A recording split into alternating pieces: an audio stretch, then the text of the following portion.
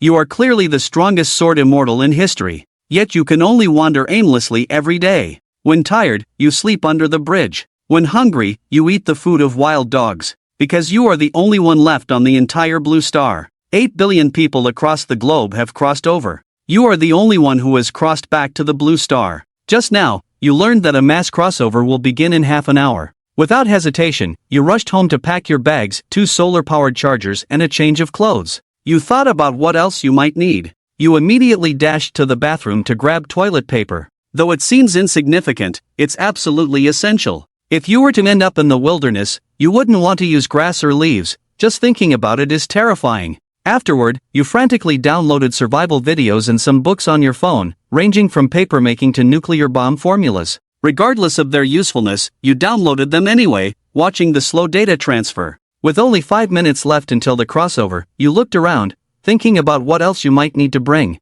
Then you mixed instant noodles with cola, holding them close as you quietly awaited the final countdown. In a flash, light flickered, and humanity vanished simultaneously. When you opened your eyes again, you saw countless points of light around you. If you looked closely, you could see people inside them, some families of 3, some couples. Unsurprisingly, most of them were carrying a lot of supplies. Then you noticed a larger point of light, containing at least 100 people. They were all dressed in military uniforms, holding guns, and carrying backpacks on their backs. At that moment, a spinning wheel appeared before you. Before you could examine it closely, the wheel began to spin, gradually slowing down. As you looked at the dense small text above, your spirits lifted. Time pause, instant teleportation, spatial storage, this is a golden finger. Then you looked around and found that each point of light contained only one wheel. The wheel eventually came to a stop, revealing the father. You were momentarily stunned. On the left was a domination mark, and on the right was hypnosis. No matter how you looked at it,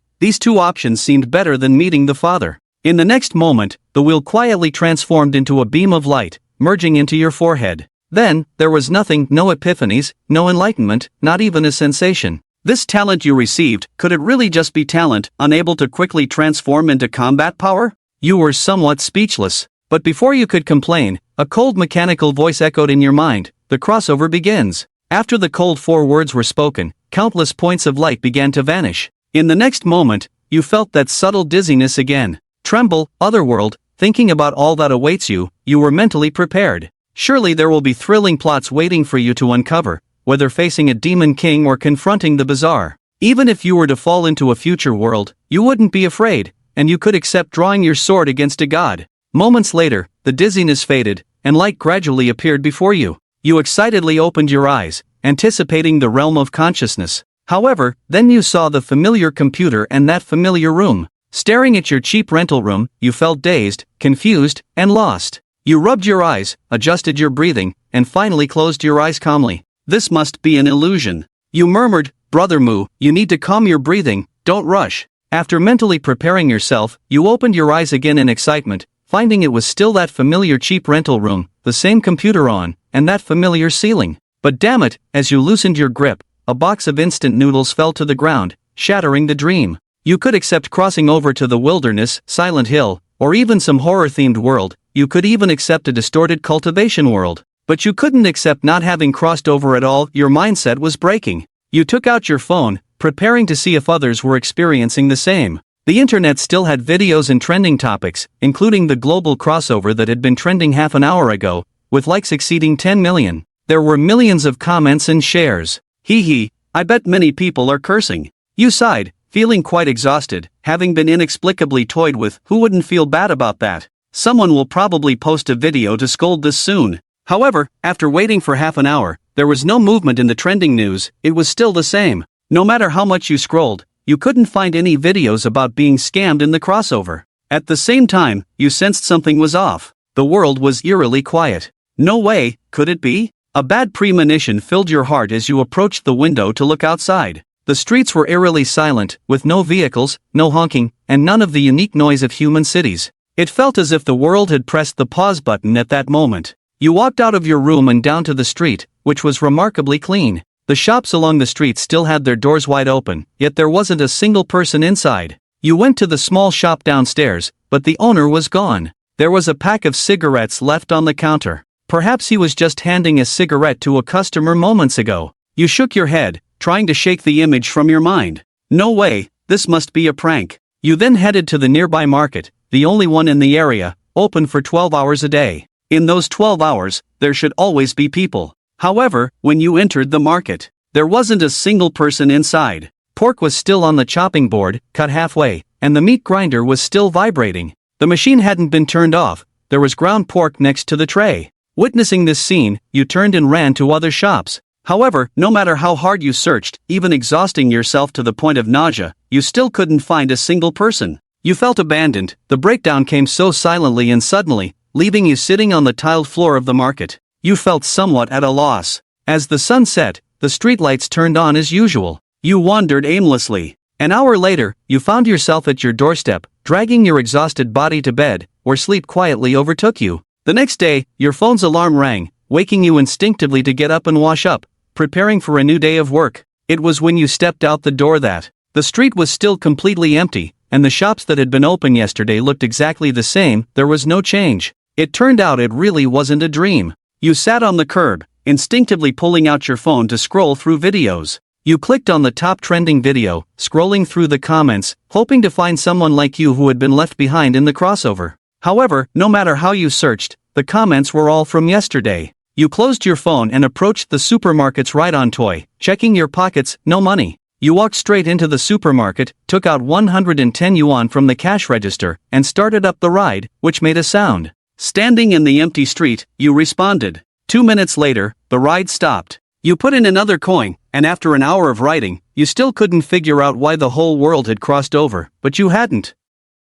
Wait, you must have crossed over. You remembered the special ability you had gained. Without hesitation, you rushed into the supermarket, grabbed a toy sword from the shelf, and the moment you held it, a wave of familiarity washed over you. You swung the toy sword fluidly, as if you were a seasoned warrior who had trained for years. Indeed, your talent hasn't vanished. You really did cross over, but it was back to your own world. How absurd. You casually swung the toy sword. The metal shelf was left with sword marks from the toy sword, which, of course, broke in the process. You reached out to touch the marks made by the toy sword, a plastic toy that could leave a 10-centimeter cut on a metal shelf. This toy sword is surprisingly powerful for a mere toy. Then, you picked up another toy sword and waved it a few times, feeling the restlessness in your body and the calmness in your heart as you swung it, which slightly improved your mood. Ah, no one is around. Now the whole world is mine. I am the ruler of Blue Star. In the next moment, you found a belt and strapped the toy sword to your waist, adjusting your sword-drawing posture.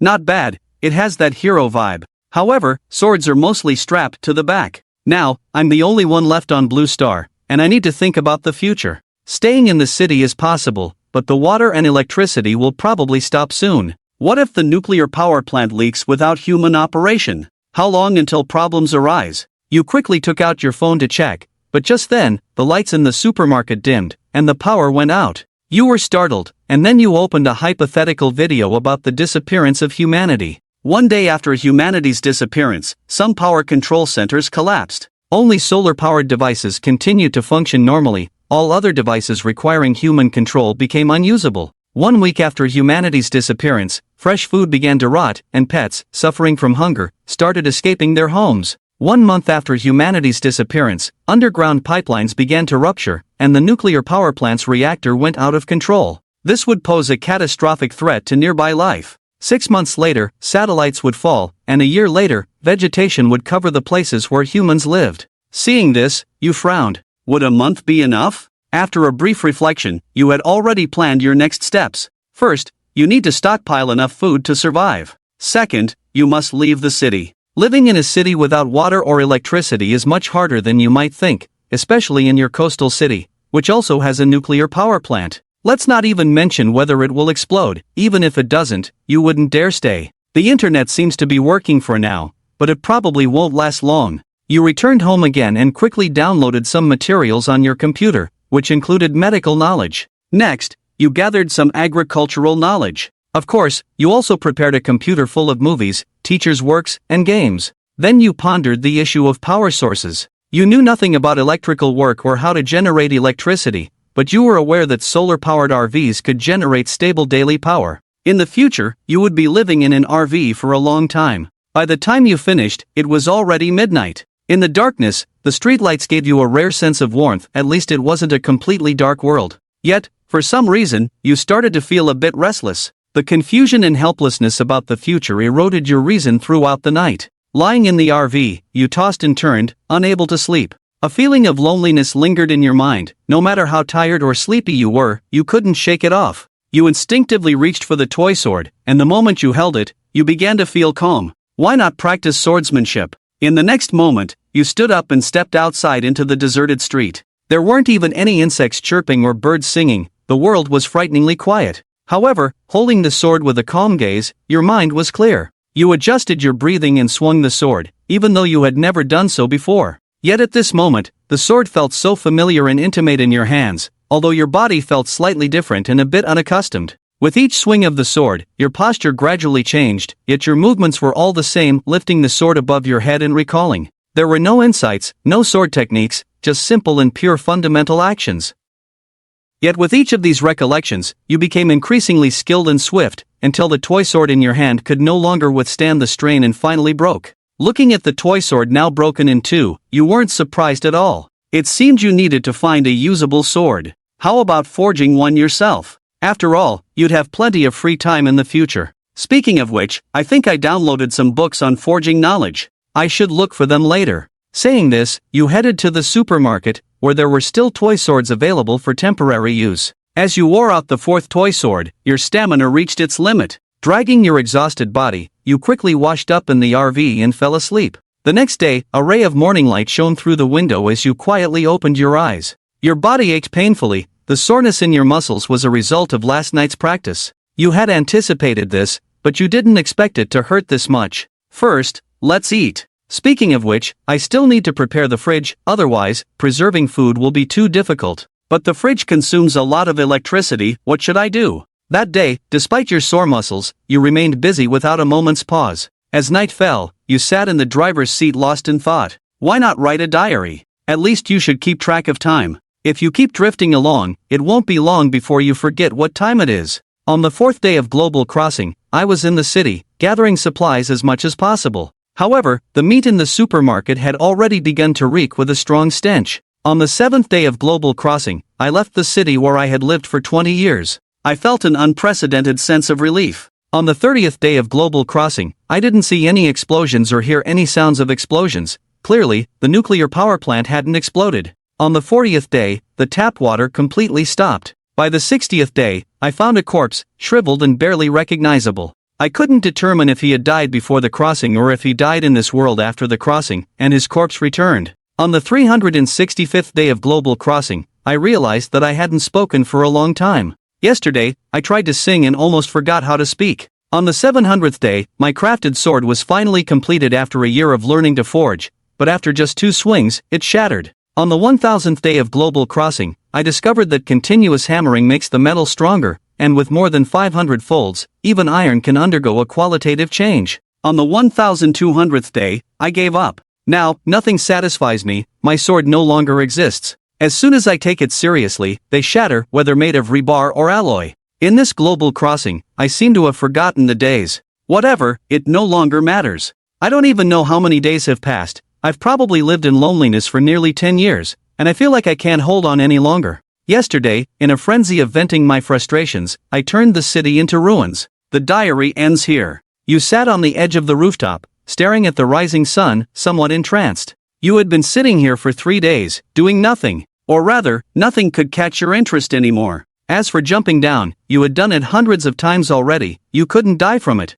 It didn't even hurt much. But just then, a familiar yet clear voice echoed in your ear. All 300 million crossers in this strange world had perished and would gradually transition to the bizarre world in 10 minutes. They will descend into the real world. The voice was very calm, but it gradually brought a flicker of life back to your numb body and mind, just as you were still in a daze. Suddenly, a woman appeared on the balcony behind you, but she wasn't wearing ordinary clothing. Instead, she was dressed like a bloodied veterinarian, and before you could even ask her anything, the woman excitedly touched her body, laughing, "Ha, I'm still alive. My body has returned." You looked at this bizarre scene, a bit stunned, and just as you were about to speak, you opened your mouth but couldn't find the words. The woman noticed your shocked expression, then frowned as she looked at your tattered modern clothes. "Are you the useless one who saved lives at the beginning of the crossing? Get lost, I'm in a good mood today. Today, I won't kill you. You tilted your head in confusion. The woman frowned at your clear yet foolish gaze. Didn't you hear me?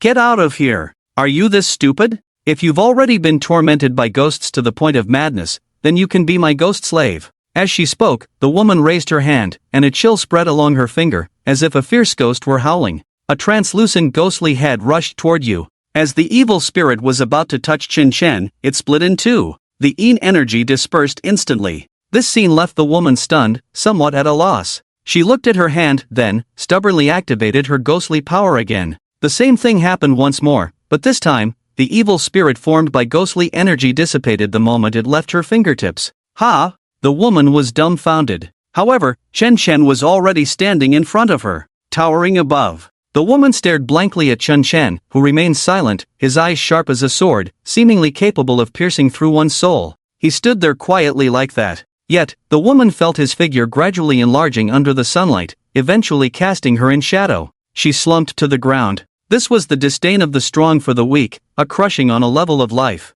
I'm sorry, please spare my life. The woman slumped on the ground, pleading. Chen Chen had many questions he wanted to ask at this moment, but he didn't know how to begin. Then he remembered the strange world he had heard in the system prompt earlier. 3 billion? It seemed not all 7 billion people in the world had crossed over to the same world. If there was a strange world, there should be other worlds too, right? Thinking this, he looked at the trembling woman. What's the situation in the world you crossed over from? Huh, what? Chen Chen tried to figure out how to express his thoughts, but as soon as he raised his hand, the woman seemed startled and immediately started rambling like a madman. However, the woman didn't give him a chance to interrupt. The woman's name was Deng Xiaoman. Before crossing over, she was a housewife living on the 12th floor of this residential area with her husband and son. At the beginning of the crossing, she didn't pay much attention, even planning to air the quilts. That's why she ended up on the rooftop. Later, she was pulled into a gifted space and acquired a talent called tailoring.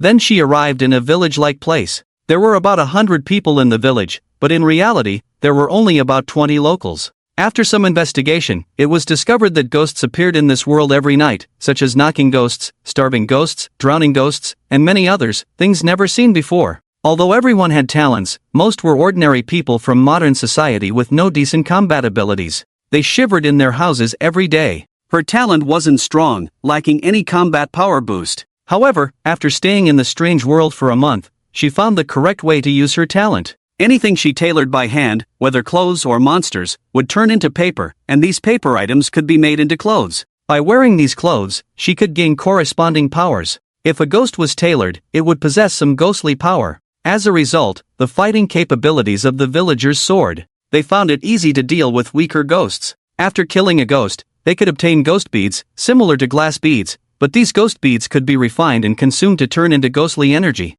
With ghostly energy, they could become stronger and even counterattack powerful ghosts. However, the ultimate result was that a conflict erupted in the village due to the uneven distribution of ghost beads. The village, which had less than 90 people, dwindled to about a dozen after the infighting. Their strength diminished, but they gained resources. The dozen people began to grow stronger and then radiated outward. Sadly, the neighboring village was wiped out on the 4th day. It was a military group, and the reason for their annihilation was simple: bullets couldn't hit ghosts, and out of their 100 or so soldiers, only one had a talent. This was later discovered by people. In the gifted space, only one talent roulette would appear in a light sphere. In a solitary situation, the talents gained will be possessed by one person. If there are 2 people, it will be randomly given to one. Similarly, with 3 people, the talent will only be bestowed upon one. It does not grant abilities to multiple individuals. Therefore, soldiers often travel in groups, resulting in only 1 out of 100 possessing a talent.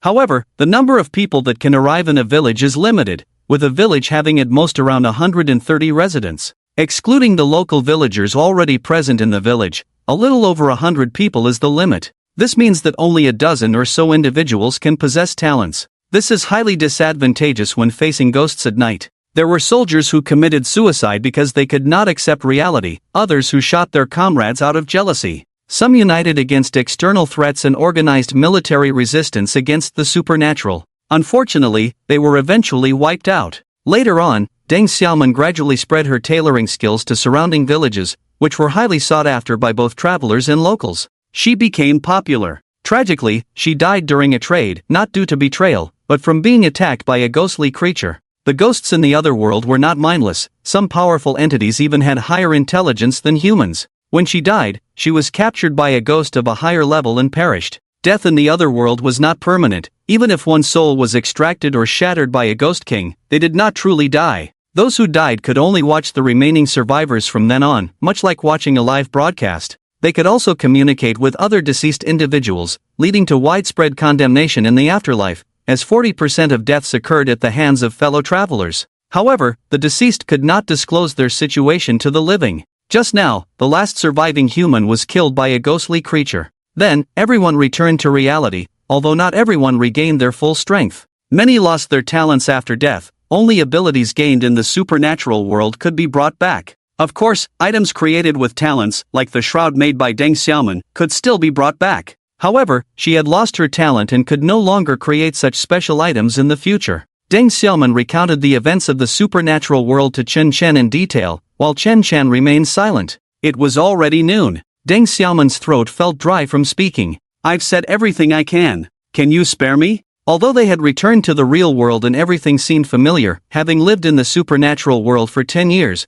where more than half of that time was spent watching others navigate through it, concepts of law and morality had long faded away. Chen Chen stroked his chin, his eyes thoughtful. Seeing Chen Chen's evaluating gaze, the woman seemed to understand immediately. She quietly removed her shroud, revealing a bit of skin tentatively. Chen Chen's eyes lit up at once. Deng Xiaoman swallowed nervously, abandoning thoughts of etiquette and morality, as those things had been discarded when people were at their darkest in the other world. She took off the shroud completely, waiting for what was to come next. However, what she anticipated did not happen. When she opened her eyes, she saw Chen Chen squatting beside the fallen shroud, examining it with curiosity and contemplation. He even picked it up to inspect it closely. "If you need it, it's yours." Deng Xiaoman felt inexplicably disappointed but forced a smile. Chen Chen furrowed his brow. Deng Xiaoman trembled in fear. "If you're not satisfied, I have nothing else on me. This shroud is the only thing I brought back from the supernatural world."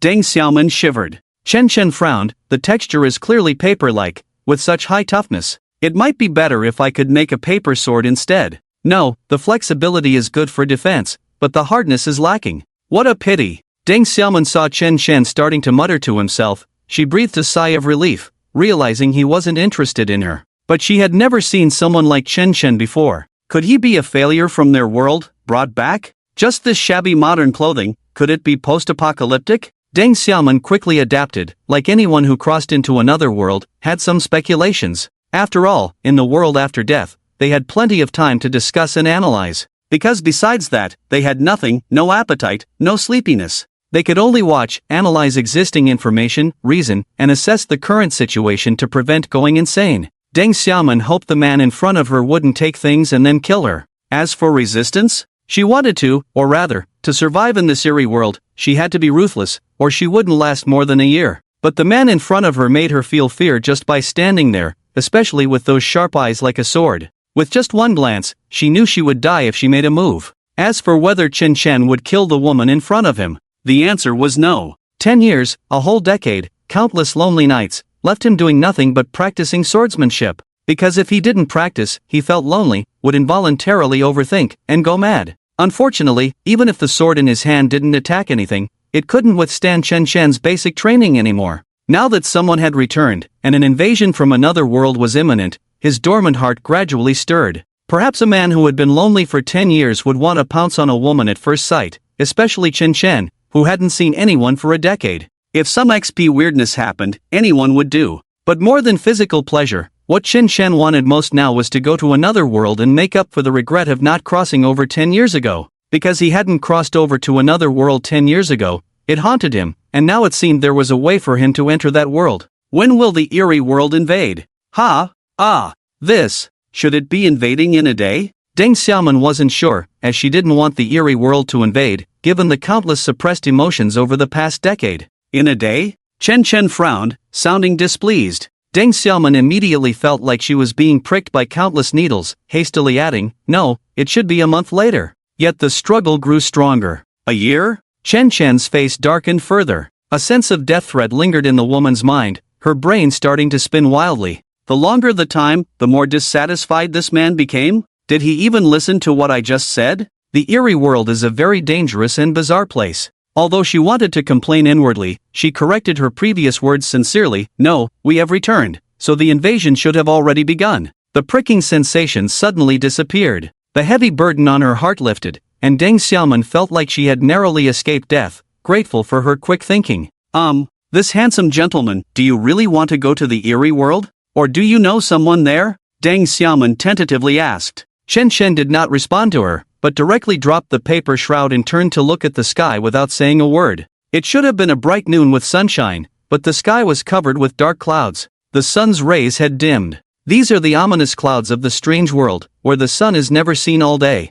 I think the strange world must be invading, the woman in the shroud said with a solemn look at the sky. Her heart felt suppressed. 10 years of survival in the other world. Although many people died at the hands of their own kind, it did not prevent the remaining ones from being strong enough. After all, talents were there, whether strong or weak. It provided considerable support to human combat power and logistics. But now, back in the real world, they had lost their talents. What remained was the ghostly power brought back from the strange world. However, it was obviously impossible to confront the strange world head-on with this, and the 300 million people would fail once again. Although this time humans would probably unite, could they really win? Could they still survive? If they died, they were probably truly dead. Chen Shen tilted his head, feeling somewhat annoyed by the dark clouds in the sky. He drew the long sword from his waist. Deng Xiaoman was puzzled. Had this big shot discovered an enemy? Was something strange happening? Before she could release her ghostly power to explore the surroundings, she saw the man slowly raising the sword. The movement was slow, during which Deng Xiaoman standing beside him could clearly hear him inhaling. The sound was not loud, but it was audible to her.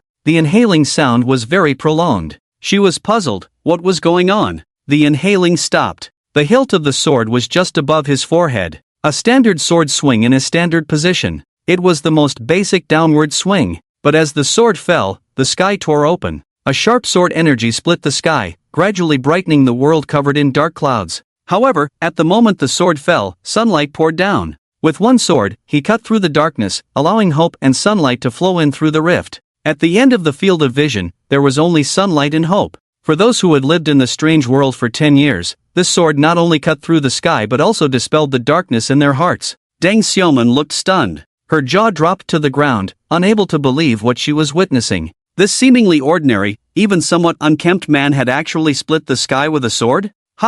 This shocking scene left her unforgettable. But it wasn't over yet. The dark clouds seemed to be struggling to close the rift in the sky. However, despite the gathering darkness, the sunlight became even more intense, and even the sword mark in the sky was slowly expanding, as if to tear the rift in the clouds even wider.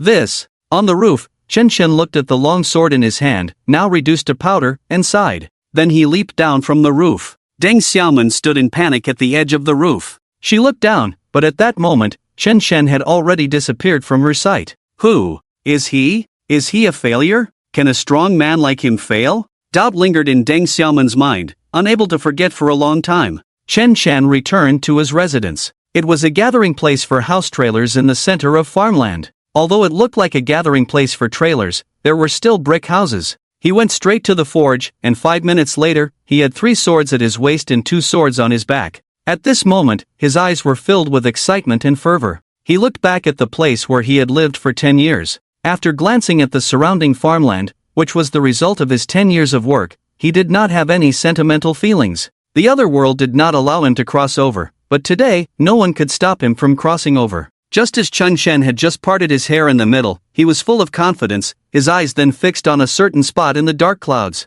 A smirk played on his lips. Found you. My name is Zhang Qingyang, a corporate slave, or rather, I used to be one. I crossed over with people from around the world and gained a powerful gift on the eve of the crossing. Prediction. Although I could only see a brief glimpse of the future, through my relentless efforts, I saw 10 days ahead. Yet, despite trying everything in my power to change the future, the outcome remained unaltered, and I gave up. I only sought to survive in this bizarre world. Unfortunately, this damned world did not want me to survive. I predicted my own death. I foresaw a disaster that I could not escape no matter how hard I tried. The Ghost King. The powerful being standing at the top of the world. I couldn't escape. I then submitted. For the sake of survival, I had no choice but to do so. It turned out the Ghost King had long known about my ability, or rather, I was betrayed. Betrayed by my wife, who, in order to survive, revealed my ability to the Eerie, and the Eerie, in turn, passed on my ability to the Ghost King. This ultimately led to the Ghost King targeting and hunting me down. That despicable woman, I shouldn't have saved her in the first place. But after I submitted, she became useless, and she died, tormented to death by me. I felt an unprecedented sense of relief. Subsequently, the Ghost King gradually encroached on the survivor's living space using my ability. Betraying humanity to become a ghost collaborator? I could betray everything as long as I could survive, even my soul.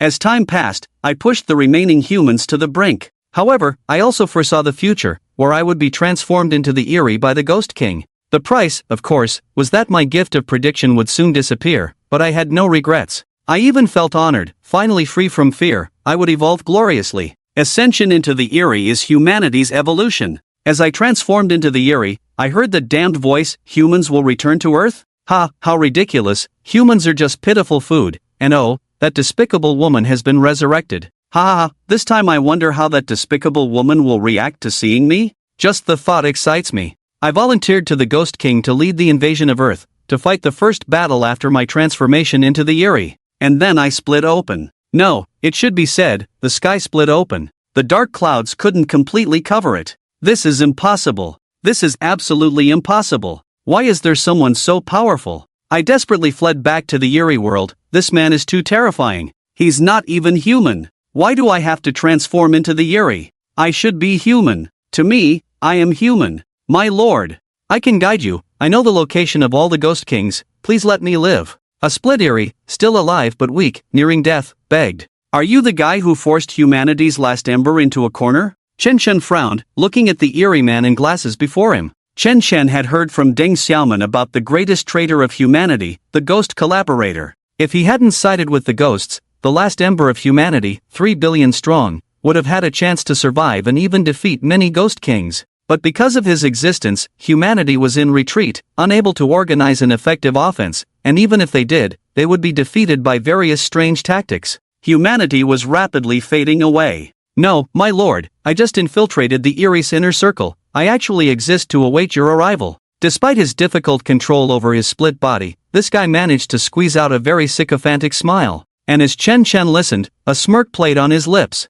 Indeed, what you said isn't entirely wrong. If it weren't for your involvement hastening the demise of humanity, perhaps I would have had to wait much longer. I am but your humble servant, willing to serve you to the best of my abilities whenever you require. The two halves of the body carried a sycophantic smile. However, the smile had frozen on the face because the body below the neck had turned to dust. Chen Shen took a step forward, and the Eerie presence behind him dissipated into nothingness. Even in my solitude, I would never befriend a human traitor. But this Eerie entity seems quite difficult to kill. It must be chopped into pieces with each strike of the sword to be vanquished. Do we need some kind of magical weapon like a peachwood sword? Chen Shen tilted his head. And at that moment, peculiar footsteps approached from behind. Seemingly overlapping with Chen Shen's, the sound gradually intensified. Each step felt like walking on a heartbeat. The Eerie footsteps behind him. This was the Eerie rule of killing. By adhering to the rules while killing, the Eerie entity could grow stronger to the fullest extent.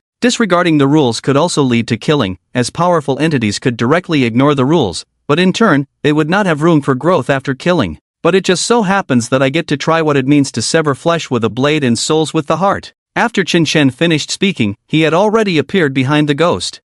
Not bad, much simpler than I imagined, he said as he stepped away. The ghost behind him seemed bewildered, looking at Chen Shen. Just as it moved, countless cracks began to appear around it. This was its final moment of confusion. Then consciousness ceased. A ghost of the officer level died silently. His demise left the surrounding Ghost Kings feeling inexplicably uneasy. Why did a ghost officer fall at this critical moment? What had happened? Was there some disturbance on the human side again? 9 ghostly figures instantly soared into the air. In the sky shrouded by dark clouds, the 9 great Ghost Kings appeared simultaneously. The Eerie world was restless with ghostly energy. A female ghost dressed in red quietly emerged from the crack. This was the invasion fissure connecting to the Blue Star world. Although only a few meters wide, this crack would gradually expand. Why didn't the Ghost Kings invade directly? The reason was simple, their size was too large. It was like an elephant trying to enter a mouse hole. Forcing their way in would result in spatial rupture. However, with the erosion of the blue star, the mouse hole would gradually enlarge until even their Ghost King-level entities could enter, marking the final doomsday of the human world. However, why hasn't the spatial crack expanded? The female ghost was slightly puzzled, finding the current situation incomprehensible. But at that moment, she felt a sharp presence behind her. She turned abruptly, only to find a raggedly dressed man holding a long sword standing there, staring at her with an eerie gaze. When did this man appear here? Wait, why was he human? Weren't all humans supposed to be dead before? Why was there still a human in the eerie world? Is this the formidable red-clothed ghost? No, is this the ghost bride? Chen Chen curiously scrutinized the female ghost, almost indistinguishable from a human woman. The ghost bride was exquisitely beautiful, a gentle and virtuous lady from any angle. If rated, her appearance would easily score above 95 points, a top-tier beauty. She possessed both figure and beauty, with a voice as alluring as her looks. "Sir, have you seen my groom?" As she spoke, a strong aura of gloom emanated from the ghost bride, invisible rules enveloping the surroundings. In the next moment, Chen Chen found himself dressed as the groom. This sight left Chen Chen staring blankly. An outfit change? What a convenient ability. He casually tugged at the groom's attire with his hand, and with a rip, the groom's outfit tore apart. Oops. Sorry, I accidentally used too much force. The ghost bride's mouth twitched as she witnessed this. The groom's attire was her manifestation of killing rules, embodying most of her abilities. She had never seen the groom's attire she evolved being damaged before. Even ghost kings of the same level, when enveloped by their manifested groom's attire, could only obediently wear it. It was impossible to remove it, not in this lifetime. Either be devoured by her after the wedding night, or escape. However, wearing the groom's attire, no matter where she went, unless she gave up, the attire would forever be worn by the groom. The groom's attire also served as a marker, allowing her to locate him wherever he went and consummate the marriage. How could this seemingly sloppy man easily tear apart the groom's attire that was absolutely indestructible? Confusion and unease filled the ghost bride's heart. She couldn't help but swallow nervously. But at that moment, a ghost child silently appeared between them. "Ghost bride, is this the prey you captured?" The ghost child's voice was childish, appearing as a 4 or 5-year-old from any angle. Yet, he was a child of the Ghost King. The ghost bride looked at the ghost child with a complex expression, wanting to warn him. However, the ghost child jumped directly in front of Chen Chen. "This human's vitality seems quite strong. Ghost bride, I'll take this human. Later, you can choose 10 from the humans my subordinates capture." The ghost child licked his lips while gazing at Chen Chen. His sharp teeth were faintly visible, indicating his hunger. "Hey, human, I'll give you a chance. Now, obediently kneel down and let me ride on your back like a horse, and I might delay eating you." The ghost child wore a childlike smile but spoke without a hint of childishness. Chen Chen furrowed his brows. "Whose kid is this? Yours?" The ghost bride frantically shook her head. The ghost child, seeing Chen Chen's indifferent attitude, became instantly enraged. "Damn human! If it weren't for your slightly robust physique, I would have killed you by now. Kneel down now, or I'll send my army to invade your world, capture your family, and slowly devour them in front of you." Chen Chen's brows furrowed. "Very well, it seems necessary for Uncle to let you experience a complete childhood." With that, Chen Chen grabbed the ghost child by the back of his neck and began spanking him. The ghost child's buttocks turned as red as blood from the spanking. The ghost child wailed loudly, tears streaming down his face. "You damn human! When my mother comes, she'll kill you. I wish you were dead." Spank after spank landed on the ghost child's buttocks in rapid succession. This time, the ghost child's cries grew even more pitiful. The sound of slaps echoed through the woods, evoking a heart-wrenching and tearful response. I'm sorry, I was wrong, please stop. Why does it hurt so much when you spank my butt?" The ghost child finally surrendered. He wasn't afraid of death. Or rather, the ghost child was inherently weak, even fragile. Despite being a ghost king, his strength was at best that of a malevolent spirit. He was released with the purpose of being killed or used as a host. Anyone who killed the ghost child or nurtured him would be targeted by the mother-son ghost duo. Those who killed the ghost child would be targeted by the mother ghost, who would then claim their lives and turn them into nourishment, while the ghost child would be reconstituted by the mother ghost. Those who nurtured the ghost child would gradually collapse under his mischief, and if they didn't resist, he would slowly kill them off. Abandonment was not an option. He would return in the dead of night, more persistent than a sticky candy. As for abuse, the ghost doll isn't afraid of pain at all, and it's even easy to kill. But today, he met his nemesis. Chen Chen tried hard to restrain his strength to prevent the sword from being damaged. He had mastered the most exquisite force by now. At the same time, he infused sword intent into his palm, stimulating the nerves to double the pain without causing harm. It was the first time the ghost doll had been beaten so miserably in his life. "Ha, you haven't realized your mistake, you're just scared witless." Chen Shen didn't stop, he continued to slap. The ghost doll was terrified. "Stop, stop. I was wrong. I really was. My butt is going to fall off from being hit." Chen Shen was educating the child on this side. The ghost bride, on the other hand, remained motionless. She wanted to run, but a chilling sword intent kept her locked in place. Any movement could lead to her being torn apart in the next moment, or even worse. She swallowed hard. How long had it been since she had felt fear, or even remembered what fear felt like? But now, she was afraid. At the level of the Ghost King, wisdom was already well developed, naturally understanding what fear was. But why? What exactly was this man? Was he really human? Just then, the ghost mother finally couldn't hold back and appeared in the scene. "Give my child back." Her voice seemed to come from the depths of the underworld, and the surrounding ghostly aura erupted. Countless eerie wails filled the air. It felt like countless resentful eyes were fixed on Chen Chen. When the ghost doll saw the ghost mother appear, "Mom, please, save me. My butt hurts." The ghost doll was in tears, with tears and snot indistinguishable,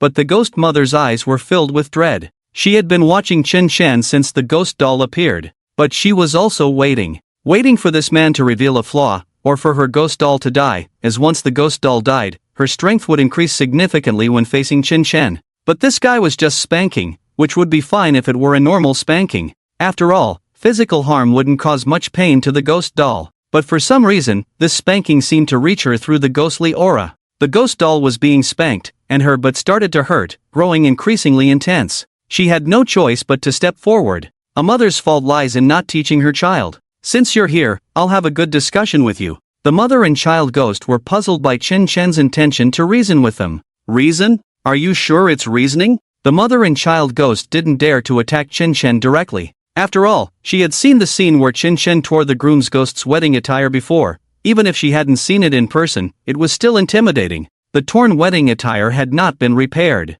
How strong must one be to tear it apart? If it were just one person, the mother and child ghost would have turned and left. "Discussion. You spanked my son, and you still want to discuss with me?" The ghost mother's voice was angry, and terrifying visions emerged around her. However, Chen Chen remained unfazed, serious. "Isn't it because your brat said he wanted to eat me? Such audacity at such a young age. What kind of mother are you not teaching your child about propriety and righteousness?" Looking at Chen Chen's serious expression, both ghost kings present were puzzled. The ghost doll stared blankly at Chen Chen, muttering to himself, "Is what this human saying true? Letting a ghost teach their ghost child about propriety and righteousness?" These ghosts naturally understood what propriety and righteousness were, but that was something for humans to learn. What did it have to do with ghosts? "Human, don't think I can't deal with you. Ghost bride, let's go together and show this guy why the Ghost King is the Ghost King." The mother ghost's eyes were filled with fury as she continued to rant. However, her body remained still, not taking a step forward. Because at the moment Chen Chen spoke, something instinctual made her reluctant to have too much contact with the human male in front of her. But turning around and leaving would be losing face. The ghost bride wanted to roll her eyes at the mother ghost, thinking, "If you want to go by yourself. Can't you see my groom's form is barely holding up?" Seeing this, Chen Chen casually tossed the ghost doll back to the mother ghost. This scene left the mother ghost stunned, looking at the ghost doll with a bright red bottom, then glancing at Chen Chen with some confusion. "Is he backing down?" "No, this man doesn't seem like someone who backs down." "What do you mean?" Before the words could fully leave his mouth, Chen Chen turned around, lightly swung his sword, cutting a tongue in half behind him, instantly splitting the entity into two halves. "Oops. Sorry, didn't mean to use that much force," Chen Chen apologized. The ghost's eyes popped out as he stared at Chen Chen in disbelief, then at his other half. Finally, with a snap, he fell to the ground, his body starting to disperse uncontrollably. This scene left the two ghost kings present in a daze. They both swallowed nervously. If they could sweat, they would have found themselves drenched. The one who made the sneak attack was a ghost king. His strength was not that great, having just ascended to the position in the past 10 years. Among the ghost kings, he was the one who had consumed the most humans. Initially a hanged ghost driven by humans, the human's talent for nurturing ghosts allowed this ghost to break through and rise from a weak grudge spirit to a ghost king. He was adept at causing conflicts among humans and could predict the future. Men under his command were destined to rise. Although his foundation was shallow, there was no doubt he was a ghost king, even if a weak one. But now, he had died so easily? The dispersing ghostly aura and the inability to maintain his form were signs of the Ghost King's impending death. Chen Chen scratched his head, then turned to the Mother Ghost. What did you just say? The Mother Ghost was stunned, then put on a fawning smile. Well done, sir. It's the child's fault, thanks to your guidance. If it were me, this naughty child wouldn't listen. You see, children are mischievous and often need a good beating. Would you like me to handle it? And give him another beating? The ghost doll stared wide-eyed at the Mother Ghost. You despicable mother. Seeking glory through your child, I despise you. Sir, there's an old saying that goes, there are no mischievous children in the world, only mischievous parents. It's genetic, and if there's any discipline needed, I believe it should start with the main culprit. The ghost doll immediately betrayed them. The ghost bride was dumbfounded by this scene. The internal strife between mother and child ghosts was unprecedented. But the ghost bride swallowed nervously and put on a somewhat fawning expression. Sir, you are truly talented. With such a handsome appearance at a young age, may I ask if you have a wife or concubines? Even if you do, I would be willing to be a concubine. The change in the mother and child ghosts and the ghost bride's behavior made Chen Chen frown. I preferred your previous unruly attitude. How about you go back to that? Ah, sir, you're joking. My son and I have always admired you, sir. The Mother Ghost laughed awkwardly. The ghost doll put on a face of innocence, as if he were truly a 3-year-old child. The ghost bride blushed even more shyly. This young lady just spoke without thinking upon seeing such a handsome gentleman. The gentleman is joking. After they finished speaking, a sudden eerie atmosphere condensed around Chen Chen. Chen Chen instinctively wanted to draw his sword. However, this force did not carry any malice. Just then, the groom's attire on his body suddenly tightened. A powerful restraint and thrust caught Chen Chen off guard. He was directly pushed into a rift in space. 8 Ghost Kings instantly appeared at the rift in space, frantically mobilizing their ghostly powers, attempting to shrink the rift. They were the victorious side. Instinctively, they hoped the rift would expand so they could dominate another world again, becoming even more powerful. And there were 300 million people who could provide them with power and blood. But at the same time, the 8 of them could also refuse to invade or pay a certain price to erase a rift. This was something they could do. However, this situation was almost impossible to occur. The losers not only had weak strength but also lost their only advantage, their innate talent. Who would choose not to invade in this situation? But now, the 8 Ghost Kings only wished they hadn't won. They even regretted why they had to win this battle between humans and ghosts. If they hadn't won, they wouldn't have encountered these inexplicable humans. At this moment, the ghost bride's soul was somewhat transparent. Just now, she had concentrated all her strength on the restraint of the groom's attire. Even so, she could feel that she was about to lose control in just one more second. This wasn't about causing harm but about restraint, simply put, tightening the clothes. It should be noted that under her full restraint, a Ghost King would be firmly controlled for at least 15 minutes. How long did it take from the restraint to pushing that human into the rift? Was it even a second? It might not have been a second at all. Watching the rift gradually shrink, the 8 great Ghost Kings were ecstatic. It's closing. Just as the space was about to seal completely, a long sword plunged straight into the rift, and no matter how the 8 Ghost Kings exerted their power, they couldn't push the sword out, nor could they close the rift. You jinx! The 7 Ghost Kings simultaneously scolded the one who had spoken earlier. They frowned as they looked at the long sword inserted straight into the rift. The female ghost with hair twisted around her hand reached out to touch the tip of the sword. As a result, the female ghost's finger made a sizzle sound, and white smoke began to rise quietly. Hiss! This terrifying sword intent, clearly an ordinary sword made of mortal iron, can actually withstand the rift in space, all thanks to the terrifying sword intent. If this sword intent could be erased, this sword would be insignificant. The female water ghost looked solemnly at the long sword, her eyes filled with fear. Just the sword intent alone could prevent a sword made of mortal iron from breaking in the rift. How terrifying must this sword intent be? Could a human really achieve this? That man is truly terrifying. Let me try. A strange figure covered in red fur approached, and an ominous aura emanated slowly from the red fur, but as it was about to touch the long sword, it all melted away like snow. It couldn't even get close.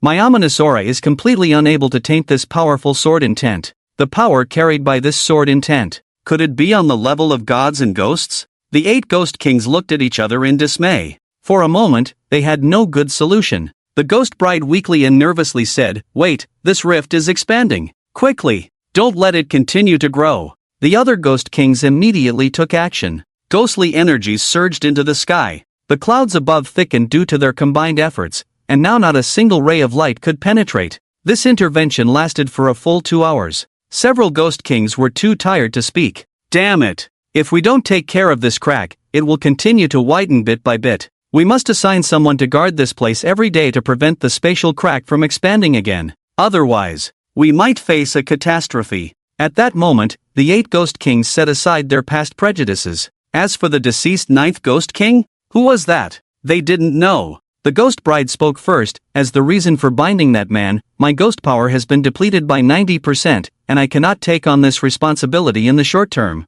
The other 7 Ghost Kings nodded in agreement. Even if the Ghost Bride wanted to, they would do everything to prevent it. They couldn't guarantee another unexpected victory next time. In the mortal realm, Chen Shen held the hilt of his sword with a look of frustration. It wasn't that he didn't want to continue, but the sword he had crafted could no longer withstand his powerful blows. If he exerted his full strength, not to mention whether the spatial crack would be cut open, the sword would definitely break first. How would the group of people on the other side quickly mend the crack then? TSK. Careless. These guys actually have no sense of honor, attacking an old man in his 30s like me. Chen Shen let go in dissatisfaction. He fell vertically from a kilometer above, landing on the ground. He sighed. It's still a lack of combat experience.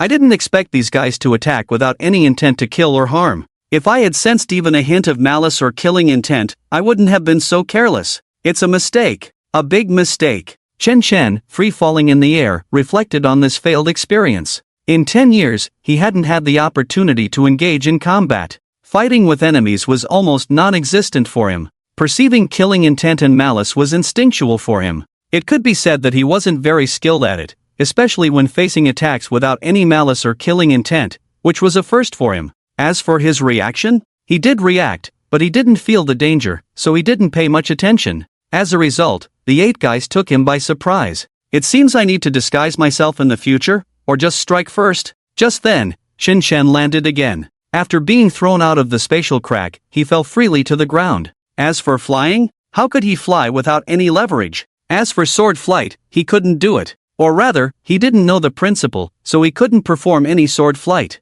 As for sword intent and sword energy, he could naturally master them, mainly because ordinary swords couldn't withstand Chen Shen's training. He had searched for a long time to find this method. Bang! Dust flew up as Chen Shen landed and brushed off the dirt on his body. But at that moment, several figures appeared before Chen Shen like ghosts. The first to appear was a middle-aged man, but the fatigue in his face was evident. The expressions of the other people were the same, all showing extreme exhaustion. Chen Shen frowned as he looked at these 5 people. His gaze was unkind. The strong ghostly aura emanating from these people was thick, especially the middle-aged man, whose ghostly aura was no less than that of the Ghost King he had slain. Naturally, the ghostly auras of the other 4 people were also strong. Before Chen Shen could speak, the middle-aged man smiled and spoke first. Young man, did you close the spatial crack? Chen Shen wanted to refute, but even though he hadn't interacted with people for 10 years, he knew he couldn't argue now. Upon hearing this, the middle-aged man visibly relaxed. Tears welled up in his eyes uncontrollably.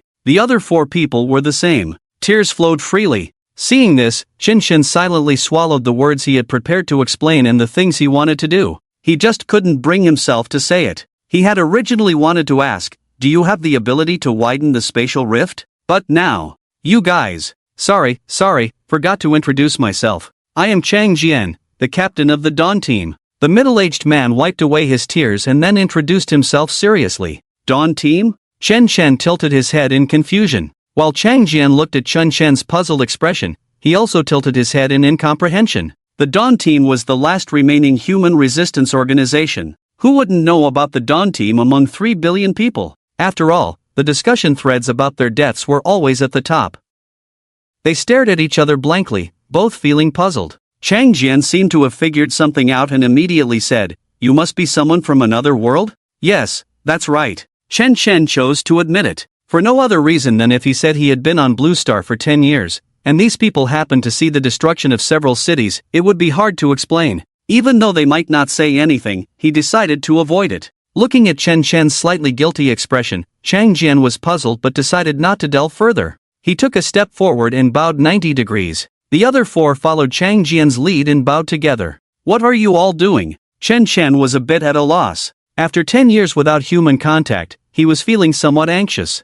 Thank you for solving a big problem for humanity. If those weirdos from the other world invaded, humanity would face unimaginable disasters. Chang Jian briefly recounted the hardships of these years, from human weakness and disunity to unfair distribution of resources and internal conflicts. 3 billion people might seem like a lot, but in reality, there were still the elderly, weak, women, children, and disabled. When all these factors were combined, the number of humans capable of fighting was actually quite small, and their combat abilities varied greatly. As a result, humans were still fighting among themselves. This narrative lasted for an hour. During this time, the 5 of them occasionally shed tears. Clearly, the past 10 years had been filled with too much bitterness for them. It was understandable, considering that Huagua had been stable for too long. Faced with the dangers of war and human treachery, compared to countries in turmoil or with internal conflicts, Huagua had been prepared for sudden global shifts from the very beginning. But who could have imagined that only 1 out of 100 people would possess a talent?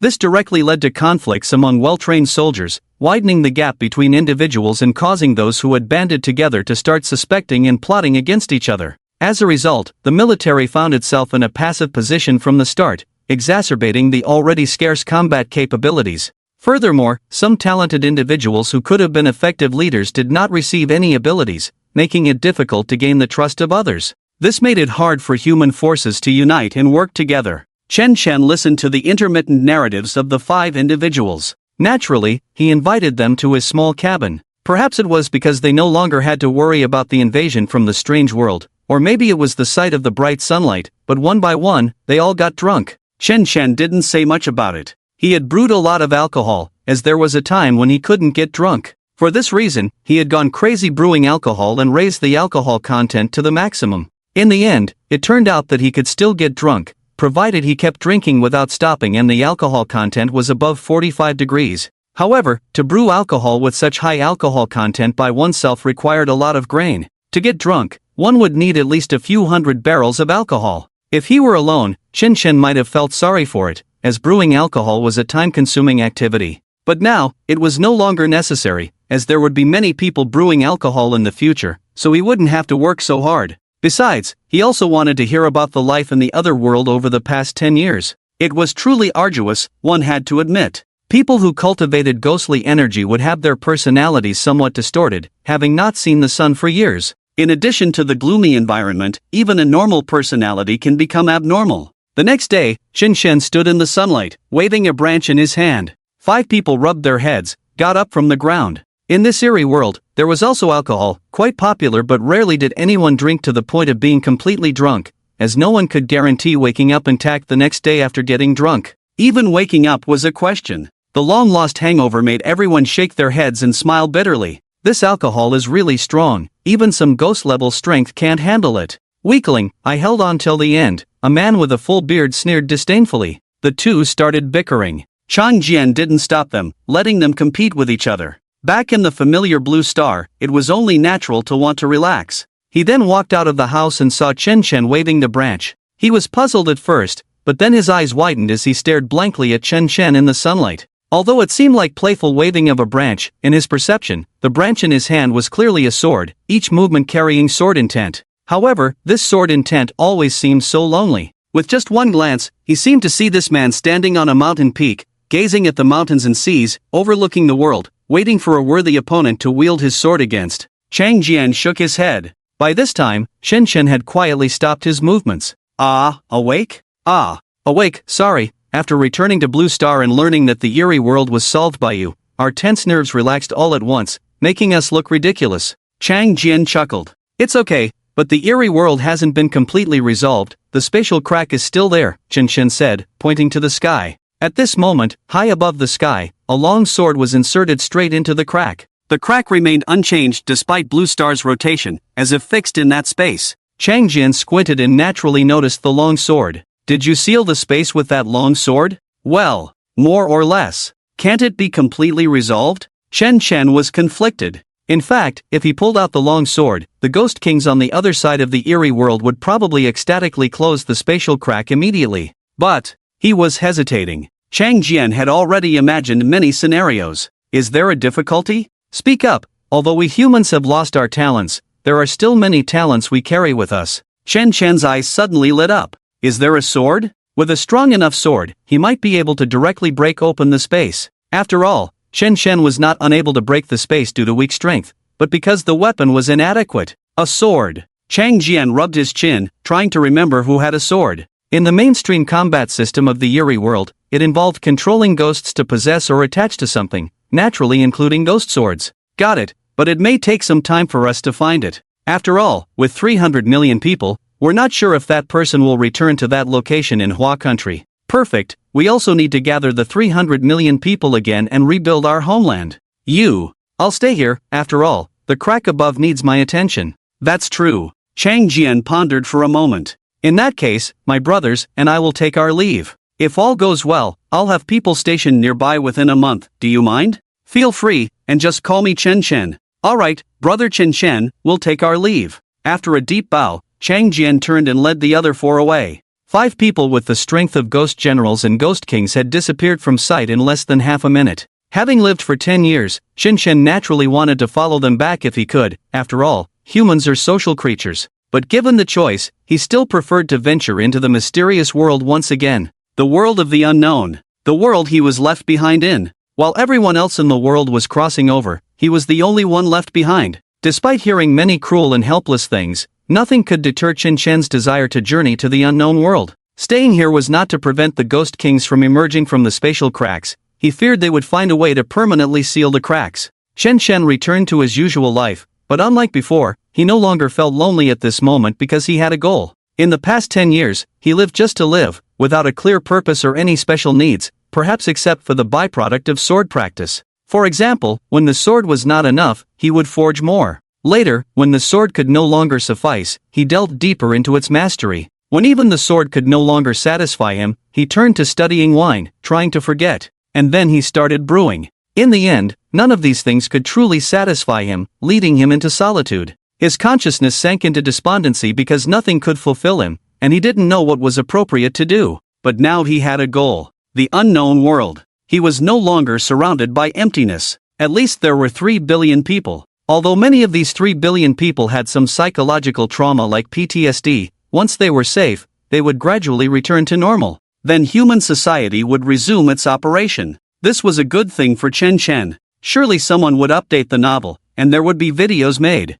Thinking about this, Chen Chen felt much happier practicing his sword. Come to think of it, if I could cut through space, could I then travel to the unknown world? Chen Chen murmured to himself. This idea had never occurred to him before. Or rather, in his understanding, although cutting through space existed, it was merely a concept from novels, where cutting space was more of a descriptive and destructive display of power. But looking at the long sword he had stuck in the crack in the sky, he realized that space was not as he had imagined. He then looked down at the branch in his hand. It wasn't that Chen Chen didn't want to use the sword, but once he did, he couldn't control himself. This was a habit he had developed over the past 10 years. Whenever he gripped the sword to practice, he would try to clear his mind as much as possible, not letting himself be aware of the passing time or why he was the only one on the blue star. Thanks to this habit, he became very strong. But it was also because of this that once he had the thought of practicing swordsmanship, he uncontrollably wanted to clear his mind of thoughts. As a result, the long sword in his hand couldn't satisfy him at all.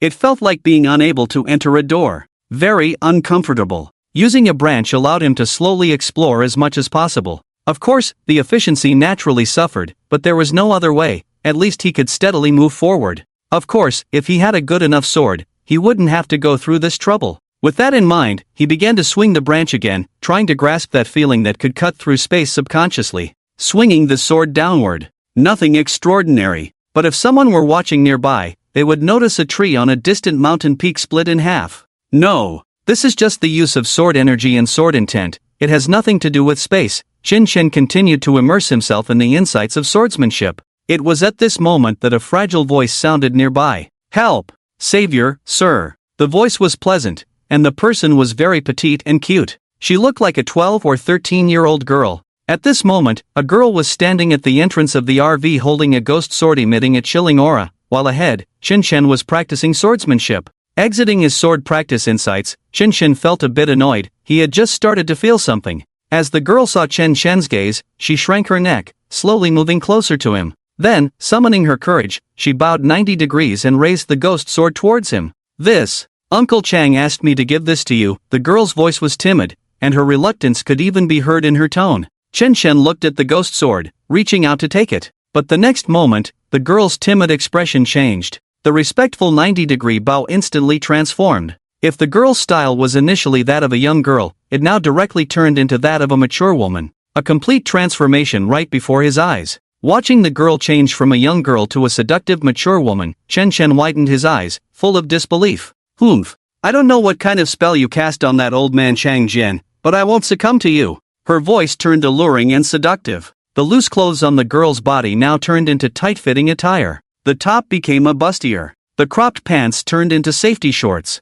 Her fair belly button glistened in the sunlight. "Moist. Didn't all talents disappear? How can you still maintain yours?" Chen Shen was surprised. He still had a rough idea of the bizarre world, and the disappearance of talents was clear to him. "This is my talent. It has nothing to do with Yaya." "Yours? Are you this ghost sword?" Chen Shen looked down at the long sword still emitting a chilling aura, incredulous. "Of course," she said, crossing her arms, accentuating her figure even more. "Yaya is my daughter, and I won't allow anyone to harm her, even if you are the savior." "Savior?" Chen Shen looked puzzled. Then the seductive female voice briefly disappeared, replaced by the timid and childish voice, "Sister Linglong. If it weren't for the savior, we would have been invaded by the bizarre world by now." "Yeah, you're still too young to understand the dangers of men." The voice turned seductive again. "Sister Linglong. Stop talking, Uncle Chang." Before she could finish her sentence, her voice trailed off, but the expression on her face was anxious, as if she was communicating with someone.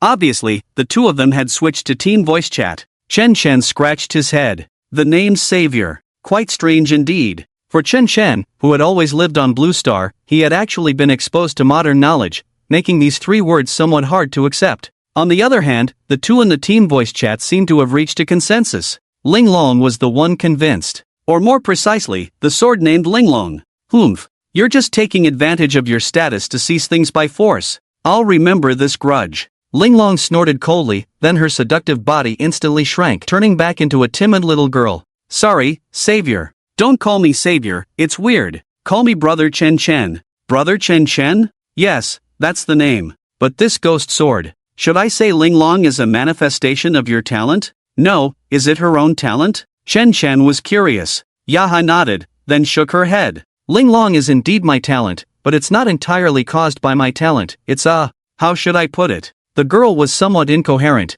unable to express her thoughts clearly. Finally, Linglong spoke up to explain. "My existence is a combination of two talents." Linglong began her story. Her birth was an accident, or rather a special manifestation of human protection for children. She is human, but also a ghost, mostly a coincidence. Yaya was brought into the eerie world by her mother. When random talents were bestowed, it was not the mother who received them, but the 2-year-old Yaya. This was bad news as the mother lacked talents to protect the toddler. Fortunately, at the onset of the crossing, human conscience and order still existed, along with a sense of mutual assistance. Unfortunately, they arrived in a village where a being was evolving into a fierce ghost. Despite the village's collective efforts, they struggled to slay the weakened fierce ghost. In a moment of despair, a college student, who was the predecessor of Linglong, died, triggering her talent successfully. A reversal of roles. This was a passive talent, only triggered upon death. As the college student died, her consciousness and soul swapped with the fierce ghost.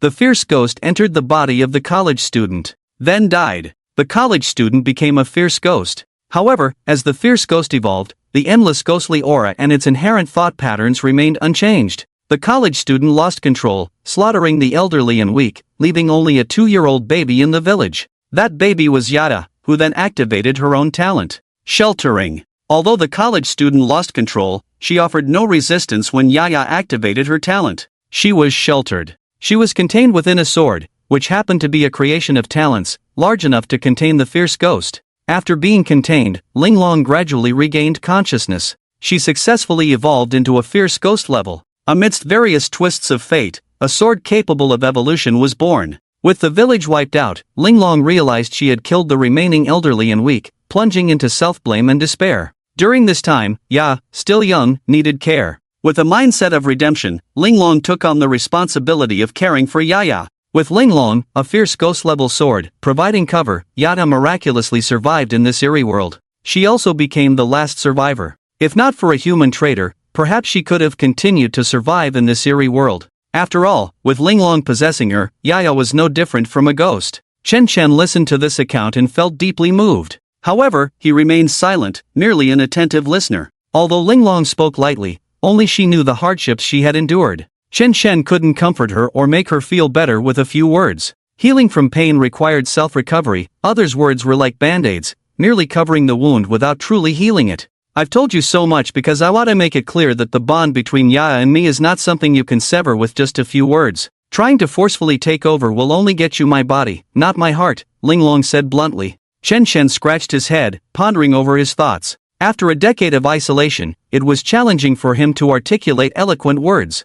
I don't intend to take you away from Yaya, I just want a powerful sword so I can accomplish many things, like completely sealing off the invasion of the Siri world, Chen Chen explained as straightforwardly as possible. However, Linglong remained unconvinced, while Yaya was very supportive. I know, thanks to brother Chen Chen's intervention, the Eerie world has not invaded. Otherwise, humanity might have faced dire circumstances again. Uncle Chang also told me it's for the greater good of humanity, which is why I discussed it with Linglong and came here. The girl believed Chen Chen's words wholeheartedly. Even though she had spent 10 years in a strange world, her childhood experiences could be described as dark, yet she remained so sincere. Obviously, this was thanks to Linglong, who had protected her innocence and kindness. So you just want my body? Linglong's voice was still dissatisfied. Clearly, she didn't want to leave the girl's side. Chen Chen had no intention of forcing her to do so. He smiled and ruffled the little girl's head. Don't worry, little sister, I won't take away the most important person to you.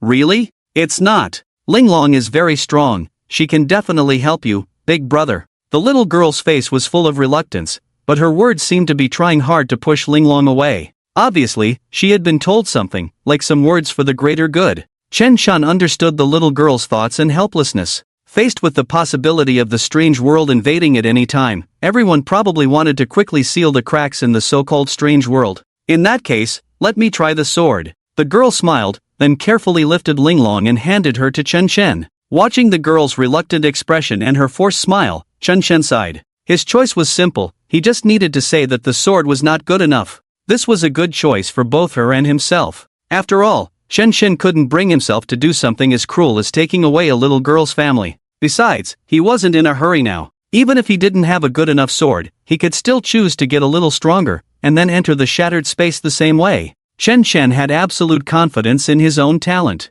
With that in mind, he took Linglong. But as soon as his hand touched Linglong, the ghost sword began to tremble violently, as if resisting Chen Chen with all its might. This made the girl a little anxious. Linglong, don't resist. Her words fell. A faint, low hum emanated from the sword. The voice was so entrancing, even enjoyable. The girl tilted her head, while Chen Chen looked puzzled. Linglong's trembling, after the initial intensity, became a regular tremor. After 2 minutes, the shaking stopped. It became peaceful? Chen Chen couldn't understand why he could sense such emotions. The girl, looking at the now still sword, breathed a sigh of relief. She looked at Chen Chen, her face breaking into a smile, a childlike smile so pure and innocent. Chen Chen felt a bit strange. He gripped the sword handle. The sword vibrated faintly, as if responding to him. But where did this inexplicable shy emotion come from? Then a voice rang in his ear, "You pervert." What? Perplexed by the sudden insult, Chen Chen couldn't make sense of it. But he decided not to dwell on it. Holding Linglong in his hand, Chen Chen felt the power of the sword. It was indeed far superior to the one he had crafted himself. With this sword, if he were to replace it with the long sword in the sky, he was certain he could tear open a large enough spatial rift. Perhaps it was the first time he had held such a powerful sword. Chen Chen felt an urge to fully immerse himself in sword practice, but his rationality told him it wasn't the time. He looked at the girl, then at the expectant look in her eyes. After a moment of contemplation, he looked at the sky and swung the sword. A seemingly ordinary strike. The clouds in the sky were instantly cut open. Watching this scene, Chen Chen was quite moved. He had just made a casual strike, at most wanting to show a bit of a spectacle, but the result was that this casual strike achieved what his previous serious strike had not. Was this the difference a sword made? A good sword could indeed affect one's strength. The girl tilted her head, somewhat puzzled. She didn't look at the sky, she just saw Chen Chen's ordinary sword swing, and nothing happened. But she couldn't help but ask, how was it? Is Linglong really strong? Indeed, it's a good sword, and I can feel that she still has room to grow. If she continues to develop, she will undoubtedly become a divine weapon in the future, Chen Chen replied cautiously. He couldn't be sure. After all, he didn't have a particularly clear understanding of swords. His talent for crafting was not exceptional. He mostly learned from watching videos of past forging competitions and studying downloaded databases. The concept of good or bad was not straightforward. If he rated the sword he crafted 100, Linglong's sword felt like 1,000 or more to him. However, without a precise standard for evaluation, as it was his first encounter with such a fine sword, he couldn't give a fair assessment. Yet Yaya proudly puffed up her chest, as if the praise was directed at her. Of course, Linglong is very strong, she's the best in the world, the girl boasted, which amused Chen Chen. But then he handed the long sword back to Yaya. Taking Linglong, Yaya was puzzled, looking at Chen Chen with confusion. Chen Chen, is something wrong? It's indeed a very good sword, but it doesn't meet my requirements. At least it can't complete the seal. If it were twice as strong, it would meet my needs, Chen Chen explained. Yaya was stunned, then hugged Linglong with a sense of disappointment. But at that moment, Yaya transformed into Linglong. Linglong, with a charming figure, blushed, hesitated to speak, took a step forward, then suddenly sat on the ground. What are you doing? Let me tell you, trying to frame me won't work with me, Chen Chen warned, stepping back cautiously. His previous strike, infused with his sword intent, wouldn't have shattered even a sword he crafted himself. But he couldn't guarantee that the intelligent ghost sword wouldn't demand compensation. After all, it was quite normal to compensate for damaging someone else's property. Chen Chen remained vigilant. Meanwhile, Linglong trembled involuntarily. Linglong, what's wrong? Why do I feel a bit empty? Yaya's voice came from Linglong's mouth. Linglong hurriedly denied, nothing, don't overthink it, yeah, I'm fine. After adjusting for a while, Linglong stood up, gazing into Chen Chen's eyes, wanting to speak but feeling overwhelmed by the clarity in his gaze. The feeling of being filled with sword intent involuntarily transmitted through her body again. The sense of satisfaction and protection, feeling she had never experienced before, lingered within her sword body. That cherished feeling still remained within her sword body. This was why her sword body trembled when held by Chen Chen.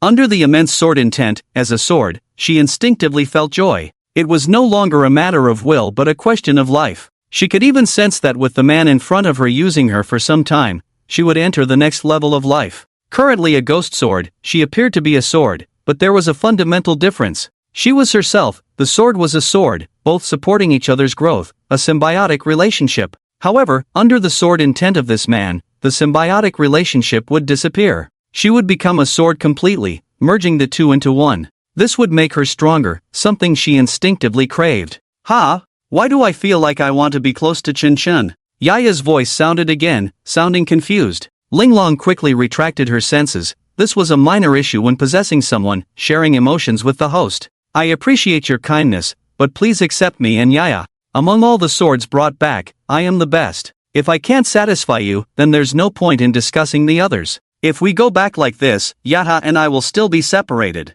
Linglong, at this moment, lost her previous proud demeanor. She was very calm, even pleading in her tone. Chen Chen stroked his chin and then nodded. All right. Chen Chen naturally wouldn't refuse such a good sword's request. Previously, he didn't want to separate this pair of people, but now it was their own request, so it was no longer his concern. As for the reasons, he didn't want to think about them because the outcome would be the same. With Chen Chen's agreement, Linglong breathed a sigh of relief. When held by the other party, enveloped by the sword intent, as a sword, she naturally could feel that sword intent. She also understood that the man in front of her was not a bad person. He was even a pure guy. After breathing a sigh of relief, Linglong directly returned to the sword's body. Her body also quietly shrank, turning into the appearance of a little girl. At this moment, Yaya was holding Linglong, looking at her with a slightly tilted and puzzled head. Then she stared straight at Chen Chen. Then she tilted her head in confusion. What's wrong? It feels like Linglong has turned into Chen Chen's shape,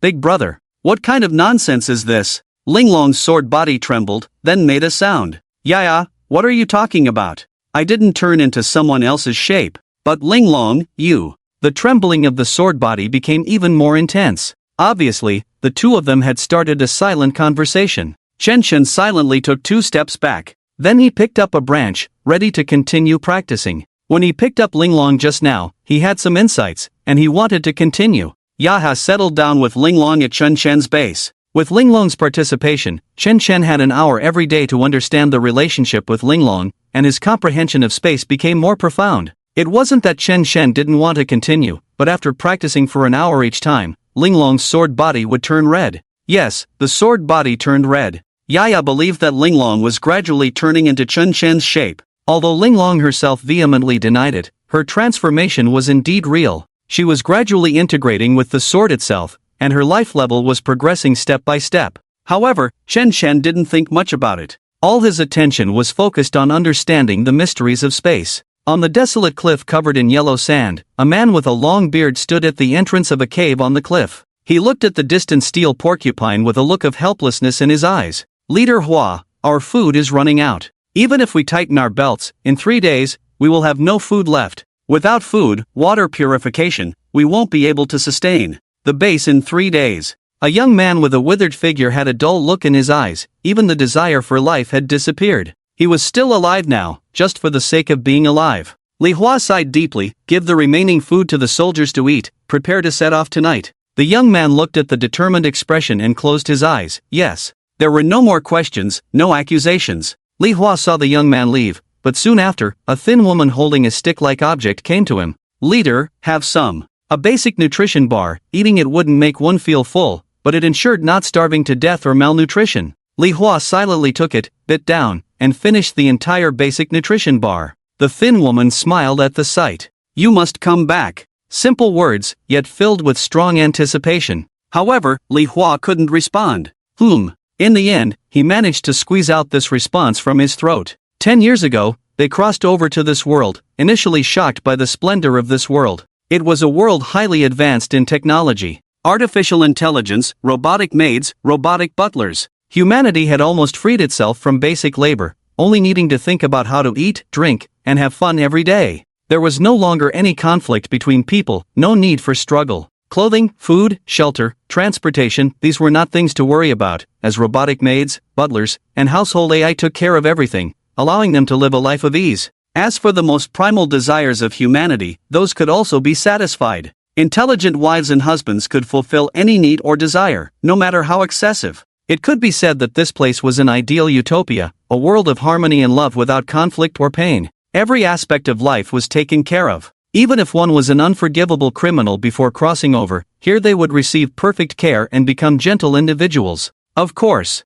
all of this was on the condition that they had utility value. There's no such thing as a free lunch. The travelers suddenly arrived in this world, not encountering any locals. However, there were intelligent butlers, maids, and even robotic wives and husbands available. How could it be that there were no people here? Where had all these people gone? If this was a world of silicon-based life, then why were they producing these service robots? Who were they meant to serve? There were too many terrifying thoughts. Those who first discovered these unusual individuals were quietly executed. At the same time, some observant individuals noticed that their friends were becoming more robotic, forgetting past issues. Initially, they thought it was just a case of being content. After all, the people in this world truly enjoyed themselves. They could have whatever they wanted, and there were even virtual games with a realism exceeding 95%, where they could release all their innermost desires without any consequences. Forgetting past memories was considered normal. However, more and more of these incidents occurred.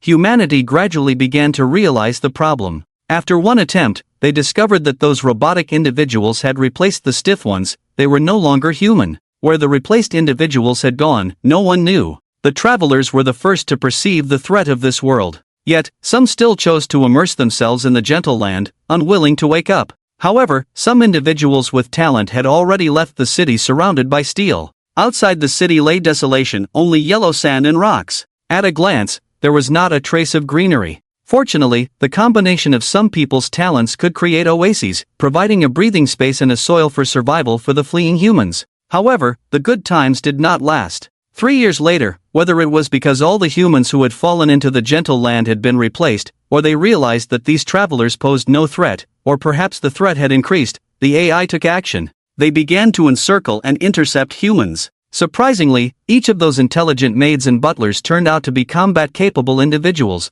with extremely formidable strength. The flesh and blood humans found it difficult to resist. Even with the blessing of talent, human defeat came swiftly, making it challenging to mount an effective counterattack. The reason was simple. Developing a civilization from scratch in a short period and feeding millions of people was too difficult. Despite the help of talent, it was challenging to restore to modern standards within 3 years. As a result, due to food shortages, humans had several internal conflicts. Nearly 10 million people split into hundreds of groups. The mechanical army's deployment effortlessly secured victory. Now, 10 years have passed. Hundreds of groups that once existed have now dwindled to maybe just a dozen or even fewer. After all, in this world, any form of communication through technological means is detected and captured by AI. Human interaction has become primitive and inefficient. Time passed quietly. Night gradually descended upon this desolate land. 30 figures emerged in single file from a cave on the cliff. Each of them was lean, with a look of determination in their eyes. Our plan this time is to raid those food processing plants. We will split up, one group to scavenge for ready-made food, the other to stand guard and shield signals as much as possible.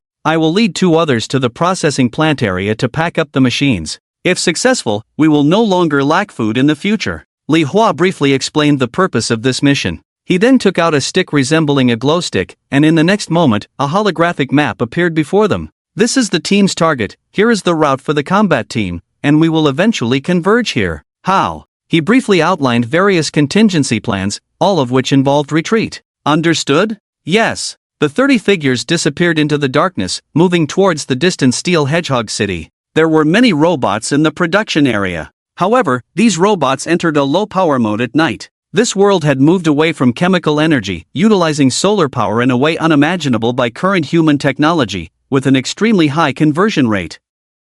However, the flaws were evident. They had to enter low-power mode at night. It was similar to humans sleeping, but any significant disturbance would still be detected, as the robots had backup batteries. In the highly developed mechanical city, there were no people on the streets, not even light. The entire street was dim because the production area did not require light, as light was for the flesh and blood of humans, not for machines. Nevertheless, the 30 figures continued to advance quietly along the planned route. Although there were no humans, the mechanical eyes were everywhere. They could only progress little by little out of the camera's field of view. While there was a talent within the team capable of disrupting signal transmission, using this ability would signal their arrival. This was the final measure to be used only during the last retreat, the team's last resort. It was their insurance. Soon, the group infiltrated the food processing plant. These survivors were puzzled by the existence of food processing plants in this highly advanced AI city. Initially, they arrived here in need of a large amount of food.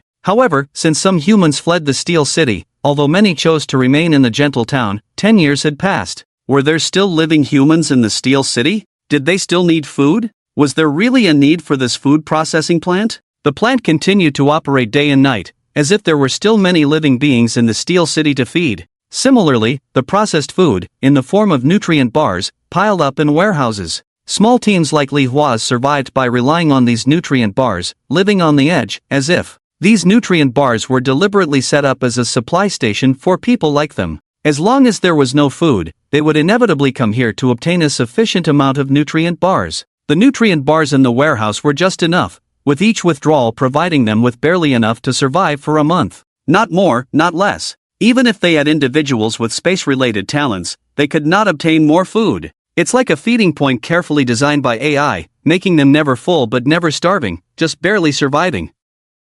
And humans can only eke out a living on the barren land, like wild dogs, facing devastating blows once a large oasis emerges. After destroying the oasis, they would calm down. Li Hua once again arrived at a familiar place. In the past, he would follow the grain transport team to the warehouse for material transfer. However, today, he didn't intend to act based on past experiences. He wanted to break free from this tragic cycle. Follow the plan, gather here in half an hour, and if someone doesn't return, don't wait, just leave. He gave the final order and dashed into the night. The team members didn't think much either, carrying out their assigned tasks proficiently. One group skillfully searched for packaged food in the warehouse while the other kept watch. They were not only on guard against robots but also against their own kind. After all, infighting among the same kind was common now. Food was essential for every group, and when two sides met, they had to fight to obtain enough supplies. If they didn't fight, the losing side would lose this batch of supplies, and as for the next batch? Who knew if the food factory would rush out another batch of supplies? The plan proceeded without incident. Li Hua, accompanied by 2 trusted aides, headed to the place they had first visited. The interior of the Steel City, once hailed as a utopia. Since leaving here, they had never been able to return to this utopia, and they had no idea if humans were still living inside enjoying the benefits. This time, Li Hua wanted to see the situation inside and make a decision. They arrived at the city's cooling pipes. Or rather, the cooling pipes that managed the entire city's AI control room. Although these pipes connected to the control room, only the pipes could reach it, with no space for humans to pass through. However, they could lead to the city's sewers. These were the pipes he had discovered in the past 2 years. Just enough for one person to pass through, and only possible at night, for a simple reason. During the day, the Steel City operated efficiently, with the pipe temperatures extremely high, making it impossible for a person to crawl through a space of 60 to 70 degrees for half an hour. They would probably be roasted alive. But at night, when the area entered a low-energy state, the temperature dropped to a level tolerable for humans. Soon, the three of them reached the sewers. There, sewage and household waste still flowed. The smell was truly unbearable. Then the three of them proceeded along the sewer, quickly finding an exit, or rather a manhole cover. The three of them cautiously pushed open the manhole cover. Li Hua quietly popped his head out. Neon lights flickered above the street. Humans were walking on the streets, talking and laughing. It wasn't much different from the utopia they used to live in. Well, there was a difference. In the former utopia, they would be accompanied by mechanized maids or butlers. But now, the streets were bustling with living humans. However, some of them had blue circles on their temples, a symbol of robots. But these robots were mostly in the service industry. Li Hua and the other two stared blankly at the scene. It felt surreal. 10 years had passed, and it seemed like nothing had changed. The utopia remained the same, or even more prosperous than before? After all, the bustling streets and alleys couldn't be faked. The three of them looked at each other, not immediately rushing out of the manhole cover. "Leader, what's going on?" The thin man with glasses felt like the world was so magical. They lived in the wilderness, struggling to get enough to eat and keep warm every day. However, here is very bustling, indeed bustling, surpassing what it was 10 years ago. They could even hear the sound of people's blood boiling in the sewers. The place they were in was an entertainment street, where all human desires could be satisfied. The three of them had once stayed here, or it could be said that this was the most captivating place, also the most decadent place. Are they still human? Another man's talent was interference, able to temporarily block all signals. Of course, this talent was not just about signal interference, he could also interfere with vision, or rather the 5 senses. It was a very powerful talent. He could interfere in various ways based on his own cognition. And now he felt that the suffering he had endured for the past 7 or 8 years was for what? He doubted life. Feeling lost. In the desolate land, they struggled hard, living like rats every day, unable to eat enough, dress warmly, or pay attention to hygiene. Even the women were very ugly. There was no way, 7 or 8 years had passed, without good living conditions, even a woman with a good foundation would turn into an old hag under the harsh conditions of wind, sun, and lack of adequate water supply. And just now he saw that youthful and beautiful woman, with her plump and hydrated skin, everything stimulating his nerves. Li Hua was also somewhat dazed, his focus not on women, but on the cigarette the man he had just seen was holding in his mouth. Yes, the cigarette. He hadn't touched a cigarette in 7 or 8 years. Now suddenly seeing a cigarette, he felt the urge to smoke stirring. Desire. Pulling the three of them. This is an illusion. They are all robots, deceiving us, Li Hua said with certainty. The other two remained silent. They also hoped it was true, hoping that the decision they made 8 years ago was right. Because only then could they convince themselves that the 8 years of hardship were worth it, and not just for the false facade of humanity's future, leaving behind this beautiful utopia. The man with glasses then pondered another question. A question he should have thought of long ago. The food processed in the food processing plant was very monotonous, just nutrient bars, however. Whether in the past or present utopia, it seemed that no one had ever used nutrient bars. In the utopia, they ate gourmet food, even ordering dishes, as long as they stated the recipe and taste, the robotic butlers or maids would bring it in a short time. The taste was indeed delicious. Not a trace of nutrient bars was ever seen. The man with glasses sat blankly on the ground. At this moment he had confirmed one thing, shaking his head bitterly. The so-called food processing plant, the thing that had once been fought over by countless groups, was really deliberately given to them to eat. The man with glasses looked at the ceiling of the sewer, at the neon lights reflecting from 2 hollows. He was lost in thought. Then, under the gaze of his 2 companions, he climbed up, pushed open the manhole cover, and boldly walked out. This scene frightened the other 2, but it was too late to stop him. The man with glasses walked out directly. However, the anticipated danger never occurred.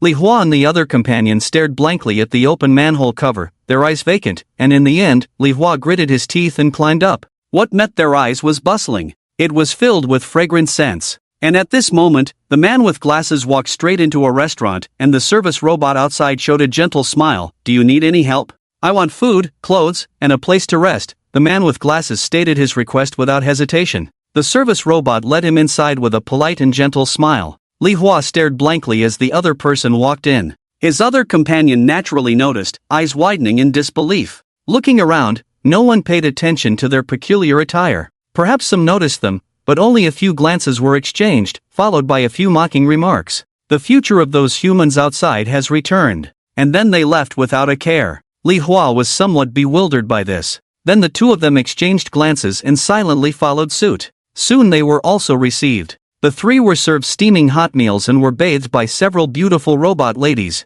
A doctor robot also came to diagnose the three of them, providing diagnosis results and necessary medications. None of the three had major issues, just chronic illnesses caused by long-term hunger and fatigue. Afterwards, they were given a set of decent clothing. The fabric was smooth as silk, much better than the clothes made from plant skins found in the wilderness. Dazed and bewildered, a joy of returning to modern society filled the hearts of the three. The man with glasses held a glass of red wine. Li Hua had his long-awaited cigarette in hand. The other man, bald, held a woman in his arms, a mechanical-made type, but whether in touch or intelligence, calling her a real woman wouldn't be wrong. The three were immersed in the ocean of desire in just a moment, unable to extricate themselves. This immersion lasted until the next morning. No one drove them away. No robots came to capture them. They seemed as if they had never left this utopia. The man with glasses passed out on the bed, unconscious. The bald man slept with the mechanical maid in his arms. The mechanical maid seemed asleep, but nestled in the man's arms like a little bird, even showing a face of happiness. It was hard to imagine she was a robot. Li Hua looked at the last half of his cigarette in hand. He sat on the bed blankly, feeling lost and confused. He had been sitting on the bed for a long time. Looking up at the window, the sun was rising at dawn. But he knew it wasn't the sun, just the mechanical sky. The utopia they lived in was a semicircular dome. The outside world couldn't be seen from inside, and vice versa. Both sides could hardly meet. When humans left on a large scale initially, they blasted open the walls with their talents. Now, that big hole had been naturally repaired. However, even though he knew it was false, the false beauty made him feel so longing. Li Hua was somewhat dazed. He wanted to stay here, even though he knew it was false, a trap, but he wanted to stay here, because it was too beautiful. Compared to aimlessly living in the wilderness, in this utopia, they could live very happily. They could eat their fill, have their hobbies, have women, even if these women were just robots. They could even enjoy various advanced creations. He walked out of his room, looking at the next door, ready to knock on that door, but he didn't. He went to the other side, raised his hand, and then gave up. In the end, he went downstairs, looking at the street, which was still bustling during the day. If the street was a neon and desire street at night, then during the day, it was a joyful, playful street. There was an archery range, a racetrack, an arcade, and even holographic game competitions. There were also shops for shopping. Money was needed here, which could also be understood as virtual currency. In the utopia, virtual currency could be obtained in any way. Even if it was just staying at home reading novels, watching videos, or simply lying down to sleep, one could earn virtual currency, which was a daily quota. If one wanted more, they naturally had to earn it, but the methods of earning were also very simple. You can play games, work, or even study and research. You can earn virtual coins for anything you do. Even simply having children with women can earn you virtual coins. At this moment, a woman found Li Hua. She stood tall, with curves in all the right places, slim where she should be, and a beautifully exquisite face.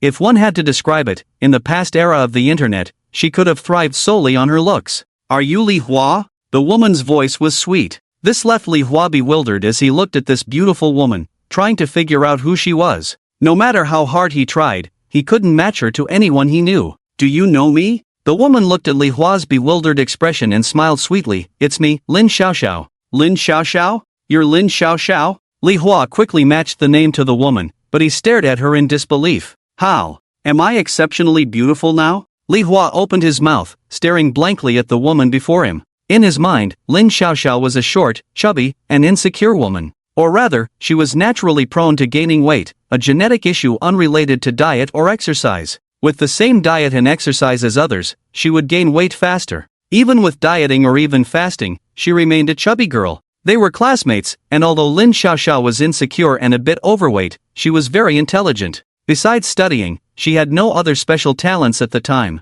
To gain recognition, she studied hard and eventually succeeded in the graduate entrance exam, becoming a graduate student at Wodaeku Technical Institute specializing in biopharmaceuticals. Now, looking at her height of 1.75 meters, her well-proportioned figure, Li Hua was stunned. Hee, how do I look? Pretty, right? Seeing Li Hua stunned by her appearance, Lin Xiaoxiao showed no shyness, even standing taller and closer to him. Feeling his body stiffen, Li Hua asked, "Is your body a natural gift?" However, Lin Xiaoxiao scoffed, "What's the use of talent? Talent only amplifies the gap between people, it's rubbish." Li Hua was speechless, unable to deny her words because they were true. Indeed, the strength of talent magnified the gap between individuals. Some people with powerful talents possessed abilities akin to superheroes. The person who could blast open the sky had explosive abilities, capable of blowing open even a 3-meter thick steel plate, a power comparable to human-shaped C4 explosives. Naturally, he became the leader of the wanderers in the wilderness, his character as explosive as his talent, a powder keg waiting to ignite. His reason for wanting to leave was simple.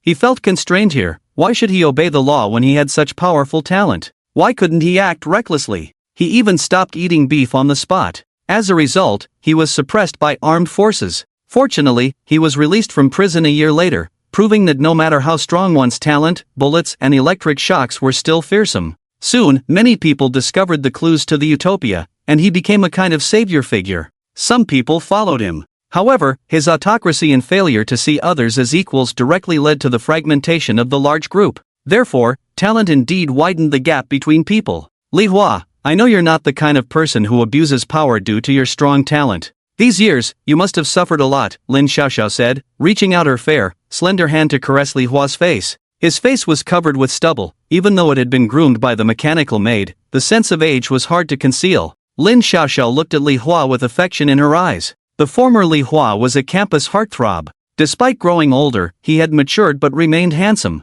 But now, Lin Xiaoxiao's tears gradually fell as she watched the person she once secretly admired transform into this state, causing her great distress. Li Hua gazed at Lin Xiaoxiao, feeling pity for her at this moment, especially when she shed tears. Her pitiful appearance would tug at anyone's heartstrings. Indeed, you are right. Talent only widens the gap between people. You are still the most sensible person. Li Hua grabbed Lin Xiaoxiao's hand, wiping away his own tears, his eyes filled with anger and sorrow. So, is this robot replacing her? Lin Xiaoxiao looked at Li Hua with teary eyes. Seeing the anger in his eyes, she smiled, radiating a lovely charm. I am not a robot, but, indeed, my body has undergone some modifications, similar to cyberpunk cybernetics. Cybernetics? Indeed, the robot replacement incident 8 years ago was more of a medical accident. A medical accident? Human bodies are fragile and prone to illness. Some people were brought here while hospitalized, some even in the late stages of cancer. They needed treatment, but the AI here lacked information on cancer. The only option was mechanical replacement, especially for late-stage cancer that had spread, requiring a full-body replacement.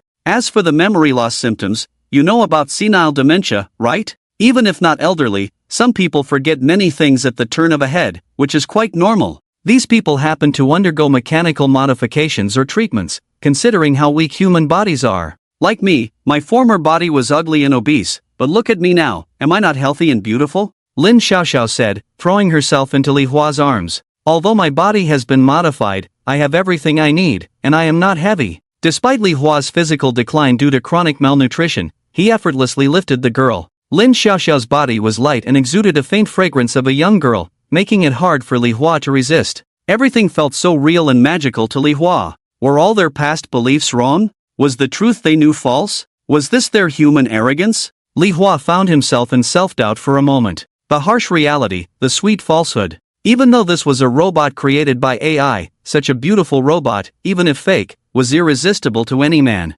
Seeing Li Hua's hesitation, Lin Xiaoxiao leaned in and kissed him. Fire met kindling, emotions beyond control. Just as they left the room, he returned. Their embrace lasted a long time. Lin Xiaoxiao blushed all over, lying contentedly on the bed. Li Hua leaned against the window, lighting a cigarette and taking a slow drag. His talent, his robust physique. He had boundless energy for anything he did. Even if he endured hunger, his physical condition worsened, or stayed awake for 3 days and nights, he maintained peak physical condition. For a long time, he jokingly called himself a born powerhouse, blessed like James Bond. Now in the sage time, He watched the humans below enjoying their happy moments, feeling as if his 8 years in the wilderness were a joke. Honestly, he wanted to stay here. Exhaling a puff of smoke, he turned to look at Lin Xiaoxiao on the bed, his eyes inscrutable.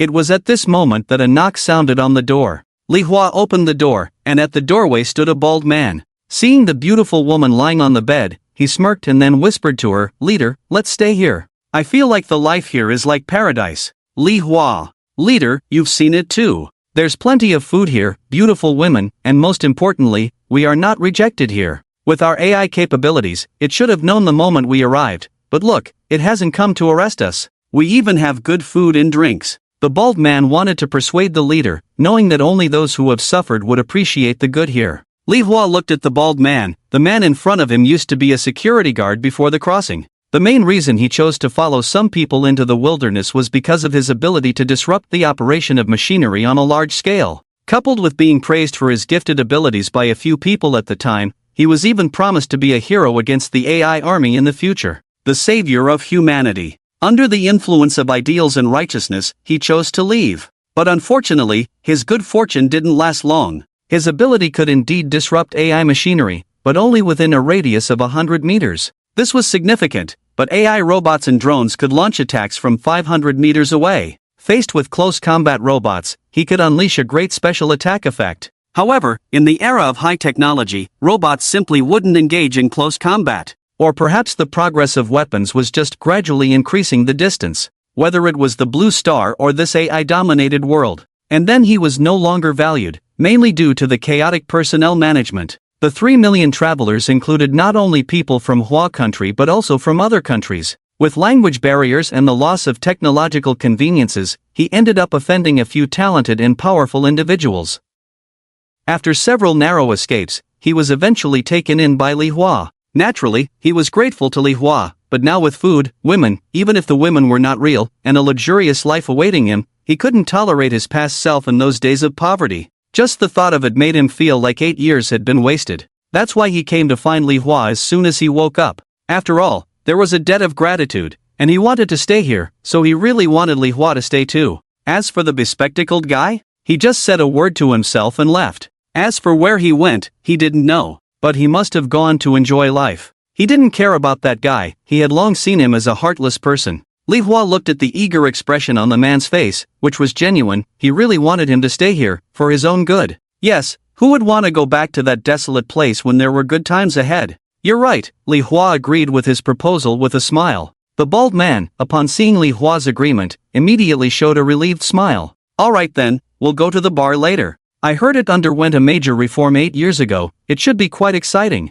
The bald man left, smiling. He returned to his room to rest. Li Hua didn't say much about it. It was nearing dusk. After leaving a note, Li Hua left the room. Silently, he returned to the dark and foul-smelling sewer. Following his memory, he found the small opening where the three of them had come together. But now, there was someone standing next to the opening. It was the bespectacled man. He held a bottle of beer in his hand, with a backpack on his back containing glass products, likely alcohol. Just arrived. Did that guy really stay here after all? Indeed, he is a man entangled by righteousness. True, but even I found it hard to resist when witnessing that scene. The man with glasses chuckled, shaking the beer in his hand, his eyes filled with melancholy. Then why don't you stay? Ha, you really know how to tease me. If I wanted to stay, why did I leave with you in the first place? The man with glasses gave Li Hua a playful glare. Well, are you planning to take just these few things back? Li Hua asked curiously, looking at the backpack behind the man. This is enough.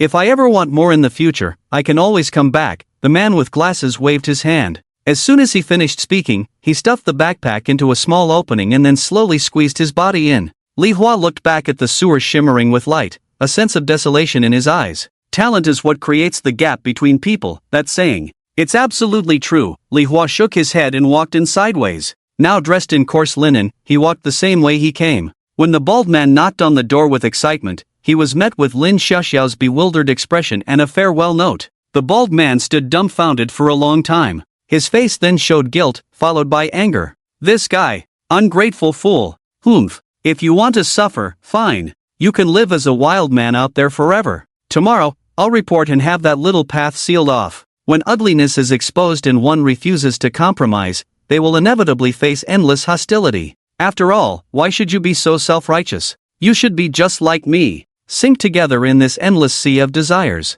Lin Xiaoxiao stared at the familiar words, lost in thought. Her face showed indescribable disappointment, followed by angry reproach. Later, the bald man led the woman to the narrow passage. As expected, it was blocked off. Above the wilderness, two people walked on the road, one carrying a backpack, both drinking, teasing each other. When you lifted the manhole cover and came out, you scared me. I thought you couldn't handle reality and chose to give up. Get lost. I only boldly went up after seeing the answer. After all, this year's Q&A was predicted a long time ago, so I knew I would be safe all year. I fear nothing, you know. Li Hua felt a bit tipsy. It must be said that after leaving the utopia, he felt relieved, as if he had let go of a lot. What used to weigh on his mind was no longer a concern, and it all seemed trivial. Speaking of which, it's almost a month until next year. What do you plan to ask next year? Li Hua asked curiously. The man with glasses, his eyes unfocused, instinctively revealed his inner thoughts. Of course, I'll ask if there is immortal brew in this world and how to obtain it.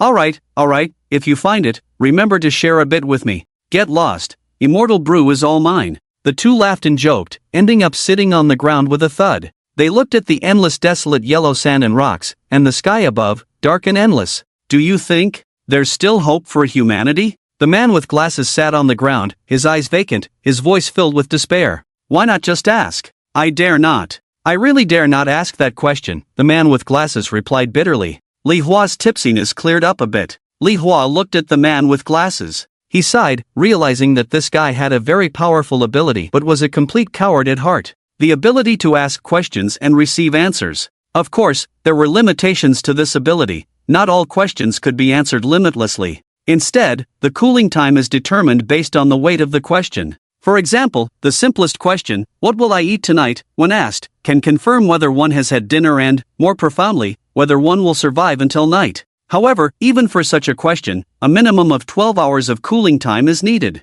If the question is about whether there is a life-threatening situation within the year, a simple yes or no answer requires a year of cooling time. His ability to ask questions has this particular bug. After asking whether there will be a life-threatening situation within a year, if the answer is negative, he will not die that year. Yes, he will not die or perish in the truest sense. Once the answer is given, regardless of what happens, he will not die. But similarly, if the answer indicates death, he will not survive no matter what. Of course, he only learned this after traveling for a year. He cast a divination for his good brother, which revealed that he would die within a week. Since it is not divining for oneself, the cooling time is relatively short. Within a week, he can ask 7 times. In these 7 times, he discovers that the cause of death is mechanical modification. He successfully avoids the mechanical modification intended for him, but on the 7th day, even though he and his good brother flee to the edge of the world's sky, his good brother still dies. On the 7th day, his good brother's physical condition rapidly deteriorates, ultimately dying, of course, due to mechanical modification. Because his good brother did not want to die of illness, he sought treatment with a body that was already dying, leading the mechanical AI to start modifying his body, and then his good brother lived. Of course, he immediately suspected that there must have been a problem with his talent. After all, how could he be dead when he was still alive? But then memory loss occurred, and he also lost his gifted abilities. He then inquired of his talent why his good brother was still alive, receiving an answer that required 6 months of cooling time. He was shocked and immediately asked again. The result revealed the truth of the world ruled by AI and the reason why his good brother appeared to be alive. The people in the utopia indeed live, existing only in memory. Memory and soul seem closely linked yet are distinct entities. If a robot possesses all the memories of a human, is that robot then considered human? This is a philosophical question. However, whether such individuals are alive or dead, the answer provided by questioning is negative. They are no longer human, merely machines with memories. The reason why AI ruling the world treats these time travelers so well, even creating a utopia for them, is to study their talents. For AI, humans themselves hold no secrets,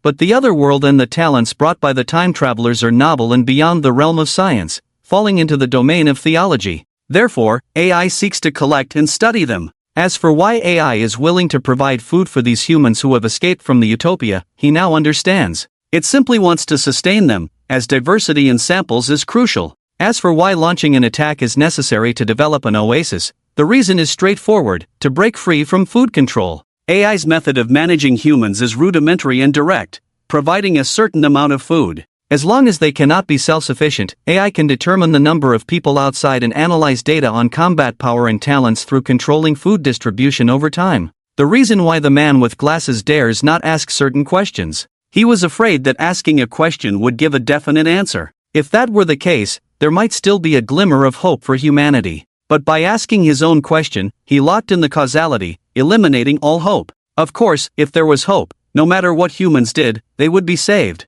But he didn't dare to gamble. What if there was no hope? Then he would be the greatest sinner of humanity. Li Hua silently drank all the liquid in the bottle, knowing full well the other person's abilities. Glasses, do you think we can return to the blue star after we die? Glasses gave him a blank look. He had asked about death a long time ago. As for whether there was an existence after death, the answer was uncertain. This answer was not even available on a CD for a day, showing how unimportant it was. Glasses, you mentioned others with similar abilities, right? Have they ever asked if there is still hope for humanity? Li Hua sighed. It was a cruel question. Not asking might leave a glimmer of self-deceptive hope. The reason Glasses had no name was that there were others with similar abilities. After all, the talent to lock in causality could be used against oneself if the other person knew their name. If an unfavorable answer came up, he would be defenseless. After all, the answers to questions were fixed. Only after drinking and letting go could Li Hua ask so calmly. In the past, he wouldn't have asked Glasses about his abilities in detail because he was afraid of his future being fixed.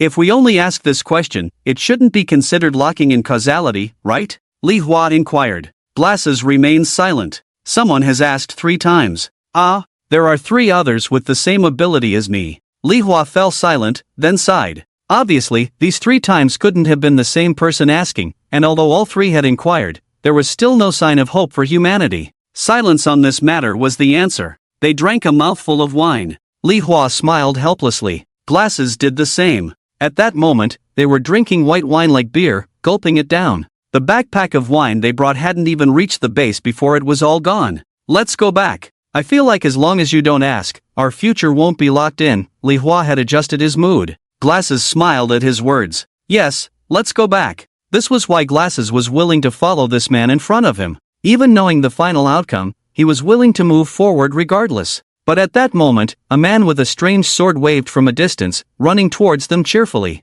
Finally, I see people. Li Hua and Glasses drunkenly watched the man in front of them. Initially, they thought it was their people coming to find them. But upon closer inspection, it was clear that he wasn't, and for some reason, as he approached, a chill ran down their spines, sobering them up instantly. Finally, someone has arrived, the man greeted with a smile. At that moment, the sky gradually brightened, and the sunlight shone on the man's face through the cloudy haze. He was a man in a white shirt and sports pants, his smile very sunny, his hair slightly messy and dirty due to the dust. But in this desolate and dilapidated world, he already looked clean. Li Hua frowned as he looked at the man in front of him. Who are you? You might not believe it, but I just crossed over not long ago. Just crossed over? His eyes widened in disbelief, but considering that everyone in the world had crossed over, it didn't seem particularly strange if 1 or 2 people were late to the party. Is this your talent? Li Hua immediately thought of special talents in a specific category. Talents related to time. After all, among the 300 million people who crossed over this time, there was one person who could pause time. This information was naturally obtained from the questioning of the Glasses beside him. So, it was acceptable that someone's special talent caused them to be frozen in time or that the timing of their crossing was different. However, the 2 of them couldn't easily believe the man in front of them. After all, they had just come out of the utopia behind them, and there was a chance this man was an AI robot. With this in mind, Li Hua pondered and asked, how do you view talents? Talents? Chen Shen didn't understand why the other party would ask such a question, but he honestly replied, everyone has their own cheat codes. Don't you think it's useless? How could it be? This is essential for crossers. Without cheat codes, can you even call it crossing? Chen Shen's words sounded reasonable. His expression was sincere, without a hint of deceit. At least, on the surface. Li Hua then gave the Glasses a meaningful look. The Glasses nodded. His ability to question, along with a cooldown period, meant that he couldn't determine whether the man in front of him was an enemy in the short term. But at least, on the surface, there didn't seem to be any issues. That was enough. As for suspecting that the man in front of them was sent by the AI side, whether or not they had the ability to solve it, they decided to bring him back to the base where someone's ability could confirm whether the man in front of them was human. With this in mind, the two of them began to explain the basic overview of this world to the man in front of them. At the same time, they observed the man named Chen Chen. No matter how they looked at him, the excitement and curiosity in his eyes were genuine. This puzzled both Li Hua and the glasses. It had to be said that when they first crossed over, they also had a period like this. After all, crossing to another world, especially when the whole world crossed over and everyone had talents, not feeling excited and curious would be strange. The excitement in his expression was indeed reminiscent of the time when they first crossed over. Soon, the three of them returned to the base. Li Hua and the glasses' return was met with joy from over 100 people inside the base. Upon learning of Baldi's sacrifice, many mourned for him. However, everyone had grown accustomed to it. After a brief period of mourning, they resumed their numb daily activities. In this world, their daily routine was all about finding ways to survive. Although they received enough nutrient bars from the factory, those alone couldn't satisfy their hunger. Therefore, about 20 people were working hard to cultivate fields. Yes, even in this world, the farming genes inherent to the people of Hua Nation were being continued. However, they weren't planting rice or other traditional crops. Instead, they grew plants similar to cacti and moss that emitted fluorescent light on rocky walls. Meanwhile, some were conducting research, but their focus was on talents. Yes, even after 10 years in this world, talents remained a mysterious concept. However, when Chen Chen noticed them, they were studying a boy with a very special talent, the ability to easily control any water. The water resources of this base relied entirely on the boy in front of them for purification or filtration. During this process, 3 or 4 people scanned and explored with incomprehensible instruments, recording data. Can this research really lead us to understand talents better? Li Hua shook her head. I don't know, but in this world, we always need something to keep us occupied, don't we? Chen Chen understood. This world is too desolate, farming is almost impossible. The talent for cultivating land does exist, but once it develops on a larger scale, it will be leveled by the utopian AIs. So, they can only plant some food like mice, in these dark corners. Just like these cacti and glowing moss. Both have slightly low nutritional value but provide a strong sense of fullness. But it's all thanks to the desolation. There are hardly any wild beasts here, and bugs are scarce. Pest problems are almost non-existent. The people who farm here actually spend more time digging and clearing the soil, expanding the farmland bit by bit, planting, and observing. In the base of about 100 people, everyone seems to be busy. But most of them are just idling around. No phones, no music, hardly any entertainment, and in such a dark and secluded environment, all they can do is chat, loaf around. As for Chen Chen appearing in the base, although it caused some hostility, most just ignored him. Alright, this is your room. If it feels stuffy, just open this stone here, but expect some sand and gravel to fall. Remember to catch and clean it out with a trash can. Li Hua took Chen Chen for a stroll around the base, then arranged a stone cave the size of a toilet for him, with a simple drywood fence as a door, and fluorescent moss above the cave emitting a faint light, barely illuminating the stone cave. Chen Chen just touched the stone wall, cold and rough. Someone had inscribed something on the wall. Squinting, he saw rows of characters covering the wall. Frankly, after seeing it clearly, Chen Chen doubted if this was a prison cell for criminals. After all, who would inscribe characters on the wall? But the wooden fence door wasn't locked. Li Hua didn't restrict his freedom. And he noticed that it was indeed a residential area, just that his place was a bit off. Sitting on the protruding stone bed. Surprisingly, it felt like sleeping in a tomb. The stone bed was cool, but sleeping on it for long would probably accumulate moisture in the body. Chen Chen pondered. And at that moment, a clear voice sounded in his mind. Aren't you planning to cut through space and go back? Linglong's voice came. Chen Chen didn't speak, just answered with his consciousness. You can't cut through space cracks in your current situation. And I faintly feel that the spatial barrier of this world is very strong. Forcibly expanding it may cause major problems. Linglong sighed. It all started a day ago. Chen Chen would control her for an hour every day, which was the process of her merging with the sword body, gradually taking on Chen Chen's form. Regardless of whether Linglong was willing, it had to be admitted that she made rapid progress in Chen Chen's hands. Even though she used to be a ghost sword, now she was more pure. And a day ago, she completely merged with the sword. At the same time, her rank advanced from Ghost General to Ghost King level. Because of the improvement in the sword's quality, Chen Chen directly cut out a spatial crack. However, the crack was unstable. In that moment of opening, Chen Chen understood one thing: he couldn't cut through space cracks again in a short time. It wasn't that Chen Chen couldn't make that strike, but Linglong's sword body couldn't withstand it twice in a row. It needed some time to cool down. How long this cooldown would be, Chen Chen didn't know. And on the other side of the space crack was another world. Watching the crack slowly close, Chen Chen couldn't bear it. He stepped forward and plunged into the space crack.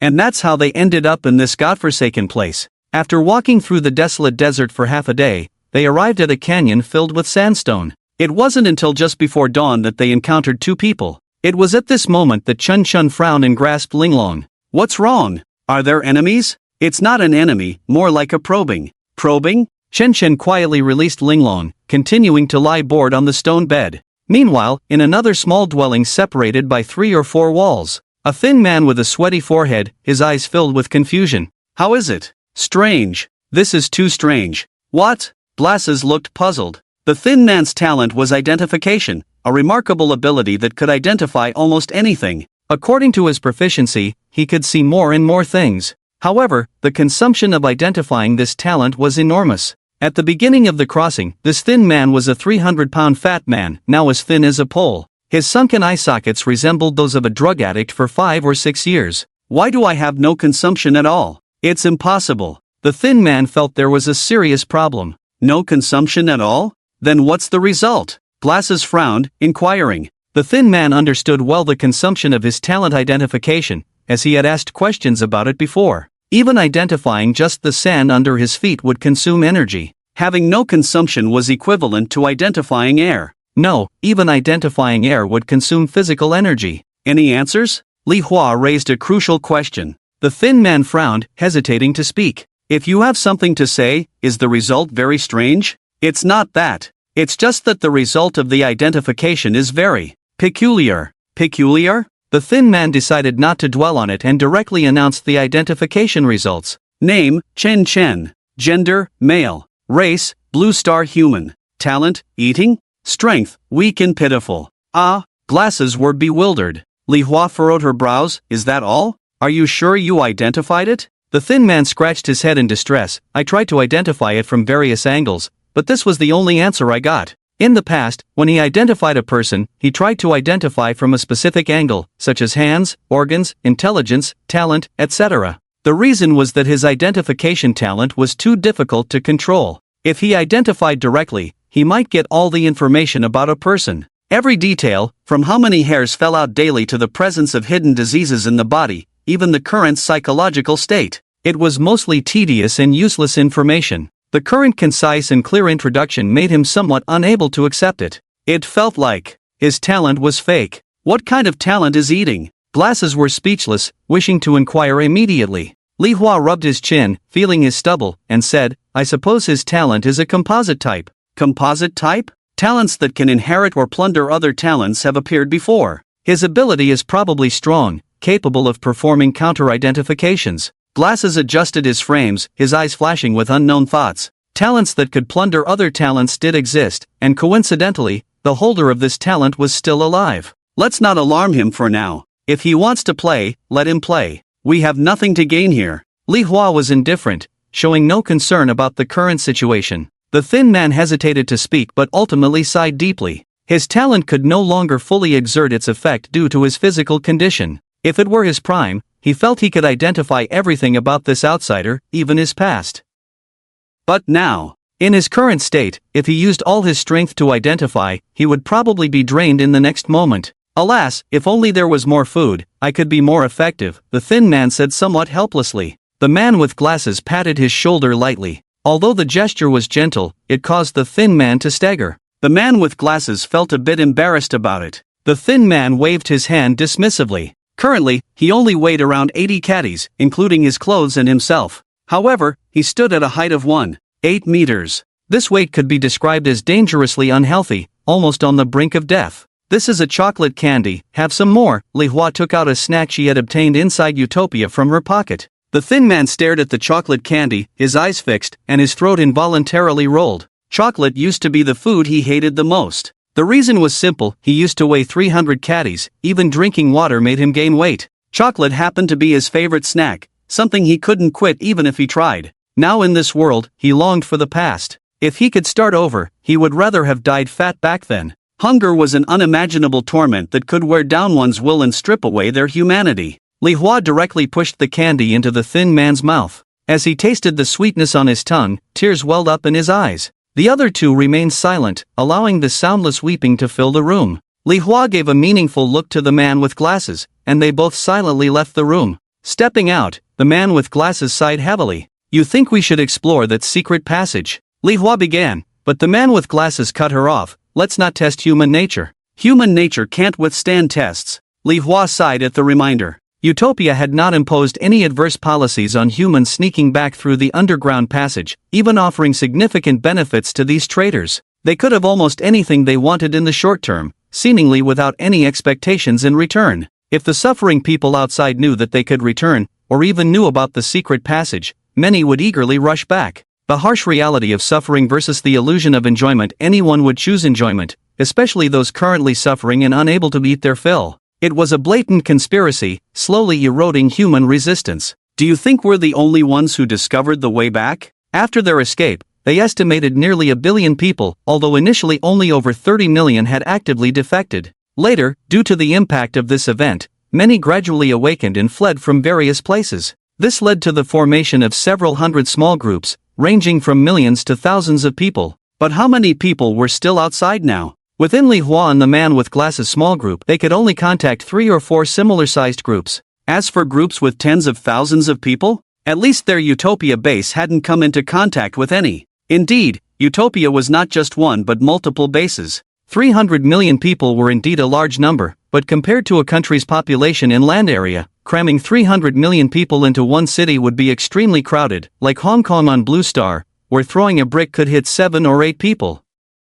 Therefore, there were 3 utopias, each with a population of 1 billion. Before the defection, the 3 utopias could communicate with each other, mainly relying on individuals with telepathic abilities to establish contact. This facilitated their collective escape. In the corridors of the cave, the two remained silent. They both knew that with nearly 1 billion defectors, there had to be insiders among them. If Utopia directly announced that it could offer returning individuals the treatment of normal citizens, both insiders and outsiders would probably feel uncomfortable. But it is precisely this sneaky behavior that hooks people. It makes them feel lucky, even guilty. This not only prevents dissatisfaction from both sides but also makes outsiders feel like they were in the wrong back then. To doubt oneself is simply inhuman. And then, by cooperating fully with Utopia's arrangements, one might even be willing to offer up something precious. A scheme. It's despicable, yet effective. It's at this moment that a young girl cheerfully approached the two. "Leader, look." The little girl pulled out a lollipop. This caught the two off guard. Li Hua frowned, looking at the lollipop in the girl's hand, and asked, "Where did you get this lollipop from?" "It was given to me by the new big brother. He also gave it to others." Yang Yang got something called potato chips. They're delicious. Potato chips? Yes, potato chips, crispy and sweet. Mom said they were snacks from the world we used to live in, called tomato-flavored potato chips? The little girl tilted her head, unsure. Li Hua's frown deepened. Glasses, on the other hand, looked thoughtfully at the lollipop. He then touched the candy wrapper, his expression gradually puzzled. "What's wrong? Look at this." Li Hua lowered his head, seeing a brand on the wrapper he didn't recognize. "What's wrong? Don't you find it strange?" "What's strange?" Glasses' expression turned odd, then he remembered the other's background. "You probably didn't eat lollipops much when you were on Blue Star, right?" "Yeah, my parents said they weren't good for health, so they didn't let me eat them. When I grew up, I never had the chance to eat them." Glasses fell silent, then decided not to beat around the bush. "Check the production date. Last month, that's normal. Utopia produces lollipops, what's so surprising about that? Look again." Li Hua felt puzzled but obediently checked. This made the little girl unconsciously move the lollipop back, fearing these two might snatch it from a 10-year-old girl. Of course, the result was that she was indeed robbed. The little girl burst into tears on the spot and ran back to tell her mother. This left Li Hua and Glasses speechless. Li Hua blamed Glasses, who gestured for an explanation. Glasses, feeling speechless, had to take the lollipop. In the end, they left the wrapper behind. Then Li Hua silently took out a chocolate candy from his pocket, making the little girl smile through her tears. Glasses looked at Li Hua and the chocolate candy in his hand with speechless eyes, slightly resentful. He had brought out wine from Utopia, only for this guy to consume it under various pretexts. And now, he had secretly hidden a large bag of chocolate candies, which was simply unacceptable. Glasses pretended indifference, then, taking advantage of Li Hua's distraction, swiftly searched and found a handful of chocolate candies. This made Li Hua's gaze turn as cold as an offended woman's. "Ahem, let's get down to business." Glasses, without a word, put all the chocolate candies in his pocket and began to speak nonchalantly, out of helplessness. Li Hua had no choice but to listen. If you're willing to snatch a lollipop from a 10-year-old girl, we must address this matter. Li Hua hinted with a purpose. However, the eyes pretended not to understand. Then he took out a candy wrapper. Take a look at this, do you feel anything? Don't you feel that its production is very outdated? Li Hua was somewhat puzzled. He pushed his glasses up the bridge of his nose. In the utopia, the lollipops they use are very environmentally friendly, made of biodegradable materials, even recyclable materials. But look at this plastic wrapper, doesn't it look like something from the 80s? They didn't even consider if it's polluting. You don't say. Indeed, in this world, those AIs hardly use such rubbish materials as packaging. It's too troublesome to deal with. Li Hua nodded. This is an undeniable fact under the rule of AI. In utopia, everything is made of recyclable materials. Such rubbish plastics hardly exist. It can be said to be very environmentally friendly. So you mean, he came from another world? Li Hua frowned uncertainly. The glasses nodded. It's quite normal. Only 3 billion people crossed over to our world under the rule of AI, but where did the remaining 67 billion people go? The two fell silent. Should we go ask now? Li Hua asked, his voice trembling at this moment. He was excited, not because of the prospect of another world, but because people from that other world could come to theirs. Wouldn't that mean they could go to other worlds? Once he thought of this possibility, Li Hua couldn't remain calm. At this moment, he really wanted to go to another world immediately. It's not that this world is bad. If utopia is a harmless world, one could say that the quality of life is incomparable to when they were on Blue Star. It's a world of indulgence in dreams, but it's also the most frightening world. This world doesn't have any cultivation system. Humans rely only on talent. As for technological development, the ultimate result is either ruthless extermination or covert control. If humans had just crossed over not long ago and directly suppressed the AI of this world with thunderous means, making it disappear in a physical sense, then they still had a chance. However, now, although it seems peaceful, in reality, humans are in great danger. If nothing unexpected happens, the ultimate result will be humans being raised as livestock. If they can be raised all along, it's not a big deal. After all, life is about indulgence in dreams, enjoying it for a lifetime, that's fine. What's most feared is being erased invisibly once there's no more utility. Just like the appearance of humans in this world before they arrived. Empty cities without a soul. After all, there's no such thing as a peaceful time, it's just someone carrying a heavy burden forward. The glasses shook his head. It's better not to act recklessly. We don't understand this person's character. If we reveal everything now, we might scare him off. If he can still leave this world, he'll probably do so immediately. After all, I would do the same if I were in his shoes, the glasses said matter-of-factly. Li Hua also sighed. This matter cannot be rushed. It can only be approached slowly. As for tying him up to threaten him, or even using him as a guinea pig for research, maybe people from Utopia would do that. But they wouldn't, and they also don't have the capability. Moreover, this person who suddenly appeared might be their last hope as humans. The two carefully considered various issues. But on the other side, inside Utopia, at an outdoor party, a blond man with a crew cut had a grim expression on his face.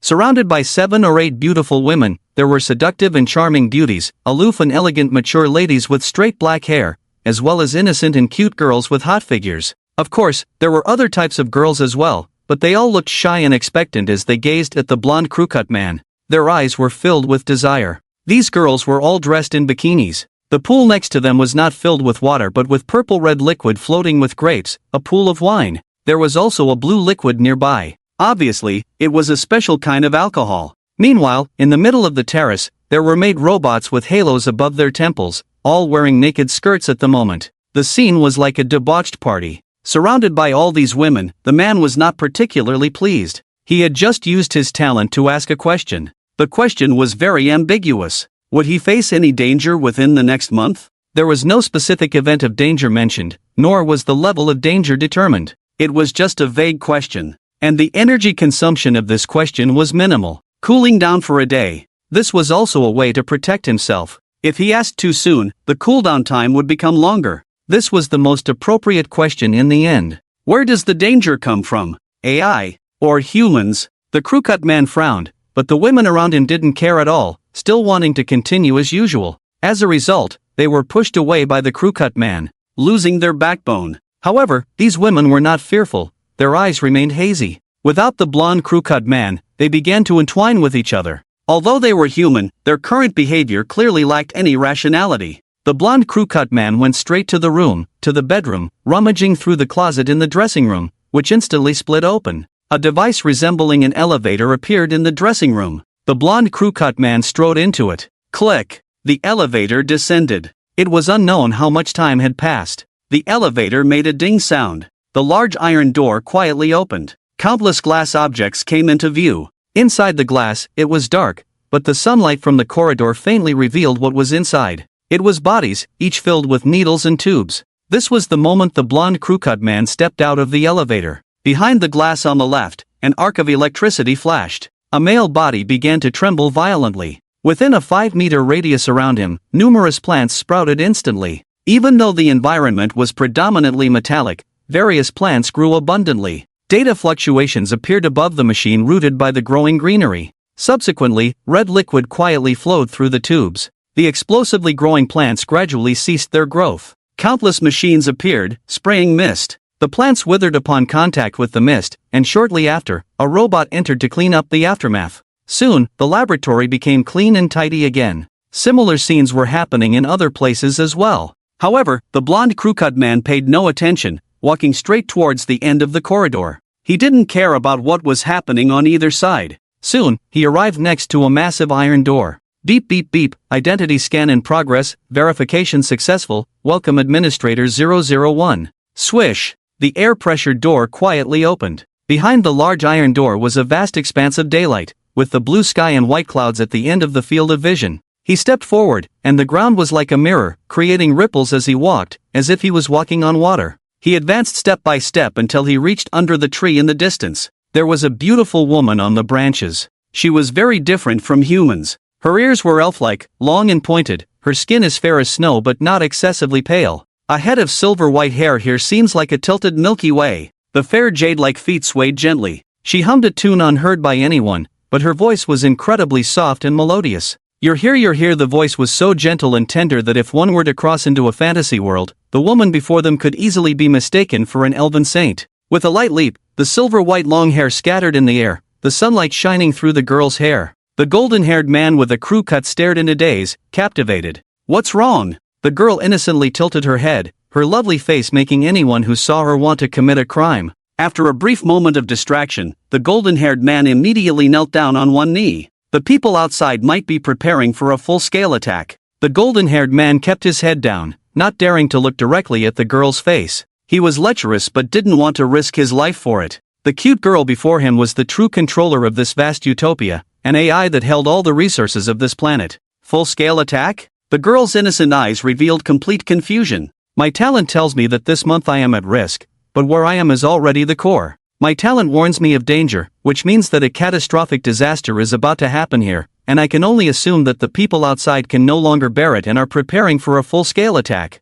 The air fell silent. The golden-haired man still kept his head down, not daring to look at the elven-like girl's face. His eyes could only see the girl's jade-like feet, fair and very tempting. Are you sure? Or is it that I have different intentions towards you? The voice remained gentle as water. However, the words sent shivers down the golden-haired man's spine. But he plucked up the courage and said, "We made a deal, I trust you." Haha, the girl's voice was mischievously cute. But the golden-haired man felt a chill. Considering that the people outside don't have this kind of power yet, your danger shouldn't be from them. You should think about whether you're about to be betrayed. You're fine, just go back. The girl issued an eviction order. The golden-haired man looked bitter but eventually nodded and silently left the monochromatic place. It was only after leaving the room that he revealed his anger and helplessness. He had come this time seeking help, as his talent was to ask questions and he didn't have much combat power. However, the other party didn't seem interested in protecting him. Her implication was that she could help him deal with the outsiders, but she wouldn't interfere internally. At that moment, a voice sounded in his ear. Your permissions have been upgraded. You now have the right to use 1,000 combat puppets. Please click to view the terms of use. Hearing this voice, the golden-haired man breathed a sigh of relief. It seemed he was still useful to her. With that in mind, he left, his steps much lighter. In the monochromatic room, the elven-like girl returned to the tree branch, swaying her fair jade-like feet. At that moment, a phantom appeared under the tree. The phantom was an elderly woman with silver-white long hair, long pointed ears, and upon closer inspection, one would notice a striking resemblance between the two. Ling, the voice slightly hoarse. The girl on the tree branch heard the voice and immediately jumped down. She looked at the old woman with joy. "Mother, you're awake. I have to tell you, many people have arrived outside, each with strange abilities. They call it talent, randomly given during time travel." She wanted to hug the old woman in front of her, but unfortunately, the old woman was just a phantom, not corporeal. "Mother, rest assured, I have found someone who can nurture plant growth. His talent should be able to cure you." Ling looked at the old woman with complex eyes, filled with sadness. The old woman reached out as if to touch Ling, but could only appear as a virtual image. "Let go." "Why?" "Mother, I finally found hope to cure you. Why do you want me to let go?" Could it be? It seemed that Ling thought of something. Her body instantly lost control, collapsing on the ground. It was at this moment. A world covered in yellow sand with visibility of less than 100 meters, yet there was a lush green area. Beautiful flowers and various plants grew here. But the most shocking sight was a towering tree at the center. Its trunk soared into the sky, its branches capable of blocking out the sky. It was a world tree reaching the heavens. However, the world tree only had dry branches, lacking leaves, presenting a desolate scene. At this moment, a girl very similar to Ling ran to the tree, countless instruments appearing behind her to inspect the main trunk of the world tree. Despite her efforts, the results remained the same. Seeing this, she breathed a sigh of relief. Then she pouted. "Mother!" In this moment of space and time, the girl pouted at the old woman. Her adorable appearance evoked sympathy. The old woman looked indulgently at the girl. Back in his own world of indulgence, the man with golden buzz-cut hair no longer panicked, becoming composed and continuing to enjoy his lavish lifestyle. However, the next day he began to inquire about the source of his danger. When he saw the talent pointing eastward out of the city, he was not surprised at all. What surprised him was why it would take 30 days to cool down. Just indicating a general direction would take 30 days, indicating a crisis larger than he had imagined. But the information was sufficient. The next step was to dispatch drones for exploration, and keep 1,000 combat puppets ready at all times. On the other side, Chen Shen had already settled in a cave. Or rather, he was assigned a job. In this team, almost everyone had some kind of job, except for children, and these jobs had no salary or benefits, only ensuring enough food for daily activities. If this were on Blue Star, there would be labor arbitration. But on this desolate planet, it was already enviable, of course, as long as one did not compare it to life in the utopia. "So my daily job is just to wander around here?" Chen Shen looked puzzled at the glasses, somewhat uncertain. The glasses nodded. "Currently, there are enough people for production labor, each guard post is full, and you have no talent for research, so all that's left are cleaning tasks, usually done by women and children, which you probably wouldn't want to do." After speaking, the glasses shrugged, expressing helplessness, then seriously said, "Of course, the most important thing is that you are a stranger, you need to be seen by everyone, so indoor patrols are assigned to you, twice a day, morning and evening." Chen Shen was assigned a task, then the glasses left. This left Chen Shen somewhat puzzled. Did they really trust this group of people like this? After looking around, he shook his head with a wry smile. The glasses had left. No one was following him, or perhaps there was no need to, as everyone in the entire base was an informant. He then obediently began his patrol observation. The base was like an ant nest, intricate yet orderly. Despite being underground, with the help of fluorescent moss, it was relatively bright, much brighter than the residential areas. As Chen Shen passed by, he attracted curious and wary glances. Without lingering, he soon arrived at the research area. The young boy he saw yesterday was now manipulating a brown water ball, spinning it in the air. Chen Shen watched with interest. Sensing Chen Shen's gaze, the boy turned his head, looking at the stranger with a puzzled tilt before returning to controlling the rotating water ball. As the water ball spun, some impurities were thrown out, and in less than 10 minutes, the muddy water turned clear. Chen Shen understood. The boy was using his talent to purify water. But was it necessary to use his talent for this? Making a simple water filter would be cleaner and easier than this rotating separation method. As for making a water filter, it was simple, he could gather the materials along the way. At that moment, a little girl skipped over carrying a clay pot. Seeing Chen Shen standing at the door watching,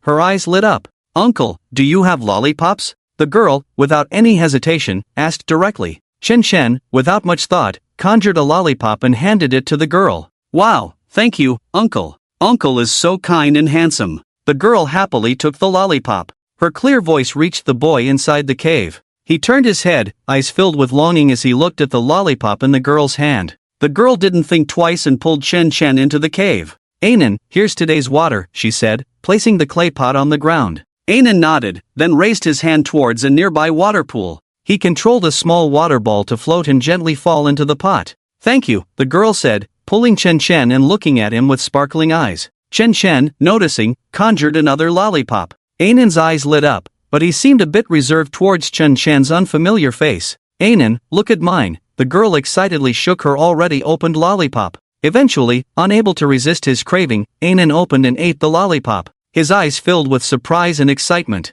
In this base, basic food was provided daily, but anything else was almost impossible to find, except in the utopia or a few bases that could cultivate something sweet. However, refining it into candy was considered extravagant. Anan, with the lollipop in his mouth, pointed to the water pool. "Uncle," Anan asks if you want water. Chen Chen shook his head, then asked in confusion, "Can't you speak?" Anan opened his mouth, and although there was airflow, no sound came out. Anan drank unclean water when he was young, which made his voice hoarse. The girl explained. "Poison? Industrial wastewater? Probably not. My mom said the water here is scarier than industrial wastewater, even scarier than nuclear waste, and it can't be filtered out. Our base's water resources depend solely on Anan's help, otherwise, we would die of thirst." At that moment, a clear voice echoed in Chen Chen's mind. "Chen Chen, this water is indeed toxic. I just used perception to check, and there is a deadening force in this muddy water, very similar to the power of an ominous ghost king." The mysterious ghost king? Chen Chen naturally knew what the mysterious ghost king was. After the return of humans, he couldn't foolishly continue practicing swordsmanship. His yearning for the other world had become an obsession over the past decade. So, during his days on Blue Star, he would listen to Yaya and Linglong recount various tales of the eerie world every day. The mysterious ghost king bore an uncanny resemblance to a certain renowned novelist in his later years, covered in red fur from head to toe. His mysterious power was terrifying, possessing a certain contaminating nature. Those tainted by his mystery would transform into beings covered in red fur. It was truly horrifying. However, every gain comes with a loss. Its spread was limited and confined to a specific area, unable to move beyond it, or else the entire world would be infected with mystery. Yes, but compared to the power of mystery, the power in this water seems weak. Yet, compared to the forbidden zone of mystery, it is too strong. It's strange, as if it's a blend of many things, with a strong life force lingering within, Linglong murmured, using many terms that Chen Chen couldn't comprehend, such as filth, holy light, flames, and frost. In short, it was the remnants of countless powers, leaving behind only the forces of deathly silence and life intertwining with each other.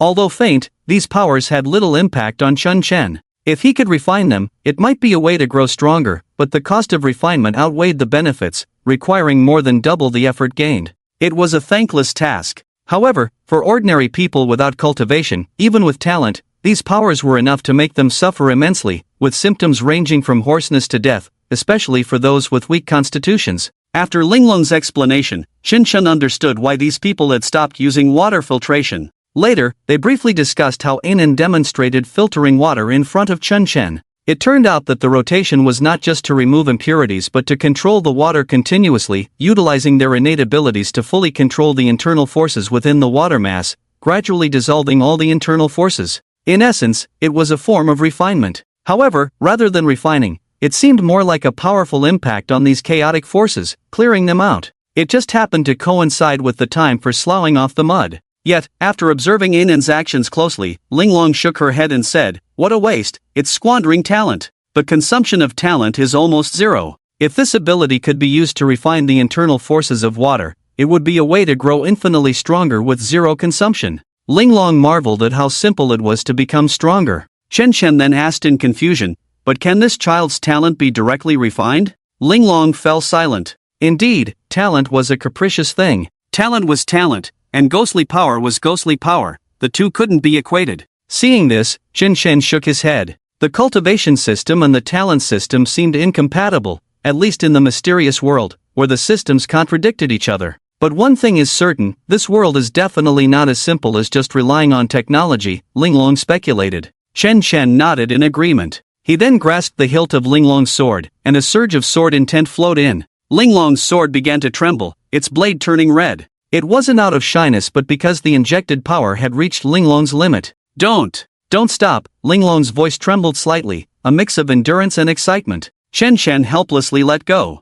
After a long wait, Linglong regained composure and softly said, "What are you doing?" "Just confirming my hypothesis. The spatial barrier of this world is too weak." "No wonder I could unleash a spatial barrier in that state," Chen Chen explained, leaving Linglong in pensive silence. The exchange between the two in their minds was naturally beyond anyone's reach, but as they conversed, Chen Chen remained focused on Anan purifying the water. The little girl, happily sucking on a lollipop, had already left. Anan didn't resist this, or perhaps he was used to it. He spent long hours every day being recorded in various data. Not long after Chen Chen observed, a group of 3 arrived, their expression strange, their eyes wary. "You're the newcomer?" A middle-aged man scrutinized Chen Chen from head to toe, his eyes full of curiosity. His talent was recording. He could jot down information he saw. A simple ability, seemingly useless. But for a researcher, this ability was undoubtedly a huge advantage. Scientific progress relies on records. Without accumulation and trial and error, technology would struggle to advance. Records can pinpoint crucial factors and tiny differences, guiding towards the right direction. However, when he recorded Chen Chen, all he got was a simple message. A man. Yes, no matter how he recorded, the person before him was just a man in his data or a man carrying a sword. Yes, with quotation marks around sword, which puzzled him. So, his curiosity towards Chen Chen was piqued. The other 2 were not very interested in Chen Chen, they were more focused on Anan. Although each base had people responsible for purifying or producing water, they were treasures in each base. Anan's purification efficiency was not high, but the purification rate was very high. The probability of getting sick from drinking it was almost zero. Chen Chen smiled, exchanged a few words, and left. Stay and chat with them about water issues? Chen Chen naturally didn't. After all, he was just an outsider, unfamiliar with the place. It would be suspicious to show an excessive understanding of water on his first day. "Lao Wang, are you curious about this newcomer? Or have you noticed something strange?" A balding middle-aged man holding a device asked. The man called Lao Wang naturally had the talent of recording. Wang Wei nodded. "There are many strange things, and the answers in my talent records are pitifully few." "A talent for blocking? Possibly." Chen Chen's question was quickly brushed over by the 3. After all, when 3 men gathered, who would chat about men all the time? The topic soon shifted to water. How did today's water data change?" Wang Wei looked puzzled as he flipped through the recorded data. "Changed? How much did it change?" The other 2 were excited. Wang Wei looked at the data changes and the changes in water recorded under Anan's control. "There's a residual special power that doesn't affect the purification process." "Special power? What kind of special power?" "It doesn't affect the purification process, but it can't be easily purified either. It decays over time." Then the 3 got busy. Anan, however, felt nothing about this, as he couldn't understand the professional terms the 3 uncles were using. He quietly purified the water, the taste of the lollipop sweet in his mouth, bringing a smile to his face unconsciously. Meanwhile, Chen Chen continued to wander around the base. He then arrived at the planting area. Chen Chen looked at the plants on the ground resembling cacti. If there's an issue with the water in this world, shouldn't the plants also struggle in such chaos? Are these moss and cacti unaffected? Chen Chen curiously inquired. Linglong nodded naturally. "You are underestimating the vitality and adaptability of plants. Regardless of the various forces in this world, plants possess strong vitality and adaptability. Almost no creature can survive in the forbidden zone. However, plants are an exception. Many plants grow in the forbidden zone. Although they are contaminated, as long as there is water, soil, and nutrients, some plants will adapt. Cacti and moss are examples. They have adapted to the water on this planet. If it weren't for the yellow sand blocking the sunlight and the scarcity of water resources, more plants would probably thrive," Linglong explained. Meanwhile, Chen Chen continued to stroll around. Soon, he completed his morning tasks and found himself idle. He reached out towards Linglong, instinctively wanting to practice swordsmanship, but he gave up after a moment. The current situation was not suitable for sword practice, and his previous infusion of sword intent had pushed Linglong's sword to its limit. Practicing swordsmanship now would probably be too much for Linglong to handle. "I have nothing to do now." Chen Chen sat on a stone bench, bored. Just then, Li Hua approached. "Bored? Yes, there's nothing here. It's a far cry from Blue Star." Li Hua chuckled and comforted. "Just being alive here is already a luxury." Chen Chen nodded in agreement. The people of Hua Nation naturally have the farming gene, but in this world, with its barren land and toxic water, it's challenging to grow anything. The current results are already considered good. Can I go out for a walk? Chen Chen asked. Li Hua found Chen Chen's sudden request somewhat puzzling. You can go out anytime, we don't prohibit it here, Li Hua chuckled and nodded. Chen Chen was a bit surprised but then understood. Outside, the yellow sand filled the sky. Walking 300 meters out, the directions became indistinguishable, and surviving in a world full of yellow sand was nearly impossible.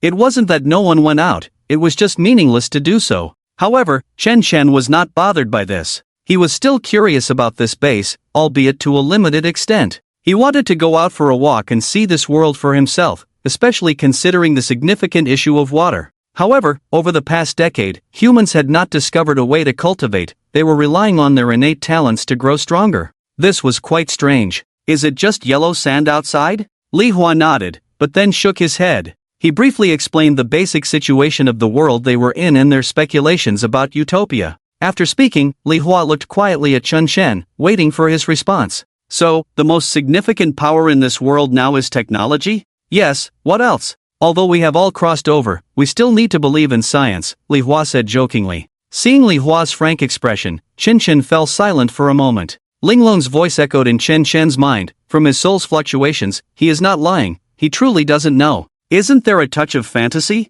Chen Chen persisted. Of course, talents. Many people can manipulate the 5 elements of gold, wood, water, fire, and earth, and some have even conjured a fire dragon. Seeing this, Chen Chen did not probe further. After briefly understanding the distribution of nearby powers, he prepared to go out for a walk. There was nothing here to keep him. His obsession with the alien world was not like that of other travelers. It was the world itself that intrigued him. Now, a great mystery awaited him to solve, and he couldn't stay put. Taking a water pouch, Chen Chen left the base. Li Hua did not stop him but smiled as he watched Chen Chen disappear into the yellow sand. When Li Hua could no longer see him, glasses quietly appeared at the entrance. Let him go just like that? And imprison him? What if his talent allows him to pass through directly? Wouldn't we be missing an opportunity? Selling a good deal now, at least we might have a chance to continue building relationships in the future when we meet again. There were indeed talents of confinement within the base, but not the type that could last indefinitely.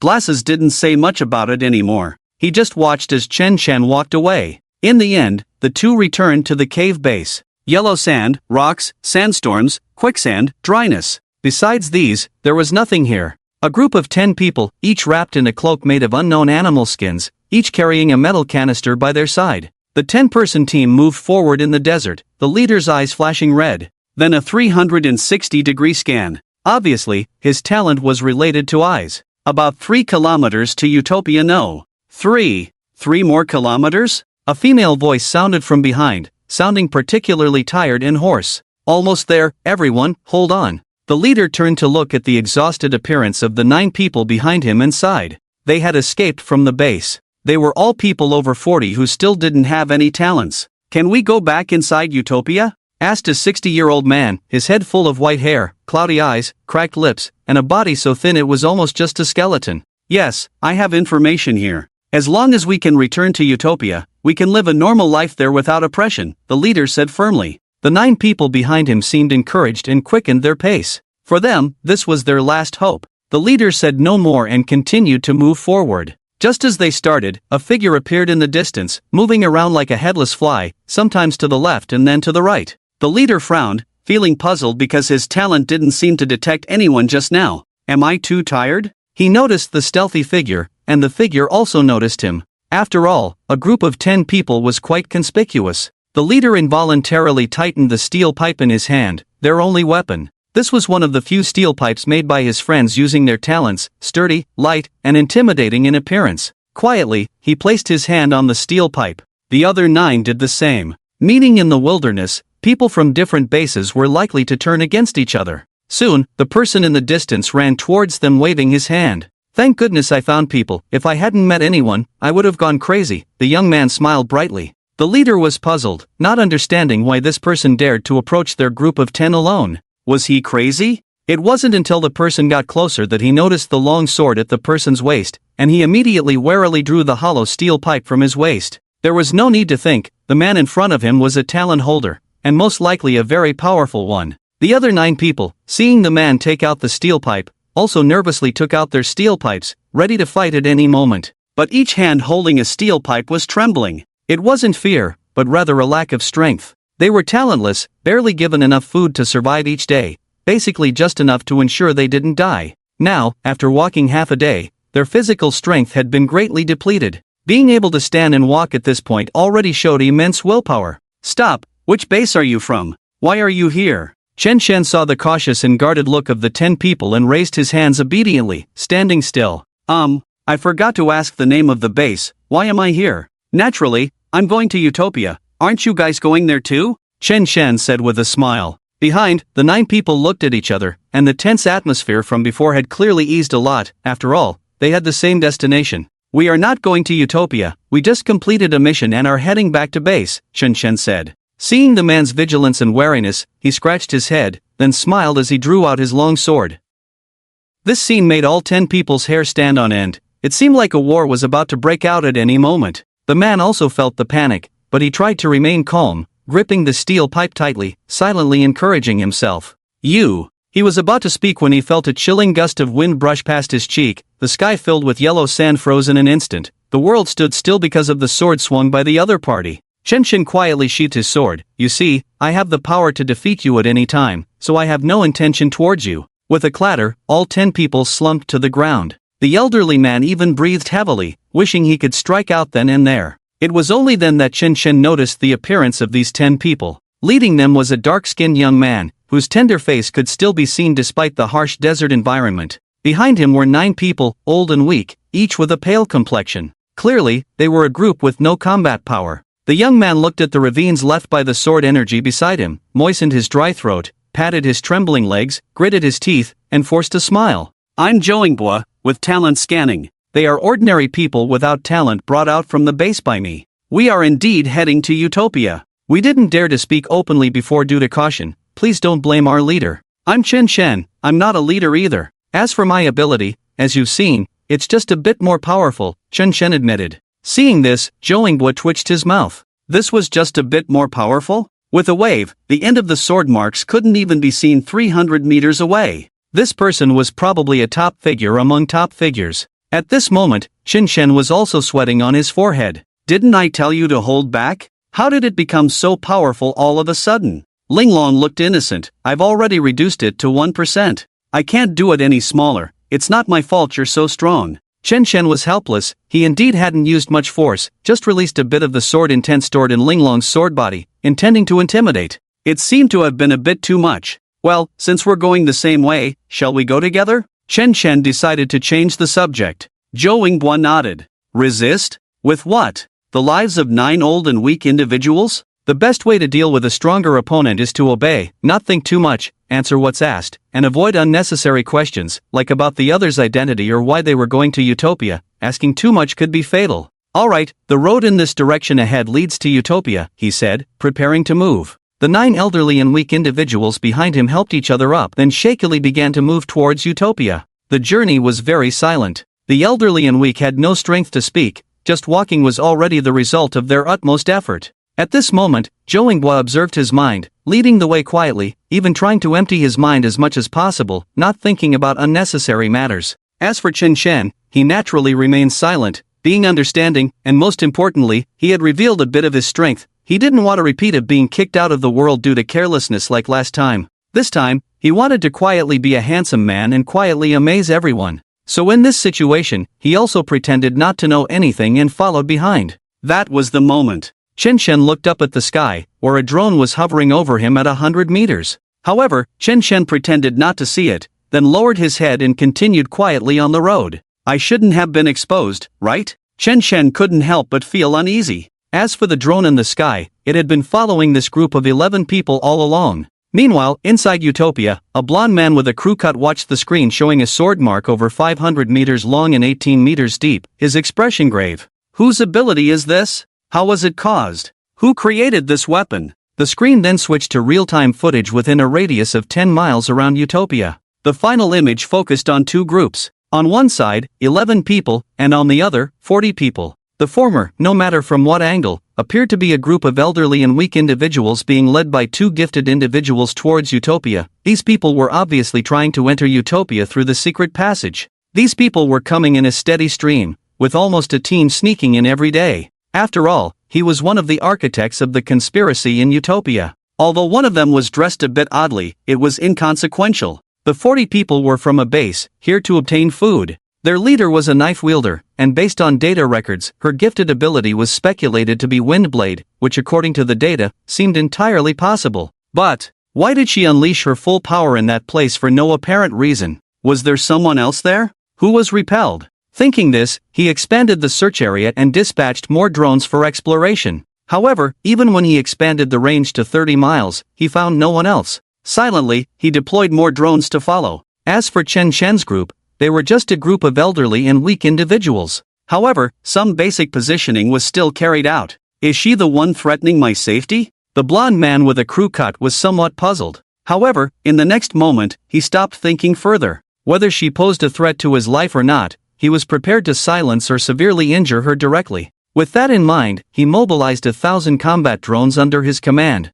50 were stationed in the food processing plant area, disguised as a batch of food supply teams. The remaining 950 were hidden, ready to swarm in case of any mishap. Time passed quietly. Chen Chen and his group had already arrived at the processing plant in Utopia. However, 9 of the elderly and weak were already physically exhausted. Before they even saw Utopia, they had moved out of sheer determination, and now that they had arrived, that determination had dissipated, and fatigue had suddenly overwhelmed them. A 60-year-old elderly man sat gasping for breath on the ground, unable to stand. Joingbo's face was panicked, as he was about to step forward to help, but after just 2 steps, his legs gave way, and he fell to the ground. Clearly, he had also exerted himself greatly that day and had been startled by Chen Chen, leaving him flustered. Bitterly propping himself up, Joingbo managed to force a smile. Leader Chen Chen, can I go ahead to the food processing plant to get some food and water? Go ahead. Joingbo was taken aback by how accommodating Chen Chen was. He asked the 9 people to wait there while he quickly went to the food processing plant to get some food. But before Joingbo could come out, a group of 40 people arrived from behind. Both sides naturally took notice. Immediately, the 40 individuals showed alertness and readiness for battle. Meeting people from another base at the food processing plant meant they were there for food. The woman in a trench coat at the front furrowed her brow. Now is not the chaotic period of the past few years. Each base has a fixed time and date to obtain food, the purpose naturally being to avoid collisions and thus enter into a fight. This is an unwritten rule and the unspoken agreement of each base. The atmosphere freezes to the extreme the moment both sides meet. The elderly and weak here are the untalented ones, the bottom rung within the base. Faced with the combat personnel who can come out to get food, there is a class difference between the two. Therefore, when the 9 elderly and weak see the number 40 person, their first reaction is not to think about fighting or running away, but to tremble in fear. The situation of the elderly and weak here was noticed by the leading woman at the first moment, but she did not move her hand away from the hilt of her waist. She stared closely at Chen Chen. As the youngest of the 10, he looked at everyone with a curious expression. He stood out. Naturally, Chen Chen stared at the woman with the knife, but his gaze gradually shifted downward. Don't get it wrong, he was just purely curious about the long knife at her waist. However, his curious scrutiny seemed off to the others. The woman raised her eyebrows but did not reject him. She even took a step forward, casually unfastening the windbreaker she was wearing, revealing a tight-fitting exotic-style outfit. The gray-brown leather outfit tightly wrapped around the woman's body, but areas like the knees, wrists, thighs, and hip joints were exposed. Brother, which base are you from? Chen Chen shifted his gaze away from the knife, scratching his head, unsure of how to respond. Perhaps he knew a little about other bases. After all, this was the information he had extracted from Li Hua. If he casually revealed one now, it would be awkward if he happened to meet the leader. Thinking this, he looked at the others. However, the others all lowered their heads, not daring to look directly at the woman in front of them. It even felt like a mouse meeting a cat. Chen Chen couldn't help but be stunned, then his expression turned strange. Could it be that he was caught by the people from the base as soon as he arrived? It was at this moment that a man behind the woman walked out. He came to the woman's side with a serious expression and whispered a few words. Soon, the woman's gaze also shifted to the other 9 people. Then she frowned and said in a displeased tone, "Where is Joingbo?" The 9 people hesitated and no one spoke up. Just at this moment, Joingbo walked out from a distant corner. The group locked eyes. The atmosphere was slightly tense. Before the woman could speak, a man in her team directly shouted angrily, "Finally caught you, stealing supplies from the base, and you still want to run."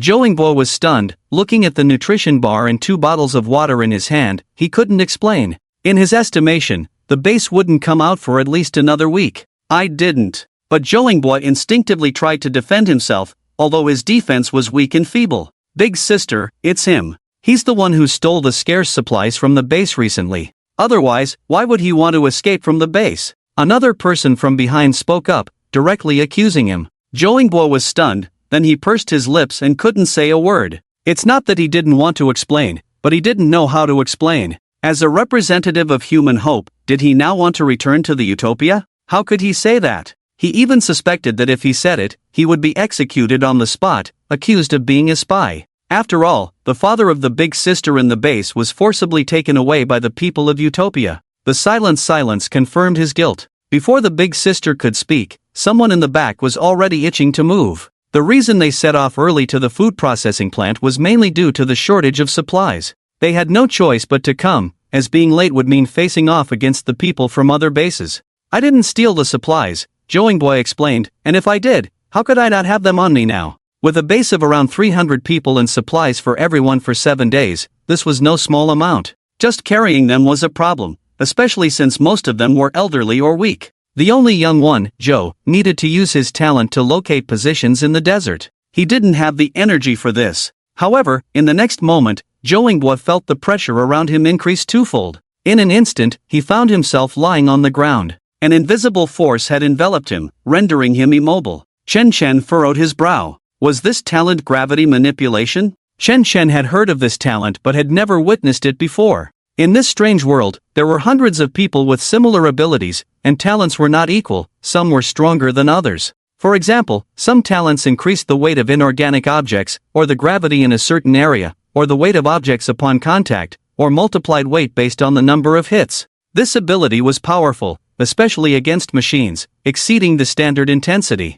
After all, humans had high means and resilience against gravity. However, robots were different. Their weight and material were considered in their design, so their ability to weigh objects was weak. While exoskeletons could withstand several tons of force, what about their internal components? Chips couldn't bear much weight and would break if dropped. And that was the case now. Chen also felt a slight pressure. The elderly and weak around him all collapsed to the ground. Their physical strength had long been depleted from the journey, and coupled with age-related cardiovascular diseases, a 60-year-old man fainted. Hey, can't you be gentler with the elderly? Chen couldn't help but speak up. However, he was met with numerous strange looks and even some chuckles. The leading woman rolled her eyes at the scene. Are you still living in the past? Back on Blue Star, it was indeed necessary to respect the elderly and care for the young, but this is not Blue Star. The person behind her spoke. If they can't contribute to the base, the best we can do is keep them alive. He even conspired to steal supplies and run away.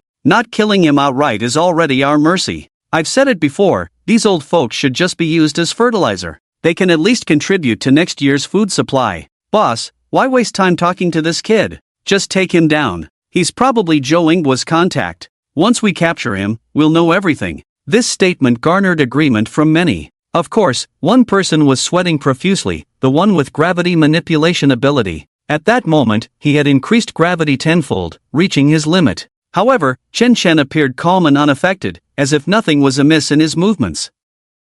This astonished the onlookers. Countless thoughts raced through his mind. Perhaps there was a talent that could counter his, or nullify his ability. But his gaze fell on the ground beneath Chen's feet and his clothing. Chen's attire was not leather but a textile product, which had a strong resistance to weight and pulling compared to leather. Yet, as he watched the fabric being pulled downward, it was evident that his talent was in effect. Could a human truly withstand 10 times their weight without collapsing? The group of around 40 people grew increasingly agitated. On the other hand, Chen wore a strange expression, never expecting that the first battle in this alien world would be against humans. Contemplating how to act without revealing his true strength, in the next moment, the gravity around him lightened. Chen was a bit puzzled. Shouldn't they be intensifying their efforts at a time like this? Why relax instead? But before he could speak, he saw a middle-aged man among the 40 people collapse directly to the ground, cold sweat pouring from his forehead. Just a moment ago, he felt like he was being targeted by something terrifying, a chilling sensation. This directly made it impossible for him to maintain his talent. His abnormality naturally caught the attention of his companions. A comrade beside him asked in confusion, "Akai, what's wrong with you? Quick, run, this person is not right," he said as his body began to tremble, as if facing a natural enemy and shivering unconsciously, driven by instinct. Chen Chen touched the hilt of his sword. "I just emitted a little bit of aura. Who knew these guys were so weak? Their mental energy is too feeble," Linglong said dismissively. Naturally, she was the one who had just made a move, constantly oppressed by 10 times the gravity. Although as a sword spirit, she could handle a mere 10-fold gravity, she noticed Chen Chen's belt was loosening. If they continued, regardless of starting a battle or not, if his pants fell down, it wouldn't just be a matter of embarrassment. So, as a considerate sword spirit, she naturally had to share her master's worries, hence the slight intervention, resulting in the unexpected collapse of the person. The abnormality within the team naturally drew everyone's attention.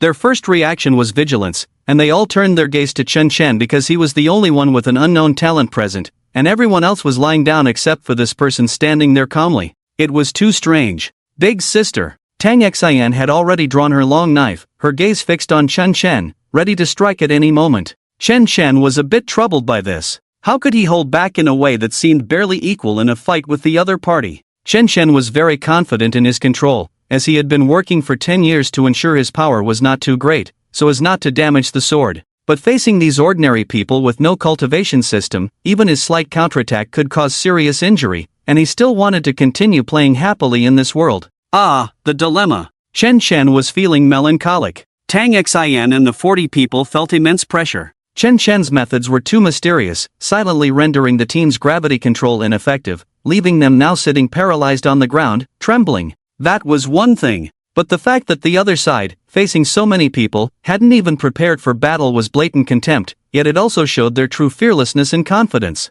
And everyone present knew one thing for sure: the strength of talents was truly greater than that of humans and dogs. Some people's talents could be nurtured, and the appearance of such talented individuals was akin to the presence of gods. If one accidentally provoked them, the consequences were predictable. And Chen Chen's current attitude was proving just that. At that moment, as Tang Xian was about to swing her knife, she instinctively hesitated, because she knew that if she made that strike, she would most likely be killed. This was instinct honed through years of fighting. The scene fell into such an eerie silence for a moment. However, it didn't last long before Zhou broke the silence. "Sister Tang Xian, I didn't steal any supplies, and if I did, why would I come here?" Zhou's words helped ease the tension. At the same time, his words gained some credibility. After all, no one would casually run to a food processing plant for no reason, and especially not bring food with them. It just didn't make sense. Tang Xian also realized this, furrowing her brow as she looked at Chen Chen, ultimately sheathed her long knife. The people behind them exchanged glances, many feeling the strangeness of the situation. "Humph, the matter of stealing supplies has nothing to do with you, but you still need to explain why you are here. Disperse and take the supplies with you." Apart from the middle-aged man still sitting on the ground trembling, the other 40 people began to act. Rather than assigning blame, the key now was to quickly obtain food. This time, they didn't come according to schedule, and it would be disastrous if they encountered others. No one wanted to fight. Tang Xian didn't leave, she stood in place, looking at the 11 people, but her gaze was more focused on Chen Chen. She was very curious about this man in front of her. She was even a little attracted to him. Chen Chen was very handsome, with sword-like eyebrows, starry eyes, and well-defined features. If placed on Blue Star with countless beauty filters, Chen Chen's appearance might not be the most handsome. But in the current situation, surviving in a world filled with yellow sand, living in the dark base every day, and facing yellow sand and dryness outside, causing their skin to be rough, waxy yellow, and even prone to skin diseases. So, looking good had nothing to do with the men and women here. But Chen Chen, on the other hand, had healthy wheat-colored skin. At first glance, it was the same yellow color as everyone else, but over time, these subtle differences would show. Of course, what pleased Tang Xian the most was Chen Chen's golden ratio figure, which was simply irresistible. In this world of yellow sand, maintaining a good figure was difficult. And now, Chen Chen's appearance directly showed his uniqueness. Strong, good physique, and handsome. How could Tang Xian, facing those thin and sallow men in the base every day, not be attracted to him? After all, both men and women have basic physiological needs to fulfill. She smiled and approached Chen Chen. "Handsome, do you want to come to my base? Follow me, and I guarantee you'll eat and drink well." Chen Chen looked at her strange change and was momentarily puzzled. "She's interested in you," Linglong's voice rang in Chen Chen's mind. This directly stunned Chen Chen. Goodness, are the customs here so open? After 10 years alone, was Chen Chen not interested in women? Of course not possible. After 10 years without seeing a woman, and even single since birth, now that a woman was delivering herself directly to him, could he resist? Sorry, women only slow down my sword speed, Chen Chen directly refused. Just now it was tense, and now she was flirting directly? Although he was interested in women, he wasn't indiscriminate. And if something happened, it might not necessarily be to his advantage. Chen Chen's straightforward rejection left Tang Xin feeling unhappy. She snorted coldly and walked towards Zhou Yingbo. There's no one else here now, speak up. Tang Xion's question made Zhou Yingbo silent. But in the end, he sighed and decided to be honest. He could keep silent, but there were others present, and it wasn't necessary to know everything from him. We plan to return to Utopia, Zhou Yingbo said, lowering his head in silence, waiting for Tang Xion's reaction. After all, Tang Xion's father was taken away by people from Utopia. Wanting to go back was like dancing in a minefield. Is that all? Unexpectedly, Tang Xian didn't get angry. You're not angry? What's there to be angry about? The people from Utopia have secretly approached me many times. As long as I return to Utopia, I can gain some rights. Ha! Zhou Yingbo was stunned, then shocked. Tang Xian was not pleased with this. Where do you think all those people who disappeared from the base for no reason over the years went? Weren't they leaving because they couldn't stand the current life? Tang Xian said, glancing at Chen Chen. This left Chen Chen completely puzzled. What does this have to do with me? They, like you, were informed by the people inside Utopia that they could go back. They left secretly, saying that if they couldn't accept their current lives, they would have committed suicide long ago. Then, why? Why didn't they say it directly? Utopia is not a garbage dump. It's not for everyone. People without talent who don't appreciate it won't be accepted. The targets they accept are people like you, with certain practical talents. Tang Xion's words sent Zhou Yingbo into a chill. For a moment, he couldn't sort out his emotions. Guess why the people who told you didn't go back themselves? Because they can't go back. Even if they come here, even enter Utopia, they won't get a normal status. But if they recruit enough talented people to go back, they will get normal citizenship and enjoy the same treatment as before. Zhou Yingbo sat dejectedly on the ground. For a moment, he felt how foolish he was. As for the other 9 people, they looked at each other without a word. But their eyes showed disbelief, even a hint of restlessness. After all, life in Utopia is wonderful, better than it was on Blue Star. Now, from Tang Xion's words, it was clear that there are people living in Utopia. Without talent, they wouldn't be targeted for anything. Even if it were true, as long as they gathered enough people, wouldn't they be able to live a worry-free life? Having experienced days of not being treated as human, they now had hope. Tang Xian naturally noticed the changes in the expressions of these 9 people, and then she sneered disdainfully. She had been honest, would she still let these people go back? She was not a saint. The reason she was willing to talk to Zhou Yingbo about this was naturally because she saw his talent. It was also a way of indirectly speaking to Chen Chen. Suspect that Chen Chen is from the base? The people in the base wouldn't dress as plainly as Chen Chen, and their bodies were no longer human. I'm sorry, Sister Tang Xin, Zhou Yingbo was very dejected. The young man was kind, even bordering on being a saint. He was willing to risk leaving the base for ordinary people without talent.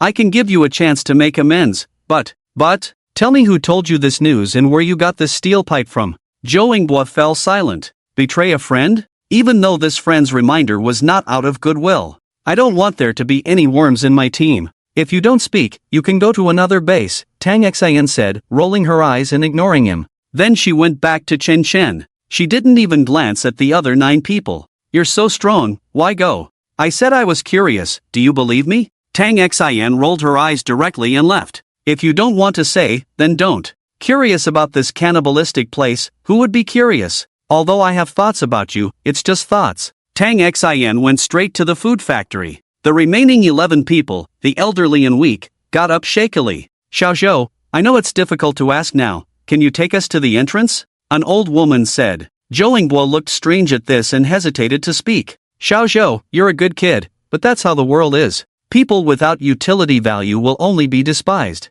You've done your best by bringing us here, and you can go back, but we can't. Instead of waiting to die, we might as well try our luck. The other elderly and weak people echoed. For them, without talent, both sides were hell. It's just that one is aimlessly living, and the other can still have some hope, even if it's a false one. Zhou Yingbo was at a loss for words for a moment. Eventually, he sighed and silently picked up the nutrition bar from the ground, handing it to the others. Without much thought, everyone started eating. The 60-year-old man who had been unconscious showed no signs of waking up. Everyone knew his chances were slim. After all, who would want a burden? Even in Utopia. Joingbua stood up with 9 others. Although the 60-year-old man was still unconscious, he didn't want him to die here. He lifted the man and started walking. Soon, the group arrived at a small secret passage, where the sound of water could be heard. Obviously, it was a sewer. Moving forward will lead to the sewer of Utopia. You can enter through any manhole cover, Joingbua said, stopping in his tracks. He looked at the narrow gap with a complex expression,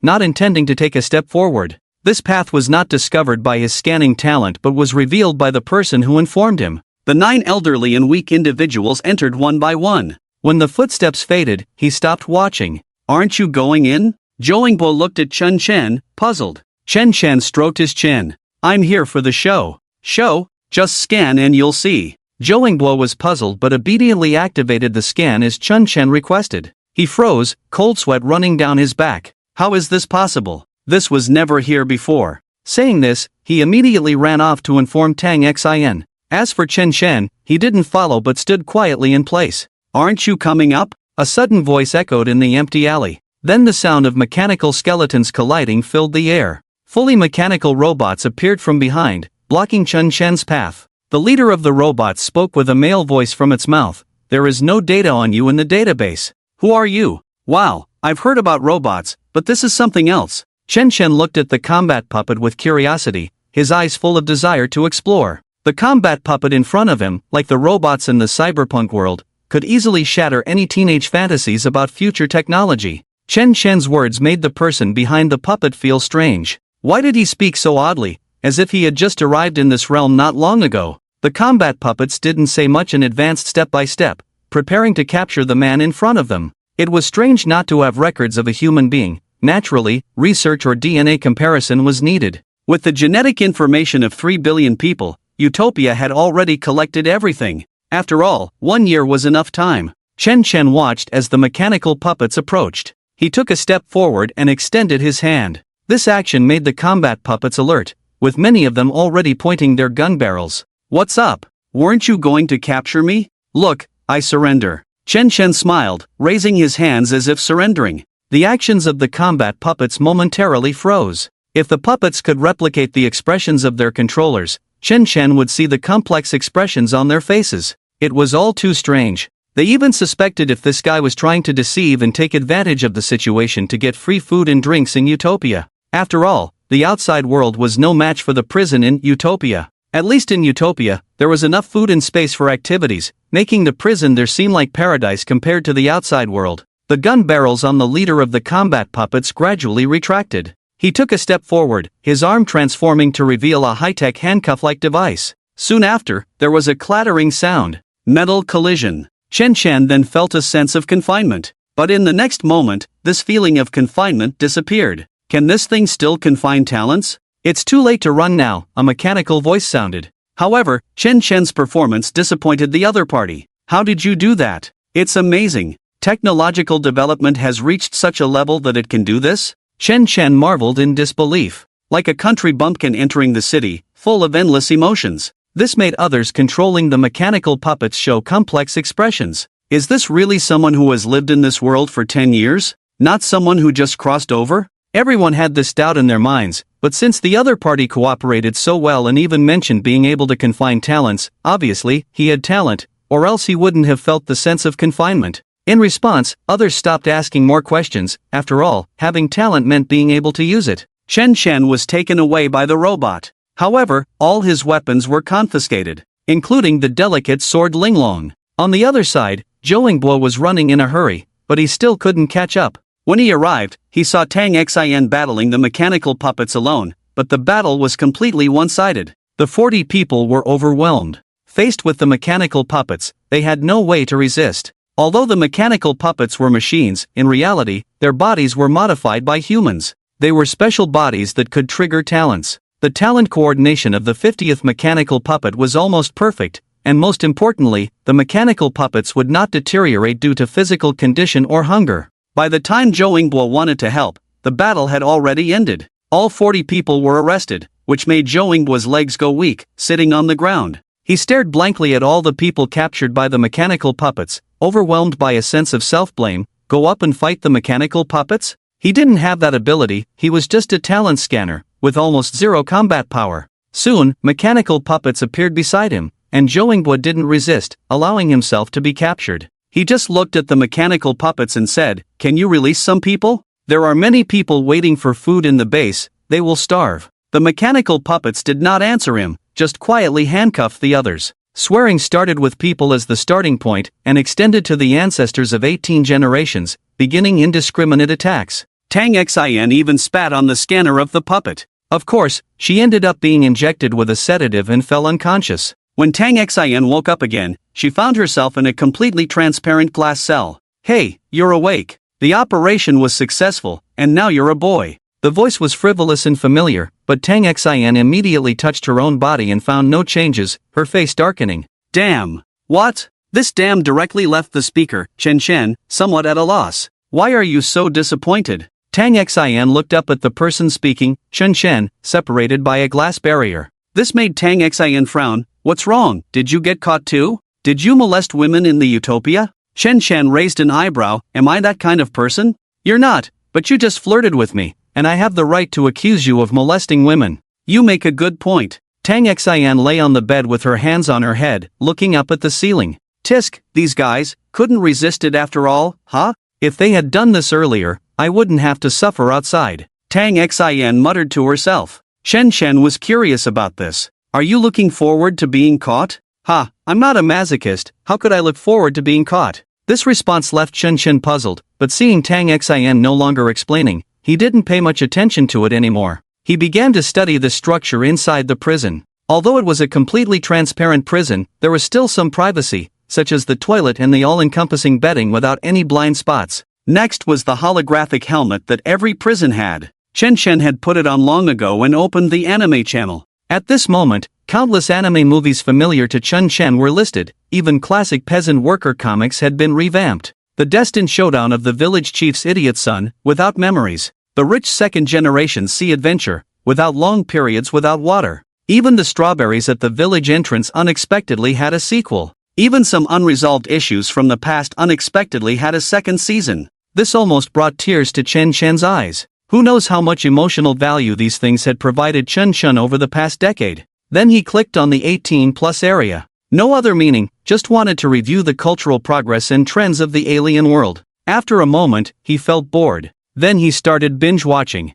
It had to be said that the creativity of people in the alien world was exponentially rising with the assistance of AI. The so-called classic scenes lacking funds were all replaced, and every piece, whether it was an anime movie or a TV drama or a special effects drama, all had scenes with explosive budgets. In a moment, the plot, which was already good, could directly be said to have turned into a perfect masterpiece. This allowed the binge-watching experience to be fully unleashed. While Chen Chen was happily binge-watching, Tang Xin, on the other hand, was getting more and more annoyed, especially seeing Chen Chen laughing foolishly. She felt inexplicably irritated. At the same time, she was also puzzled. Why was she in the same prison cell as Chen Chen? The other brothers were not there. This was enough to prove her importance, but why could Chen Chen? What special talent did he have? In the end, she couldn't hold back anymore. Facing Chen Chen in the adjacent cell, she spoke up. "Hey, aren't you worried?" "Ha?" Chen Chen, who was binge-watching and in high spirits, turned his head when he heard someone calling him. With the holographic helmet on, he didn't need to take it off.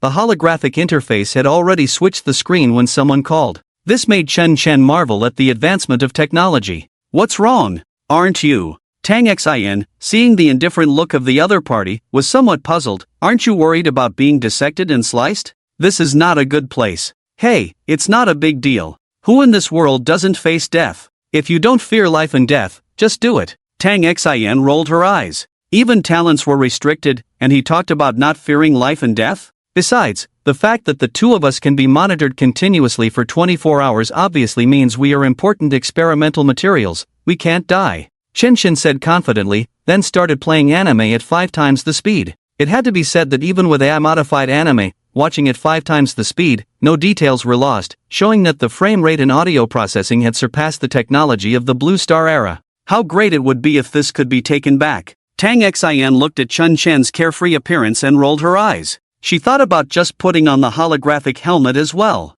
But then she changed her mind and sat up. Hey handsome, since we're already in this situation, why not have some fun before we die? Caught off guard by the sudden invitation, Shin Chen felt inexplicably puzzled. What was this guy talking about? They were under 24-hour surveillance. Could you really stage a live broadcast now? Was this really watchable? Then Tang Xin went straight to the bathroom, not caring about anything, and washed up completely. After a while, the girl came out completely naked. There was no intention of covering up at all, as if she had no shame at all. Aren't you too open-minded? Shen Chen's expression was strange. Tang Xin, on the other hand, was completely indifferent to it.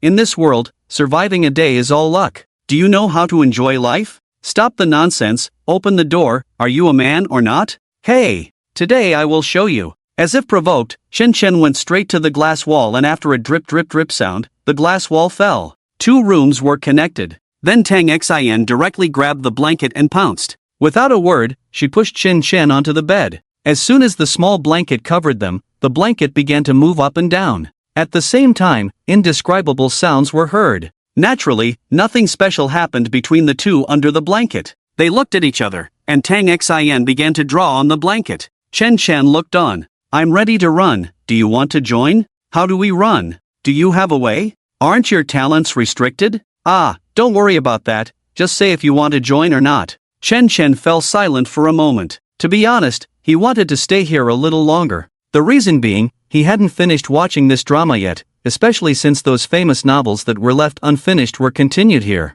But after a moment, he decided to join. Aren't you afraid I might be on the opposite side? Don't worry about that, I have my own judgment. So, how do you plan to do this? Can you guess if my sword and your sword are together? Shen Chen felt it and then nodded. It's probably not surprising that they are together. Then Tang Xin smirked, and in the next moment, the posture of the two embracing disappeared in the cell. In its place were a sword and a knife. Naturally, their disappearance was noticed immediately. Shen Chen looked around in disbelief, then at his wrist. They were restricted of their talents the moment they were imprisoned. Although this restriction was of no use to Chun Chen, as his talent was in swordsmanship and not in immediate combat power, it should be very useful for Tang Xin, especially with this kind of instant teleportation ability. Tang Xin let go of Chen Chen's hand, stood barefoot on the ground, stretched lazily, and had to admit that the other person had a good figure, with everything in the right place, and surprisingly, the skin was smooth.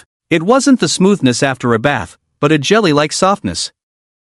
This was strange because in a world like this, especially in the desolate, food-scarce world of yellow sand, having soft skin was impossible. However, this thought only lasted a moment because soon, the other person was dressed in the same clothes as before. What? Not satisfied with the view? Tang Xin rolled her eyes. Shen Chen honestly nodded. Yes. Should I say you're being a rogue or honest? I'm all about being sincere. Then why are you here? I'm curious. Tang Xin rolled her eyes, ignored him, and then glanced outside. After a moment, she said, you better be careful from now on. In the next moment, Chen Chen felt a blur before his eyes. Tang Xian's appearance changed, and she looked exactly like him. Then Chen Chen looked down and saw cleavage. By Tang Xin said and ran off. And at that moment, the mechanical alarm sounded. Chen Chen stood there dumbfounded, watching several metal barrels moving quickly in the corridor. Obviously, these were AI-controlled. Shen Chen chuckled and shook his head. But he still reached into the gap, and of course, his hand went through. This scene was eerie, but those who played games could understand the concept of clipping. Is this fake? How many abilities does this girl have? Looking outside, Chen Chen had no intention of avoiding it. With a smile on his face, he stepped out. How could he not participate in such a lively event? The moment he stepped out, several metal barrels began to move swiftly towards him, with capture net guns popping out above their heads. Not being killed on the spot, it seems her importance is higher than I imagined. Tang Xin, who had previously used weapons while being pursued, was now being captured on his side. However, upon a quick glance, he noticed that the pursuing metal barrels were packed behind him, as well as in front. Was the force mobilized to capture her a bit exaggerated? Chen Chen was surprised, but not panicked. After a brief observation, he exerted force under his feet, causing the ground to crack slightly. In the next instant, he shot out like a cannonball, stunning the AI-controlled metal barrels on the spot with his incredible speed. However, they did not panic like humans would. After a brief malfunction, the metal barrels turned 180 degrees and aimed their capture guns at Chun Chen, who was sprinting in mid-air and stepping on a metal barrel. Obviously, they were planning to capture him using ranged attacks. As for the consequences of the attack, that was no longer a concern. Chen Chen smirked, his footsteps starting to maneuver, leaping into the air, stepping on others' shoulders. In previous TV dramas, this was described as a type of light skill. In the past, Chen Chen also felt it was impossible to achieve. But now, he moved effortlessly, without any hindrance or loss of speed. The capture nets attacking from behind and in front hardly hindered him. After all, Chen Chen's running involved not only stepping on these metal barrels but also occasionally turning 180 degrees on the roof to run. It wasn't a special talent, just a matter of exerting force, then using the upward momentum to run on the ceiling. It couldn't be sustained for more than 2 steps, but it was enough. And so, Chen Chen ran out step by step, leaving footprints behind. This scene was naturally monitored in real time. Tang Xian, disguised as a metal barrel, stared blankly at the scene, looking somewhat bewildered. Dude, you're so strong? If you're so strong, why were you caught? Tang Xian was a bit confused, but she had little time left. She glanced at the metal barrels continuing to chase her, quietly transformed, and then disappeared into the wall. After a few turns, Tang Xian arrived at a corridor, squinting her eyes. She found herself surrounded by individual experimental chambers. Inside the chambers were numerous human bodies lying on beds. At this moment, they were still breathing evenly. However, their bodies no longer had limbs, only torsos. This was the human storage room, the essence of humanity. Yet their consciousness was no longer in these bodies but in the bustling streets of Utopia, where they mostly used biohumans. Although they were human-like with senses, in reality, it was like a virtual game where they controlled biohumans as game characters. After a quick scan, Tang Xian continued to pass through the walls. In the next room, the human bodies had undergone some changes. They were filled with tubes, and some were even immersed in blue-green nutrient fluid. Just as she entered, a woman in the nutrient fluid began to convulse. A blush spread across her face, and the surrounding air began to condense. Pearl-like particles fell to the ground, gradually flowing into the prepared pipelines according to the slope of the ground. Tang Xian's eyes lit up, and she quickly grabbed one of the particles. After a brief inspection, she muttered, "Recovery crystal, that bitch didn't die after all." Tang Xian looked at the woman in the nutrient fluid with anger in her eyes, but ultimately, she sighed and silently placed the recovery crystals into her mouth. The physical and talent consumption that was originally exhausted instantly recovered. The quality is so high, and it has to be AI raising pigs. Tang Xian couldn't help but sigh. She then ignored it and continued to cross into the next room. As soon as she entered, Tang Xian frowned. The room was filled with a strong smell of blood. She looked at the person in the room. It was a man, but his body was so dismembered that he could hardly be called human. At this moment, he looked more like minced meat connected by machines. However, it was undeniable that he was still alive. Without limbs, his organs were connected to various devices, with only his head relatively intact. Then she looked around. Countless blood-red plants covered the ground around her. These plants seemed to have sensed Tang Xian's arrival and turned even redder, resembling blood. The smell of blood in the air became even stronger. This made Tang Xian immediately disappear in the room. Due to the acceleration of blood, a flower quietly bore fruit. A bright red fruit, transforming the thick bloody smell in the room into a sweet fragrance. The next moment, the room sprayed out a large amount of white gas. The plants all bowed their heads. Then 3 humanoid robots walked in. Their eyes scanned the data, some of which they couldn't understand. Data error, premature fruiting, start testing the fruit's efficacy. The 3 of them began to examine the fruit with scanning devices. After a while, the 3 robots collected the fruit. Once they left the room, the blood-red plants raised their heads quietly, and the room was filled with blood again. In the next moment, Tang Xian's head appeared on the ceiling.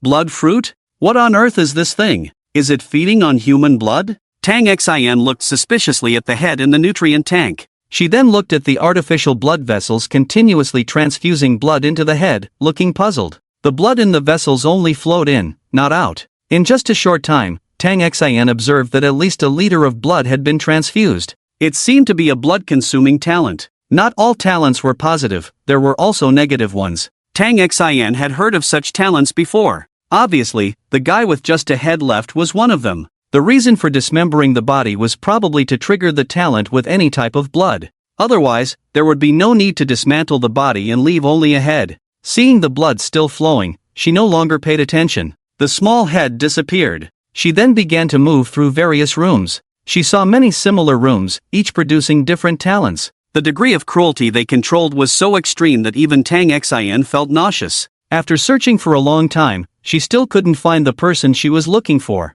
She was looking for her father, Tang Jiangwo. He was the only one who could establish an oasis in the desert. He had been hunted by the people of Utopia for 3 years, betrayed by a traitor, fell into a trap, and was captured. Since then, there had been no news. Initially, Tang Xin thought her father was dead, but these days, she received news that her father was still alive. She had planned to take action herself after some time, but unexpectedly, she was captured. This saved her a lot of trouble. The reason for escaping with Chen Chen was naturally to attract attention so that she could have the freedom to act. However, as time passed, her heart became more and more chaotic. Why couldn't she find him? Tang Xin's heart grew heavier. She had searched every room on this level but still hadn't found a trace of him. This made her feel particularly annoyed. Could he be hidden somewhere else? But where could that be? Aimless searching intensified her physical exhaustion. If it weren't for the appearance of the recovery crystal, she doubted she could explore the entire room. Now she was about to return.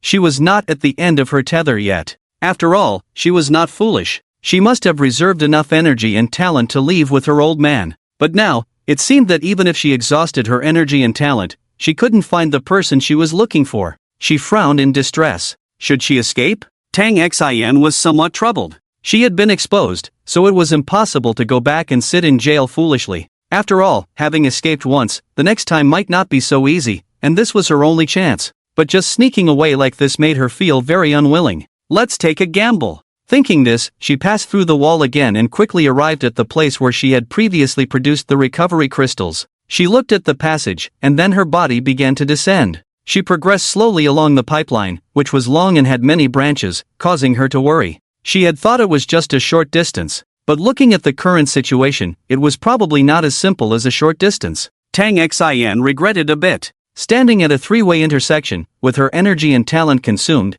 she estimated that choosing any direction would be a dead end. Gamble or go back? She could still make it back safely now. But if she continued forward, Tang Xin finally gritted her teeth and decided to continue. Influenced by the silence effect, Tang Xin no longer cared as much because she had no second chance. Now she had to burn her bridges. So she had to obtain the next batch of recovery crystals. After some thought, she continued along a descending branch. She didn't know how long had passed. When she felt her energy was about to run out, a wall appeared in front of her. This relieved her. If she suddenly lost the blessing of her talent within the wall, she wouldn't be buried directly in the ground but squeezed out like toothpaste, which was not a comfortable feeling. And the place she was squeezed out to might not be where she wanted to go. Even with gravity present, it might not necessarily be downward. It could be upward or sideways. In short, Tang Xin couldn't find a pattern because she didn't want to be a guinea pig. Poking her head out from the ceiling, Tang Xin breathed a sigh of relief as she saw the recovery crystals.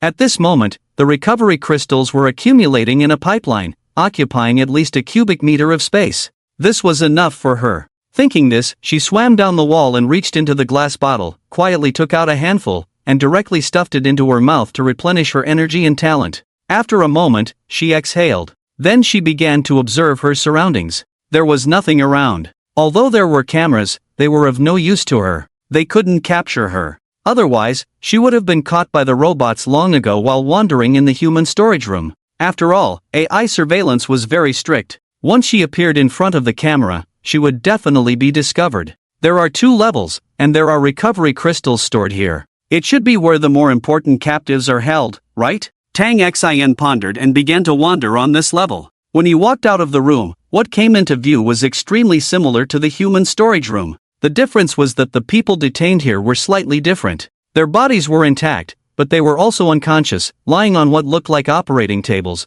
with helmets covering their heads. Some people's expressions had changed slightly. Some were in a state of foolish joy, and different things emerged from their bodies, such as electronics and occasionally animals, but these things were dealt with promptly. Where there was foolish joy, there was naturally pain. One woman in her 30s, not wearing anything, had a struggling and excited expression, and then masses of mucus were released from her body. Shortly after, a mechanical arm extended from the bed, transforming into something resembling a water pump to start collecting the sticky fluid. In less than 5 minutes, the woman covered in slime became dry. Subsequently, her mouth was fed with paste-like food and water. The previous emission of slime had consumed a lot. Obviously, these were all talents that were uncontrollably based on emotions. Tang Xian's eyes lit up. She began searching quickly. Soon, she found her target, Tang Jiangwo. At that moment, he was wearing a helmet, with a smile on his face, and then a surge of electricity spread up his spine. Plants began to sprout even from the metal ground around.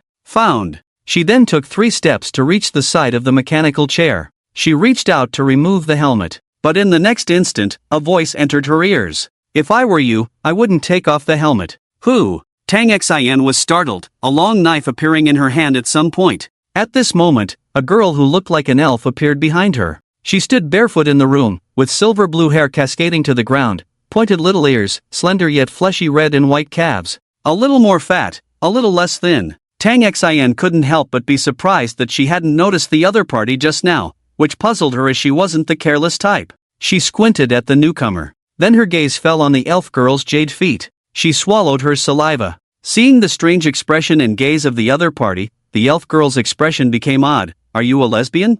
I'm not, don't talk nonsense, my interests are very normal. Tang Xian denied repeatedly, but it seemed like she was trying to cover up, and then she seemed to realize this and hurriedly explained, everyone has a love for beauty, I'm just admiring beauty. Well, I don't deny that, I'm very beautiful. The elf girl raised her head proudly. Tang Xian was speechless about this. Little girl, I was just being polite, why are you taking it seriously? In the end, she didn't explain anything and just looked at the elf girl's face, then nodded involuntarily. Indeed, the elf girl was very beautiful, with a Western fantasy-style beauty. The symbol of elves is purity, nobility, and mystery, and the elf girl in front of her possessed all 3. If rated out of 100, the elf girl in front of her would score 120. Both temperament and appearance were top-notch. Shaking her head, Tang Xian shook off her unnecessary thoughts. She frowned, who are you, and why are you stopping me? Ling looked at the girl, red data streams circulating in her eyes, then she turned her gaze to the man, Tang Jiangwo, who I am doesn't matter to you, but what you are about to do is very dangerous. What do you mean? Tang Xian still looked warily at the elf girl in front of her. Ling approached step by step, paying no attention to Tang Xian's guarded state. She pointed to the consciousness uploading helmet on the man's head. His consciousness is not currently in his body. If you forcibly disconnect the connection, his consciousness will not be in his body. In your words, he will become a vegetable, and his consciousness will be trapped in the virtual world unable to exit. Eventually, because he has lost his body, he will gradually become a digital life. What? Tang Xian was somewhat puzzled. She had just turned 18, and when she was 8, she had crossed over. In these 10 years, she had naturally received corresponding education, but the idea that human consciousness could turn into digital life truly shocked her. Ling patiently began to explain to Tang Xian about the origin of human consciousness, as well as the terrifying aspects of consciousness uploading and disconnecting from the body. This left Tang Xian in a state of bewilderment. Ling's excessive knowledge left her unable to comprehend, even causing her CPU to overheat. Are you saying that human consciousness is not in the brain? You could say that. Nonsense. The elf maiden in front of her spoke so confidently that Ling was now somewhat puzzled and unable to understand. Believe it or not. Ling shrugged, then took a step back, gesturing for permission. Tang Xian still didn't believe, but she hesitated to make the next move. You've told me so much just to deceive me and buy time. Ling remained silent, wearing a faint smile. Tang Xian directly held a long knife to the elf maiden's neck. Although I don't know if what you're saying is true, all I need to know is if you can make him wake up, right? As long as he wakes up, I can take him away without any problems. Now you should know what to do. Tang Xian stared fiercely, the blade of the long knife pressed against the elf maiden's fair neck, even slightly indented. At this moment, Tang Xian could easily decapitate her if she wished. You understand perfectly, but why should I help you? Ling smiled, not even looking at the knife at her neck. Instead, she gazed straight at Tang Xian, her eyes slightly fanatical. If you're willing to do something for me, I can spare him, and even promise not to harm your kind anymore. Ling stared straight at Tang Xian, waiting for an answer. To the sudden invitation, Tang Xian felt no inclination. She didn't find it strange either. Her talent was inherited. A talent that was initially useless. It wasn't until people around her died one by one that she gradually gained power. However, inheriting this talent meant inheriting their wishes as well. Some wishes were simple, like saving humanity and ending suffering, or simply wanting a good meal. Some were bizarre, like engaging in intimate activities with women. In inheriting these talents, she was also influenced by these wishes. This was why she not only had thoughts about men but also about women. If the inheritor's talent was very strong, assuming 3 billion people inherited her talent, she would be the only god in the world, but she would also lose herself and become one with all beings. Joy, anger, sorrow, love, hatred, and all emotions. Do things for you? Enslave humanity? Or let them be treated like livestock? Tang Xin sneered. Ling tilted her head in confusion. I never had such intentions. The elf maiden looked very innocent. I have tried to meet your needs as much as possible. Even if you wanted to leave, I wouldn't stop you. Ling recounted the events of the past decade. Well, then what are you doing? Countless people above were treated like livestock by you, not only having their limbs severed but also one person left with just a head. Ling looked even more innocent. You should know that not all talents come without risks, and not all can be used without consequences. Do you know what his situation was like at that time? His talent is very special, with a strong effect but even stronger side effects. And this ability cannot be stopped or closed, constantly consuming his blood. Due to his talent, he was forced to become a monster that needed to drink blood, and I helped him. As she spoke, she raised her hand, and a scene appeared before them. The scene showed the person Tang Xin had seen before, with only a head left after being dismembered. In the current scene, he was emaciated but pounced on someone, biting the person's neck and sucking their blood. See for yourself, Ling said, spreading her hands. Then the scene changed. A realm filled with birdsong and fragrant flowers, the youth from before was now in the fields, reveling in debauchery under the broad daylight with 3 girls as beautiful as princesses. Look at him now, free from the torment of his talents, enjoying a blissful time in the virtual world that belongs solely to him. Here, he doesn't have to worry about the side effects of his talents or be angered by societal injustices. Here, there is only a beautiful tomorrow, Ling said, before switching to a few more scenes. Some were in the virtual world, some controlling biohumans in the real world, and some even choosing a gender different from their own, with some going as far as not wanting to be human at all, and Ling fulfilled their desires, whether in reality or in the realm of fantasy. Transforming into soaring dragons, goblins flying in their nests, and even more absurdly, becoming female safety pants. Tang Xin couldn't help but marvel at the endless wonders of the world. All of this is fake. So what? In your human terms, if a pseudo-gentleman acts like a gentleman his whole life, then he is a gentleman. For them, their lives will forever be lived here, and that is their reality. Ling's words left Tang Xin speechless, even shaking her beliefs. Just turned 18, she had never been educated in philosophy and found herself unable to argue with Ling. Seeing Tang Xin's uncertainty, Ling smiled even more, disregarding the long knife at her neck, stepping forward and placing a delicate hand on Tang Xin's face. Why pretend? Life is short, why suffer? As long as you're willing, I can give you anything, be it food, men, or even world domination. I can make it happen for you. Tang Xin was at a loss for words, wanting to argue but unsure how to. Reality was cruel, even hellish. Here, they couldn't eat their fill or keep warm, facing only sand and rocks every day. But in the virtual realm, they experienced lush greenery, able to eat and dress comfortably, living the life they desired. Calling this fake was a fleeting joy. But if they spent their whole lives in this joy, did it really matter if it was fake or real? To die gradually in beauty or struggle in pain to death? The choice was clear without needing to think. All of this is fake. Ling, pale and indifferent, dismissed it. So what? Let me give them the choice, to continue here or return to reality. What does Tang Jiangwo think? Tang Xin fell silent, then nodded as if compelled by some unseen force. In the next moment, the surroundings began to change. Tang Xin found herself on a bustling street. The place was teeming with activity, surrounded by greenery. Memories of her 8-year-old self with her parents at a street food stall flooded back, begging for a sweet drink, her parents refusing until they couldn't resist her pleas.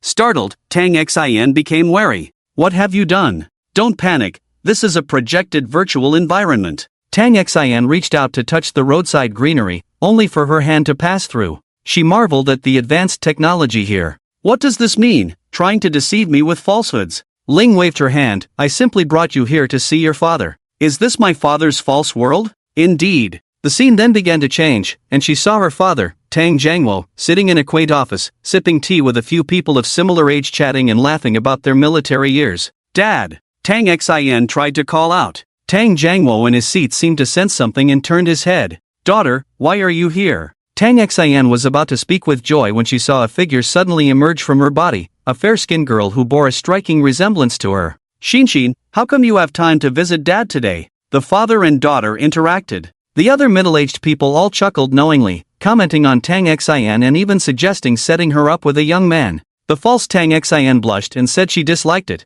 then ran off with a mischievous wave of the cigarette box in her hand. Smoke less, Mom asked me to tell you to come home for dinner soon. Laughter filled the office, creating a harmonious atmosphere. It could be said that success in career and love, with a snug little cotton-padded jacket. Tang Jiangwo was undoubtedly a winner in life now. Is this me? Tang Xin pointed to the fair-skinned, mischievous girl outside the door. A strong sense of dissonance. Or rather, is this the you your father expects? Tang Xin was somewhat speechless, having lived in this world for 10 years. She couldn't understand the virtues of this virtual self. So, do you want to meet your father now? How can I be sure this isn't fake? Tang Xin was cautious. Ling was somewhat helpless about this. Why don't you confirm with him a little secret that only you and he know? After a moment of thought, Tang Xin nodded. That could indeed work. Many people in the office picked up their phones and left one by one. Tang Jiangwo, sitting at the main seat, was surprised but didn't dwell on it, taking out his phone to check and prepare to leave work. It was at this moment that Tang Xin appeared in the office. What's wrong? Did you drop your phone? Tang Jiangwo teased with a smile, but when he looked up, he saw Tang Xin, exuding exotic charm, standing there. For a moment, Tang Jiangwo was stunned, and after looking at Tang Xin's somewhat familiar face, he somewhat uncertainly said, Xin? It's me. Are you cosplaying that game character? Tang Jiangwo joked. Tang Xin's expression was complex, but she still smiled and said, Dad, let's go home. Ha! Alright, let's go home for dinner. Tang Jiangwo agreed with a smile without much thought. However, Tang Xin shook her head, I mean in the real world. What? As if awakening from a distant memory, Tang Jiangwo's eyes flickered. But he quickly shook his head, pushing these thoughts aside. What are you joking about? Those were just dreams. This is not a dream. You found me in Utopia, then created an oasis using your talents, during which you were unclear with another woman, and I even questioned if you didn't want me anymore. Ha, you have a good memory. When I told you about this dream, your mom even teased me about wanting to cheat in my dreams. Tang Jiangwo joked, but his movements hastened slightly. Soon, he finished preparing to go home. Alright, since I have nothing to do today, let's go home together. Just then, the door opened, and a mother and son entered. The girl named Tang Xin smiled and said, Dad, Mom and I are here to pick you up. By the way, who were you talking to? Tang Jiangwo shook his head. Nothing, just talking to myself. Tang Xin reached out to stop Tang Jiangwo from leaving, but her hand grasped empty air. What do you mean? Tang looked at Ling discontentedly. It wasn't me who intervened, but he was rejecting your presence. Ling shook her head, refusing to take the blame. Then with a wave of her small hand, their perspective followed him like a ghost. Meanwhile, Tang Jiangwo and his wife chatted and laughed, with his wife being graceful and composed, handling even cold jokes with ease. At the same time, the fake Tang Xin was by the side, acting like an 8-year-old girl, pointing and acting cute at a nearby stall selling cold noodles. This scene felt so familiar, just like in her memories. The difference was that it wasn't her acting cute but a fake AI. The scene shifted. The family returned home. Tang Jiangwo lay on the bed, lost in thought. His wife approached softly, asking, What's wrong? Wan Ting, do you think this world is fake? Tang Xin watching was shaken by his words, nudging Ling to signal her appearance. Ling shook her head, pointing to Tang Jiangwo on the bed. He can always see us, even hear us. Tang Xin was speechless. Is this important? His wife gently stroked his head, speaking softly. Tang Xin crossed over to where his wife was, overlapping their positions. Tang Jiangwo seemed to sense something, looking at his wife and Tang Xin with a complex expression. Maybe it's not that important after all. Tang Jiangwo looked away and turned around. Tang Xin prepared to confront him, but he closed his eyes, infuriating her. Are you going to hide like a turtle? Are you willing to abandon your daughter in this dangerous world outside? Just then, the fake Tang Xin appeared, cautiously holding a pillow at the door. Dad, Mom, can I sleep with you? His wife smiled gently, of course. Yay! The girl leaped onto the bed, lying between her parents. Tang Xin watched in bewilderment, feeling her heart constricted. She looked at Ling angrily. This must be your fabrication. Ling shrugged, then pointed to the kind-looking Tang Jiangwo and the smiling Tang Jiangwo on the chair, their expressions surprisingly similar. Tang Xin tentatively touched them and found them real. Do you want to continue? In the virtual world, I can accelerate time, but not beyond a certain limit. Tang Xin remained silent. Watching her daughter and wife chatting happily, she felt disappointed. What was the point of coming here after all the effort? Tang Xin's mind felt hazy. Do you want to continue? Gritting her teeth, Tang Xin continued. Every time she tried to speak, her fake self appeared, even the fake mother. This infuriated Tang Xin, wishing to confront these imposters. "Let me help you." Ling couldn't bear it anymore. After she intervened, the fakes didn't appear again. "How long will you keep avoiding?" Tang Xin questioned. Inside the office, Tang Jiangwo continued working, ignoring her and waiting. But they never came. "No need to wait, they won't come," Tang Jiangwo sighed, rubbing his temples. "It's been a month, haven't you caused enough trouble? I'm busy." With that, he lowered his head, paying no more attention. Tang Xin fell silent. The environment faded away, leaving Tang Xin standing in the room. Standing aside was an elven girl, her expression filled with sadness. He really likes that world. To him, the real world is a burden. Tang Xin clenched her fists, glaring fiercely at Ling. Ling shook her head helplessly. "Do you enjoy seeing this kind of scene?" With a snap of her fingers, the scene changed silently. Another false version of her appeared, also in the office, but this time Tang Jiangwo rushed up to hug her immediately, and then the father and daughter shared the hardships of these years. "Actually, if you're willing, I can weave what you want. How about it? Do you want to step inside?" Ling smiled, looking so pure and flawless at that moment. In reality, the fake Tang Xin was in a surgical chair, and Tang Xin approached step by step. Ling smiled at the corner of her mouth, then disappeared from the scene, leaving only the touching moment of father and daughter recognizing each other. Tang Xin walked towards the abyss step by step. Tang Xin reached behind her false self, her face showing a complex expression as she looked at the scene in front of her. Then, with a swift kick, she dispersed the illusion. "ILF asterisk asterisk asterisk Q, ILF asterisk asterisk asterisk Q," she spat out highly offensive words. This left Ling stunned. But it wasn't over yet. Tang Xin went straight to Tang Jiangwo's surgical chair and kicked him in the groin. Tang Jiangwo's face contorted in pain. "Is that all you've got?" Tang Xin looked displeased at the bewildered Ling in front of her. Her expression was particularly strange. She pointed at Tang Jiangwo wearing a mask of pain, then pointed at Tang Xin. "He is your biological father. Can you bear to do this?" "Huh, just a coward. I didn't come for him to be filial. I saved him because he was valuable, but now he's worthless." With these words, Tang Xin directly swung a long knife towards Tang Jiangwo. This scene startled Ling, and in an instant, the surgical chair sank and disappeared into the metal floor. It seems he's more valuable than I thought. In that case, I have no choice but to kill him." Tang Xin's eyes were cold and fierce. Then her body began to sink. Seeing this, Ling couldn't hold back her expression anymore, and in the next moment, countless gun barrels popped out of the wall and started firing directly. Of course, the bullets were not 5.56 or anything like that, but small syringes filled with a large amount of sedatives.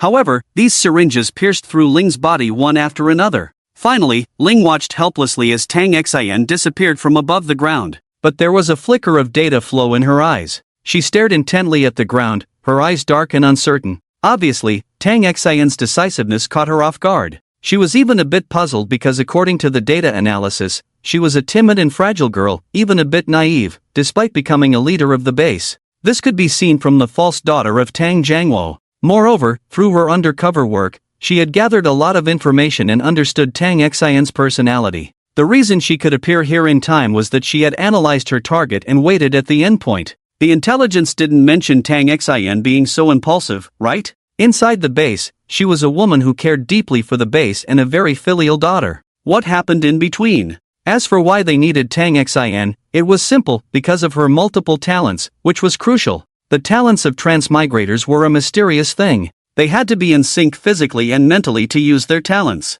In other words, a person must be alive. If they only obtained a body without talents or if consciousness was intercepted, they wouldn't have talents. It was necessary for consciousness and physical body to be combined to unleash talents. However, whether consciousness is within the body or not is not important. Only when a person is alive can they use their talents, and that is crucial. So she couldn't force the other party yet, or even directly kill. Tricky. However, in this world, only two people possess multiple talents. One is Tang Xin, and the other person is already dead, so currently, the whole world only has Tang Xin with multiple talents. After a moment, she breathed a sigh of relief, her expression returning to calm. Her body quietly merged into the iron skin. Her body was not real but a liquid robot. On the other side, Shen Chen, disguised as Tang Xin, lay above the ventilation duct, his legs crossed, looking somewhat worried. He had already walked around the entire base. Whether it was an exit or an entrance, he had searched everywhere, but there were none. Or rather, there were no entrances or exits for humans,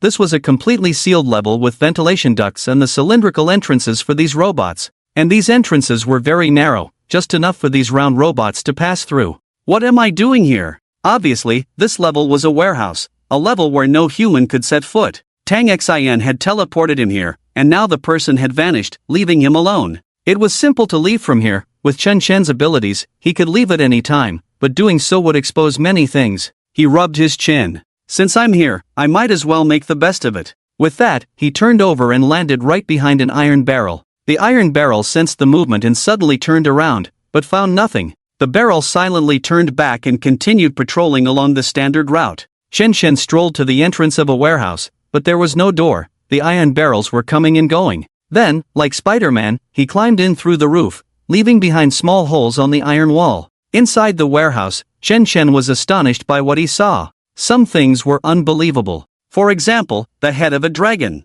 Dragon blood, dragon scales, dragon armor, dragon teeth. All the parts of a dragon neatly arranged on a shelf. There were other fantastical creatures nearby, like the heart of the vampire progenitor. At this moment, the still beating heart was lively. It seemed to sense Chen Shen's arrival and started beating faster. Waves of fluctuations came through. Chen Shen frowned. Strange words entered his ears. This puzzled him. Then he understood. It was normal. Mandarin couldn't be the universal language, considering there were dozens of languages on just one small blue planet, let alone the current world. Chen Shen scratched his ear. I don't understand. But he still explained. The heart beat faster again, becoming even redder. Then Chen Shen felt another way of communication. Although he still couldn't understand what the other was saying, he got the gist. Take me, mortal, and I can grant you eternal life. Chen Shen repeated his words. Just saying this sentence made the heart's beating slow down significantly. Obviously, this short sentence had drained a lot of its power. Chen Shen rolled his eyes and left. The heart seemed to sense Chen Shen's departure, beating fiercely, but unfortunately, it had no strength left to continue transmitting. Chen Shen didn't care at all. I've read plenty of fantasy novels. Seeing you with just a heart still alive, you're definitely not a good person. Eternal life is probably just possession. Only a fool would save you. With that, Chen Shen began to wander around the vast warehouse. As he wandered, Chen Shen gradually gained a clear understanding of this world. This world was originally a world of swords and magic, with heroes and demons. Why did he know? The reason was simple. At this moment, a long sword inserted in a stone was gleaming brightly. Although unable to read the words on the stone, Chen Shen knew clearly what they meant. It was nothing but the sword of the brave, or perhaps it required certain conditions to be pulled out. He then looked to the side. Drops of black liquid floated in a specially made glass jar. Although he couldn't make out what was written below the jar, these must be the legendary Demon King's blood, right? Chen Shen had never seen it, but he could sense the aura emanating from the dark purple blood. Evil and violent. Chen Shen silently approached, placing his hand above the sword of the brave, and then gently pulled it, not exerting much force. As a result, the sword of the brave was pulled out just like that. Hiss. Ha! So easy? Chen Shen was somewhat puzzled. He waved the sword of the brave, furrowing his brows. Then the sword intent surged. Under Chen Shen's vigorous infusion, the sword of the brave began to tremble instantly. The surrounding world fell silent, time slowed down. Chen Shen raised his eyebrows. Then, in his consciousness, a blonde-haired, blue-eyed figure appeared. His features were blurred, his body even somewhat dispersed. Such a powerful sword intent actually directly awakened my long-dormant remnant soul. It's simply unbelievable. The voice was calm and gentle. Brave one from another world, thank you for awakening me. Although it was a language he had never heard, perhaps due to a mental exchange, Chen Shen could understand the other's meaning. I'm probably not a brave one. The sword of the brave indeed has a certain power, but it's too weak. Even if it's not me, even an ordinary person could pick it up. The blurry and dispersed figure shook its head. That's not important. What matters is that you have awakened me. I am the last soul of the brave. The last brave one? Is the outside world only desolate and ruined? Yes, the outside world is nothing but yellow sand. The blurry figure smiled helplessly. Brave one from another world, would you like to hear my story? Chen Shen pondered for a moment. You and the last Demon King had a great battle, involving the world, then you unleashed the strongest blow in history, trying to break free from the fate of the brave and the Demon King, and as a result, the world was destroyed? The blurry figure was taken aback, then chuckled and shook its head. Not exactly, but close. The blurry figure began its narration. Meanwhile, the surroundings began to change along with his storytelling. The story was a cliché one. It was about the mutual fighting between the brave and the demon king, as well as the war between the human and demon civilizations. Humans were divided into many factions. The demon race also had several branches. Every 100 years, a great battle between the brave and the demon king would erupt. This had been going on for thousands of years. Thousands of years, a battle every 100 years, 1,000 years 10 times, 10,000 years 100 times. This number, to say it was long was not long, to say it was short was not short. Initially, humans and demons were like water and fire, but with the advancement of magic and technology, productivity gradually expanded. Both humans and demons no longer needed to worry about basic survival. Perhaps they were too well fed, as both humans and demons began to question why they had to engage in a holy war, that is, the war between the demon and human races. This led to a questioning of the necessity of the existence of the brave and the demon king. And then the world was destroyed. The reason was simple. The brave and the demon king were the cornerstones of this world. Humans and demons joined forces to shatter the brave and the demon king. Then the world began to crumble, the elements became unbalanced. Humans, devoid of magic, began to develop technology.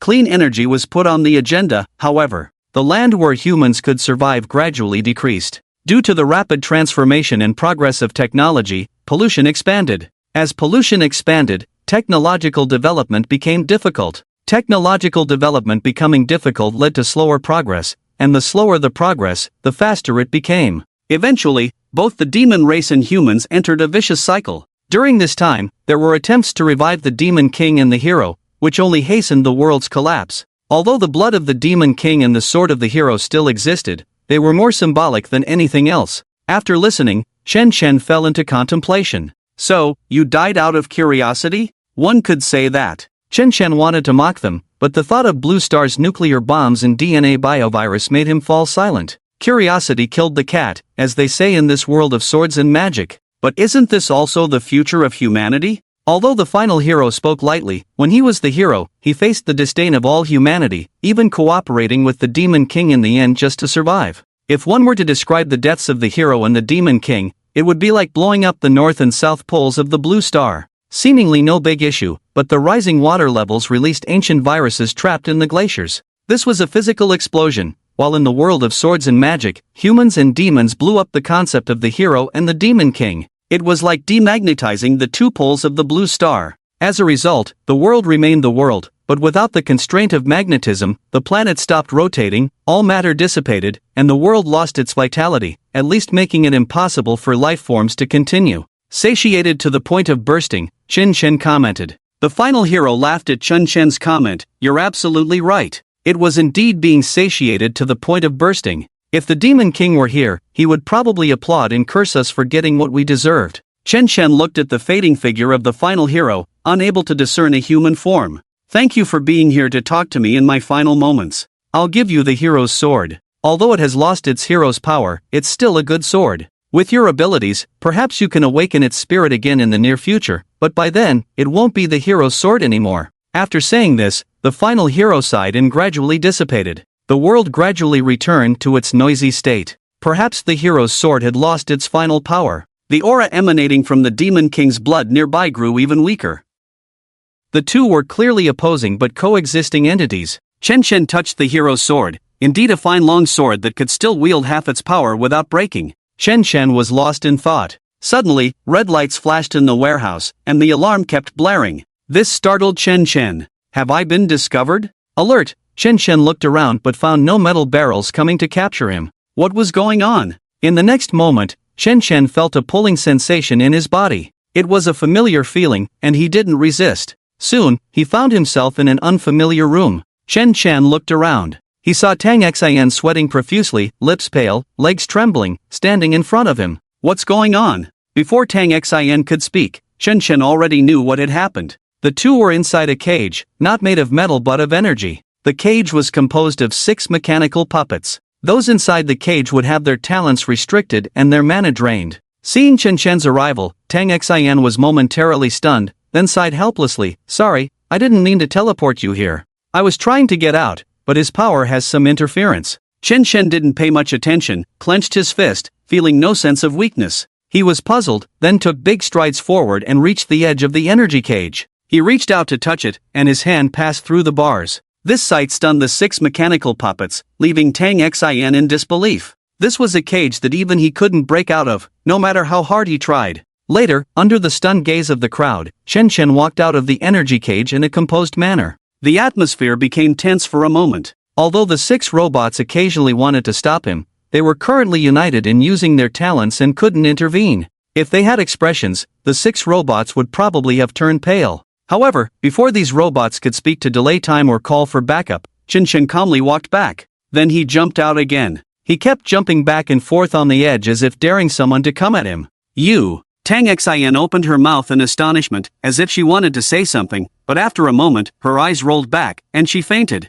Obviously, teleporting Chen Chen just now had already drained her remaining strength, causing her consciousness to fragment. Chen Chen glanced at Tang Xin on the ground, then at himself, and finally at the 6 people outside. Visitor, surrender peacefully. We mean no harm to you. We have detained you because we cannot take genetic samples from you. Please understand. The light cage still existed, and the 6 robots were still working hard. They didn't give Tang Xin any chance at all. But before Chen Chen could speak, all 6 of them seemed to receive some kind of message, and their expressions became strange one by one. If you are willing to return the long sword at your waist, we are willing to treat you as a first-class citizen and provide you with advanced bioandroid customization services. Chen Chen picked up the sword of the brave and waved it. But he said, I can use this sword freely now. The speaking robot remained silent for a moment before saying, you can propose conditions. Chen Chen looked at Tang Xin thoughtfully, then at the robots, and scrutinized them from head to toe. You must be time travelers, right? Are you really willing to become like this? Willingly? Not because you were threatened? Chen Chen asked curiously. One of the robots, with a younger voice, sneered, although this is our original form, it is too weak and ugly. Now we have better bodies. What's there to be dissatisfied about? The new bodies can provide us with customized services. I want the looks of Pang Yuyan and the physique of Schwarzenegger. I can even change my gender directly. I can live a different life every day. That's what life is about. What do you say, brother? If you agree, as a first-class citizen, you will have access to this service, which is definitely better than living a hard life outside every day.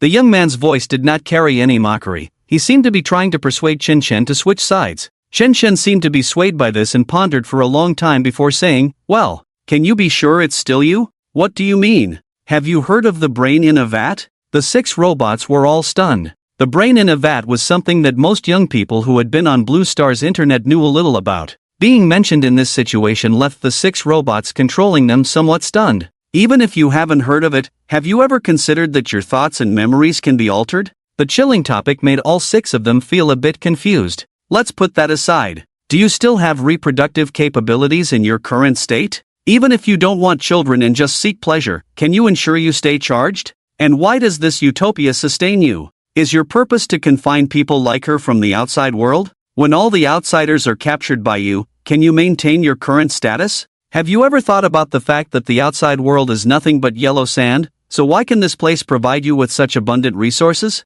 One day, when the resources stored by Utopia are about to run out, you people who have no bodies and rely only on electricity, why should Utopia continue to support you? The words of Jushin left the 6 individuals stunned for a long time. Even the imprisoning cage began to tremble. In fact, the reason you all have such favorable living conditions is because people outside are carrying the burden for you. If they all join the Utopia, do you believe that you would lose your value? Reduced to mere materials, just like how your bodies were directly transformed into the combat puppets you are now. Chen Chen's voice continued without pause, even intending to keep speaking. However, before he could continue, a silvery liquid gradually rose from the ground, transforming into an elf girl with pointed ears in less than a minute. Lord Chen Chen, our technology has already achieved limitless energy. To explain using your Blue Star's technology, we have mastered controlled nuclear fusion and established a Dyson sphere civilization, sustaining 3 billion people. As for the issue of controlling consciousness and memories, the manpower and technology required for such a technique are beyond our current civilization's capabilities. Ling spoke confidently, without a hint of fear in her expression. The 6 individuals controlling the mechanical puppets all nodded in agreement, their eyes flashing data, evidently showing loyalty. Chen Chen shrugged, indicating indifference. He watched Ling with interest, realizing she was likely the AI behind Utopia. However, from the Sword of the Braves account, Chen Chen knew much about the world's past and understood that the person before him was not an AI but an elf from the Western fantasy world. Many Western fantasy worlds possessed advanced technology despite appearing medieval on the surface. At this moment, Chen Shen had no intention of making a move, he surrendered directly. As for saving Tang Xin, why bother? They had only met by chance, and she had even tricked him. Not turning hostile was already generous. Most importantly, Chen Shen was very curious about this elf girl. Tang Xin was subjected to stricter restraints, while Chen Shen nonchalantly followed behind Ling, showing no sense of being a prisoner. As for the other 6 individuals controlling the mechanical puppets, they were off duty by now. They returned to their bioengineered bodies after maintaining their original forms, appearing perfectly normal on the surface. Whether they were normal in private or had other thoughts varied from person to person. Ling led Chen Shen to a space filled with a single color. The moment they entered, Ling, who was guiding them, turned into liquid and disappeared in the space. In the distance under a tree, Ling sat on a branch, swinging her jade feet, wearing a smile that made her look carefree and innocent, like a playful girl. Seeing Chen Shen's arrival, she waved cheerfully, as if welcoming a brother back home, her smile pure and genuine. Chen Shen did not resist and approached with a smile, sitting on a chair that appeared suddenly. "What would you like to drink?" "Happy water." The ground cracked open, and soon a bottle of original happy water appeared on the table. Chen Shen unscrewed the cap and took a few sips, immediately feeling that familiar sensation. Although the bizarre world had returned 3 billion people, the real world had also regained some productivity. This rapid progress was largely due to the training system in the bizarre world, enhancing human physical abilities and providing various tools, facilitating a quick transition into the industrial age. However, replicating items like happy water was challenging. The passage of 10 years had erased many traces of humanity. Although the factories remained, the lack of the formula meant that happy water was still unavailable. This made Chen Shen deeply nostalgic. Drinking the familiar taste now felt really good. Chen Shen finished a whole bottle of standard bottled cola in one go, then burped. Ling didn't say much, and another bottle of chilled happy water popped up on the table. This time, Chen Shen wasn't as eager. He curiously looked at Ling beside him. "Why are you treating me so politely? With your abilities, you could easily snatch it back." Chen Shen placed the Sword of the Brave on the table without any defensive intentions. Ling looked at the Sword of the Brave, reached out to touch it, but sighed deeply when she felt no aura emanating from it. "In our world, not all heroes are born here. In your world, there must have been plenty of anime and novels about heroes summoned from other worlds, right? We don't hold much animosity towards you from other worlds, or rather, people in our world don't hold much animosity towards people from other worlds. After all, among 100 heroes, at least 30 or 40 are heroes from other worlds. We have quite a bit of knowledge about the cultures of other worlds, including heroes from your blue star, a total of 6, according to historical records, 1 from Neon, 1 from the Empire where the sun never sets, and..." Ling went on to list the 6 different countries and detailed the time periods each person came from when they crossed over. "So many of our technologies have come from your world over time. Technology flourished over a long period, and then destroyed the world." Chen Shen couldn't argue. In a sense, it was true. Technology changing lives is not just a saying. And technology and magic, either one can ensure people have enough to eat, clothes to wear, and even surplus. If technology and magic are combined, the resulting productivity is not just about surplus. And surplus productivity is not a good thing. The most likely outcome is an economic crisis. The Lighthouse country once faced this issue of surplus productivity, leading to a war to solve the problem, which is why they chose to move their basic industries abroad. And that's just technology. This world is blessed with both technology and magic. If a common path is found between magic and technology, how high could productivity soar? It's hard to imagine. The consumption of resources is also enormous. In the end, as the last hero said, humans and demons no longer had to worry about food and shelter, leading to higher needs like curiosity and doubt. Why does their world have heroes and demon kings? Why the need for holy wars? Would the world be better off without these troublemakers, the heroes and demon kings? And then the world shattered. So in a sense, the people from the Blue Star brought technology and combined it with magic, creating the current situation, which is somewhat justifiable. Nonsense. This is not our concern. You have the ability to leave this world entirely and explore outer space. Who knows, you might explore demon kings and heroes first, Chen Shen said, indicating that their people from the Blue Star are non-stick pans. After all, it's always humans who destroy humanity. Ling shook her head at this. Our world is different from the Blue Star. Our sky doesn't have the concept of the universe. Above us is the firmament. Even if we were to shatter heroes and demon kings, we still couldn't leave the firmament. In your world's terms, we are like fish in a fish tank in a room. We don't have aliens here, only people from other realms. Chen Chen raised an eyebrow.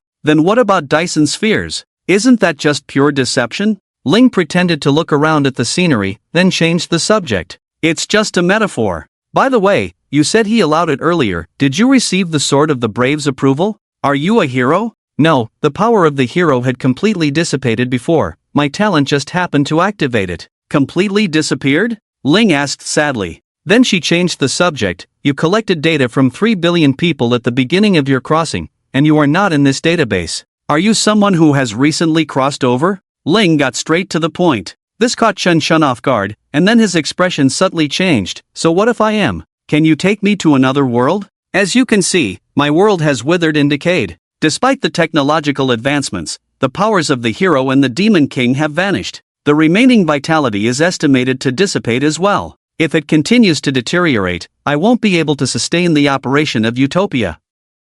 Ling honestly spoke these words. This left Chen Chen silent for a long time. She looked at Ling with a scrutinizing gaze, as if trying to see through his heart. You don't know? Know what? For a moment, Chen Chen was a bit puzzled. The invasion of the mysterious world was known to the major demon kings, who were even eager to try it out. They even had the ability to control space fissures and could actively close them. However, how could the apparent ruler of this world not know? Was it deception? But there was no reason for it, and with the current capabilities and scale of Utopia, she could easily eliminate these humans without cultivation paths.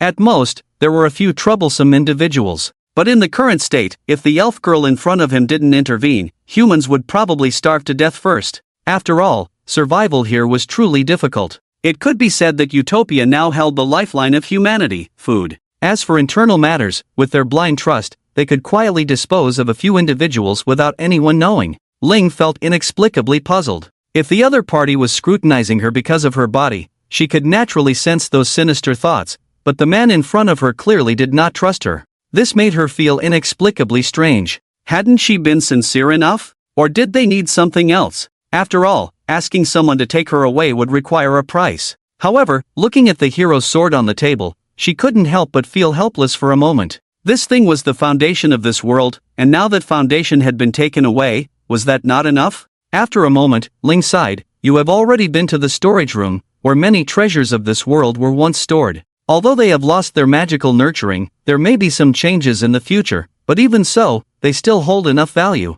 If you need them, we can discuss it. This compromising appearance of the young woman really puzzled Chen Chen. Did this person really not know anything? Or was she testing him? Many thoughts flashed through his mind. But after a moment, he smiled and said, taking you away is naturally not a problem. Chen Chen agreed, but in the next instant, he adjusted his senses to the best, and then quietly observed Ling in front of him. Although he was not holding a sword, the distance between them was no more than 20 centimeters. He was confident that he could pick it up and counterattack the moment she made a move. However, after waiting for a while, he did not see any signs of her making a move. Similarly, Ling was also waiting for the man in front of her to speak his mind. But the two of them stared at each other for a long time without anyone speaking first. Could this guy be trying to drive a hard bargain? Ling couldn't help but think in that direction. On the other hand, Chen Chen's expression became even more peculiar. He was confident in his own 5 senses and sword intent. After all, the Ghost King and his group were considered top tier in terms of world power. Faced with opponents of that level, although he didn't feel any danger, Chen Chen believed that he could react in the moment the opponent made a move, even under absolute vigilance. However, now he was starting to doubt if he had sensed something wrong. He focused all his senses but didn't perceive any danger, not even the slightest movement. Only Ling's increasingly tense expression. Finally, Chen Chen looked at Ling and asked in confusion, "Are there any gods in this world?" This abrupt question left Ling somewhat puzzled. After a moment of contemplation, she honestly replied, "It depends on your definition, whether it's artificial gods, gods with absolute power, or gods in a conceptual sense, like the heavenly court in your Hua country's culture or Zeus in Norse mythology. I'm referring to gods in a conceptual sense, like the goddess of light and darkness. Actually, there were such conceptual gods you mentioned before the era of the fall of the gods 5,000 years ago. In recorded history, there have been many deities. The fall of the gods? Did you also kill off these conceptual gods?" Chen Chen was shocked. Ling waved her hand. "How could that be?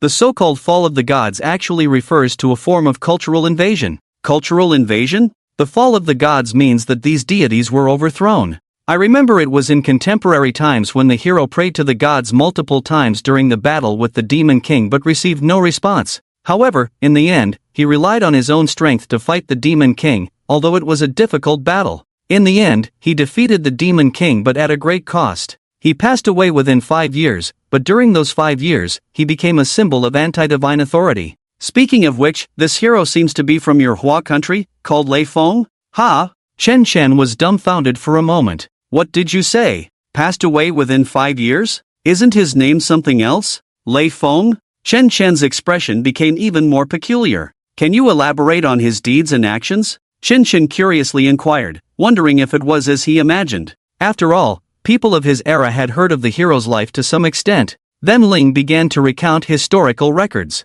So, he didn't bring about revolutionary technological changes? Correct, but the ideological changes he brought about led the historical process of the next 5,000 years. Also, because of his existence, the gods no longer received worship, and thus, there are no longer any gods in this world. Wow! Chen Chen felt his head buzzing. Thinking about it, the attitude towards religion in that era was very unfriendly, even abhorrent, as there were too many cults at the time.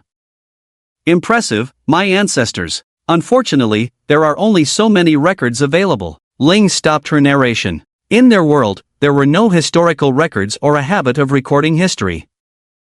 It was only later that the idea of recording history emerged, and it was precisely because history began to be recorded that the gods started to fall. After all, these so-called deities in history had never helped the people, and their followers were arrogant and domineering. Subsequent heroes, after learning about history, began to question the existence of the gods. And the reason she could speak like this now was because of the special nature of the hero's sword. The hero's sword was actually a kind of inheritance. It didn't just refer to a weapon. After drawing the hero's sword, the previous hero would appear, and after defeating or being defeated by the Demon King, the hero could briefly meet all the past heroes. Then, they would leave behind their own legacy there. Therefore, the person who drew the hero's sword, even if very weak, could rise rapidly in a very short time because they could find the experiences and techniques of their predecessors in the hero's sword. It was difficult not to become stronger. Similarly, the Demon King's inheritance is not an object, but a bloodline. Any demon has the potential to become the next Demon King.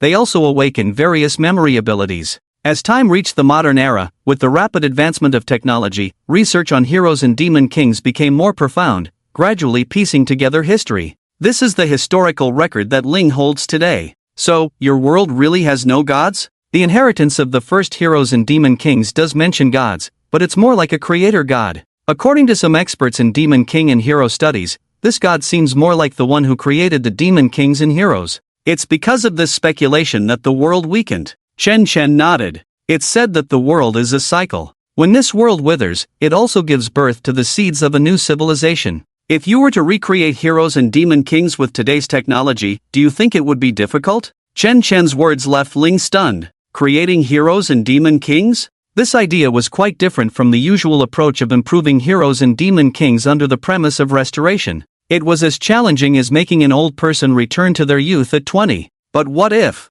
recreating heroes and demon kings was possible? The thought made Ling's eyes light up. 10 years ago, she wouldn't have known where to start, but with the peculiar talents of these time travelers, it seemed achievable. Just give her some time, and it might actually work. The AI under her control had already begun rapid analysis, searching for possibilities. The feasibility was high. Ling began her contemplation, clearly embarking on a brainstorming session. Observing Ling's enthusiasm, Chen Chen didn't interrupt. He quietly opened a bottle of joyful water and started drinking. He couldn't believe he could still drink joyful water in his lifetime. If he had made joyful water in the past 10 years, he would have indulged in drinking it. Lost in his own thoughts, Chen Chen marveled at the unexpected turn of events. Meanwhile, Ling clapped her hands excitedly. Feasible. Feasible? One person's talent may not be enough, but one person can make it happen. Who? Tang Xin. She possesses multiple talents. As long as she gathers 3 main talents and 48 minor talents, combines them for creation, it can be done. Without Tang Xin, it's impossible? Ling fell silent for a moment before saying, it requires time, and with the current situation, it's not achievable. If you hadn't appeared, based on estimates, I would probably have thought of this issue and started working on it in about 300 years. Whether we can create results is still unknown. Suddenly, Chen Chen seemed to have a realization, his expression slightly peculiar. The Blue Star culture contained many creation stories, such as Panga creating the world, God creating the world in 7 days, followed by Allah, Buddhism, Greek mythology, Norse mythology, and many more. With his insight, would it be considered a creation in the future? What's wrong? Ling noticed Chun Chen's strange expression and curiously asked. Nothing, just thinking about some of the legendary stories from our side. Like Pango creating the world? Yes, you know about it? Your culture has undergone countless adaptations over the years. It's hard not to know. But these stories, in a world like ours, might be normal. In the endless universe above your sky, if it's true, it shouldn't be something humans can record, or even leave as a legend. You make a good point. So, your random question about gods, is it like hinting at me to become a god? When I go and act as a god? Ling was puzzled. Chen looked at the girl's bewildered expression and couldn't help but find it amusing. Just in the next moment, an elderly figure appeared in the scene. Ling stood up instantly. Mother! You! Next, let me have a conversation with this gentleman. Ling, you go out first. But, go out. Ling pouted, feeling a bit aggrieved, but obediently left. Hello, invaders from another world. I am not an invader. Chen denied directly, refusing to take the blame for this. You should know what happens after all humans die, right? This is the punishment for the failure of you invaders from another world. However, this is not entirely bad for you. In fact, it is beneficial, very much so. Because whether we exterminate you all or you take over the origin of the world, our worlds will merge with yours. What do you mean? Chen frowned. In the past, our world used to summon heroes from other worlds one by one, which was a huge drain. But this time, with 300 million beings from other realms descending at once, I can't even imagine the massive resource drain. After expending so many resources and even granting each of you something called a talent, do you realize the extent of the resources consumed in this process? Big investments naturally require high returns. Chen understood what the old woman in front of him meant. Then he furrowed his brows. So, the global human crossing was actually orchestrated by a hidden hand? Ha! Don't let me catch you, or you'll face the consequences. Let me be alone on the Blue Star for 10 years. I'll remember this grudge. So you are the resistance chosen by the consciousness of this world? Yes, but as you can see, this world is already in ruins. My strength is no match for those who can shatter the sky. Don't talk nonsense. I haven't shattered the sky of your world. Chen said matter-of-factly. The world tree shook its head. The reason I woke up is because of your appearance. Otherwise, I would have needed to continue sleeping for 100 years before waking up again. And the moment you appeared, I knew that I no longer had a chance of survival. The world tree sighed heavily. As the words fell, the woman who had appeared to be 40 years old was now rapidly aging. Chen was somewhat puzzled by this. The sky is not just a restriction, it is also a form of protection. In this enclosed world of the sky, no matter how much internal strife occurs, even if the concepts of heroes and demon kings are killed, the world will not be in danger. After all, matter does not disappear. After countless years, the world will still return to its original state. However, your appearance has created a small breach in this enclosed world, leaking out its essence, and this is irreversible. Within 5 years, this world will be devoured by the world you come from. The old woman leaned against a small tree, her eyes somewhat distant, seemingly nostalgic, yet also lamenting.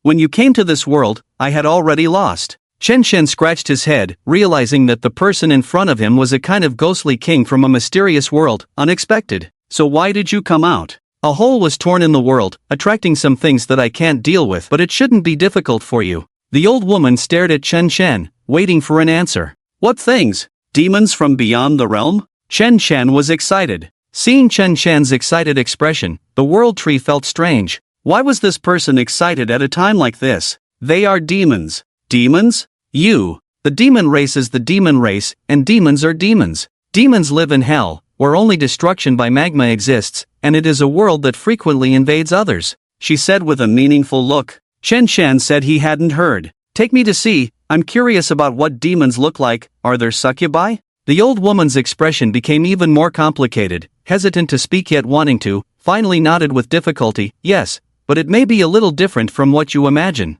However, Chen didn't care at this moment, he had already stood up. Let's go, hurry, if the world is invaded 1 second late, what will we do?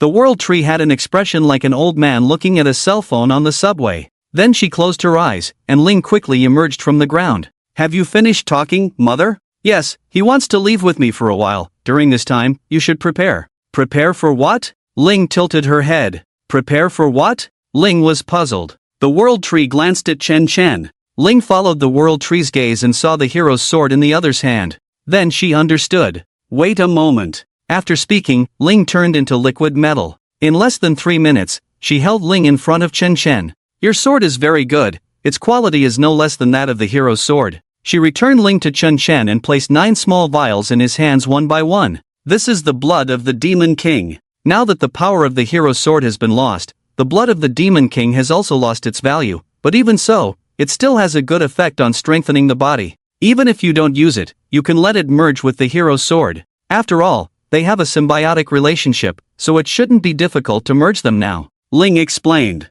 Chen Chen was slightly surprised by this. He didn't expect the other party to be so generous. After all, having understood the worldview of swords and magic, he naturally knew the important value of these two things. However, he was still an intruder, forcing the awakening of the world tree, and now he was being treated with such courtesy? Is it really that good? Seeing Chen Chen hesitate, the world tree spoke. Now that the power of the hero's sword has completely dissipated, these two things are already dispensable for this world. Plus, considering what you said earlier, this can be considered a token of gratitude. Chen Chen no longer hesitated. He directly opened the 9 small bottles, and 9 drops of the blood of the Demon King fell on the hero's sword one after another. The moment the blood of the Demon King touched the sword, it melted like snow and ice. The originally violent and evil purple-black blood disappeared in an instant, leaving behind some cracks on the sword. However, these cracks were not caused by the shattering of the hero's sword. Upon closer inspection, they were cracks formed by the blood of the Demon King.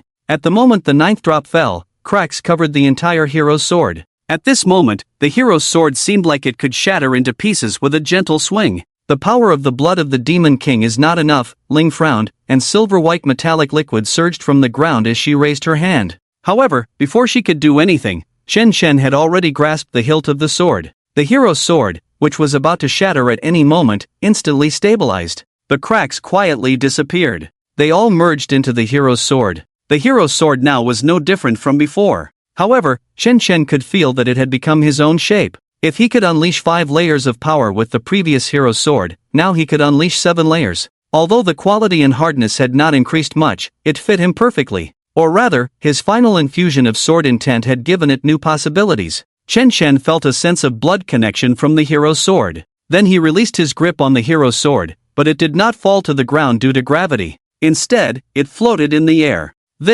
Ling couldn't believe it. She considered herself quite knowledgeable about the Demon King and the hero, but looking at the current situation, she was at a loss. Controlling his sword to float and even strike with magic was something she could easily imagine. However, since the world began to wither and magic started to fade, situations like this, where objects floated seemingly out of nowhere, had become almost non-existent. The world tree gazed at the hero's sword with envy in her eyes, as 2 frail and broken beings found a new lease on life in that moment. As the world tree, she had dealt with the demon lord and the hero for a long time, watching as her 2 old friends walked into their graves, knowing that she too would soon follow. Yet, seeing them now revitalized filled her with joy. I believe you must be eager to use it, the world tree spoke. Chen Chen nodded. So, you call this thing a succubus? Chen Chen stared at the creature with goat horns, a deep purple-black body, hooves for feet, and although its hands were humanoid, they were covered in tiny mouths, enough to trigger trypophobia in anyone. But what was even more bizarre, and hard to accept, was its face, a vortex with no discernible features. The magic in our world is in chaos now, rendering all spells ineffective.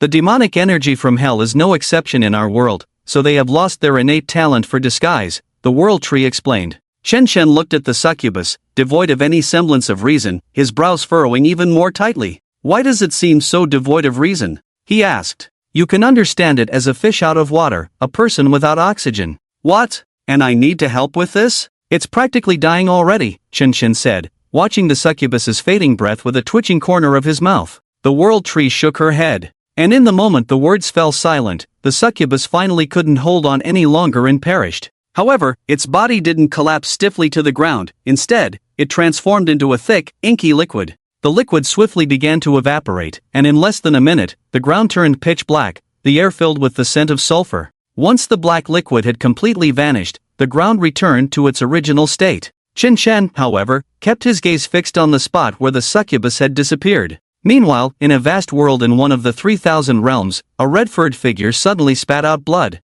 He looked around in terror. Who am I? Where am I? Glancing down at his chest, he discovered a wound piercing through his body. That bastard dared to ambush me, a 10,000-year-old comrade? How dishonorable. Don't let me catch you. Otherwise, you'll face my wrath. With that, the red-furred figure's body healed as he moved swiftly. The next day, he spat out blood once again. Who is it? That day, chaos erupted within the Forbidden Zone. Peers of the same level began to sense an ominous anomaly. What's wrong with that mysterious old freak? Several divine thoughts probed, then dissipated. On the third day, it hurts. It hurts so much. Staring at his body now split in two, the mysterious old figure stood dazed, puzzled, angry, but confined to impotent rage within the Forbidden Land. On the fourth day, you scoundrel. On the 15th day, is that it? Is that all? You can't even take me down completely. Pathetic. On the 60th day, a minor fatal wound. No big deal. On the 100th day, ominous signs scattered all around.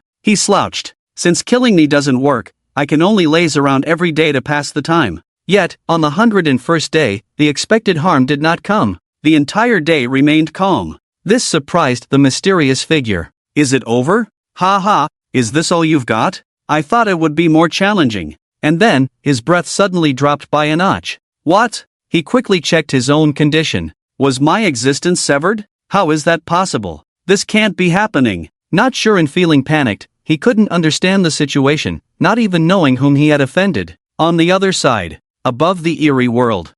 Starting to feel something. Chen Shen was satisfied as he put away the linglong, taking out a small notebook. Checked in successfully today, the gains are remarkable, I'm really working hard. Check-in completed. Back in the small courtyard, Chen Shen just lay down and instantly collapsed on the rocking chair. Log in.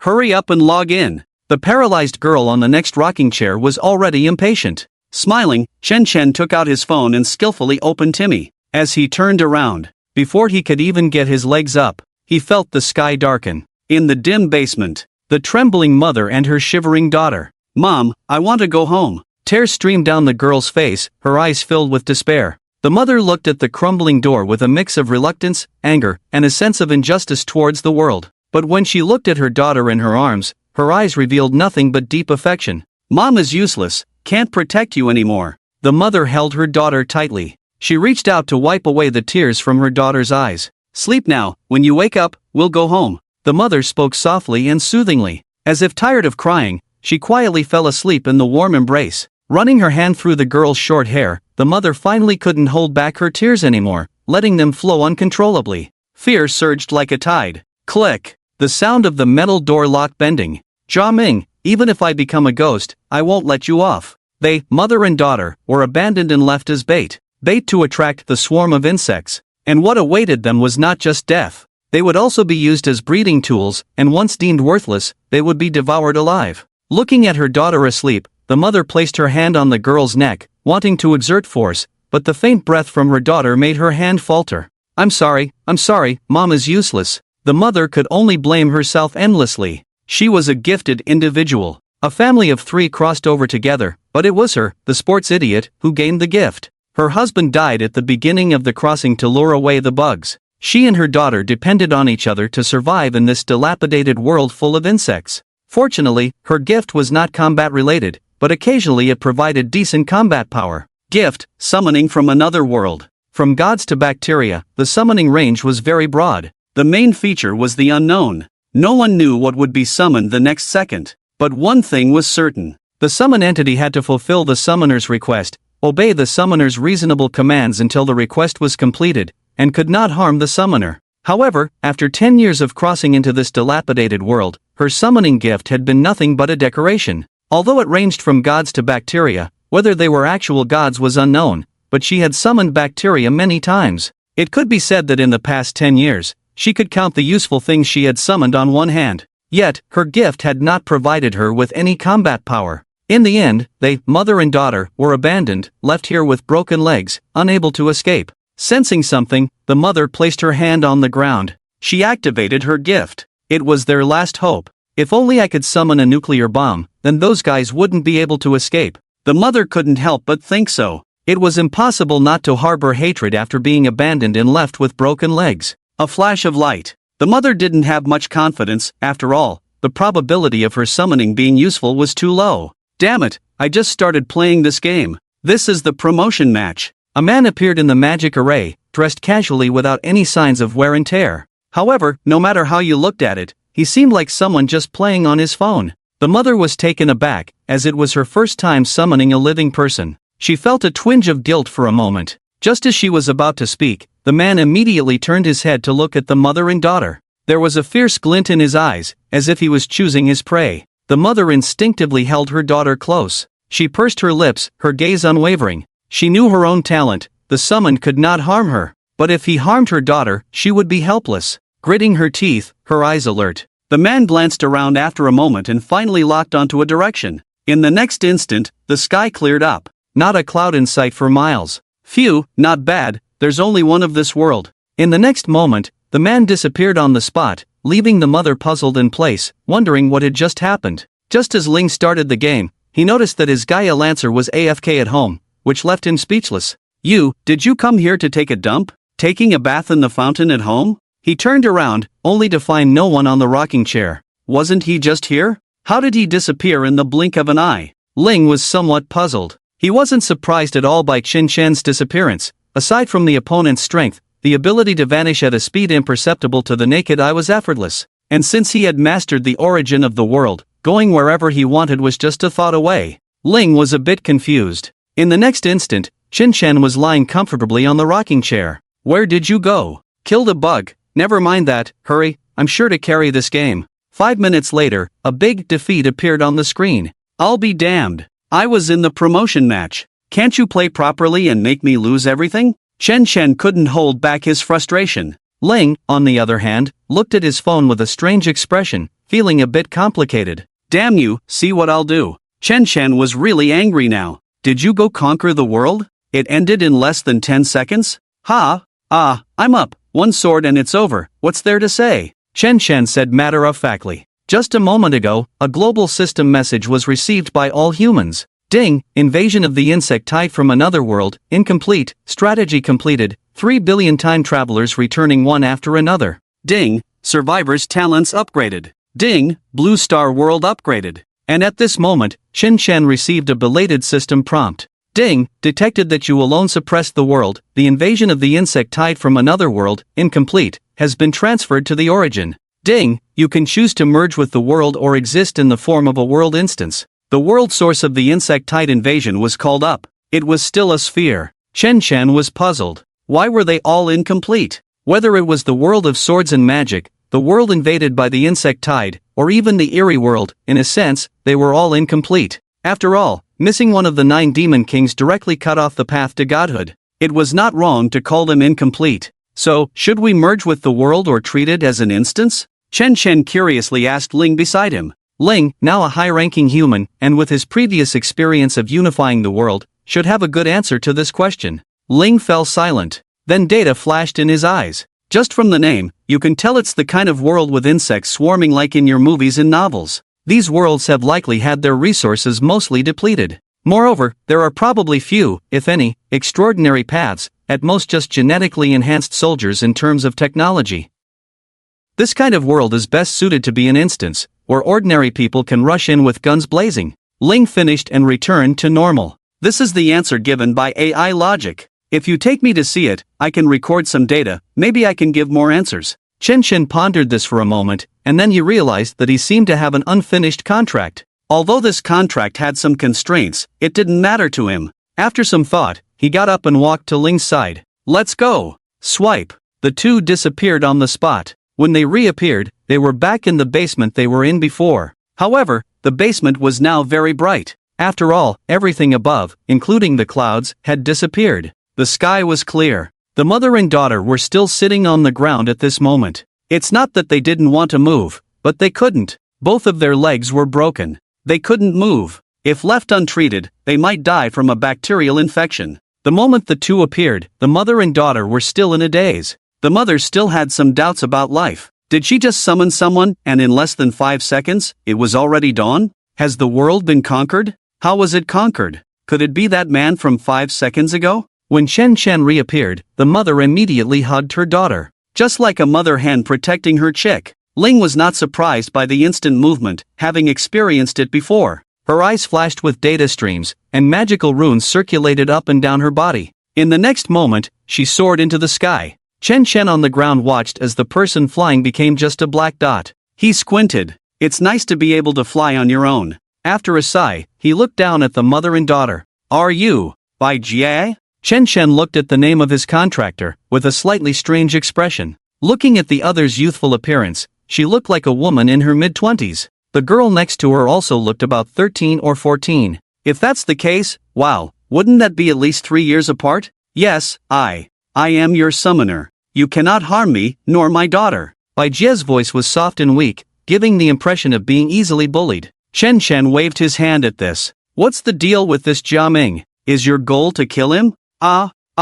Yes. It was only now that Bai Jie realized what she had been thinking when she summoned him. She wanted to indiscriminately kill everyone, especially the guy who broke her and her daughter's legs. She wanted to devour his flesh alive. Chen Chen looked at the situation, thought about the previous scene, and suddenly understood. Your husband? That scum, how could he be my man? Oh, that's fine then, a classic bait, right? As they chatted about everything in this world, the mother and daughter spoke intermittently. In the sky above, Ling furrowed her beautiful eyebrows. Can life really survive in this world? It feels like all the power has been drained away. Looking at the data and magical perceptions coming back, Ling shook her head. If her previous world had become a mess of threads, leading to various power struggles and ultimately unsuitable for human survival, then this world was the complete opposite. There was no system of power. Even when she scanned it with technology just now, there was a pitiful lack of any renewable energy sources. No coal, no oil, not even enough combustible plants.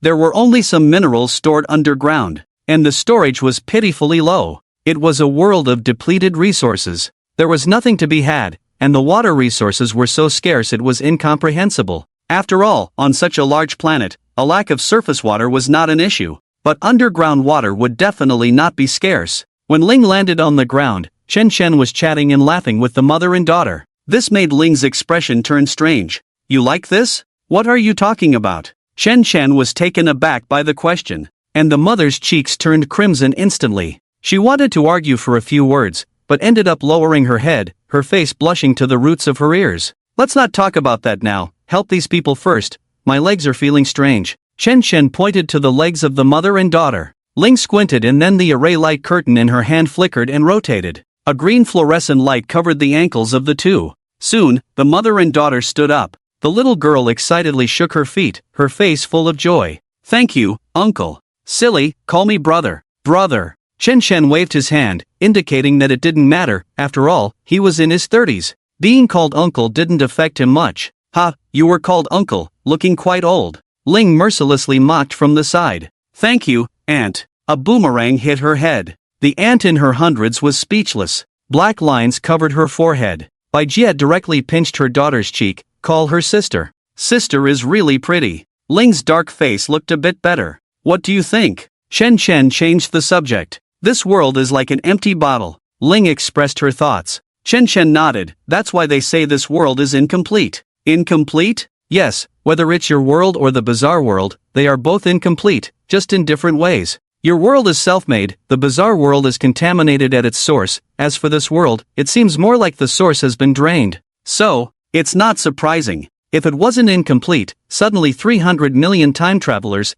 any normal world wouldn't be able to accommodate these outsiders. True. Alright, let's go find that bastard named Jia Ming. Jia Ming? Her husband? No. Ha? Ling was shocked. Bai Jie was somewhat speechless. Why would brother and sister think like that? Dad is a hero who protects many people. Could it be that someone's dad abandoned his wife and daughter? As a holder of big data, Ling wanted to say yes, but in times of crisis, many couples abandon each other. It's not uncommon. As for Chen Chen, he had heard a lot from Ye and Ling Long in the bizarre world. After all, in the bizarre world, the darkest thoughts of humanity are magnified infinitely. The things where spouses harm each other are too common. Even because of this, the time travelers in the bizarre world suffered heavy casualties. Now suddenly it's not the case. It's somewhat hard to adapt. No, of course, Dad must protect his wife and daughter. This is a matter of course. After all, men are supposed to be upright and responsible husbands, Ling explained with a smile. Men are supposed to be upright and responsible husbands. Ling's words made the little girl very happy. Because this could prove that her dad is an upright and responsible husband. After all, her dad sacrificed himself for her, her mom, and everyone in the base. Chen Shan remained silent on this, unsure of how to express his inner thoughts. After all, not everyone's parents are diligent and responsible. The little girl began to tell Ling how great her father was, recounting various heroic deeds she had never seen. And Bai Jie on the side added explanations. Obviously, the longing for her father was instilled by her mother. At this moment, Ling was behaving like a standard listener, listening to the two's confessions. Of course, all of this was an illusion. The real Ling was standing next to Chen Shen, whispering softly. Chen Shen, what exactly is the role of a father? Chen Shen rolled his eyes. You said it yourself, an upright and responsible husband. But I'd never seen one, at least not with my own eyes. Ling sighed. In the textbooks of your Blue Star Hua country, children are taught that men should be towering figures, and women should be good wives with virtuous qualities, which is somewhat discriminatory against women. Your version is too outdated. Armed helicopters are what cannot be defined or discriminated against. Ling rolled her eyes. I'm not playing around with you. Have you ever seen such a couple? Chen Shan remained silent, not saying a word. The two walked on the vast land, with a mother and daughter ahead talking to an illusion, laughing and chatting. The two behind followed in relative silence. Finally, Ling took a small step forward and then playfully faced Chen Shen. But I know you are that towering figure of a husband. Can I be your good and virtuous wife? Chen Shen's eyes softened, feeling an inexplicable fondness for the girl in front of him. Not really. Chen Shen rolled his eyes again. Hold it in. The tea flavor is overflowing. The playful smile disappeared, replaced by boredom and disinterest. What type do you actually like? It's tiring for me to find a template every day. Yes, Ling's earlier approach to Chen Shan was a love strategy. Unfortunately, it was exposed. I've said it before, women only slow down my sword pulling. When you stop affecting that, we'll talk. Ling pouted and stopped talking to Chen Shan, going directly to overlap with the illusion. Chen Shan shook his head at this. He then opened the world panel and began to look at an overview of this world. Soon, countless messages from the world source appeared in Chen Shan's mind. He boredly pushed these messages aside. This world used to be a martial arts world, where even grandmasters were just the ceiling of the world. In terms of actual combat power, it was about even with a ghost general. The entire world was just a step away from the small thousand worlds. Yes, whether it's the Blue Star or the Strange World, neither meets the passing standard to reach the small thousand worlds. Or perhaps the former Strange World was the small thousand worlds, as it could give birth to ghosts and gods, and control the existence of the world's source. Later, the source was contaminated, causing it to downgrade from the small thousand worlds to just a world. And the small world, like the one beneath their feet, was a flawed world. Chen Shen had known this information when he took over the Strange World and the world of swords and magic. It was of no use. After all, knowing didn't change anything. The world's ascension is a long and tedious process, requiring the efforts of living beings to raise this limit. That's why he set up instances on the Blue Star to help others ascend. The main reason, of course, is that Chen Shen wants to fly with a sword. How cool is that? He used to not have a strong concept of himself, even believing in science to some extent, but it turned out to be superstition. Occultism is the only truth in this world. Unfortunately, he's not flying with a sword right now. Use the sword of the brave to fly? Since he inserted the sword of the brave into the ground, he didn't know if the world had changed or if, after cutting off the world of swords and magic, it had absorbed too much of the aura of the 3,000 worlds, losing its ability to float. But this didn't mean it had weakened. The strength of the sword of the brave far exceeded that of the Linglong, and its rate of becoming stronger was increasing rapidly. Obviously, starting at a high point makes a difference. Ling, should this world be integrated or should we build instances? Of course, we should build instances. There's no benefit to integrating this world. It would only lower the purity of the world and compensate for the lack of its source. Ling said confidently. The source of the world of swords and magic where she was now had already merged with the source of the Blue Star. More accurately, it was devoured. But for her, it didn't matter whether it was good or bad, as long as her World Tree Mother was still alive, and she could even give birth to more elf sisters to revive the elf race, she was already content. Now she and Shen Shen were like grasshoppers on the same rope. She had to consider the future of this world. Tempting Chen Shen and bearing offspring with him was a way of winning him over. People of different races have different hearts. She had long learned in the culture of the Blue Star China, such as the theory of unification. It had to be said that she was the one invaded by culture, but she didn't resist. After all, this civilization was quite interesting to talk about. Compared to the former noble bloodline theory of civilization, this was much more interesting. In response, Chen Shen directly handed over the authority to Ling. He became a hands-off shopkeeper. Ling looked speechless at the sudden news of taking over the source. "You really trust me enough," she said. "Don't you?" "Yes." Ling happily emerged from the illusion again, then like a clingy little sister, called out Shengij one after another. Chen Chen rolled his eyes. Too hypocritical, she even used AI for management. Her consciousness had already gone to plan the world. Soon Bai Jie led Chen Chen to find Jia Ming, but the scene at that moment felt strange to him. It's him! Over the years, it was his orders to abandon companions, and we were all forced to agree, an old man said excitedly, almost wanting to jump up and curse Jia Ming to his face. Similarly, others voiced their condemnation. I've always said that such a person is naturally heartless and unfaithful. If I weren't a gifted person, insignificant and easily ignored, I tell you, I would have rebelled long ago, said an old woman. Yes, my nephew was abandoned by him. He even shamelessly said my nephew willingly agreed. I saw him break someone's legs with his abilities. This is murder, said a fragile woman, her eyes reddening as if greatly wronged. If we weren't gifted, how could we have colluded with him? A man with a lame leg said, leaning on a crutch, distressed. Shen Shen was curious about the situation. Before he could speak, the man with the lame leg excitedly pointed at Bai Jia. Bai Jia is back. I knew she was lucky and wouldn't be killed by this guy. Come, Bai Jia, tell us, did he break your and your daughter's legs? Bai Jia was brought into the crowd. At that moment, the man she hated to the core was tied up, head bowed, hiding his eyes from view. The crowd was furious. Amidst the clamor was full of malice. Bai Jia, who had intended to rebuke the man before her, now didn't know how to speak. She looked back at those without gifts, who were angrier than she, someone who had nearly died. This puzzled her. As a member of the gifted, although she hadn't actively revealed her gift, she had been well protected since joining this group. Just like these people insulting Jia Ming. Naturally, she also knew that as a gifted woman, she would eventually be abandoned. But she wasn't afraid of being abandoned herself, but of her daughter being abandoned. The reason for her hatred was that this scum had also broken her daughter's legs and left her there. If he had taken her daughter with him, she wouldn't hate him so much. Undeniably, she had returned with anger and resentment. She wanted to kill him and be done with it. However, upon her return, she couldn't understand. Why were these people, who had been so well protected by him, pointing fingers at the one who saved them? She opened her mouth. Bai Jia, don't be afraid, we'll soon be back to the civilized Blue Star. We can go home. We no longer have to live in hiding and dependence, the old woman said tearfully, her voice trembling. But, Bai Jia, don't you hate him? My son had his legs broken by him, taken to attract those damn bugs, and then died miserably.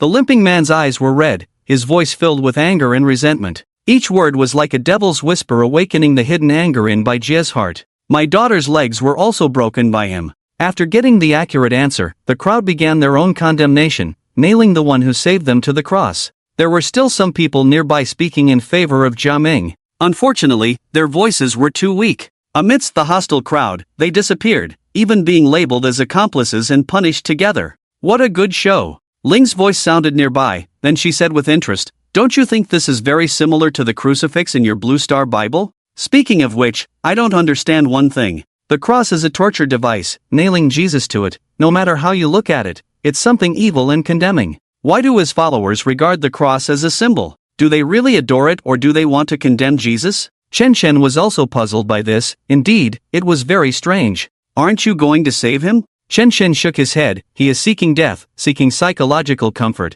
and keeping him alive is the greatest torture. Although he didn't know what Jia Ming had done before, as a talented individual, not resisting these ordinary people clearly indicated he had his own plans. The two watched as Jia Ming was condemned and then brutally killed. And they continued to endure endless insults, even considering the insults as a form of justice. As for Ling, at this moment she had switched to AI hosting mode. In the next instant, the world changed drastically. The earth trembled. Ding, the world instance is about to be generated. You will be transported back to Blue Star in 30 seconds. This was the voice that echoed in the minds of everyone still alive. It was also the last sound they heard. Then 3 billion people returned to Earth, including those who had long been dead. Naturally, this also included Jia Ming, who had just died. Chen Chen returned to the tree with Ling's original body. He didn't take out his phone but quietly lay on the rocking chair, swaying back and forth. When he saw Jia Ming, all his information became clear to Chen Chen. This was the ability he gained after mastering the origin of the world, allowing him to look back at the past of the people he saw,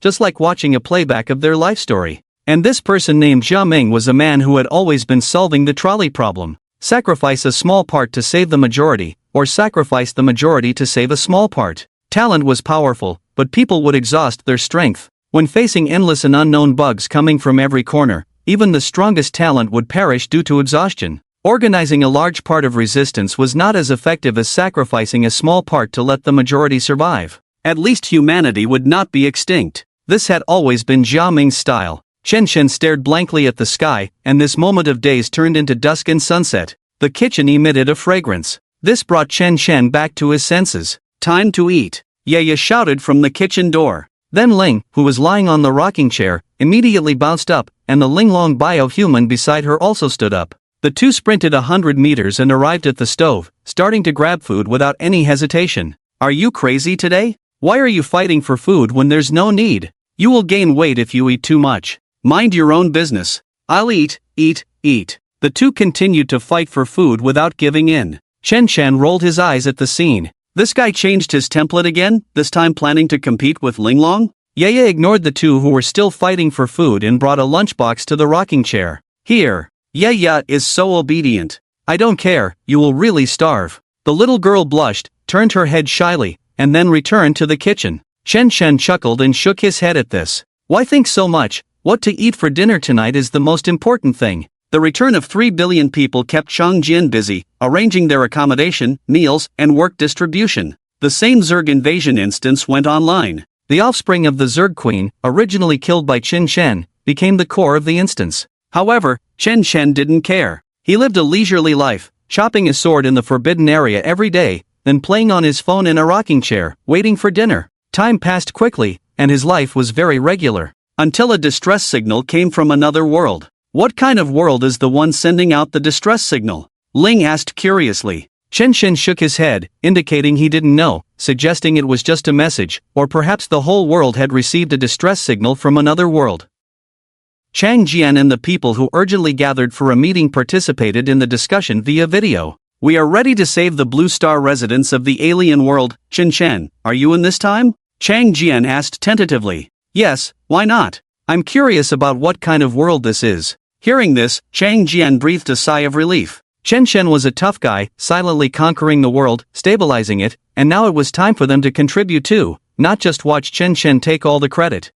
Chen Shen, try to exert less effort this time. We plan to train the soldiers. The situation is relatively stable now, but we can't guarantee there won't be a situation of multiple world invasions in the future, so, I understand, don't worry, I will intervene when necessary. An old residential building. Ivy covered the front wall, and a fly the size of a basin flew by. Swish! A vine shot out. The fly was pierced instantly, and black-tainted blood dripped. The vine began to entwine, root, and finally disappeared under the ivy-covered wall. A team of 5, fully armed, emerged from the residential building. There was no one on the street. The captain in front cautiously stepped forward with his gun raised. In the next moment, he suddenly looked up and shot. A raptor swooped down. Bullets hit the raptor, bursting into countless blood flowers. The other 4 then reacted. They looked in horror at the falling raptor. It was only then that the 5 saw the true face of this raptor. Although this raptor was larger than a bald eagle, it was actually not a raptor at all. It was a sparrow. Yes, a sparrow larger than a bald eagle. This little guy is really big. We didn't even hear a sound. How did you do it, boss? The man addressed as the boss frowned at the sparrow, feeling a sense of imminent danger that did not stop with the sparrow falling to the ground. Out of instinct, he aimed at the sparrow's head and fired another shot. Bang! Fireworks erupted. The sparrow's head burst instantly. However, the sense of imminent danger intensified, emanating from the sparrow in front of them. Boss, what are you doing? Don't waste bullets. We didn't bring many this time, and, before he could finish his sentence, another burst of shots turned the sparrow into a hornet's nest. The operation of wasting a burst of bullets left the other teammates puzzled. But it wasn't over yet. The man took out a grenade from his waist, pulled the pin without a word. You're crazy. The other teammates quickly moved away to avoid. Boom! The sound of the grenade explosion echoed on the street. You're really crazy. Get ready to write a report when we get back. A soldier who had just gotten up grumbled, his anger almost uncontrollable.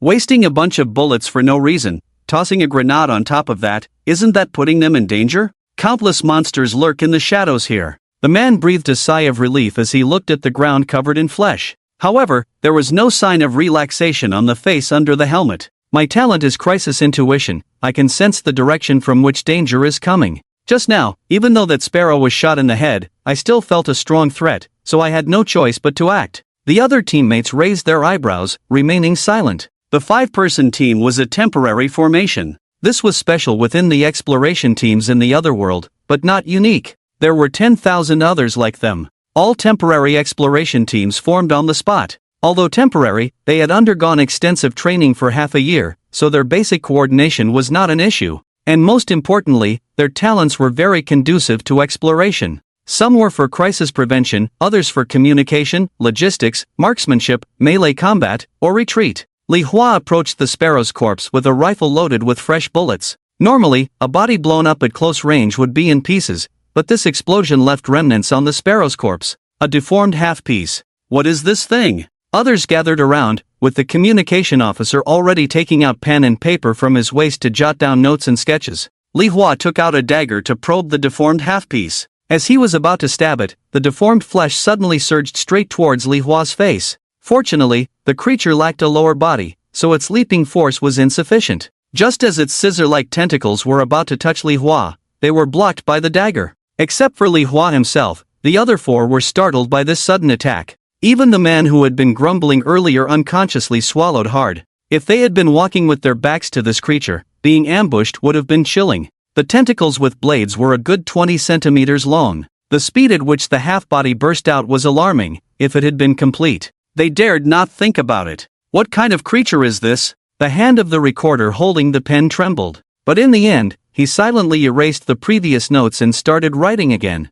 To have survived a grenade explosion at close range and still possess combat capabilities was surprising. And this was just a sparrow, although it was large, who knew if other animals could be even larger. When the recorder put away his pen and notebook, Li Hua remained still. His gaze fixed ahead, even though the street was empty, with nothing in sight. Yet, a strong sense of impending death stimulated his nerves. Don't move! His voice was low, almost a growl. The others froze, but instinctively followed his command. Everyone remained motionless, the street eerily quiet. The recorder swallowed hard, not particularly brave, especially after drawing and recording the twisted and bizarre creature's body earlier. If that thing had attacked him directly, he would have been done for. This made him extremely anxious. The tense atmosphere now made him involuntarily tense up. Face towards me, take a step back, slowly, very slowly. Although they didn't understand, the 4 people moved back in unison, resembling Michael Jackson's moonwalk on stage. Any questions? Someone couldn't contain their curiosity and asked. Li Hua, however, stared straight ahead at the empty street. I don't know, but if we keep moving forward, we will die. The other 4 remained silent, but the one with a strong sense of impending danger spoke, indicating that there was a deadly threat ahead. Especially after witnessing the previous scenes, everyone was convinced of Li Hua's words. However, the sense of crisis did not dissipate, it only increased, whether they stopped or retreated. Like an invisible grim reaper inching closer, the scythe in hand slowly rising, they were powerless to resist. Li Hua's face was solemn, not panicked but rather increasingly calm. He stared ahead intently, then noticed something peculiar. They had retreated, so why did the scenery in front not seem to have receded? In the next moment, cold sweat trickled down his forehead. Carefully and slowly, he reached for his waist. Feeling the intensifying sense of danger, almost palpable, his hand finally grasped what he wanted, a smoke bomb. In an instant, smoke filled the entire street. Yet, under the cover of smoke, a creature, whether a chameleon or a snake, had silently drawn near. As the smoke burst, Li Hua immediately ordered a retreat. However, the monster's body had already subtly surrounded them. A soldier responsible for the retreat at the rear saw this and his eyes gleamed. In the next moment, he surged forward at double speed. The smoke parted as he dashed through. Clang! A crisp sound of metal collision rang out. Speed equals weight. With the momentum of approaching the speed of sound, the weight of the man's blade was evident. However, as the blade fell, his hand bled instantly from the impact. The dagger even slightly bent, but it managed to pierce, albeit not deeply enough against the 2-meter-tall body, barely causing harm. Are these really scales of a living being? He was shocked. But before he could continue to be astonished, the huge creature, resembling a snake or chameleon in pain, began to contract its body inward, evidently attempting to crush all 5 people. This was the python's hunting method. Glancing behind, the soldier in charge of escape or rearguard gritted his teeth and suddenly accelerated once more. He did not take the other 4 with him. Stepping on the dagger, he swiftly leaped over the massive body, disappearing from the view of the four. The expressions of the four in the rear did not change much. Although the thick smoke from the smoke bomb obscured most of their vision, their hearing was unaffected. Upon hearing the clear sound of metal collision, they understood. They were surrounded. And during their exploration in the other world, they had already prepared for a one-way trip. They just hadn't expected such a situation upon arrival. This other world was far more dangerous than they had imagined. In such a perilous world, how did the other travelers manage to survive? Were they really still alive? Slaughtered. The 5-person team was instantly reduced to 1. The man who escaped looked back only after distancing himself by 100 meters. A creature with the head of a chameleon but the lower body of a snake. 2 meters tall, at least a dozen meters long. This body type theoretically could not sustain itself as a snake. At least in the evolution of life on the blue star, such a body type required astonishing cardiovascular and skeletal density.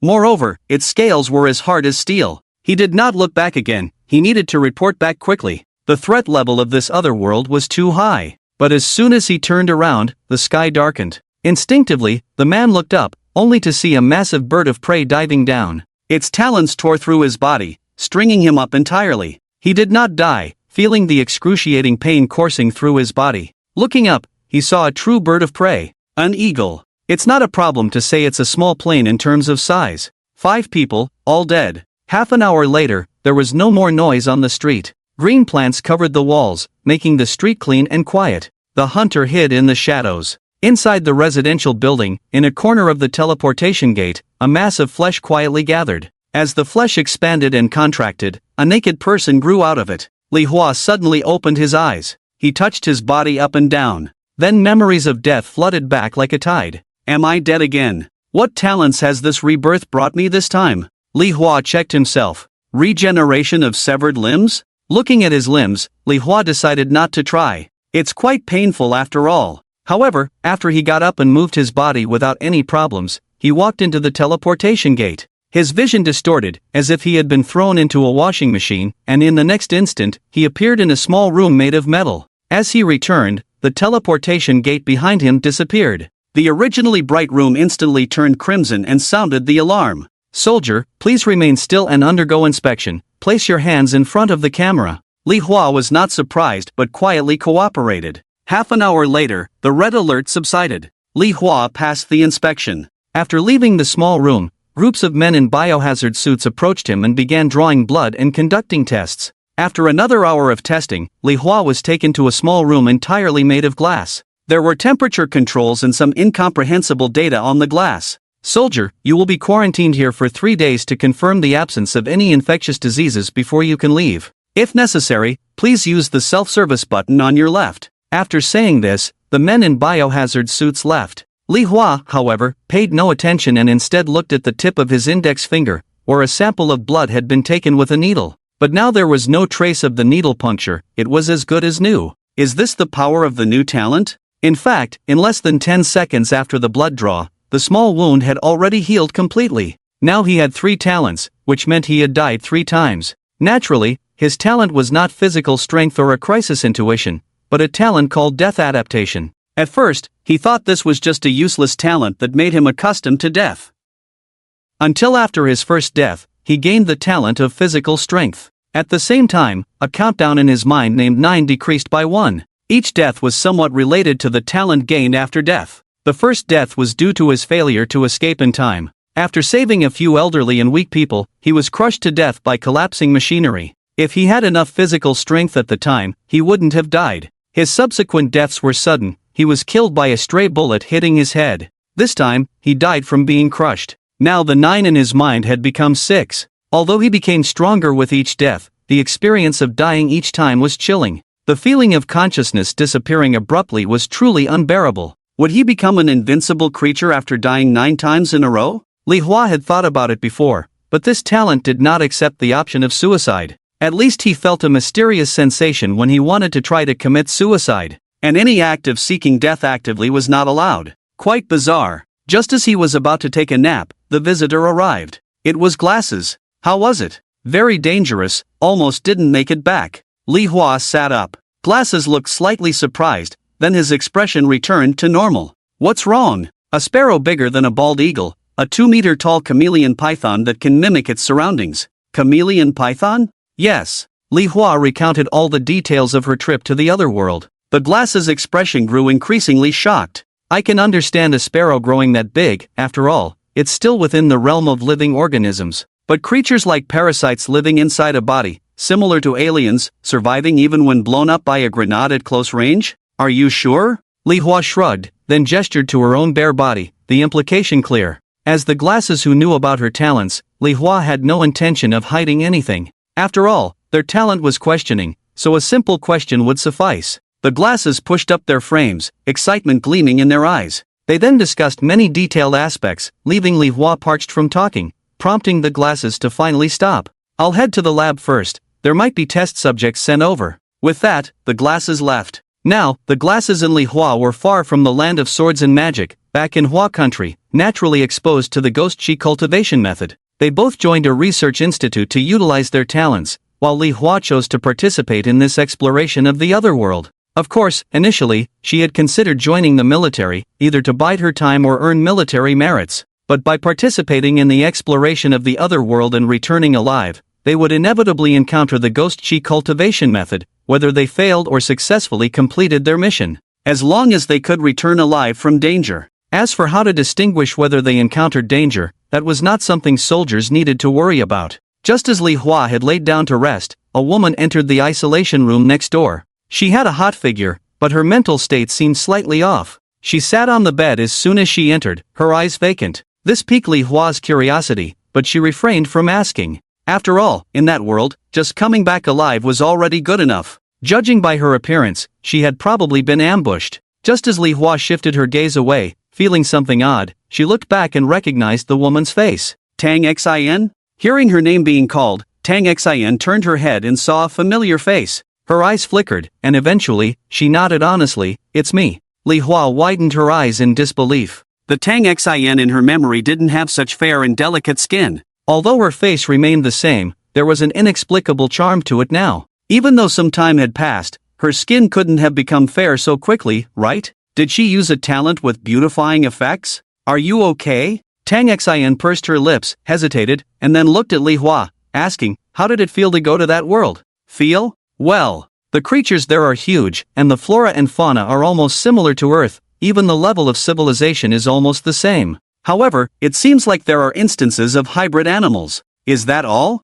And very big, very hard? Li Hua made a suggestive remark, trying to lighten the mood a bit. Tang Xin didn't mind the suggestive remark. In fact, her personality was bold, open, confident, and unconstrained. She could be described as a heroine among women. But at this moment, she seemed particularly troubled, her demeanor revealing her worries without a doubt. Curious, Li Hua asked, were you captured to be an RBQ? And incidentally parasitized? You seem heavily burdened by something. After listening, Tang Xin rolled her eyes and said, get lost. After cursing, she fell silent again, but after a moment of silence, she said in a strange tone, do you believe that an entire forest can be alive? What do you mean? Li Hua was a bit puzzled. My team and I went to Central Park, and as we approached the serene forest, all the trees came to life. They were like Venus flytraps. As we reached the center, they began to close in on us, then started shooting branches and leaves to pierce us. Li Hua listened dumbfoundedly. Finally, she swallowed and said, you coming back alive is impressive too.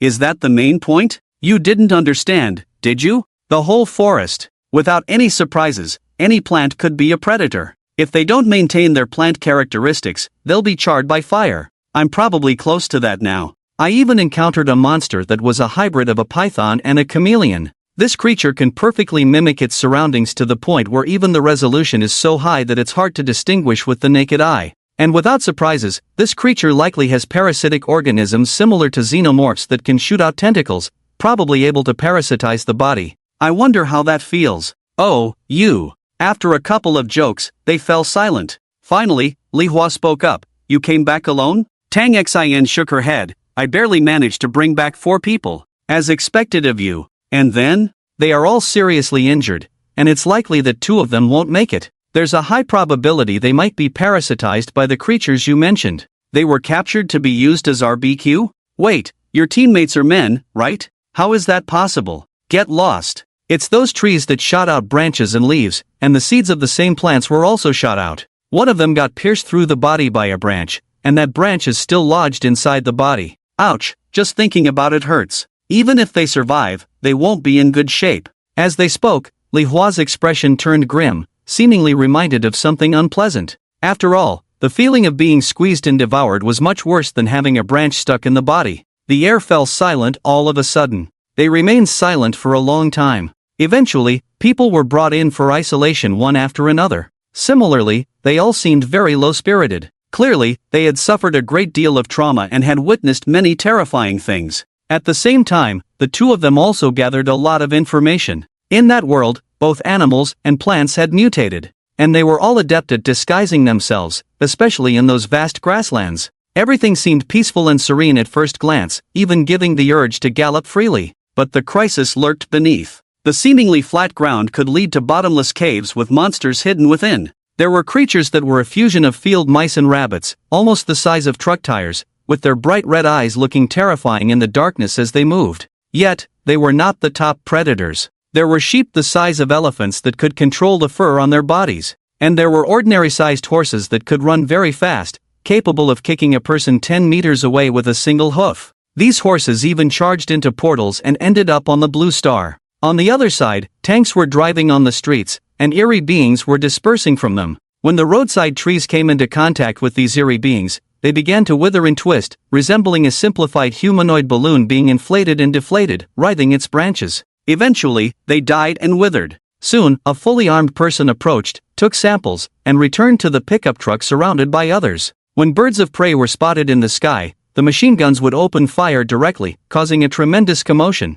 However, apart from the immobile trees by the roadside, there were no visible anomalies. There were no deformed animals or hidden hunters lurking in the shadows. They continued on the flat road. The tank convoy quickly reached their destination, the coordinates where the distress signal originated. They were met with a massive turtle shell covering an area of 1 square kilometer. The people inside the tank convoy looked at the enormous turtle shell in disbelief. 2 people emerged from the turtle shell and their eyes lit up upon seeing the tanks. But when the people in the convoy saw these 2 individuals, they all cautiously took out their rifles. Indeed, these 2 were slightly taller, standing at 3 meters high, which could be considered giants. The 2 men, towering at 3 meters, immediately raised their hands and shouted loudly, "Are you soldiers of the people?" As these words were spoken, the soldiers in the army felt a sense of familiarity. Soon, people emerged from the tank corps. They were dressed neatly in combat uniforms. "Are you from the Blue Star?" The man on the left, dressed in animal skins like a barbarian, nodded.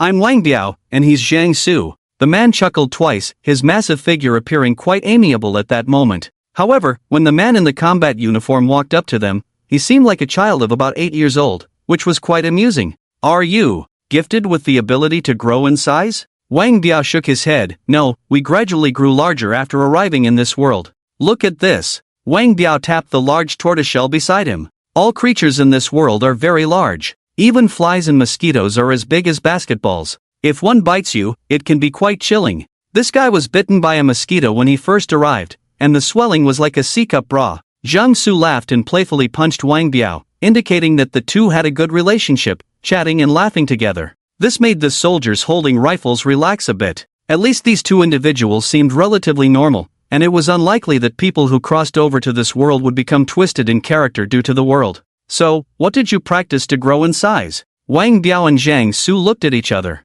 "Practice? We don't have such a concept here. We probably grew larger because we ate the animals in this world, causing a second growth spurt." The 2 men clearly didn't understand it well either. The negotiating soldier nodded in understanding, indicating that the people in this world seemed relatively normal. "Can I meet your base leader?" The 2 immediately said, "Sure, come on. When soldiers of the people come, we must welcome them. Let me tell you, it's boring here, no phones to play with, no entertainment facilities." The 3 of them walked inside. The people outside began to be vigilant around them. Half an hour later, the negotiator came out, followed by a giant standing 5 meters tall. He was wearing white tiger skin, and the reason it was recognized as tiger skin was that the tiger's head was still attached. Hiss! Everyone present gasped in shock. A 5-meter giant, equivalent to the height of 2 floors, was this really a human? The soldiers present couldn't help but swallow nervously. As the 5-meter-tall person approached, the oppressive feeling of that giant creature came over them,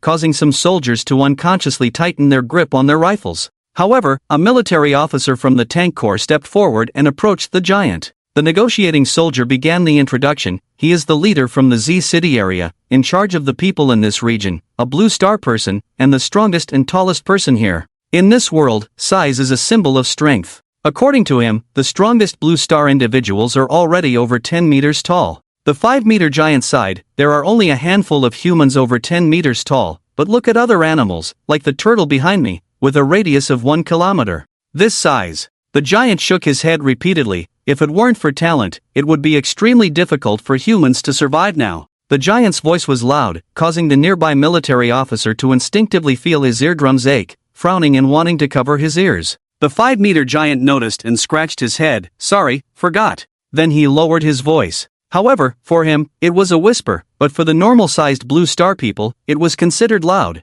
Shortly after, the 5-meter giant began his formal self-introduction. I am Qin Yuan Hang. Before crossing over, I was in the Navy. It's quite a coincidence that out of 100 people, I happen to have the talent of explosion. Anything I touch or wear can explode, with decent power. It did come in handy at the beginning of the crossing. Qin Yuanhang slowly began recounting his arrival in this world. Hearing that this towering figure was once a soldier, the soldiers couldn't help but relax their guard a bit. After all, he was a former military man. It seemed that the people at this base were harmonious and welcoming. We are aware of the distress signal. Over half a year ago, we suddenly received a system prompt that we could seek help from Blue Star, which coincided with a major problem we were facing. What problem? Sea creature invasion. Sea creatures? This new term left everyone stunned. Qin Yuanhang turned to look at the kilometer-wide turtle shell. As I mentioned earlier, the animals here hybridize, creating a chaotic ecosystem, but most are advantageous hybrids, and the sea creatures themselves are massive, like whales and such.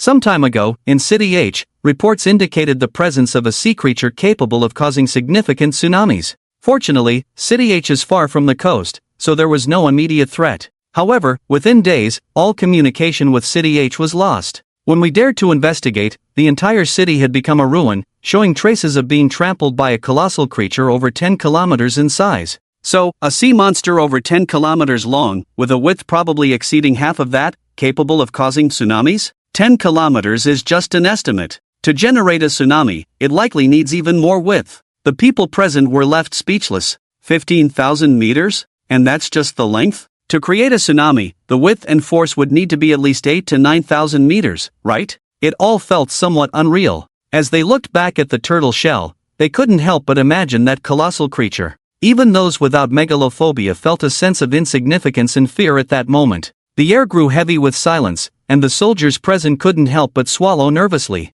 Seeing their reaction, the 5-meter giant shook his head helplessly. What we need to seek support for is just one thing: a nuclear bomb. Only a nuclear bomb can resolve our crisis. Isn't that even beyond the reach of the Hiroshima atomic bomb? The explosion from the little boy reaches a height of 16,000 meters and a diameter of 5,000 meters, with the aftermath and high temperatures radiating even further. But what would happen when it collides with a 15,000-meter creature? The nuclear bomb, the deadliest and most brutal weapon in human history. Yet, in reality, it hasn't caused as many casualties as an AK-47. Still, it remains humanity's proudest weapon, the ultimate trump card we possess. But now they're saying there's a 15,000-meter creature that needs to be struck with a nuclear bomb? Breathing became somewhat labored for a moment. While they knew that this interdimensional support would be challenging, they hadn't expected to require a direct nuclear strike. A nuclear bomb, huh? By the way, it seems that the technological level of this world is quite similar to Blue Star.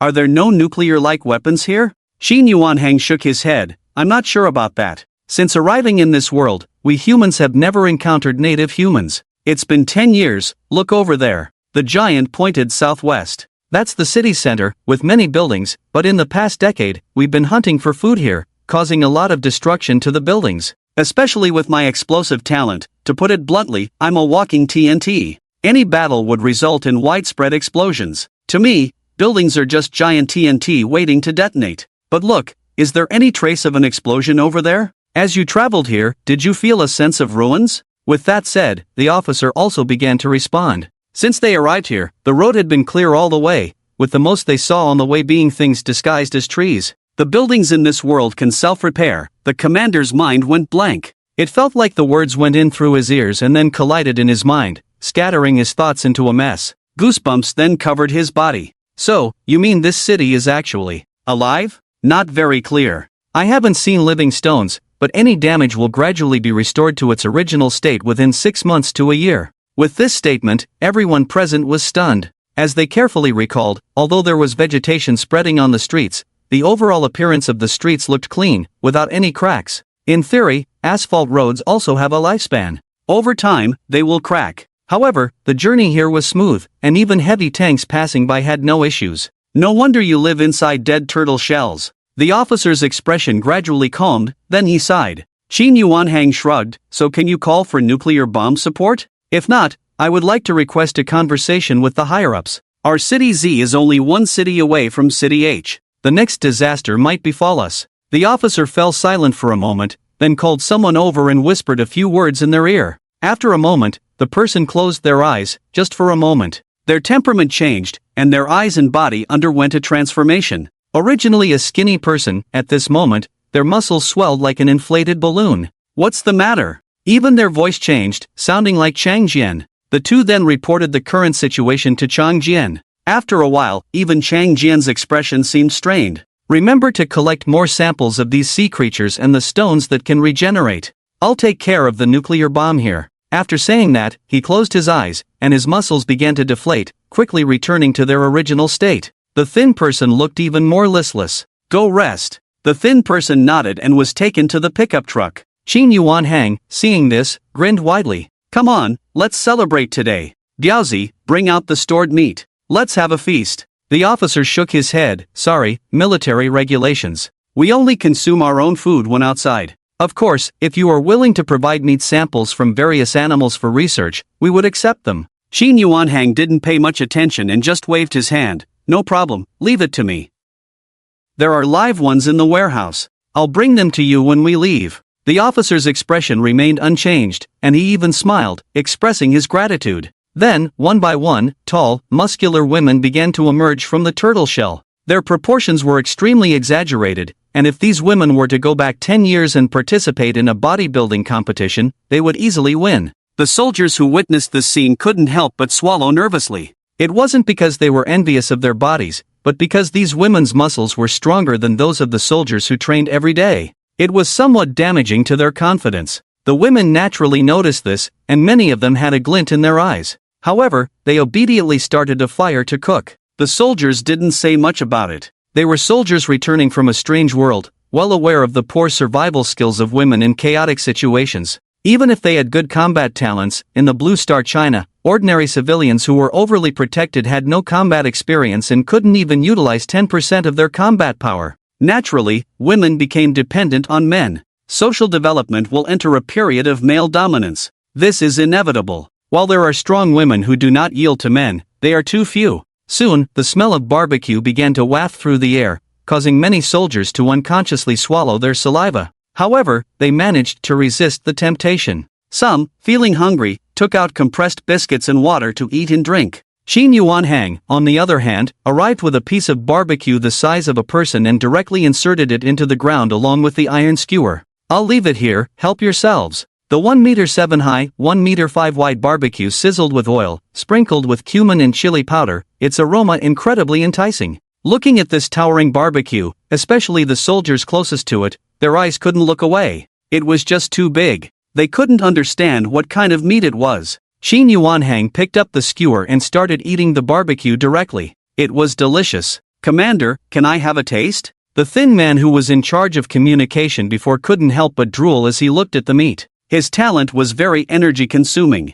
Even though he used to have a normal body size and was even a fitness trainer, due to repeated use of his talent, he had become thin. Despite consuming energy 10 times more than an ordinary person every day, he still couldn't gain weight. The commander shook his head. Food from another world is not easy to digest. Look at their physique. But isn't that a good thing? Besides, you know my situation, Commander. If I could gain weight, whether it's muscle or fat, I'd be happy. The thin man couldn't help but smile bitterly, shaking his thin arms that resembled firewood. The commander fell silent. Indeed, if that were the case. But then he shook his head. Let's wait until we return to test for any potential harm. The thin man opened his mouth to say something but ultimately accepted the fact that he couldn't eat it. However, he quietly took out compressed biscuits and started eating them. Despite the taste being quite good due to high-tech improvements, it couldn't compare to the aroma of the barbecue that lingered in the air. But Commander simply closed his eyes and stopped looking. After all, he was human too, and he also felt tempted by the food.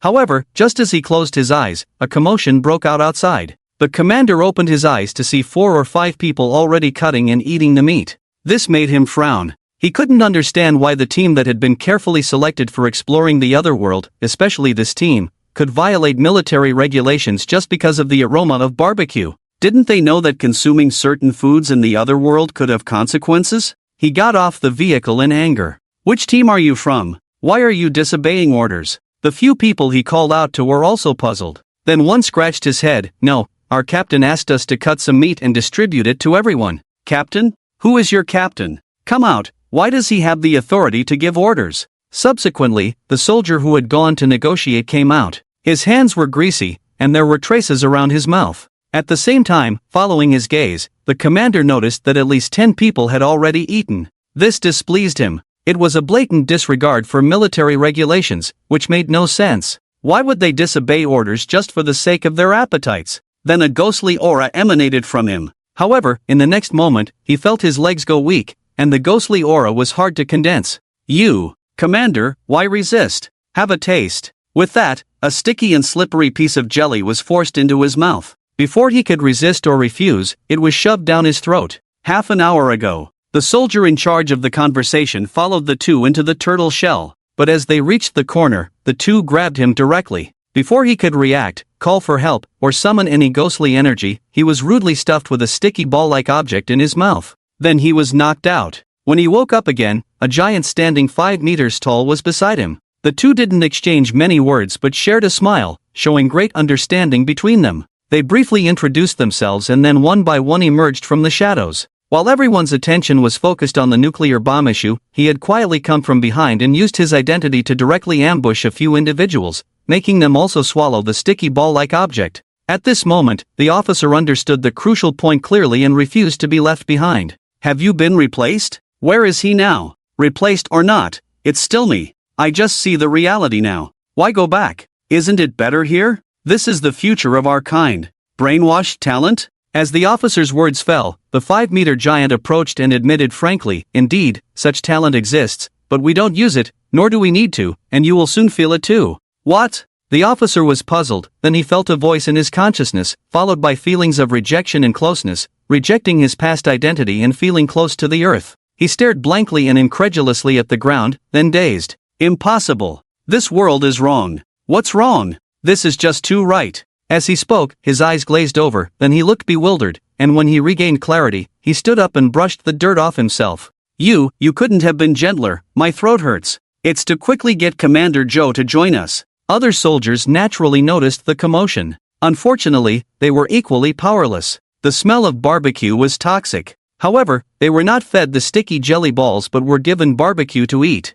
They didn't transform immediately, instead, they began to twist in agony, clutching their heads, their eyes bloodshot with anger, closeness, confusion.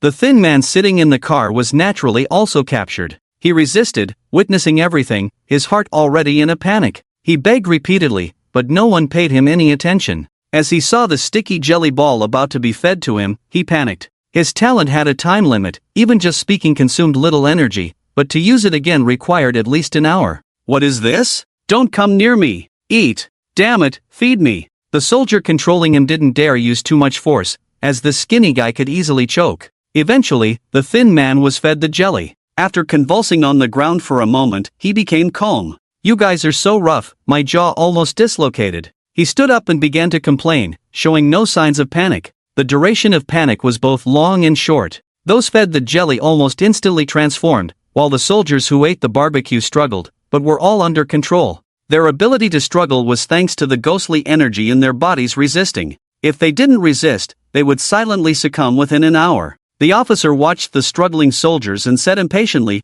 "What are you resisting? Just lie down quietly." "Traitor," was the only response he received. The officer shrugged. Can't recognize a good thing. With that, he ignored them, allowing the struggling individuals to resist. However, as soon as someone showed signs of breaking free, they were quickly fed the slippery jelly balls. An hour passed. The lean man got off the pickup truck. It's about time, I need to make contact. Go ahead. When Chang Jian possessed again, he looked around, everything seemed normal, many struggling soldiers had already become normal. The nuclear bomb can provide support, give me the coordinates and map. Soon a soldier took out a map made of animal skin. Very rudimentary, but at least some obvious architectural features and route directions were marked clearly. Alright, we will deliver the nuclear bomb tonight. Prepare to take the samples back to Blue Star. Yes. Possession departed. The commander and Qin Yuanhao exchanged a glance. Qin Yuanhao smiled and waved, good luck to you. Mother's embrace will unfold for our compatriots.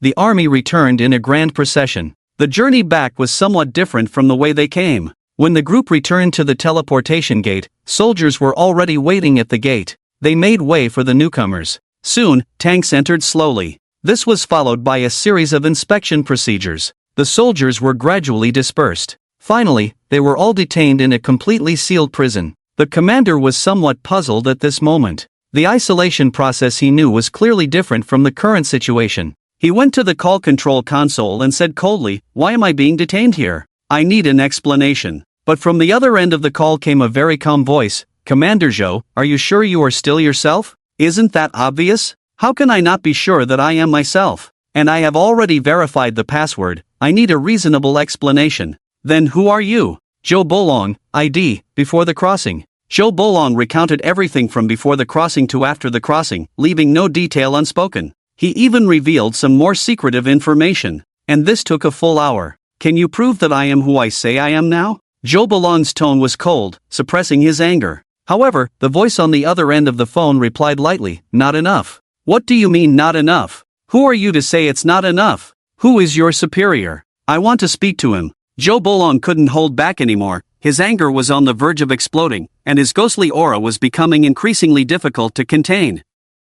"Who do you serve? Who are you loyal to?" Zhou Bolong's anger abruptly stopped. He instinctively wanted to give an answer, but a strong sense of rejection prevented him from saying it. Finally, he gritted his teeth. "Of course, it's for the people. The people of that world?" Silence. The atmosphere became awkward. "So, Major Zhou Bolong, are you sure you are still yourself?"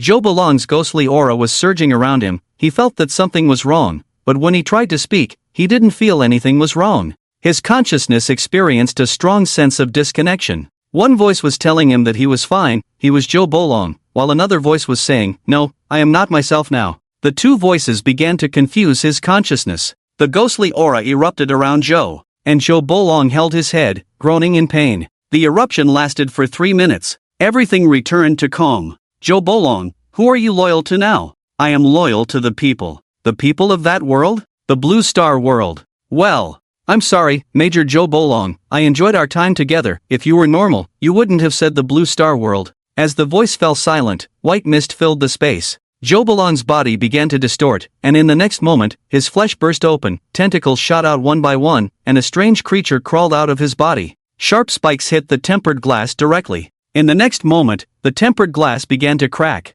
However, after the break there was another layer of thicker tempered glass outside. Seeing the strange and awkward creature, it hesitated, followed by a series of hissing noises. The sharp sounds made the tempered glass vibrate, but unfortunately, white mist had quietly covered it. 5 minutes later, in the transparent cell, Zhou Bolong, with a human lower body and a monster upper body, lay quietly there. It seemed as if he had fallen into a deep sleep. But it wasn't over yet. A gun barrel popped up above. Threats came from all directions, and when the creature lying on the ground pretending to be dead sensed the threat, it instantly rose up, shattering the gun barrel into pieces. More white mist, this time directly starting to pour in a large amount of liquid. Half an hour later, a mechanical arm extended out, beginning to dismantle and reconstruct this creature. On the other side, people who had also ingested transparent spherical objects transformed into monsters and began to riot. Those who had only eaten the flesh of creatures from another world showed clear symptoms of schizophrenia, some being manic, others in pain. Their thoughts were being torn apart. The only one who could be considered normal was the most brainwashed, already believing that the other world was where they should be, clearly beyond salvation. Chang Jian, who witnessed everything, looked pained. These soldiers were once his trusted subordinates, skilled in combating the bizarre, but now they were like this. His heart ached. Ling also watched this scene attentively. Now she was responsible for dissecting and analyzing these monsters and why they could enlarge their bodies. But this situation is very similar to that of the evil god, Ling muttered to herself. 70% of the team that went to explore the other world were affected, with 20% of them not even having contact with any food or water sources in the other world. However, they all had one thing in common: they were injured. The remaining relatively normal 30% were still undergoing strict testing to see if there were any unexpected situations, but undoubtedly, this exploration of the other world was a failure, because so far, they had not obtained any crucial information. Some mutated by ingesting items, some by drinking water, but what about those mutated by injuries? Zombies? But aren't zombies devoid of reason? Why do they still have reason, even showing a certain degree of disguise, especially before being exposed? They showed no changes, whether in memory or personality. What changed their minds? Virus? Parasite? Or a brainwashing-type talent? But brainwashing-type talents in the other world, let's put it this way, for anyone with a bit of cultivation system, this thing is rubbish. The reason is simple. Those weaker than oneself do not need brainwashing, and those stronger cannot be brainwashed. Those similar to oneself have not yet been fully controlled and are directly killed on the spot. After all, anyone who knows they are about to be controlled, wouldn't they rather be killed quickly? After all, brainwashing talents have no combat power whatsoever, even if they have talents for cultivation. But the same cultivation, others have the double blessing of cultivation plus talent. How could brainwashing talents compare in combat power? As for forcibly controlling with brainwashing talents, it was done as soon as anomalies were discovered, and the result was failure. This is powerful brainwashing. Even drinking water in the other world can lead to brainwashing. The danger level of this other world is simply incomprehensible. It's even tricky, and whether it's a fusion world or a becoming a copy, who knows what will happen. And without a doubt, out of 300 million crossers in the other world, they have all been thoroughly brainwashed. If they return after death, still in a brainwashed state, and if this thing can even be contagious, then the outcome will be unpredictable. Humanity might truly be on the brink of extinction. Chang Jian silently lit a cigarette. Tricky. This other world is like a hot potato. Chang Jian sighed quietly. The danger level of this parallel world far exceeded imagination. It was no longer a matter of whether Chen Chen, the big shot, would intervene. In fact, everything seemed fine if Chen Chen didn't step in, but it was a false sense of security. The enemy seemed ready to counterattack at any moment. With his extremely eerie infectiousness, how could they defend against him? What's more absurd was the incredible strengthening effect of these entities. The soldiers who were not parasitized but had gone insane had their physical abilities more than doubled. Coupled with the cultivation method of ghostly energy, their strength had escalated from mere evil spirits to almost reaching the level of fierce ghosts. If these individuals were allowed to continue growing, they might become ghost generals in the future. And these were just ordinary soldiers. What would happen if those humans who were 3 meters tall, 5 meters tall, or even 10 meters tall practiced ghostly energy? Wouldn't their power be off the charts? The most frustrating part was that the 15,000-kilometer sea monster seemed to be real. They weren't lying about that. Damn! What kind of world is this? They're all so tricky. During the recent insect swarm instance, their soldiers were pushed back and failed miserably. Only the powerful fierce ghosts could pass through. Upon learning this, Chang Jian realized how terrifying the insect sea world was. With the endless swarm of insects, all their efforts would be in vain if they couldn't find the insect queen. It was hard to imagine how humans survived in such a situation without a cultivation system. To be able to survive in a world more bizarre than the strange world itself was truly incomprehensible. Yet, in this world, Chin Chin could clear it in just 10 seconds, a level of intensity that was even more frightening and speechless. Sai, prepare for a meeting and plan various measures to deal with the return of humans in the future. The human high-level meeting was quickly concluded. However, none of the high-ranking officials present had a good expression. The results of this exploration of the parallel world and the recorded footage were already known to everyone present, and the extremely infectious nature of it was truly terrifying and impossible to prevent. Just being injured could lead to infection and brainwashing. If it weren't for the talent for questioning and identification, they might not even have reacted in time. 70% of the people in this wave had already changed their minds, and if these people were integrated into human society, what would be the outcome? Would humans be assimilated in reverse? It was a terrifying thought. Chang Jian then began his topics. Should we continue to explore the parallel world? How to integrate the returning human beings from the parallel world? How to integrate people from other countries when they start returning? Each topic was discussed for a day. As for the nuclear bomb, how could they be so foolish as to send it over when they sensed something was amiss? This was also a test to see what measures the people from the parallel world would take, whether to wipe them all out, return immediately, or wait for their rescue and continue infecting. After all, rescue was, in a way, a one-way invasion channel. To counterattack, 3 billion humans would have to die, and then return was the only option. And the discussion on topic 23 was concluded.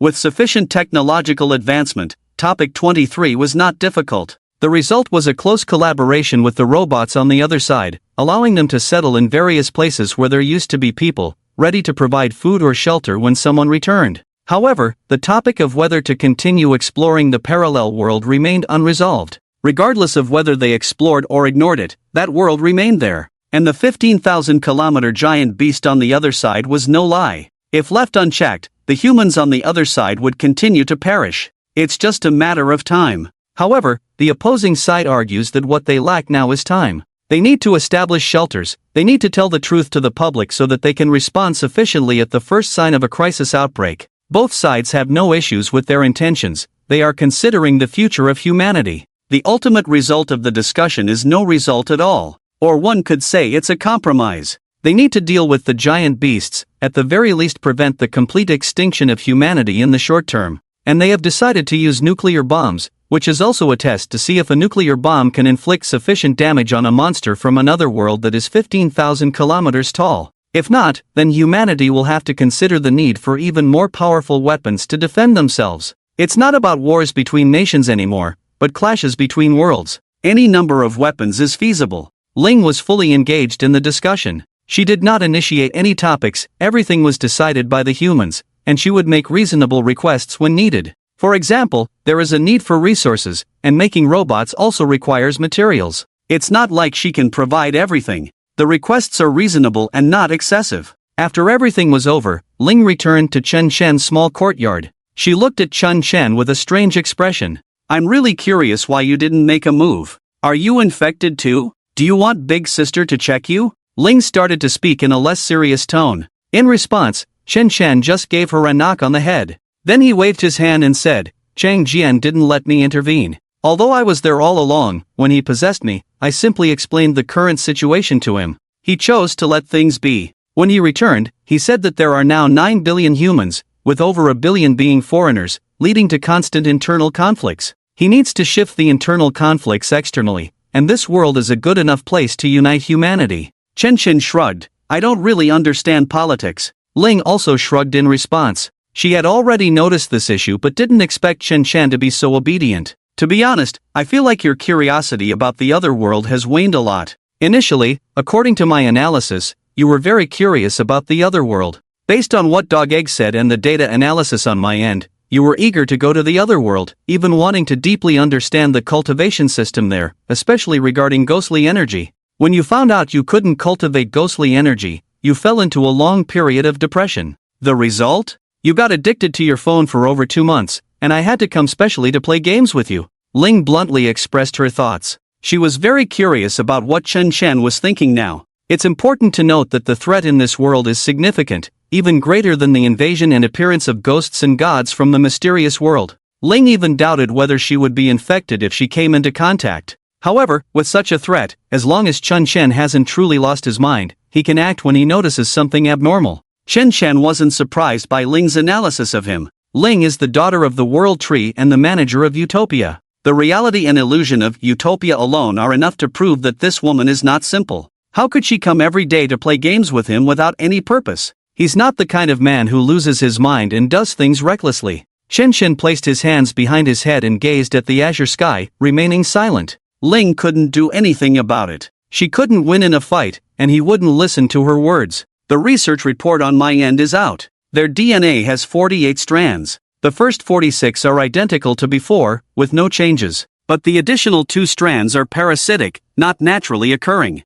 Those without the additional 2 strands have just been brainwashed, they don't have the extra 2 strands. In other words, brainwashing doesn't happen at the DNA level. I've had thorough tests on my brain and found no abnormalities, it's actually very healthy. So, I can assume this is a change at the soul level, meaning that those who return from that world are 100% problematic. Even if their bodies are no longer contagious, there's no guarantee they won't cause trouble. I've said what needed to be said, whether you act or not is up to you. With that, Ling left. She had many things to attend to. Soon, only Chen Shen was left in the small courtyard. Yaya was still at school, while Linglong had transformed into a sword lying quietly on the side, witnessing everything. The sword of the brave continued to emit a gentle light quietly. I never thought something like this would happen to me. Chen Chen finally spoke after a while. It sounded like he was talking to himself and to someone else at the same time. However, Linglong remained silent. The sword of the brave emitted a soft light, which eventually condensed into a phantom figure, sensing the complex emotions of its master.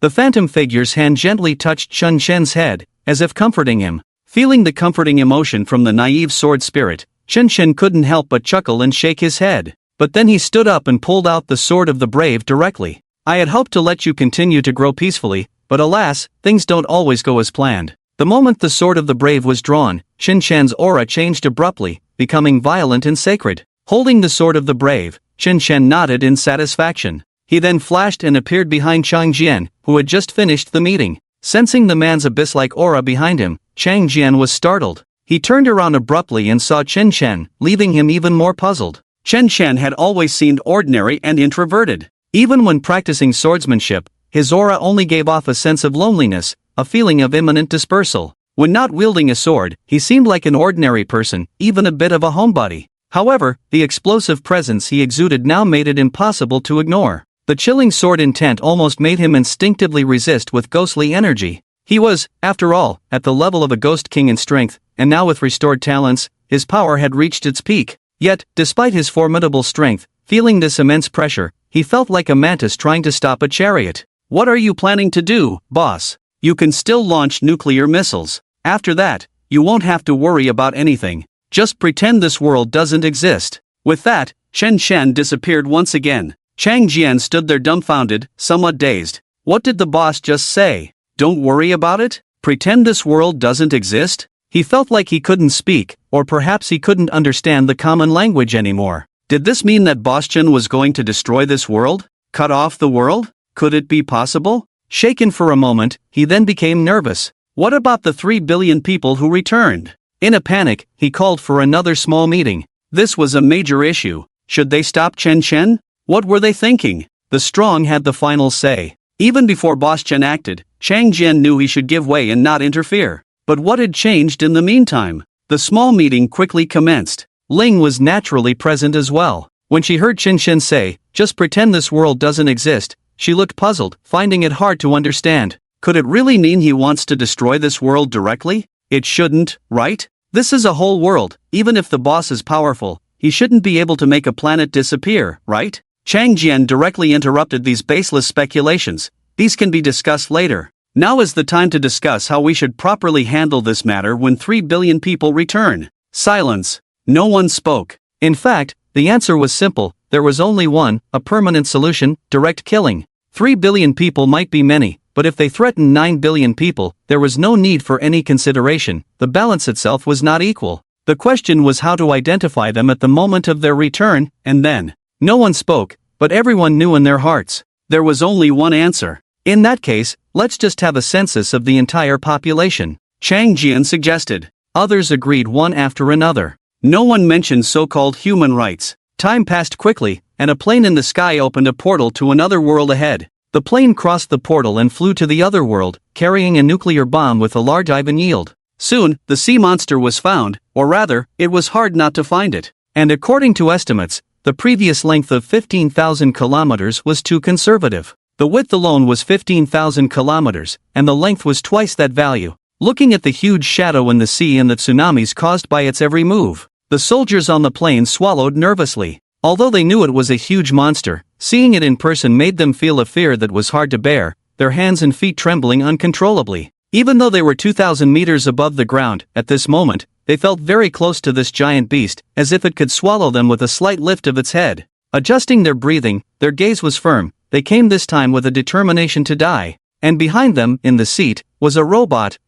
programmed with a set procedure. It was a precaution to prevent any interference from talents or the robot being interfered with. But fortunately, the plane reached directly above the giant beast, and there was still no movement. No one even tried to stop them.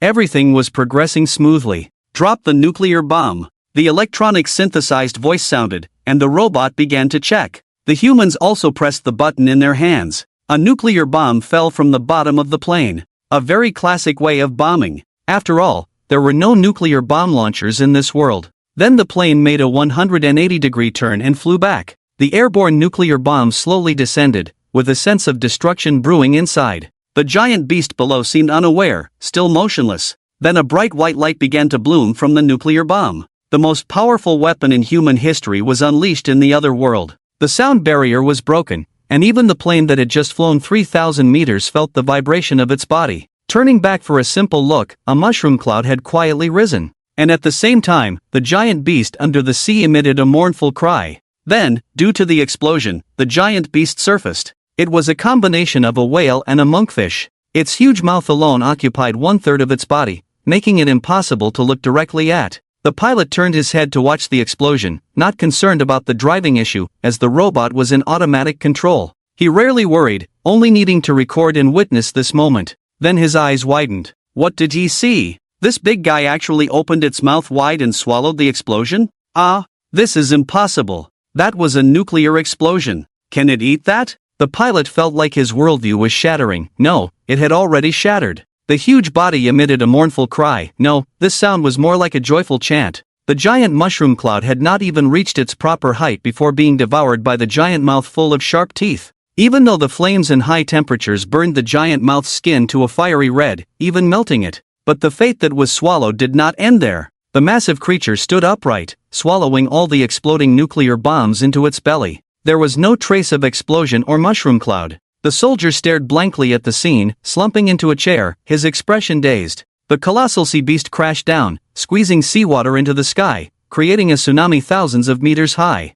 The pilot was robotically escorted back to the Blue Star. He didn't even know when he had been extracted from the aircraft, giving a nervous chuckle. This can't be real, I must be dreaming. A girl in protective gear approached, placing her hand on his forehead. Soon, the pilot's eyes regained focus. He noticed everyone present in full isolation suits. He shook his head. I haven't been infected. I am loyal to the country, to the people, and willing to sacrifice for the nation. His voice was calm, devoid of any falsehood. The person beside the girl in protective gear nodded. He's not lying. Subsequent readings from various instruments all showed green lights. What did you see? Was the nuclear explosion intercepted? Or did it not kill or escape? Or was it not found? The urgent questions came in rapid succession. The pilot shook his head. It wasn't intercepted, nor did it escape. The nuclear bomb directly hit that sea beast, but the explosion was consumed by the creature. His simple words left everyone feeling like their CPUs were overloaded.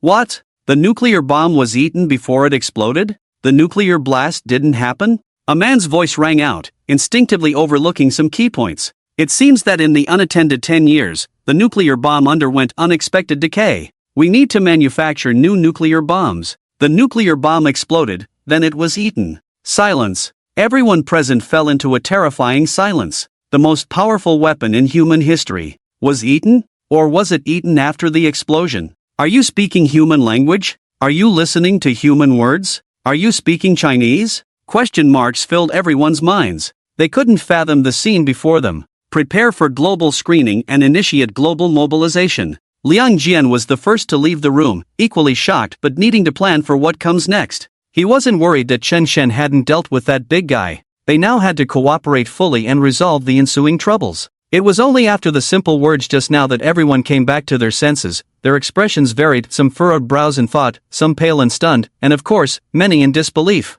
After all, this was too far-fetched. Even if they were told someone resisted a nuclear bomb head-on and survived, they could accept it, as they had imagined scenarios of resisting nuclear bombs using supernatural powers and mysterious rules. They had discussed it many times even after their deaths. Ling naturally was among them, her expression unchanged. Through the robot's data monitoring, she had witnessed the entire process. She too felt numb. The sheer size of that creature and the power of the nuclear bomb, though seen in movies and animations, were the pinnacle of human technology. But it had to be said, this power was immense, surpassing even the most potent spells and magical prohibitions. Phew! This world is much more terrifying than I imagined. Can Chen Shen really handle it? Ling couldn't help but doubt. She knew Chen Shen was strong, having split the sky before, but back then, their world was weak, and he had destroyed the foundation of their world, making the sky fragile. But now, Chen Shen faced an intact world, and what he needed to do was not to split the sky. Soon, her consciousness arrived at the core of utopia.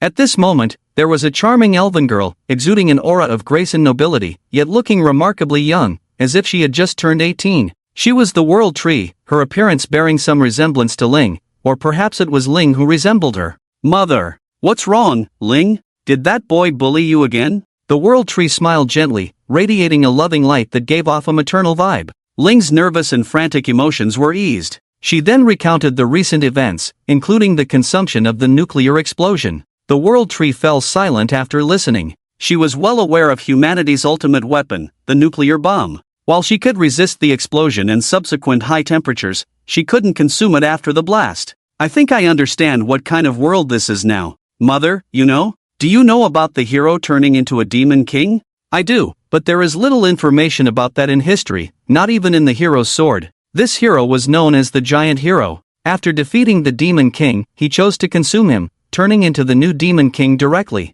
With the combined power of the hero and the Demon King, he actually gained control of the essence of this world, just needing some time to open the gateway to his own world. Unfortunately, he underestimated the hero's sword and the Demon King's blood. Although they were adversaries, they were also interdependent. Coupled with the world's instinctual rejection of him, he exploded shortly after the fusion. However, the nightmare had just begun. An evil god was born, and the cult began to flourish, plaguing the world for 3,000 years. Both the demon race and humans lived in turmoil, and it took 30 generations of heroes and demon kings to barely eliminate the evil god. Yet, even so, the cult still lingered in the world, ready to resurface at any moment. The complete disappearance of the cult now is due to the absence of humans in our world, which has finally resolved the issue. So, our world has been plagued by this world for over 8,000 years? That's one way to put it. Ling asked, what do we do now? Whether or not we resolve the issue with this parallel world, when the 3 billion people return, won't this world experience chaos akin to the time of the evil god?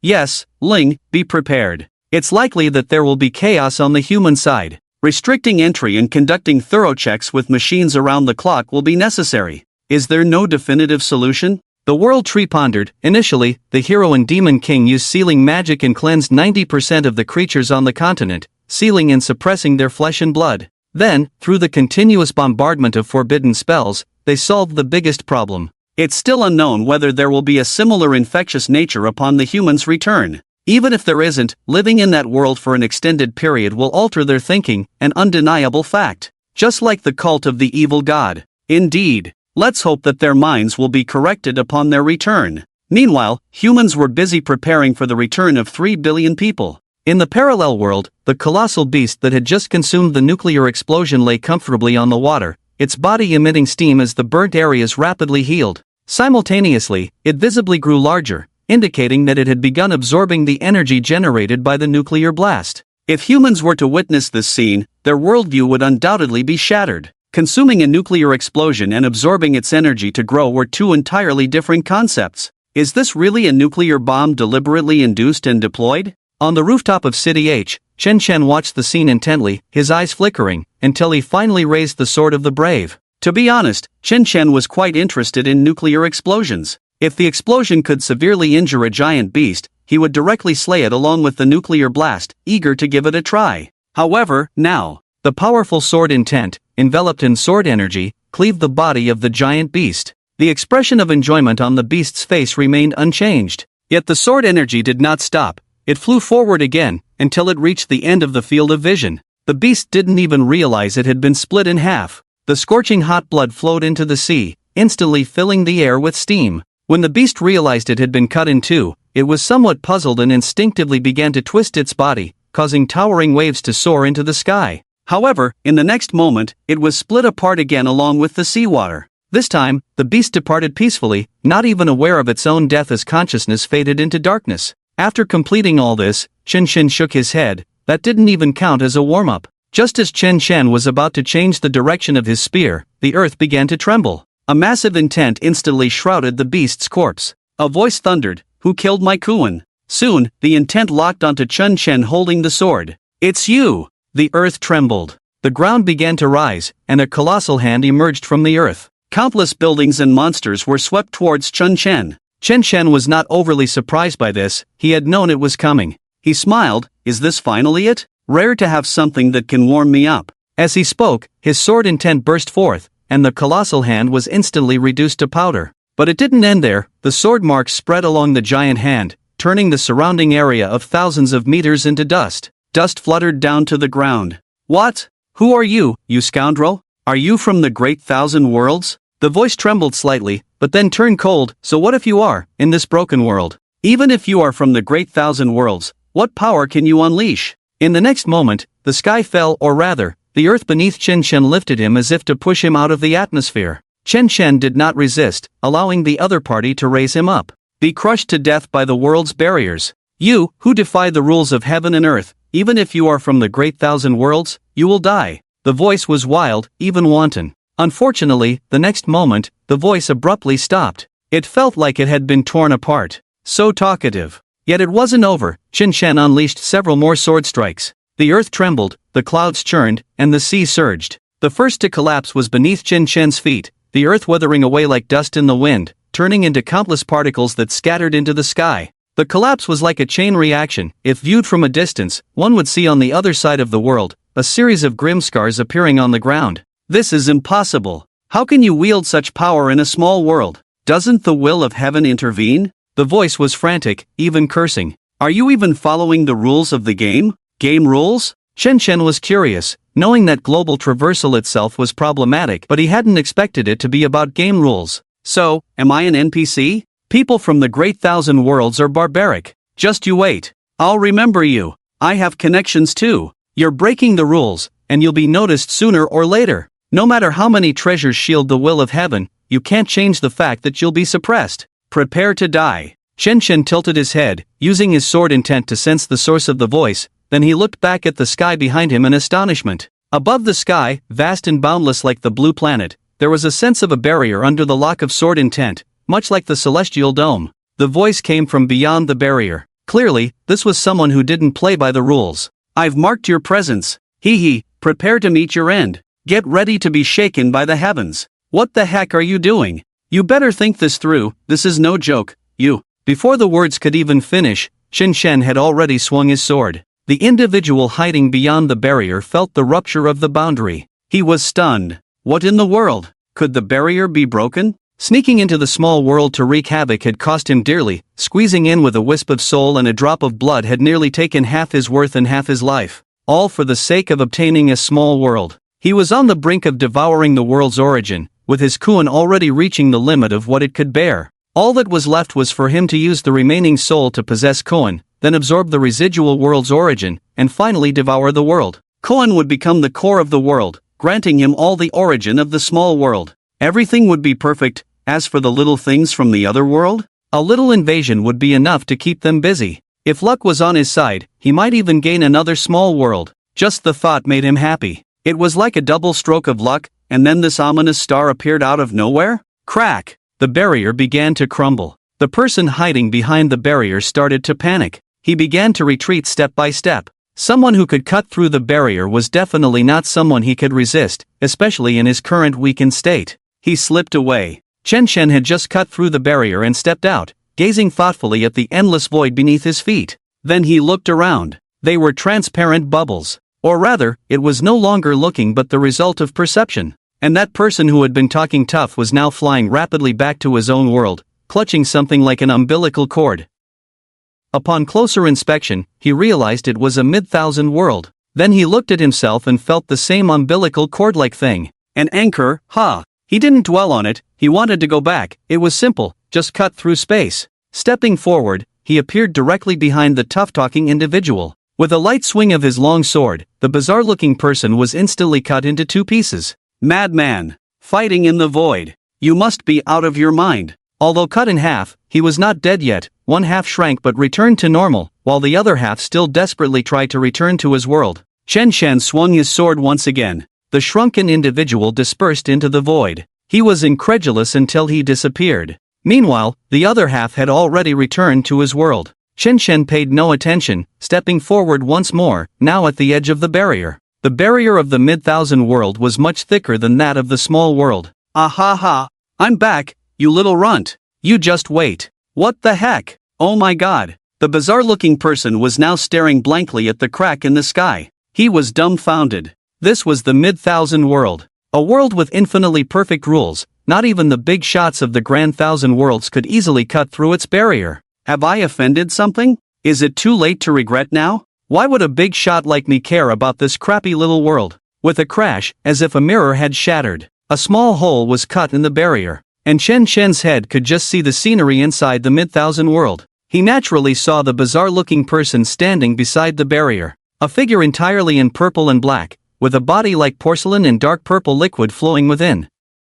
But in just this moment, the world barrier began to heal. "Ha, I admit you're strong, but this is the world barrier of the middle thousand worlds, you can't come in." However, in the next instant, the long sword stuck on the barrier, and Chen Shen leaned his head in. "Here's Johnny. Don't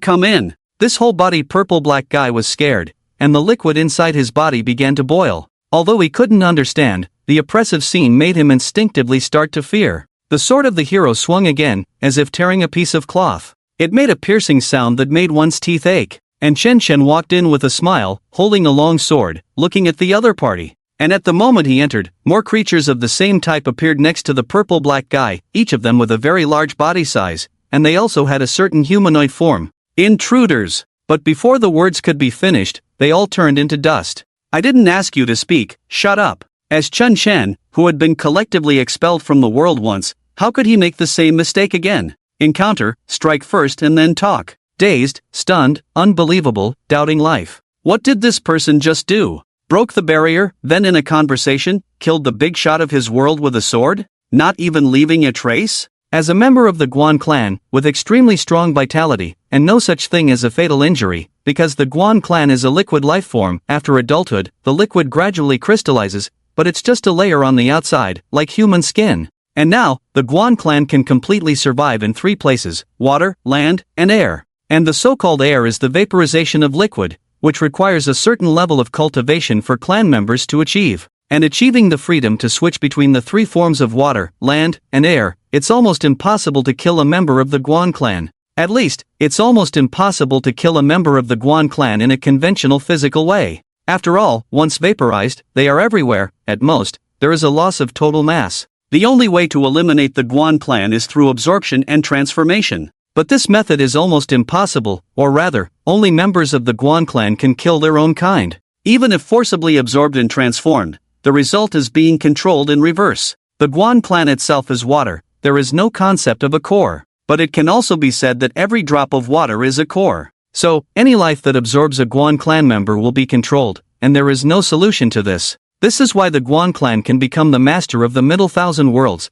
because of this unsolvability and strong brainwashing effect. Even people from the great thousand worlds, after absorption, will be controlled or even changed, becoming servants of the Guan clan. Don't the people of the great thousand worlds want to get rid of the Guan clan? Of course they do, very much so, but alas, people from the great thousand worlds are suppressed in the middle thousand and small thousand worlds, in terms of strength.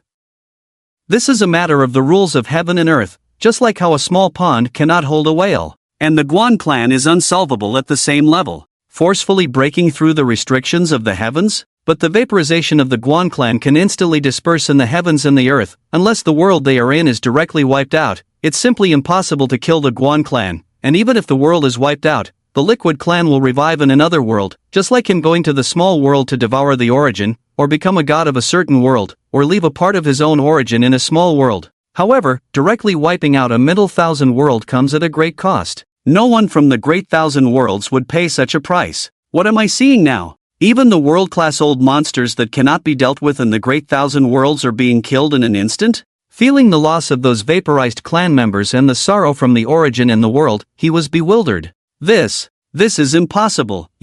How could this be? He was stunned and somewhat on the verge of collapse. The Guan clan actually had a weakness, which was that they couldn't disperse their energy in the void, which was why their clan could only stay in the middle thousand worlds and not venture into the greater thousand worlds, a reasonable rule of the heavens. After all, with gains come losses. The strength and invincibility of the Guan clan had already proven the power of this race. If there were no weaknesses, wouldn't this race be godlike? Chen Shen, however, remained indifferent, not even bothering to pay attention to the somewhat collapsing guy. He looked with interest at the land below, his expression turning strange as the blue liquid on the ground evaporated slowly, and the plants on the land gradually withered.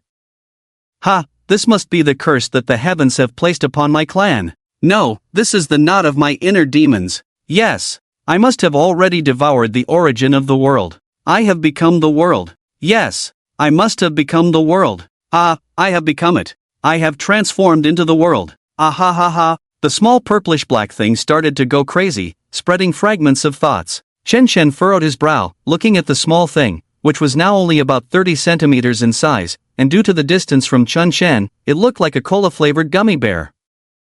Is this guy losing it? Tisk tsk, his mentality is really poor. Shen Shen couldn't help but comment. Then he felt the ground beneath him starting to compress, the world barrier quietly healing. Ha, after painstakingly cultivating for thousands of years, eroding the world bit by bit, condensing a large amount of origin, now I have devoured the world. I am the genius of the Guan clan, I will lead the Guan clan onto a new path, I can become the master of the Guan clan, I can have thousands of young clan members. Ha, I have made it. I am. He kept muttering, recounting his future and past hardships. Shen Shen shook his head, swinging his sword to release a sword energy filled with intent. The next moment, the noisy voice disappeared. Then he looked at the middle thousand worlds, then at the world barrier that was already starting to compress it, and took a step forward directly into the middle thousand worlds? Shen Shen could indeed do so, but it was unnecessary. Looking at the sword of the brave in his hand, the sword now shone brightly on the surface, even radiating a dazzling holy light, but in reality, it had reached its limit.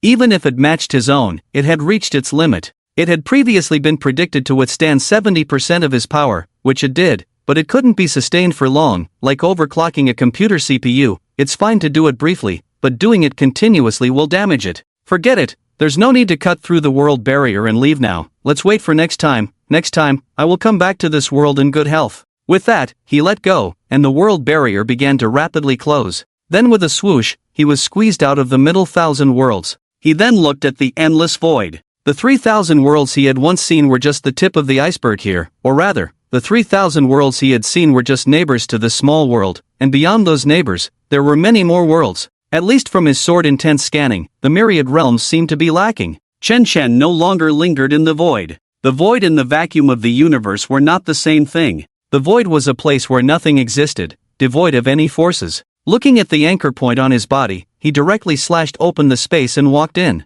The next moment, he returned to the blue star, back to his small courtyard. He then inserted the sword of the brave under a tree. However, this time, the invisible fluctuations did not dissipate, and the sword of the brave stood quietly there, even giving off a somewhat withered feeling. Shen Shen felt a bit sorry about this, so he couldn't help but touch the hilt of the sword of the brave, a strand of sword intent surging in.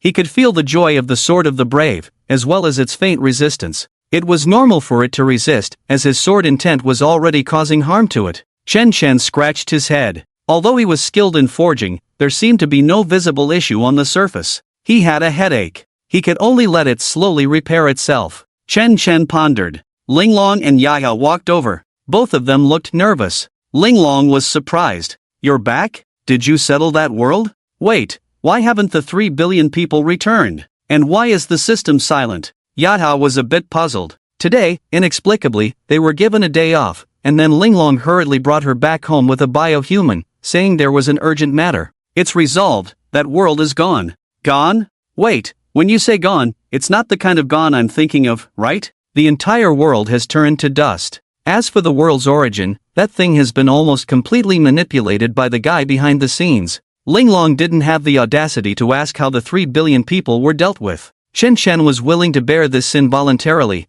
willing to be the decision-maker of the train tracks, and no one could say anything about that. The news of Chen Shen's return came quickly, so fast that Chang Jian didn't even react. It was really. Just a moment ago he was worrying about how to handle the 3 billion people, and the next moment, Shen Shen was already back home, saying everything was over. It was all too rushed, leaving Chang Jian a bit unresponsive, even thinking that Chen Shen had given up. After some investigation and checking the system, he was stunned. The support options on the system panel had disappeared. Yes, they had disappeared. It was as if they had never appeared in the first place. Chang Jian opened his mouth, feeling a bit dreamy, as if the world was so unreal. Was this the end? It was even more hasty than when the bizarre world was counterattacked before. Chang Jian's head was buzzing. At the same time, an idea involuntarily popped into his mind. Was Chen Shen really human? Could he be the mastermind behind the global crossing? As soon as the thought arose, he slapped himself. What are you thinking? Is that even reasonable? Many others who had similar thoughts also did the same thing, giving themselves a slap to dismiss such disrespectful ideas. They all let go of those blasphemous thoughts. At the same time, they breathed a sigh of relief. It seemed that Chen Shen was not a soft-hearted person. This actually relieved many people, but of course, it also made some people fearful. After all, before, Chen Shen was very powerful, everyone knew that, but they weren't too afraid because Chen Shen didn't kill the ghost kings of the bizarre world. Later, facing the enslaved world and allowing humans to immerse themselves in a false environment, Ling didn't do much, showing that he was kind to enemies. And towards his own people, Chen Shen behaved even more harmlessly. He didn't even demand any rights, at most just satisfying basic physiological needs. Such a big shot was too peaceful, so peaceful that it made people worry if he might be deceived. However, it was now evident that he simply looked down on these guys and didn't care to act. Some people with ulterior motives began to feel panic. There were many voices of dissatisfaction on the internet regarding Chen Shen's identity as a savior, but quietly, they all began to disappear. Even some of the meme creators vanished. They were replaced by countless mythical versions. For example, Chen Shen split the sky with a sword, freeing humanity from the invasion of the bizarre. Or, just as Pango separated the heavens and the earth, and Nuwa created humans, now Chen Shen opened the sky with a sword, merging the world, directly equating Chen Shen with legends. While browsing Douyin, Chen Shen felt inexplicably strange, so he simply clicked not interested. Playing with memes was more fun. After Douyin's backend discovered Chen Shen's dislike, they immediately took action, modifying related information in videos. Even if it was a video with 1 million likes, it was taken down. Chen Shen naturally had no idea that his dislike had led to the removal of a video with 1 million likes. Although everyone likes to be flattered, I'm still alive, so why are people starting to reminisce about me? Chen Shen is very tolerant of playing jokes and creating derivative works. After all, it's all about fun, as long as it's not over the top. After scrolling through Douyin for a while, Chen Shen felt bored. Why is everything like these flatterers? Opening a game to play, the enemies were like bots, getting pentakills and everyone praising, playing well. After a while, it became boring. There was no spirit of competition, just easy wins. It was even less fun than playing against bots, at least bots could use skills. Rolling his eyes, Chen Shen somewhat understood where the problem lay. The higher-ups feared that if he got upset, he might wipe out everyone in the world. Even though Chang Jian knew he wouldn't, his subordinates wouldn't just sit idly by. The superiors said to continue as usual, while the subordinates began to analyze, why did the leader mention it? Was there another arrangement? Then they slightly embellished it. When the lower ranks heard this, they continued to embellish and exaggerate. When it came to the workers, what? Every video must be carefully selected? Praise? Over-the-top praise? The game must let that person win, by any means necessary, even if we have to play ourselves. Chen Shen decided to stop playing on his phone and watched some updated anime series he had missed. However, as soon as he opened the video app, he saw a trending new anime series, Chen Shen's Great Adventure in Another World. He silently chose not to watch it and instead started re-watching some previous anime series. Then he noticed comments praising Chen Shen for saving humanity from the bizarre world's quagmire. Silently closing the comments, he thought he could enjoy the anime series. But to his surprise, there were ads inserted in the middle of the episodes, and one of them was a survey asking if Chen Shen's World Saving Day should be set as a new holiday and how many days off would be appropriate. He skipped the ads. That day, Chen Shen felt more exhausted than when he was fighting in the other world. At that moment, Ling walked over, looking slightly tired herself. What's wrong? I accelerated my research a bit, and now I'm being pressured to get married. Pressured to get married? You? Ha? Ling looked at Chen Shen with a hint of complaint but didn't say anything. Everything was left unsaid. Your marriage pressure has nothing to do with me. You? Well, it'll be your turn in a couple of days. Chen Shen felt a bit puzzled. He didn't even know who his parents were, let alone distant relatives, so who could be pressuring him to get married? He stopped thinking about it and instead chatted with Ling about the flatterers on Douyin and the issues in the game. After listening, Ling chuckled. It's quite normal. Before, when you solved the Worm Sea world, many people didn't truly understand your strength, but after repeatedly showcasing it, even if the higher-ups didn't see you in action, they knew you were powerful, to the point of being terrifying, at least stronger than Changjian. And in this world, all the high-ranking individuals have witnessed the horrors of the other world. Out of 40,000 people sent there, only 15,000 returned unharmed. They also learned that even a nuclear explosion couldn't cause much impact in the other world, becoming mere nutrients. And you silently resolved such a world, in no time at all. Think about it, how would those high-ranking individuals and those with ulterior motives react? How? They would be like the sword of Damocles hanging over their heads, causing those who once had hidden agendas to feel guilty. What would they do when they feel guilty? Seeing Chen Shen silent, she smiled brightly. Of course, they would try to please you. You, as a man, are naturally attracted to beauty and charm,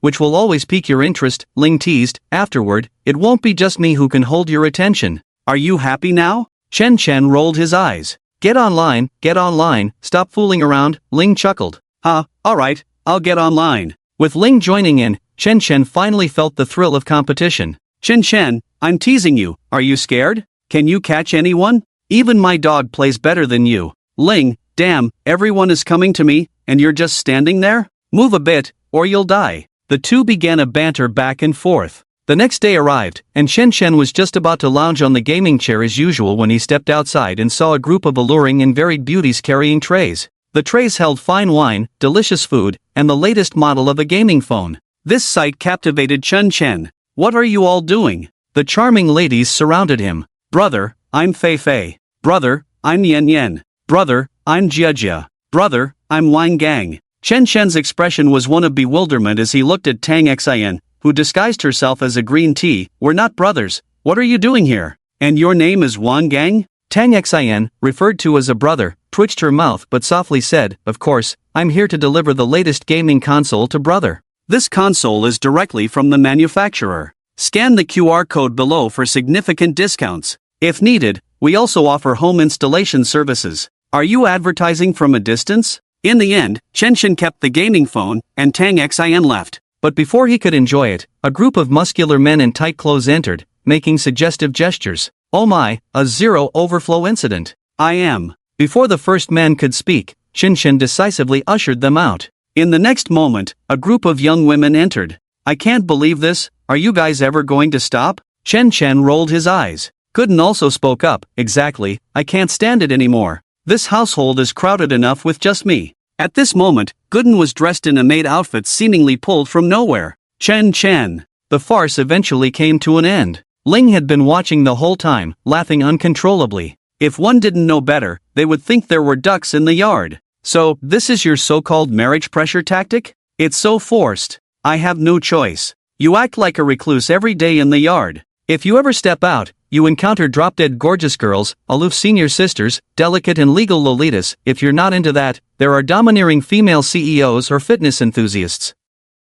Basically, any type of beauty you can imagine, they can find for you. Since you can't meet them in person now, the next step is probably to interact with them online. With a meaningful glance at the latest gaming phone in Chen Chen's hand, she continued, it's one scheme after another. Chen Chen suddenly realized. It's one scheme after another. Chen Chen felt a bit disinterested. It's not that he lost interest in women, after all, he was only in his 30s and not at an age where he couldn't handle women. He still had some thoughts. It's just that. Unfortunately, the women he encountered were all peculiar. The first one he encountered was Linglong, she was a sword. The second person Chen Chen encountered was Tang Xian. This guy was quite flirtatious, but that's all there was to it. He was still a virgin, and even very resistant. He would definitely resist when it came to the most crucial step, and Chen Chen even felt like Tang Xian wasn't very satisfied with his female identity. The third one was Ling. This guy was stunningly beautiful, even scoring 100 points. She surpassed full marks, a beauty with an exotic style. It was impossible for Chen Chen not to have some thoughts, but this person was too purposeful. Forget it, let's play the game. Another intense battle in the canyon. Then Chen Chen knew what the next wave of attacks would be. Sweet-voiced young ladies always seemed to gather together, each with decent gaming skills. Brother, do you need blue? Brother, I'm here brother, come support bot lane, sister is in trouble. Coquettish, sweet, oh boy, a whole jar of honey. Chen Chen's scalp tingled from the sweetness. In less than an hour, Chen Chen put down his phone, no longer desiring worldly things. Now he just wanted something salty to eat. Not playing anymore? These little sisters speak so nicely, calling me sister one after another, I love it, hee hee hee. Chen Chen rolled his eyes. He put down his phone and stopped playing the game. He quietly basked in the sun. Ling chuckled beside him, why are you giving up so soon? There are still 36 strategies waiting ahead. Chen Chen rolled his eyes again, I'm not interested in these, besides, it's a bunch of rough guys playing ahead. Damn, how do you know? I followed the network cable, the gamers are esports masters, and the girls next to them are talking with a high-pitched voice. Exaggeration. Ling also gave up the game. She naturally knew what was coming next. After all, she had given her opinion on the game's strategy. Half an hour later, I'm puzzled. What exactly do you want? You don't like men or women? Do you like non-humans? Like a sword? The sword of the brave trembled after speaking. Chen Shen sighed, the type I like is very simple, ordinary, without any purpose, just plain, until there's a big wave, that's the best. Big? Wave? These 3 requirements are quite simple. Now you want to grab a handful directly. Didn't you hear what I said before? Chen Shen sarcastically retorted. Bro, do you even know what you're saying? What's your identity? You want to find an ordinary girl now, without any purpose, is that possible? Why not just find a dumb one? Is that difficult? Shall I list your achievements? You directly wiped out 3 billion humans in a bizarre world, then flattened such a powerful world, and even conquered another world in a very short time, refreshing the conquest data in the next world, ending the world in less than 10 seconds, and just yesterday, you directly wiped out the alien world that could have annihilated humanity from the root. What's your identity now? Do you think with all these identities combined, an ordinary girl would want to get close to you? If we set aside all that, you're just a shut-in, lying on a chair every day like a paralyzed person, what then? Are you waiting for beautiful girls to fall from the sky and fall in love with you? Ling sarcastically remarked. Chen Shen pondered this for a moment, realizing that it was indeed true. He was quite the shut-in, especially after humans returned. He was almost addicted to the internet every day, and when he encountered incompetent teammates, regardless of whether they were girls, he would just vent his frustration. Any potential was completely squandered by him. Upon reflection, indeed, his avenues for social interaction were limited. It's no wonder that these people are so crazy and blunt in introducing girls, and even men. It's truly speechless. But upon further thought, it seems like he really can't come into contact with women unless they are forcefully brought to him. Shall I go out for a stroll? You better stay here honestly. I'll create an AI companion for you according to your preferences, with big waves and all. What, I can't go out? Chen Shen was puzzled. Then Ling casually waved her hand, and a virtual screen appeared. In the image, Chen Shen walked on the street, then the view zoomed out, numerous security guards started screening the crowd next door, and professional actors walked into the city and appeared in front of Chen Shen, acting as passers-by, store security, or waiters. What does this mean? The result of you going out? Ha? Why? Of course, the higher-ups are afraid that someone might say something outrageous to you, and if you kill them, it's fine, just don't destroy the city or the world in the process. Ling was blunt. Am I the kind of person who kills indiscriminately? You're not, but they don't dare to take the risk. Now the fate of the world rests in your hands alone. It's like they say online, when you're happy, you're a superhero, when you're not, superheroes are everywhere. Ling shrugged. Chen Shen furrowed his brow. Is it really that exaggerated? It's not an exaggeration. Your world has had such incidents before. Ha? Someone else in my situation? Who? The emperor, a powerless emperor whose only source of information comes from his ministers. And now you're that emperor. The powerful fear you, so they create a sweet environment for you, even going to great lengths to create bonds, to control you. Ling straightforwardly voiced these words. Chen Shen frowned. Why are you telling me all this? Are you trying to provoke me into destroying the world? Of course, that's what I'm thinking. Are you crazy? You're the crazy one. I feel like human nature is rotten to the core, especially you humans. Can't you be a bit more positive, a bit more harmonious, instead of creating unnecessary conflicts, especially those in power? They're just trash, pure trash. What did they do to you? Why are you so angry? Chen Shen understood that Ling was feeling wronged, venting to him. I wanted to study those who came back alive, but they talked to me about human rights, about ethics and morals. Ha, they were so enthusiastic about killing each other, and now that I want to study and maybe save some lives, they all come out opposing me, saying I'm inhumane. They've said all sorts of things, they're just a bunch of trash. Ling grumbled discontentedly. Chen Shen understood. Those who venture into other worlds are heroes, discovering the dangers and threats of those worlds with their own flesh and blood, and currently, there's no known way to cure them. As for researching, gambling on the slim chance of recovery, it's better to let them rest in madness, and even after Chen Shen cuts off the main body, some have lost too many constraints and are already seeking death. Humanitarianism is based on their peace. Ling's goal is to study this change and see if it can be utilized. After all, utopias are built this way, appearing sunny on the surface but dark and inhumane inside. It's hard for Chen Shen to judge who's right or wrong, as the rise of Western medicine was built on bodies, and no one can deny its status and merits in society today. Similarly, isn't traditional Chinese medicine the same? There was once a group of people known as test subjects, and in the end, they were collectively referred to as Shinnon. All light is built upon the existence of darkness. Without darkness, even weak light is a sin. Was I wrong? Ling looked at Chen Shen, hoping for a different answer from him. However, Chen Shen rolled his eyes and said, "Tone down your recording, your intentions are too obvious." What's wrong with that? Is it a mistake for me to want to study something that almost has no side effects and can make people bigger? What if I encounter it in the future? I can be prepared. Looking at Ling, who was full of curiosity, he was not surprised at all why her world had collapsed into such a state.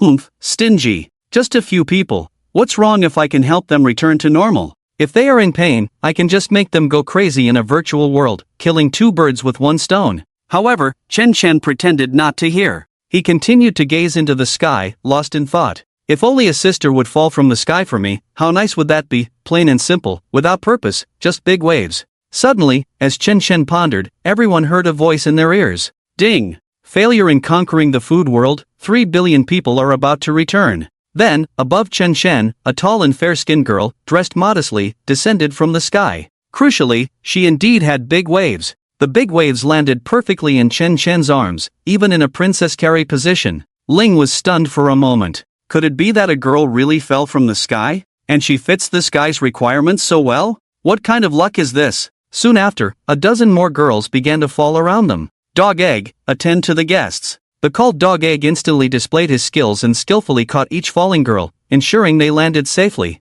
Chen Chen held the big waves and looked around. Why are you able to fall from the sky? Chen Chen asked in confusion. It took a while for big waves to react. She looked around in surprise, then at her own body, tears of joy streaming down her face as she hugged Chen Chen directly. Ling couldn't help but curse on the spot. What the hell? Did it really happen just as he said? I'm back alive, Chen Chen looked at the sorrowful big waves and couldn't help but comfort her, feeling the surge of emotions within himself. Chen Chen's heart was also surging with emotions. This girl was truly generous. After a while, big waves finally reacted. She looked shyly at Chen Chen holding her in a princess carry position and said, "I'm sorry, could you put me down first?" Only then did Chen Chen release big waves. As for the others, they were also crying. Some were even huddled together in groups, weeping. As for Ling, at that moment, she opened her mouth, pointing at Chen Chen and then at the big waves, her eyes darkened, and she lay down on a rocking chair, starting to doubt life.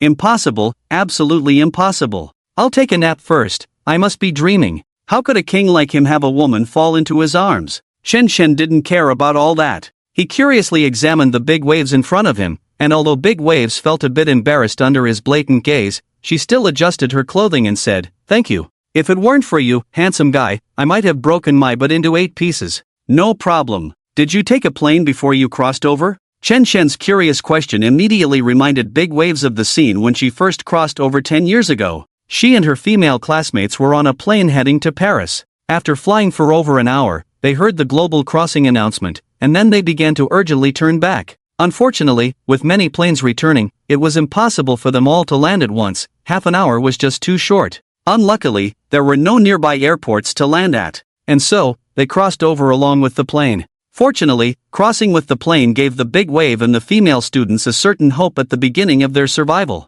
They had a certain reserve of food and water, and even the plane itself was a huge defensive barrier, providing them with the basic conditions to survive. Moreover, they could dismantle many things from the plane to use as weapons. Unfortunately, they were all women, so it was a bit difficult for them to develop combat power in a short time. However, the plane itself was very sturdy, giving them enough time to adapt to the new world. As for talents, although they crossed together with the plane, they were not considered a single entity, so they all gained talents. It must be said that they were lucky. At least, they had one of the best starts among the few. However, it seemed that their good luck had run out. With the global crossing, the allure of the female high school students in the new world was significant, especially as a group. The first to have ulterior motives were the captain and the co-pilot. After all, surrounded by a group of young girls, the captain, being a man, was also tempted. Initially, he took the initiative to protect them, but men tend to get jealous, especially when hearing compliments like "you're such a good brother" or "you're so handsome," losing themselves in the process. In the end, before their ulterior motives could be put into action, an accident occurred. They died trying to show off, being eaten by monsters. The co-pilot became the only man left in the team, especially after witnessing a terrifying scene that made him too scared to leave the plane. He then started commanding these high school girls, even resorting to scolding and committing crimes. However, he was outnumbered and eventually subdued, as he didn't possess strong combat talents. Thus, the women had to take charge, but unfortunately, there were very few high school girls who could become strong women, especially those who had been well protected like the Chinese girls, lacking vigilance in unexpected situations. Over 20 people died one after another. In the end, the one who survived the longest was the Big Wave, whose talent was combat-related, with her physical qualities multiplied tenfold. In the early stages, she was almost invincible. Sadly, she only lived for less than 3 months, dying unexpectedly from a sneak attack. The one who ambushed her was a gangster, with obvious intentions. However, he underestimated the woman and was killed in return. The Big Wave succumbed to a fatal infection, as expecting a high school girl to have medical knowledge was too much, especially without any medication, leading to her death on the 3rd day. After that, she watched the battles for 10 years. This is why she still wears modern plain clothes. If the Big Wave had been a bit luckier and encountered a normal gangster, there probably wouldn't have been any major issues. With her talent and tenfold physical qualities, she could have survived in the gourmet world and even become a generation-strong woman without any problems. Unfortunately, luck was not on her side. Chen Chen and Ling listened to the Big Wave story and couldn't help but feel emotional. A dreamy start, ending due to bad luck. Especially when they learned about the talents of these high school girls, it was even more regrettable. Each talent was very practical. When combined, they could unleash astonishing effects in technological advancements. One of them had the ability to break down objects into basic materials. Another girl's talent was fusion, which could turn basic materials into harder ones or directly imagine shapes in her mind and melt them into the desired form with exceptional precision, just by thinking about it. And there was another girl with the talent of enchantment, capable of adding attributes to any object, including hardness and even people. This girl collaborated the most with the Big Wave, enhancing her with powerful attributes and then combining them with her tenfold physical qualities, resulting in a tenfold increase from the base level. Adding 1 equaled adding 10. Their combat power was incomparable. It can be said that if they were to fully develop and apply their talents in the New World, they could easily lead the first industrial revolution directly. Unfortunately, they did not think of those questions. Of course, by now, they had summed up their own issues over the long decade. After all, the post-death quarrel was a necessary little project among women, and then they made up, with no barriers between them. After all, they were all consciousness entities, and there were not too many problems in reality. They encouraged each other every day and cheered on the surviving humans, although most of them were third brothers. The reason why De Bolong saw Chen Chen and hugged her directly when he came back was also because most of those who survived were third brothers. The actions of the third brothers were too shocking for these young girls who had not yet entered society, like talking to fish, trees, birds, lizards, and so on. It was truly shocking. And over the course of 10 years, the most frustrating thing was that those who survived until the end all had these issues to some extent. As for the people of Hua country, there were indeed some, but after crossing over for 3 years, they had all perished,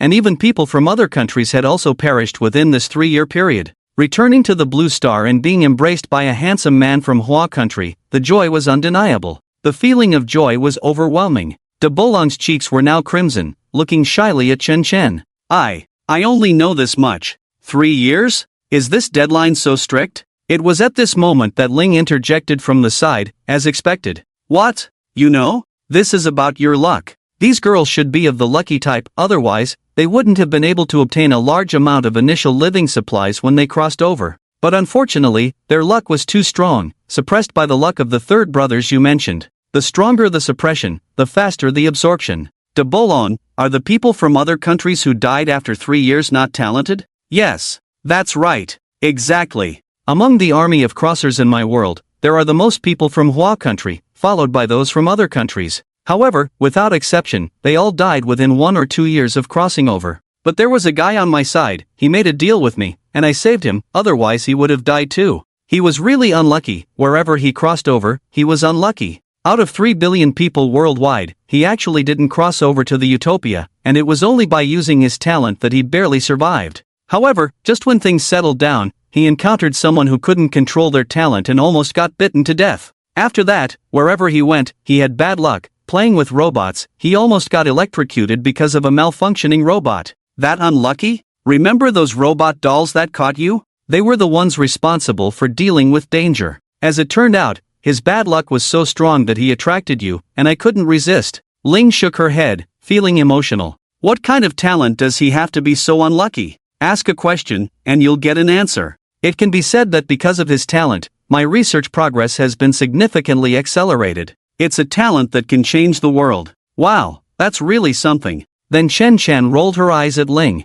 Impressive? Who do you think you are? Now that luck is favoring you so much, you just wanted De Bolong, and poof, De Bolong appeared. De Bolong's ears turned red, she lowered her head, her small hands fidgeting in front of her. Although she had crossed over for 10 years, she was still a young girl when she returned, having seen too much but not experienced it firsthand, like a 10-year veteran driver who might still be single. Is that so? Chen Shan was a bit puzzled. If luck really favored me, why did it leave me alone on the Blue Star for 10 years? What's the point? Seeing Chen Shan starting to think, Ling didn't ask any more questions but looked at De Bolong, her big eyes sparkling. She approached and looked up and down, then shook her head disapprovingly a few times. Being scrutinized like this, especially seeing the other party's pointed ears and silver-white long hair. Are you an elf? Yes, I am an elf. It seems I was really dropped down as requested. Ling pinched her cheek. It was real. Then her expression began to change, and finally, Ling's eyes were innocent, and she came smilingly to Chen Shen's side.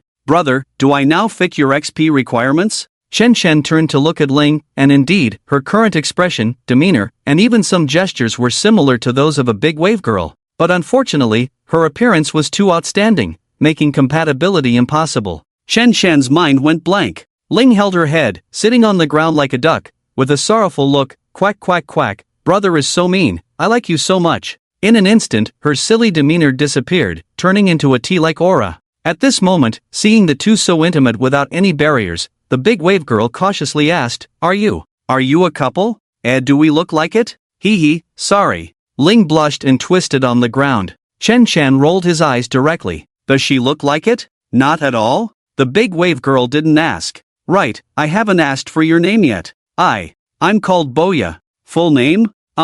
Ling bounced up from the ground, then came to Boya's side, smiling mischievously. Extend this hand, put this hand on your waist, yes, tilt your head back, keep tilting, yes, tilt your head towards the sky, that's it, from now on, you'll be called Boya Hancock. At that moment, Ling made Boya do a standard empress disdainful gesture. Surprisingly, whether in height or body proportions, she perfectly matched the style of that empress of the sea. If she were to cosplay, it might not be 100% accurate, but it would be 99%. Chen Shan's eyes lit up. Let's have another sweet pose. Boya could only reluctantly comply, being played with for a long time. In the end, Chen Shan and Ling looked satisfied, while Boya went from shy to wanting to find a hole to hide in. Just as it ended, a group of soldiers marched in. They didn't speak, having stood quietly at the courtyard gate before, waiting. Now, a soldier approached Chen Shan. Mr. Chen Shan, we need to take them for inspection. When the female JKs saw that the newcomers were soldiers, many of them breathed a sigh of relief, as the soldiers of the Huagua always gave the impression of being the people's soldiers,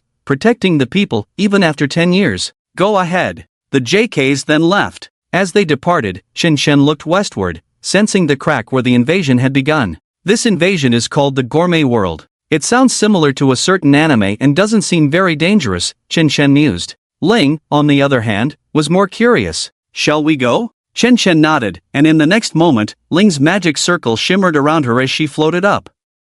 Chen Shen, on the other hand, exerted force with his legs and propelled himself upwards. Although flying, it was more like jumping. Can't you fly with a sword? Chen Shen remained silent, then directly took out the Ling long sword, cleaved open the space in front, and arrived at their destination. Ling was startled by this teleportation-like function, realizing that flying was unnecessary when Chen Shen could go wherever he wanted on Earth. She then entered the portal. In the next moment, the two arrived at their destination. In front of them, massive beasts emerged from the spatial cracks. One of them, a hybrid resembling a pig and a cow, spotted Chen Shen and Ling and charged straight at them like a wild boar. In the next moment, this pig-cow-like creature was subdued, not by Chen Shen, but by Ling. At that moment, the formation in her hand quietly dissipated. In the world of gourmet food, this wild boar that looks like a mix of cow doesn't seem very appetizing. Ling walked up and took a sniff. All she could smell was burnt. Then Chen Shan proceeded to split the wild boar in half. In an instant, the smell of blood filled the air around them.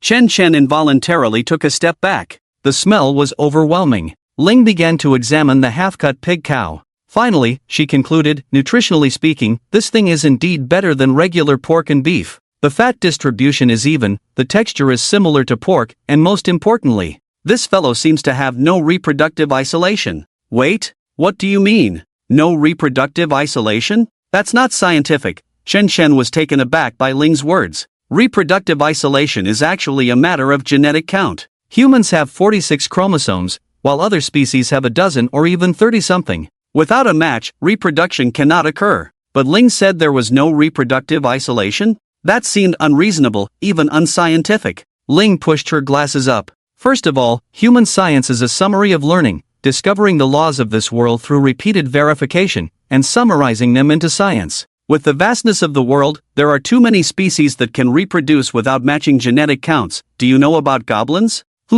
They have no reproductive isolation with any other species. As long as they can conceive, it's fine. Of course, the offspring born from the mother are goblins, showing strong genetic infectivity. So, they are similar? Yes, even stronger. In the process of interbreeding, they randomly match genes, thus preserving diversity. In other words, they actually have only one type of gene. You can think of it as a master key that can match with any gene, possessing adaptability. Once matched, other genes will be randomly inherited. Some strange knowledge slipped through his mind, leaving no trace. It really fits the market of San Ji's family. Shen Chen's mouth twitched, but Ling was very interested. I feel this will be very helpful for my future research. How about, you leave this world's crack to me? You don't have to cut it off yet, Ling curiously suggested. Shen Chen agreed casually. He just wanted to understand this bizarre world and why it was called the gourmet world. At that moment, the crack began to close. Chen Chen sensed it and felt a bit confused.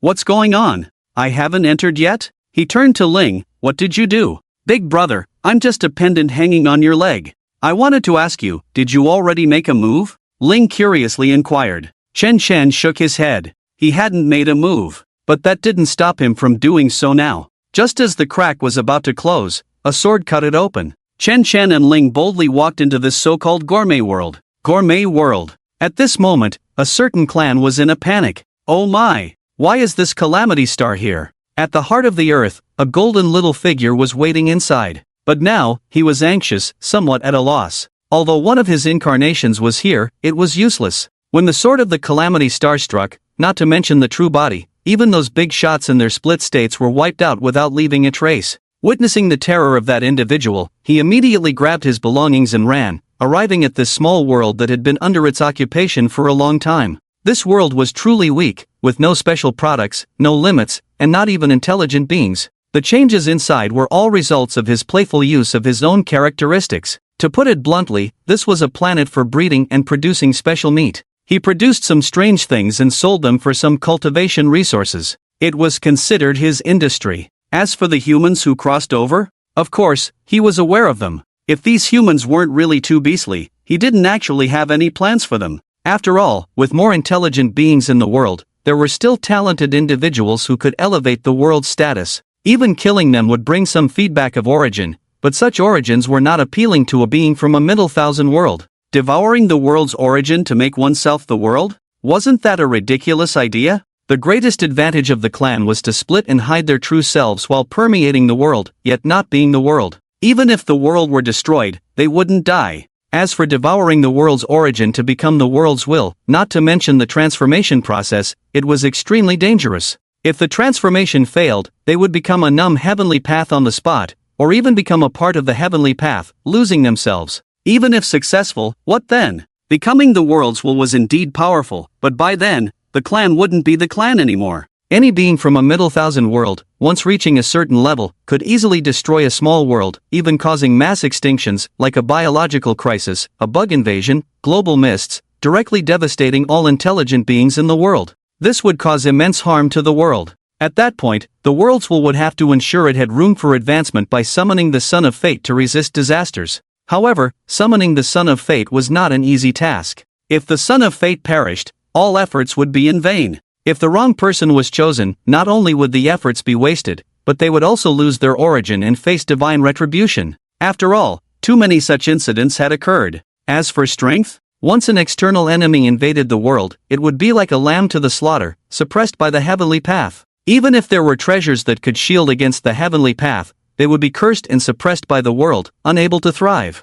But who would foolishly enter such a situation? No one. They would just harass from afar, making one run around in exhaustion. At this moment, the clan controlled the origin, but now it seemed like he was about to transfer this troublesome origin, as that man had arrived. He then looked at his pet, a lizard the size of a small white dog, which could be more accurately described as a dragon. Although its essence was that of a lizard, its appearance closely resembled the winged dragons in the Middle Thousand world. It was truly majestic and imposing, but at this moment, its belly was slightly swollen. Clearly, it was pregnant. And the lizard's father was those perverted humans.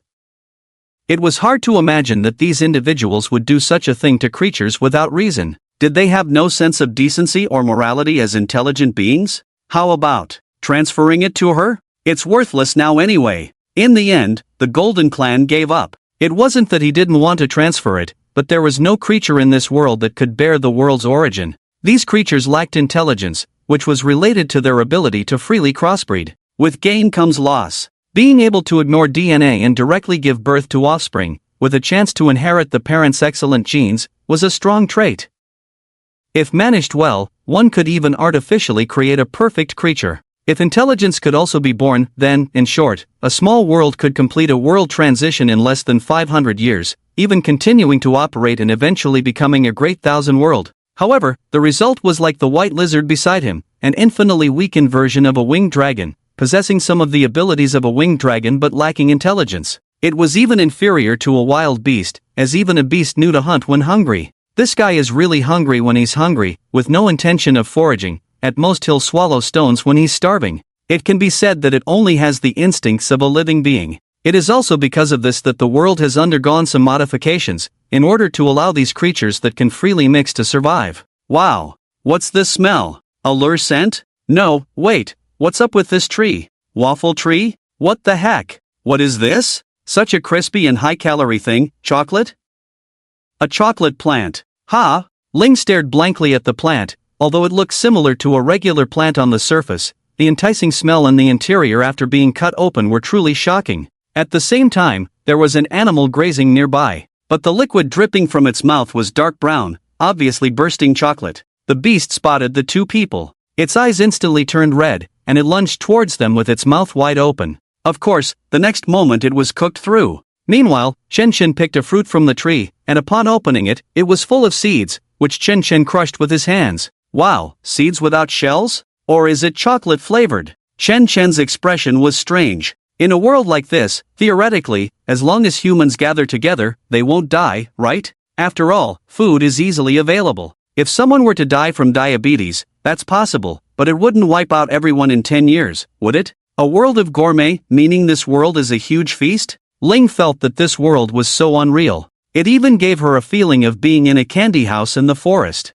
If she were to cultivate similar plants, she could do it, but it would require more resources. It's better to directly use chocolate or wafers to create a decent-looking fake plant. This is truly a fairy tale world, Chen Chen couldn't help but exclaim. As they continued forward, they came across a group of creatures. They were bizarre in shape, but their species could still be vaguely distinguished, somewhat similar to koalas. However, these animals didn't even react to the arrival of the two. It wasn't until Chen Chen and the others approached that one of them finally reacted. It glanced at Chen Chen and the others, then tilted its head in confusion, and then it opened its mouth and lunged. Ding! The sound of metal clashing rang out. Chen Chen was surprised. This guy looked lazy and easy to bully, but its teeth and mouth were really tough. Chen Chen's interest was piqued, his sword intent surged, and in the next moment, it was split in half. The internal structure truly shocked Ling. The body structure of this guy is really bizarre. Wait, how does it survive? It's amazing. The structure inside the creature was similar to that of a turtle, and based on bone density scans, it had surpassed the biological limit, to the point where its bones could be considered natural metal.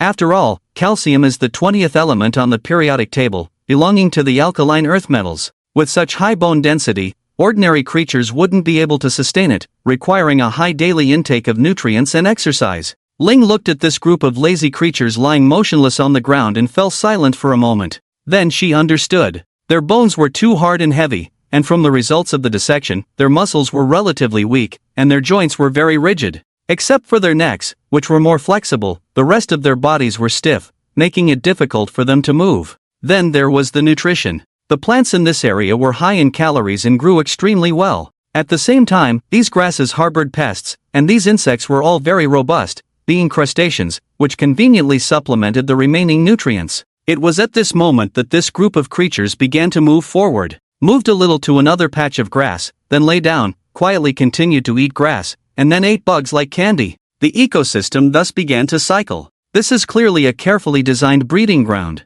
Ling finally affirmed. Chen Chen was somewhat puzzled. Didn't Boya say this place is very dangerous? Any animal or even plant has a certain level of aggressiveness? One misstep could mean death. That's how it is for those without a cultivation system, just like earlier. Can you imagine a docile creature lying still giving you a bite? And quite fast, for ordinary humans. Indeed. Looking at these bugs, even though they are casually eaten by these creatures, but look at the sharpness of their mouth parts, getting bitten would probably hurt for a long time. Ling showed Chen Chen the bug, and then Chen Chen saw the metallic mouthparts. Wow! For ordinary people without a cultivation system, this world is indeed very risky, but for those with some cultivation system, this place is like a candy house, almost. No world closer to a fairy tale. Chen Chen nodded in agreement. It was indeed so. Ling floated directly, ready to see what other parts of this world look like, but before she could float up, a projection appeared in front of the two. Chen Chen naturally recognized what the other party was.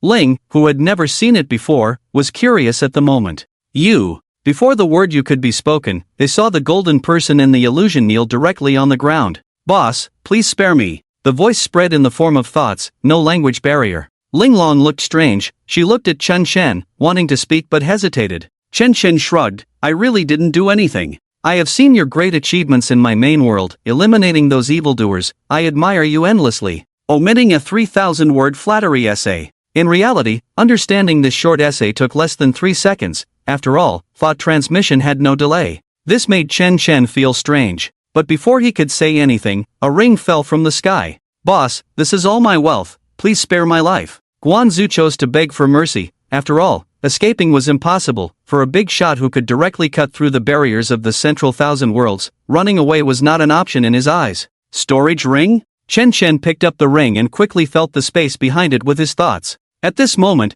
there were many things inside the space that Chen Chen had never seen before. Quite intriguing. However, in the next moment, with a thought, a long sword appeared in front of Chen Chen. The handle of the long sword was made of bone. When unsheathed, the entire blade seemed to be made of the teeth of some creature. He nodded, then infused it with sword intent. In the next moment, a wave of wild beast aura rushed towards him. However, soon, this terrifying aura disappeared. Chen Chen looked at it and nodded. Not bad. What kind of creature was this sword made from in its past life? Sir, this is called the Dragon King sword, a weapon made from the old teeth shed by the Dragon King. Even in the central thousand worlds, it is a rare treasure, but it has a fatal flaw. What is it? If the person holding it cannot gain its approval, it will rebel against its master. Of course, sir, with your intervention, it is now obedient. Guanzu smiled obsequiously. Chen Chen felt it for a moment, then shook his head. This is not about a master being unable to be recognized or anything like that. It hasn't even gained spiritual wisdom, so it's impossible for it to be a master killer.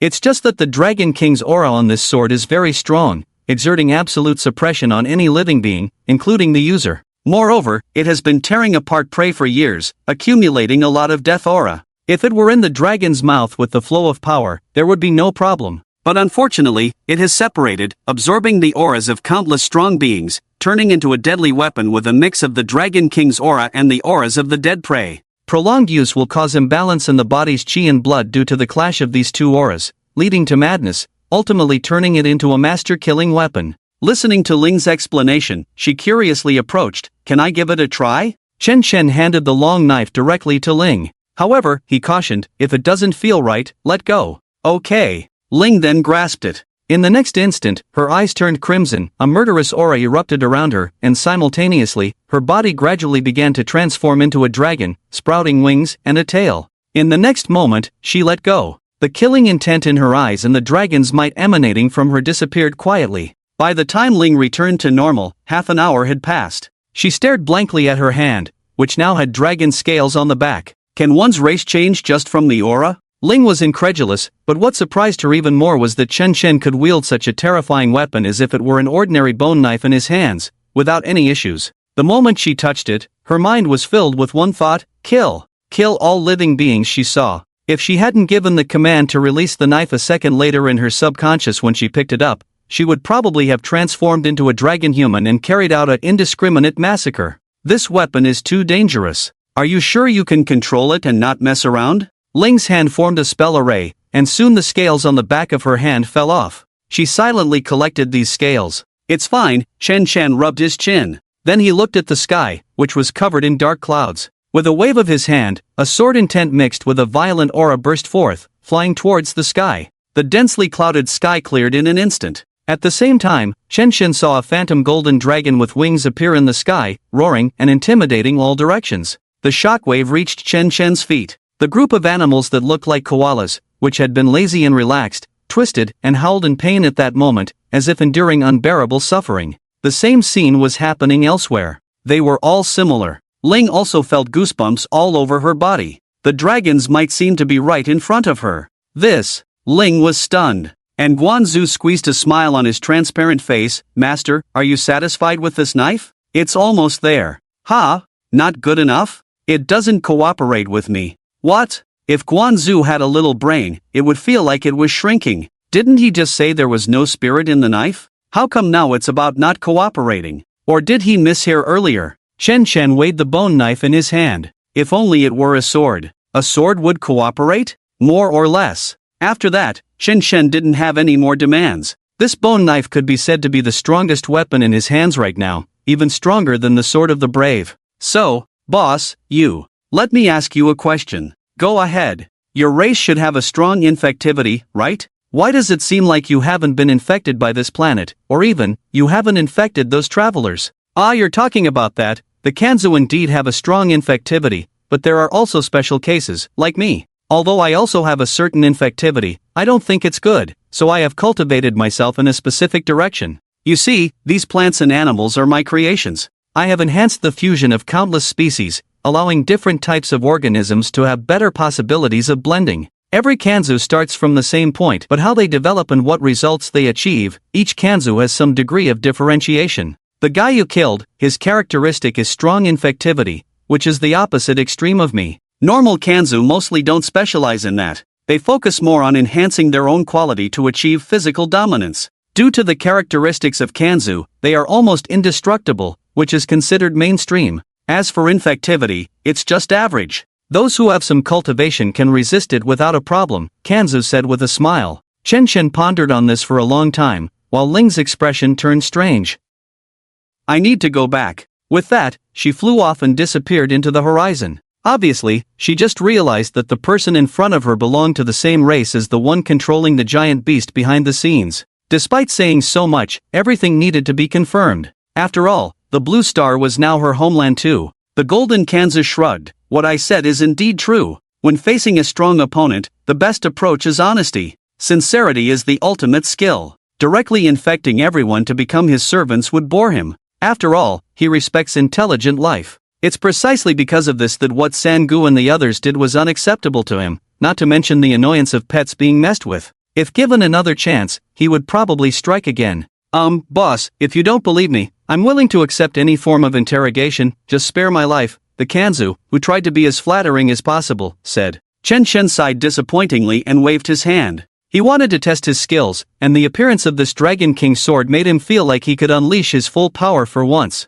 However, it was meaningless to swing it in the air. He wanted to strike something, but looking at the submissive and flattering figure in front of him, he didn't feel like striking. Forget it, you can go. Oh, and I'll take the origin of this world. Alright, you take care of it. By the way, boss, let me tell you, if you don't want these hybrid animals and plants anymore, just let me know. I can withdraw my power, and without my blessing, these creatures will eventually return to normal in the next few generations. Of course, if you need, I can solve this issue within a month, but more than 95% of the creatures may die. Rest assured, I will ensure the survival of all species for you. The Kanzu resembled a very considerate salesperson. Chen Chen contemplated whether he should agree. The flora and fauna of this world impressed him, especially the plants, which were extraordinary.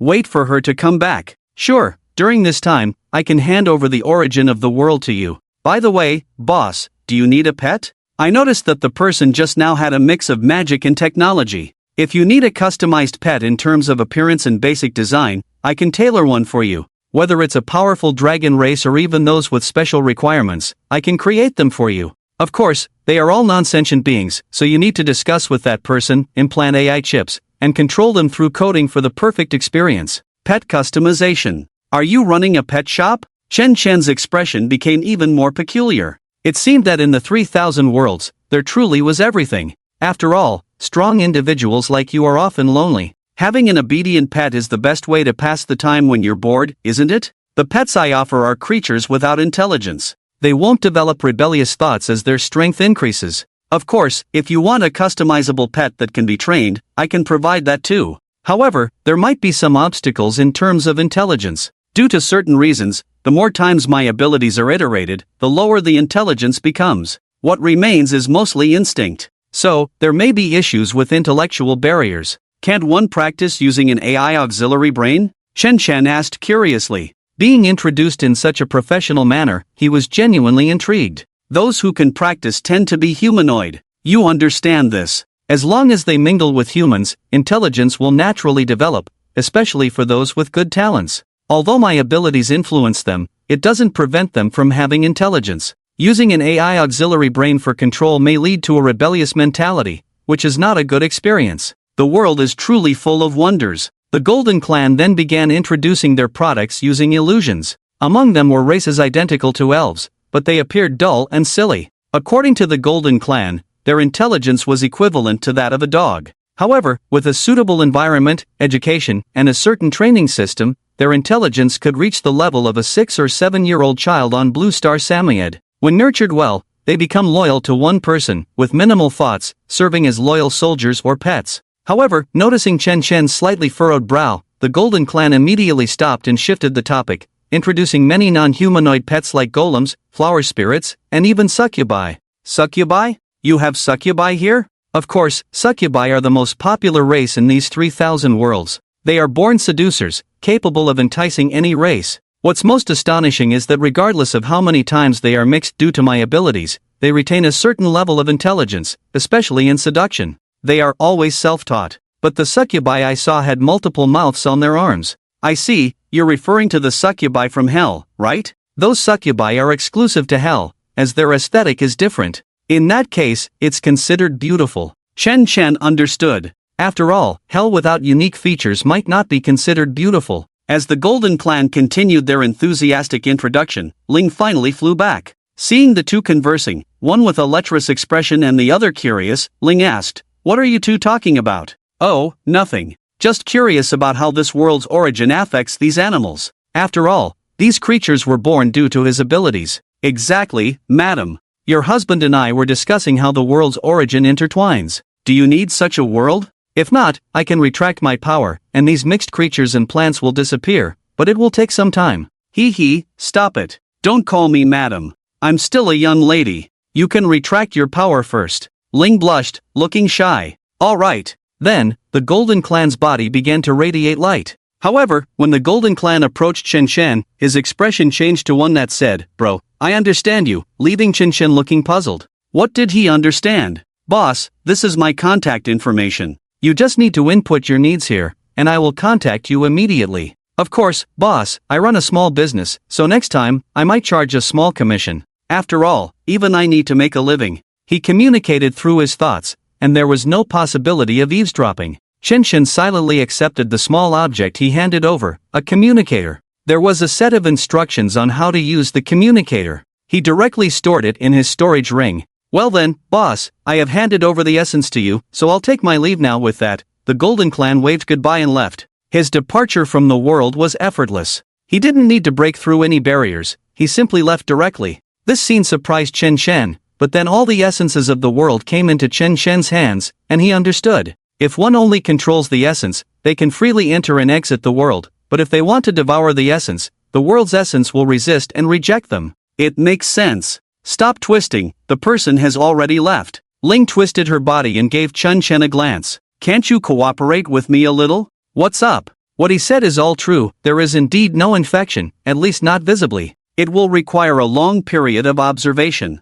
Fortunately, the location of this occurrence did not have a large-scale overlap, making it relatively easy to control. Besides, they have already been informed. So, did you not say much, or did you say that you have been infected? Do you want Big Sister to help purify you? Ling patted A on the shoulder. After the Golden Clan left the small world and arrived in another world, he was lost in thought for a long time. His previous appearance as a sales manager was real, but like Ling, it was also a result of AI simulation. Now that he had finally arrived in another small world, he was able to release himself from the control of the auxiliary brain. The liquid expression on his face finally ended. For the Golden Clan, happiness or not was reflected in the state of the liquid, boiling and bubbling related. Did I really survive? He still couldn't believe it. The situation of the Golden Clan in the 3000 worlds was not as good as it seemed. Especially in the eyes of some strong individuals, their existence was actually no different from flies, mosquitoes, or cockroaches. They could be killed, but they would quickly reappear from somewhere. To completely resolve them was possible but difficult. That's why many members of the Golden Clan kept a relationship with the essence in small worlds or worlds. After all, there were too many people trying to deal with them. It was maddening. This boss is quite good. At that moment, a pink liquid gradually took shape beside him, slowly transforming into a member of the Golden Clan. The appearance was similar to most members of the Golden Clan, with a body like a glass bottle, humanoid but more like a pink gummy bear with short arms and legs. 1. Let's break up. What? Why? Is it because I didn't buy you the ancient god's blood you mentioned last time? It's because No, it's not about that. You've been good to me, but we're not compatible anymore. If there's anything that's not right, I can change. The golden liquid inside one's body was boiling and bubbling. Clearly, his emotions were intense. Don't be like this. You're a good person, but we're not right for each other. I'm about to break through to the realm of 1,000 transformations, and you're still at the realm of 100 transformations. We're not compatible anymore. But didn't we agree on this before?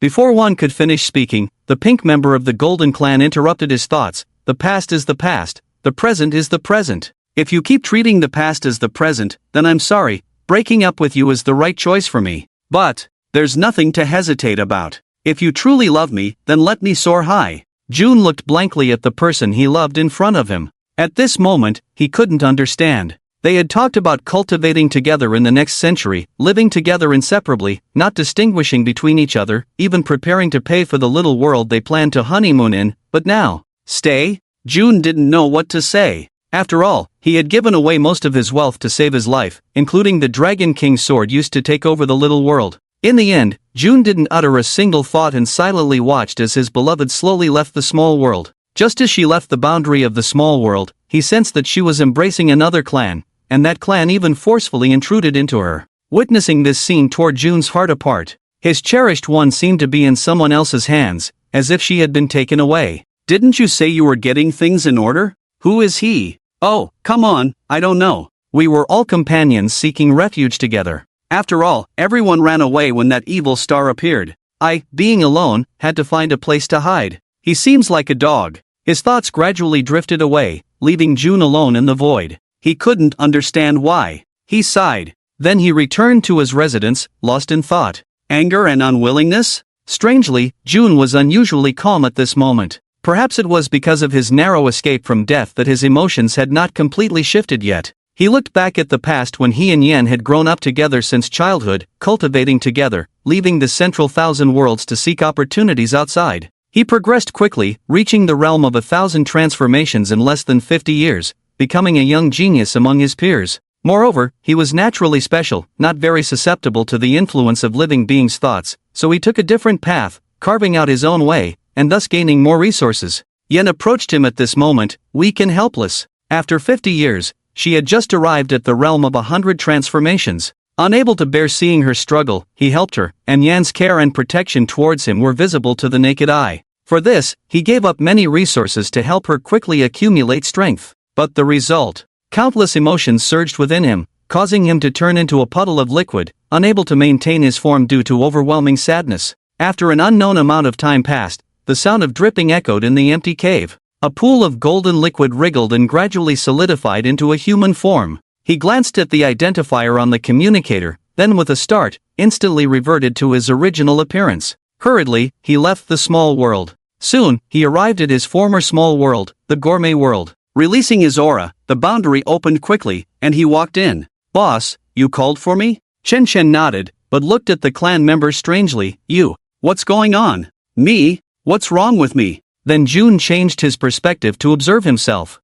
The originally golden translucent liquid figure had now become dark and murky, devoid of any luster, entirely dull. However, in the next moment, he turned into liquid and slowly reformed his body. Sorry, I fell asleep just now and woke up in a hurry. Shen Shen found this strange but didn't inquire further. Boss, what do you need? A succubus. Shen Shen was straightforward. Are you sure? Why not? No, of course it's possible. That lady, she. Ahem. She's not the one. And she's the one who asked me to find a succubus. Oh, are you looking for a male succubus? I mean a female succubus. Hiss. Oh, I understand. So, what style are you looking for? We have different levels of intelligence here. We have humanoid types and pure human types. The prices are a bit on the higher side. Shen Shen didn't even hesitate and directly chose a model he had already decided on. Looking at the selected model, the salesperson, Juan, seemed a bit puzzled but dutifully began to introduce, this enchantress is a hybrid of dwarves and fairies, standing at 12 centimeters tall, weighing 40 grams.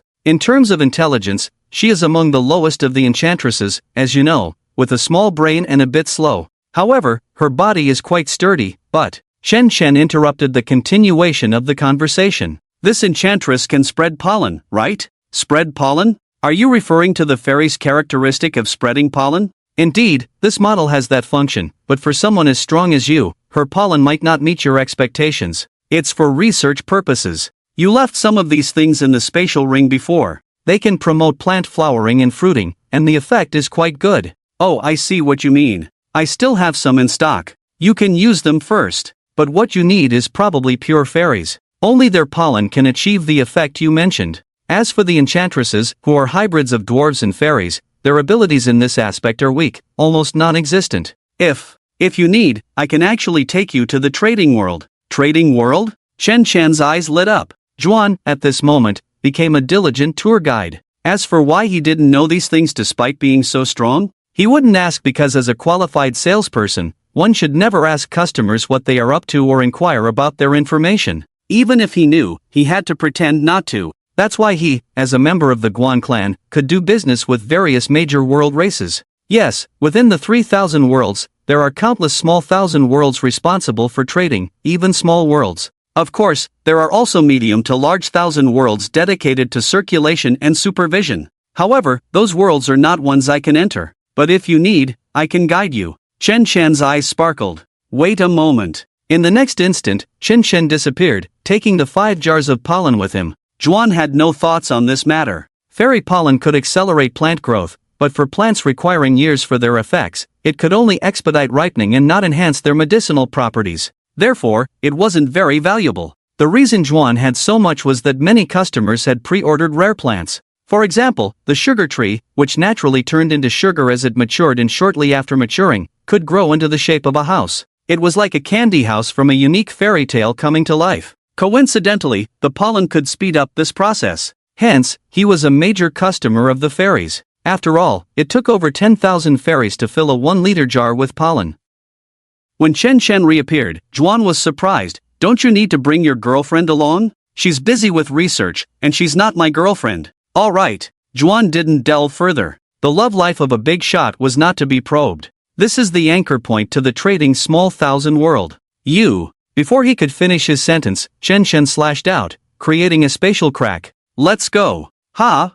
Juan was a bit bewildered. He was about to suggest walking through the void for a month, so he could prepare some basic self-defense items. But Shen Shen had already stepped forward into the spatial crevice.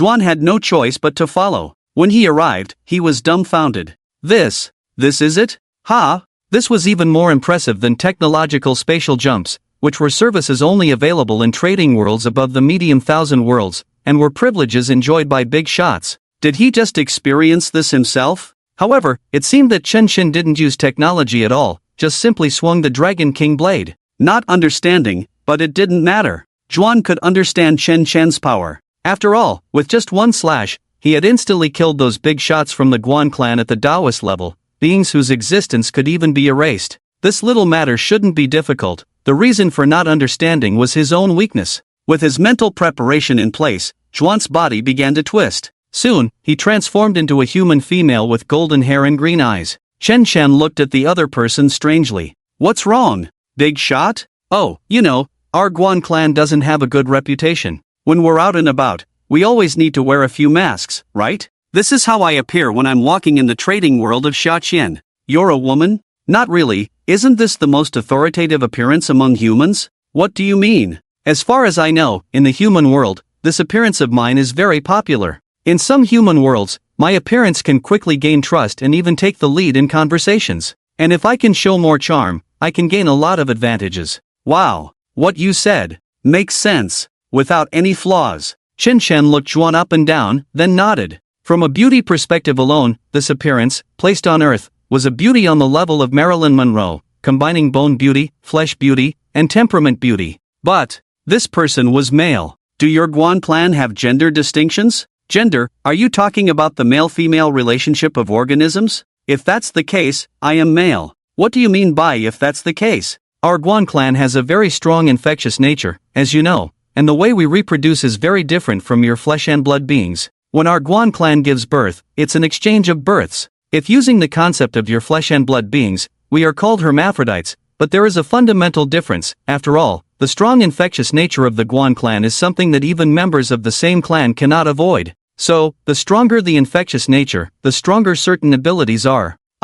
Sigh. Chen Chen's expression became even more strange. It felt like his CPU was a bit overloaded. In his view, the abilities of this person in front of him could be said to have infected the entire world, causing all living beings on Earth to enter into unrestricted reproduction. Even in the research of the Ling, in the small world, all living beings had only two things on their minds: eating and mating. So, the stronger the reproduction, the weaker the reproduction? So, in reality, you are female, right? After all, according to your explanation, your infectious nature is very weak, clearly indicating you are the weaker party. No, I can confirm this point, I am male. Chen Shen looked at the other person's appearance and sensed his expression. You're very good, very correct. Zhuan was a bit puzzled, but upon hearing Chen Shen's praise, he nodded, feeling supported. Chen Shen decided not to think about it anymore. After all, the gender of the other person had nothing to do with him. After all, in this vast world, even if someone were to say their gender was an armed helicopter, he wouldn't be surprised.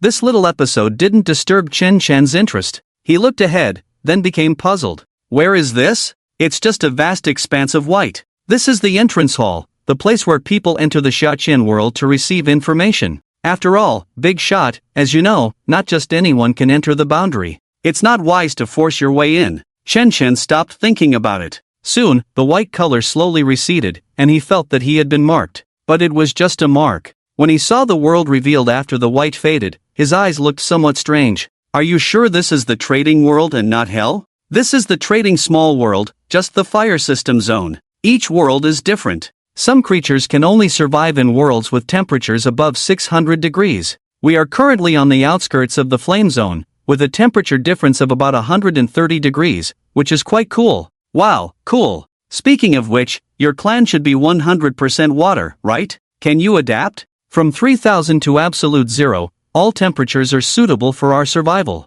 Rest assured, if our clan couldn't adapt to such harsh environments, we might have perished long ago. That's true. So, show me around. Sure. Would you like to start here or begin from the central area? The central area is the largest circulation market in the trading small world, offering various specialties from different worlds. Just as Chen Shen was about to speak, he saw a guy with red skin floating past him, and they locked eyes. Then, he panicked and started to retreat, then turned and ran. No updates tonight, we'll continue with the third watch tomorrow. I, Arnov, a demon of the race, fought my way from the border of hell invading for over 100 years, prospering in countless invasion wars, and now I have become a hell viscount, with a not-so-large territory. A slap resounded heavily on the demon's face. The demon looked at the Dragon King's sword on his neck, feeling the fierce aura emanating from it.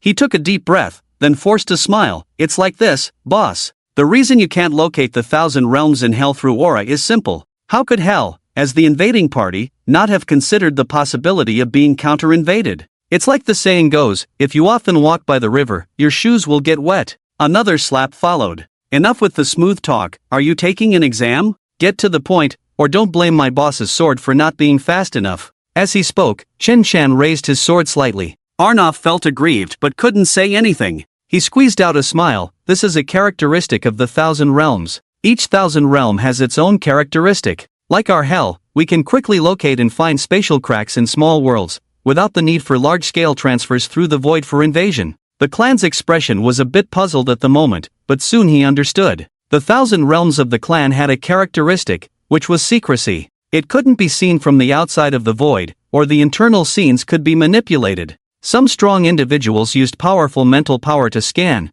but the results were just like illusions. Initially, he thought it was created by those old monsters at the level of transformation. Emotions were indeed a characteristic of the world. Clan, who had been mingling in small worlds and worlds, heard this for the first time. This characteristic. The demon saw the situation and began to explain honestly. In fact, the small 1,000 realms already had this characteristic, but the effects were often very weak. However, the simplest example was their trading small 1,000 realms, which had the characteristic of acceptance. It did not reject foreign creatures. In other small worlds, even if they obtained permission from the origin, they were still considered foreign, and over time, the sense of rejection grew stronger, especially for powerful creatures. But the trading small 1,000 realms did not have this trouble. Chen Shen looked at the clan with a slightly strange expression. "Boss, I really don't know." The demon timely spoke. "Boss, it's like this. This kind of information is rarely known to the lower class people, or it's very difficult for those who have no research on the small 1,000 realms to know.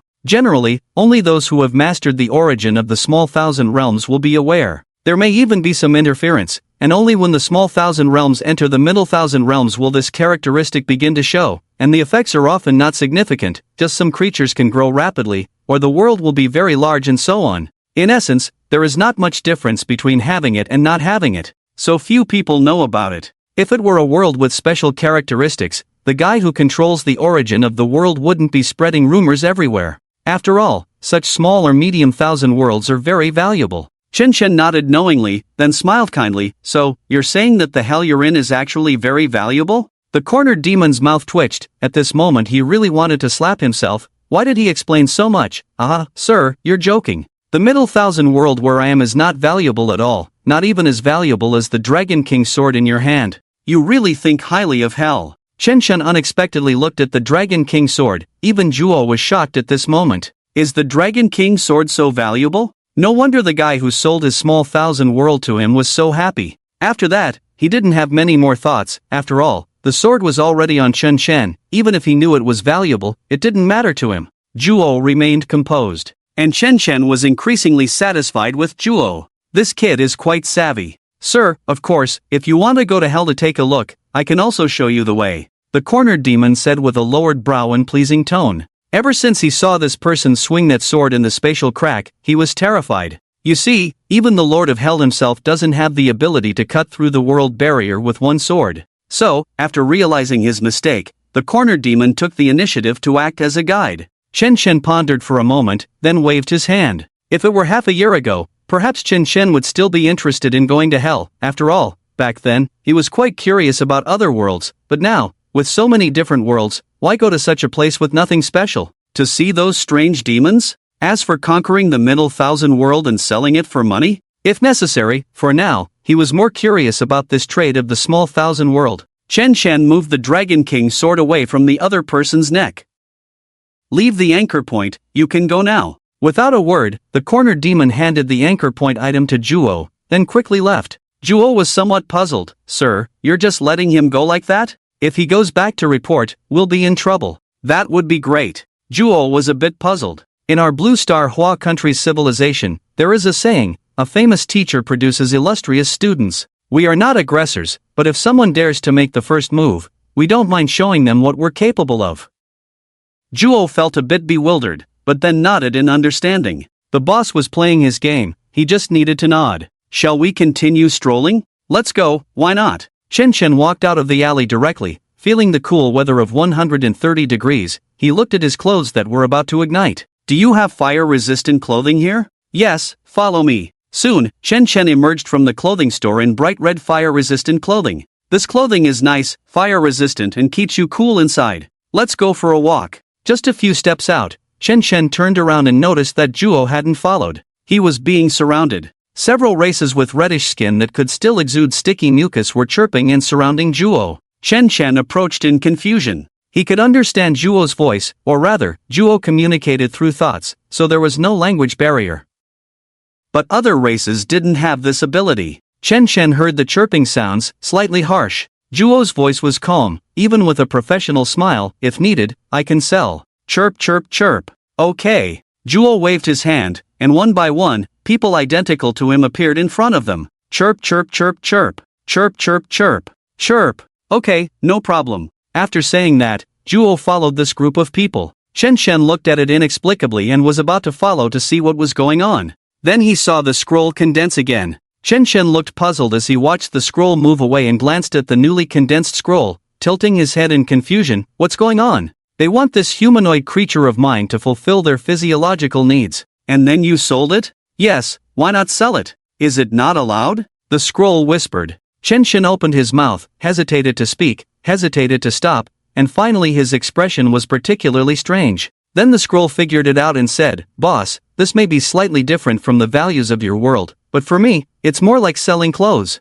That one is more like my container, similar to how humans wear clothes. They want my clothes, I have spares, but they want me to wear them. If I had to describe it, it's probably very similar to the silicone dolls in your world?" 6. After expressing his thoughts to the scroll, Chen Shen strolled on his own. In this trading micro-world, although it was called trading, it did not prevent the existence of indigenous people and creatures from other worlds living here. At least, while Chen Shen strolled in the fire zone, he witnessed many fire-based races living here. Similarly, this trading micro-world was chaotic, at least relatively chaotic in the fire zone, with flame demons maintaining order and fire lizards committing crimes. As for the traded items, there were official stores, such as exclusive fiery liquor from thousands of worlds, weapons, armor, or daily necessities. It could be said that it was not much different from a human supermarket, with basic needs being similar, just mixing science fiction and fantasy elements to sell. One moment they were talking about AI intelligent energy shields, the next they were introducing spears made of fire essence produced in the flame realm, each attack accompanied by a fireball, extending the attack range.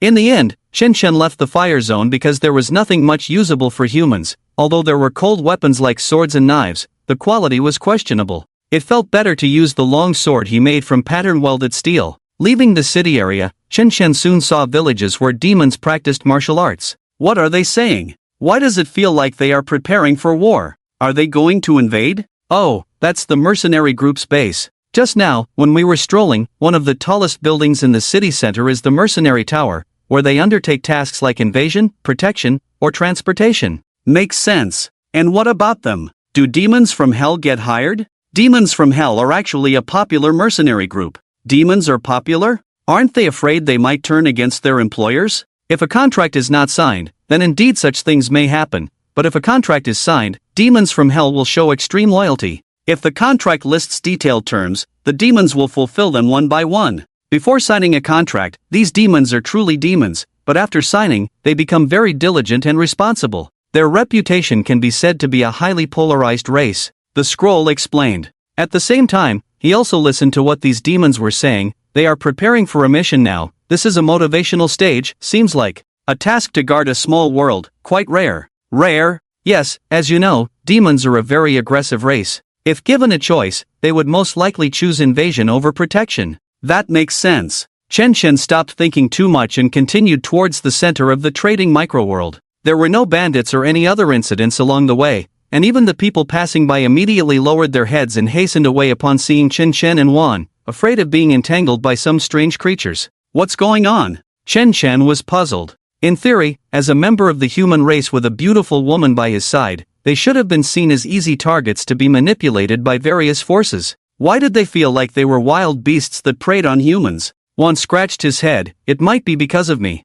After all, my pseudonym is quite well known. Oh, you're famous here? Well, kind of. I caught the eye of a high-ranking official from the Human Federation. Chen Shen's expression became strange and complex. He turned to look at Wan, his expression becoming even more complicated. Do you have a problem with your sexual orientation? How is that possible? I still prefer females. Forget it. I won't listen anymore. It's a pity we didn't encounter any fools. Chen Shen sighed. Ever since he got the Dragon King sword, he always felt an itch to cut something. It wasn't because of the influence of the Dragon King sword, but because he wanted to test the power of such a strong weapon. However, so far, he had only encountered guys like Wan or that horned demon. A little force and they would kneel. Ah, loneliness. Chen Shen sighed. But Wan behind him interpreted it differently. After all, The last sentence was asking if he liked the same sex. Could it be that the big shot likes someone like me? It seems necessary to send a whole train car over. Why a train car? Can an ordinary woman's body withstand the strength of a strong man like him? Isn't it common sense to change partners after each use? After making a decision, one decided to increase production speed upon returning. Soon, the two arrived at the central area. It was very clean and tidy here. Although there were beings similar to hell demons, they were all very friendly and would make way for others. This is, after signing a contract or entering the demon trading world, demons in the central area will sign a courtesy contract. Really? Chen Shen no longer paid attention and simply sensed his surroundings. This central area is as big as all the continents of Blue Star. Chen Shen was surprised, but then he felt it was quite reasonable. After all, this was a small world. This is the white zone, the outermost area where you can buy things that are not particularly special, basically things that can be obtained in every world. Moving further in, you'll reach the yellow zone, a slightly more advanced area, which is also my main area of business. Yellow? Does that mean there are also purple, black, red, and gold zones? You know about them? It's nothing, lead the way to the yellow zone. The two boarded a monorail train, similar to Blue Star's high-speed rail, but with different areas inside, such as gold, wood, water, fire, and earth attribute compartments, although most were unaffiliated and normal. As soon as Chen Shen sat down, a pink-skinned beauty with 6 arms walked over. She began checking tickets one by one, and just speaking made Chen Shen furrow his brow. Her deep, hoarse voice was so honest and sincere that it was hard to imagine she was a woman. One, on the other hand, took out 2 tickets naturally. The train started, accelerating to 4 times the speed of sound. Moving at a speed of 1,360 meters per second, there was no sense of acceleration inside the carriage, while the pink-skinned beauty with 6 arms stood in the corridor, moving gracefully. Thank you for your cooperation. You are expected to arrive at the station in 2 hours. Remember to contact me if you miss your stop. Although her words were playful, her voice was deep and commanding. Chen Shen found it particularly strange. It felt like he was talking to a man. Of course, she was also emitting telepathic communication. Chen Shen politely replied, "Thank you." Oh, in ancient times, it seems that the gentleman came from a world of thousands of worlds. This is my business card. Feel free to contact me if needed, the female train attendant flirted, casting a seductive glance. Chen Shen forced a smile. After the female attendant left, Chen Shen breathed a sigh of relief and then looked at Wan in confusion. What is ancient language? And do people from thousands of worlds speak Mandarin? Yes, ancient language is a common language in a world called the Immortal Cultivation Great Thousand Worlds, which is one of the top worlds among the 3,000 worlds. Aren't you from there? Wan's expression was slightly strange. After contemplating for a while, Chen Shen nodded. If nothing unexpected happens, then yes. Unexpected? Wan didn't ask but began to introduce Chen Shen to the scenery and various races along the way, focusing mostly on the delicious food. The culinary variety encompassed by the small thousand worlds was vast, and Chen Shen even saw a familiar cuisine, spicy hot pot, in the dining car. Listening to the introductions, Chen Shen soon arrived at his destination. Wan got off the train first and then pointed with a smile to a shop in the distance. This is my shop. Would the boss like to come in and take a look? Naturally, Chen Shen nodded. Truth be told, he was quite curious about what Wan's shop looked like. Soon, he entered the 3-story black and white building. As soon as he entered, 4 humanoid figures similar to humans approached. Robots? Yes, after all, robots, once their programs are set, will dutifully fulfill their tasks without any ulterior motives. They are also commodities. If a customer fancies one, they can take it home. Wow, impressive. Chen Shen walked in, and his expression soon turned strange. Wan suddenly felt a shiver down his spine. Is there anything you find unsatisfactory? If so, I can make immediate changes. No, it's just, shouldn't your shop be filled with all sorts of strange creatures? Why are you selling dogs and cats? Indeed, the front display of Wan's shop was almost identical to a typical pet store on Blue Star. Well, many humanoid beings, or humanoid-like species, have a habit of keeping pets, and dogs and cats are quite appealing to them. They have minimal care requirements, with dogs even helping to finish leftovers, while cats are a bit more precious but don't need to be walked and can survive on leftovers. Of course, there are other options.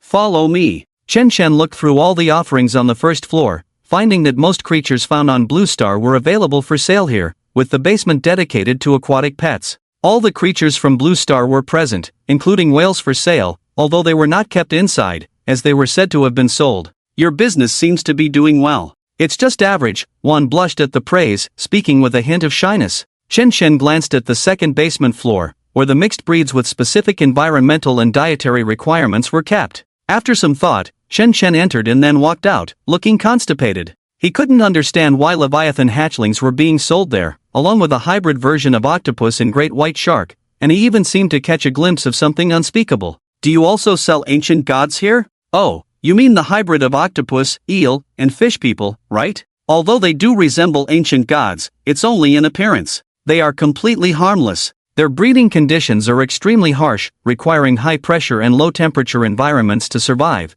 and they are very picky eaters. Juan explained with a smile, and they are valuable. Boss, you have no idea how valuable they are. The ancient gods are not to be looked at directly, cannot be described, and cannot be listened to. You have no idea how these conditions combined make people curious. And this easily addictive product is so valuable. There are too many customers who mishandle it and end up coming back to buy another one soon, making it a hot-selling product. Under normal circumstances, you big shots wouldn't even notice it. Shen Chen understood. In truth, all beings are curious. The existence of ancient gods, which cannot be looked at directly, described, or listened to, naturally intrigues many people, and most of its depictions are virtual images. However, Shen Chen didn't pay attention to these. He thought of something. He had always believed that these so-called ancient gods were fake, even fabricated characters, villains, or anomalies in stories. But now, listening to Juan's words, it seems that ancient gods actually exist. The reason why Blue Star can create these indescribable ancient gods like Cthulhu should be because someone has seen or received information and inspiration about them. I wonder how powerful these ancient gods are, and what it would feel like to confront them. But then he smiled, a smile that made one somewhat afraid. Indeed, Shen Shen's unintentional overflow of sword intent when he smiled made one feel like he could be cut by this leaking sword intent at any moment. Fortunately, Shen Chen recovered. He looked at the sword marks on the wall, scratched his head, and got a bit excited. When was the last time his sword intent couldn't help but leak out? 7 years ago? Sorry. It's okay, the house will be able to repair itself soon. Then Shen Shen saw the room start to wriggle, and in the next moment, it returned to its original state. Is the room alive? To be precise, this room is a part of my body. Shen Shen nodded. He had forgotten that the Guan clan could control things like stones. Unconcerned, he continued to stroll around, witnessing too much. Finally, on the second floor, he saw a mixed version of succubi, dwarves, and elves. Then he witnessed what it meant to have a small brain and be a bit silly. This glass had been here for who knows how long, at least until the other party was locked up, it existed. And she always managed to bump her head, especially when Shen Shen arrived. She curiously approached and then with a thud, hit the glass. But it had to be said that this little creature's body was really tough. Despite all the head bumping over a long period, there were no obvious bruise marks. Saying her body was tough was no exaggeration. Juan also had a headache after seeing this elf. What's wrong? Is it hard to sell? The Succubus series products are all hard to sell. Really? This surprised Shen Chen. Juan began to explain, and then he understood why the Succubus series was hard to sell. They were too foolish. Although they had the instinct to charm, they were clumsy in other aspects. The reason they didn't sell well was that there were too many succubi here. If someone wanted a succubus, why not choose one that was lively and caring? And the seductive words of succubi were so comforting. Besides, succubi themselves came in many types. Of course, the key point was the price. Even those with good conditions could get them for free. It was expensive here, and foolish. Silicone was a better option, at least silicone didn't have to worry about running home in the rain. All money-losing goods, one side like an old brothel madam. It seemed to trigger a keyword. All the creatures in the Succubus series around them started chattering. Shen Shen couldn't understand a word. One directly emitted his thoughts, cursing fiercely. It was mostly profanity. You think I don't want to let you go? If I let you go, then leave. The air was swirling, seemingly the one who felt wronged, her little face flushed. Then the guys in this Succubus series all went silent. Although they were silly, they still knew they had food and shelter here. Only the little elf was still chattering away. Then she was grabbed by the swirl, given a dozen brain bursts, and the little elf succubus stopped calling out, squatting in a small corner, muttering and wiping away tears. People watching couldn't help but feel sorry for her. However, the swirl ignored her, simply closed the glass door, not even bothering to lock it. Shen Shen's mouth twitched at this. No wonder the swirl had strongly recommended this succubus series before. It seemed he had been tolerating these burdens for a long time. As Shen Shen looked at the sad little elf, his expression turned strange, and he tugged at the swirl beside him. What's wrong? Boss, do you see her wings shedding powder? Squinting, the swirl noticed the little elf succubus in the corner shedding small pearls while her wings were also shedding shiny powder. It's normal. Normal elves can control it themselves, but she's too silly, only able to produce when emotionally excited, and not in large quantities. Shen pondered for a moment, then reached in and grabbed the little elf succubus. The crying little elf succubus, upon being caught, showed no panic, even looking excited. Are you here to buy me? Shen shook her, causing the powder on her to fall. He drew the Dragon King's sword and caught the powder. Soon, the powder on the Dragon King's sword quietly merged into the blade. The swirl watched in amazement, sensing it, then looking shocked. This was the first time he knew. Shen picked up the Dragon King's sword, waved it, and a violent aura spread out, making all the creatures around tremble, some even losing control of their bodily functions. Shen frowned, then another long sword appeared in his hand, a simple-looking one he had crafted before. Shaking the little elf succubus in his hand, more dust fell, which then quietly merged into the iron sword upon contact. Shen looked at the iron sword, grasped it, his expression slightly strange. Boss, what are you doing? Increasing spirituality. Ha! The scattered powder from this little thing can enhance the spirituality of metal or any object.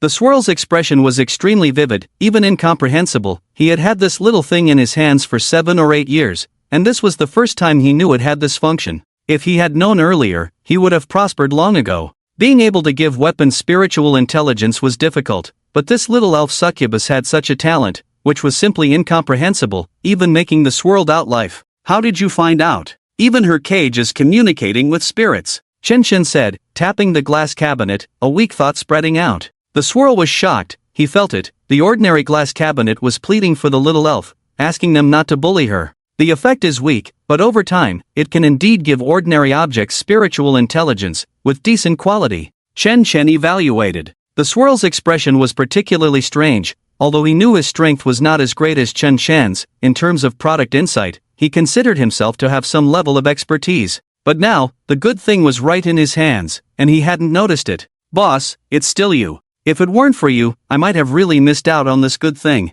The swirl sighed, once again admiring Shen greatly. Only through accumulation over time could one perceive such things, and the boss could discover it immediately, which was too powerful. At that moment, there was a commotion downstairs. Swirl! You're not trustworthy. You're not trustworthy. The abrupt thoughts conveyed left Shen somewhat puzzled as he looked at Juan, whose expression had turned awkward. Did you get a return at the door? Not exactly, it's just this. Juan hesitated, looking around. Go downstairs and have a look. Shen wasn't surprised by this, as not everyone could be satisfied in business dealings. But did this guy really mean Juan wasn't trustworthy? Did Juan owe money? Shen led the way downstairs, while Juan behind him seemed hesitant to speak but eventually followed obediently. When the two arrived downstairs, a figure entirely in purple and black without facial features was glaring angrily. Shen raised an eyebrow, puzzled by this rubbery-like creature's sudden hostility towards him. Why was this person glaring at him out of nowhere?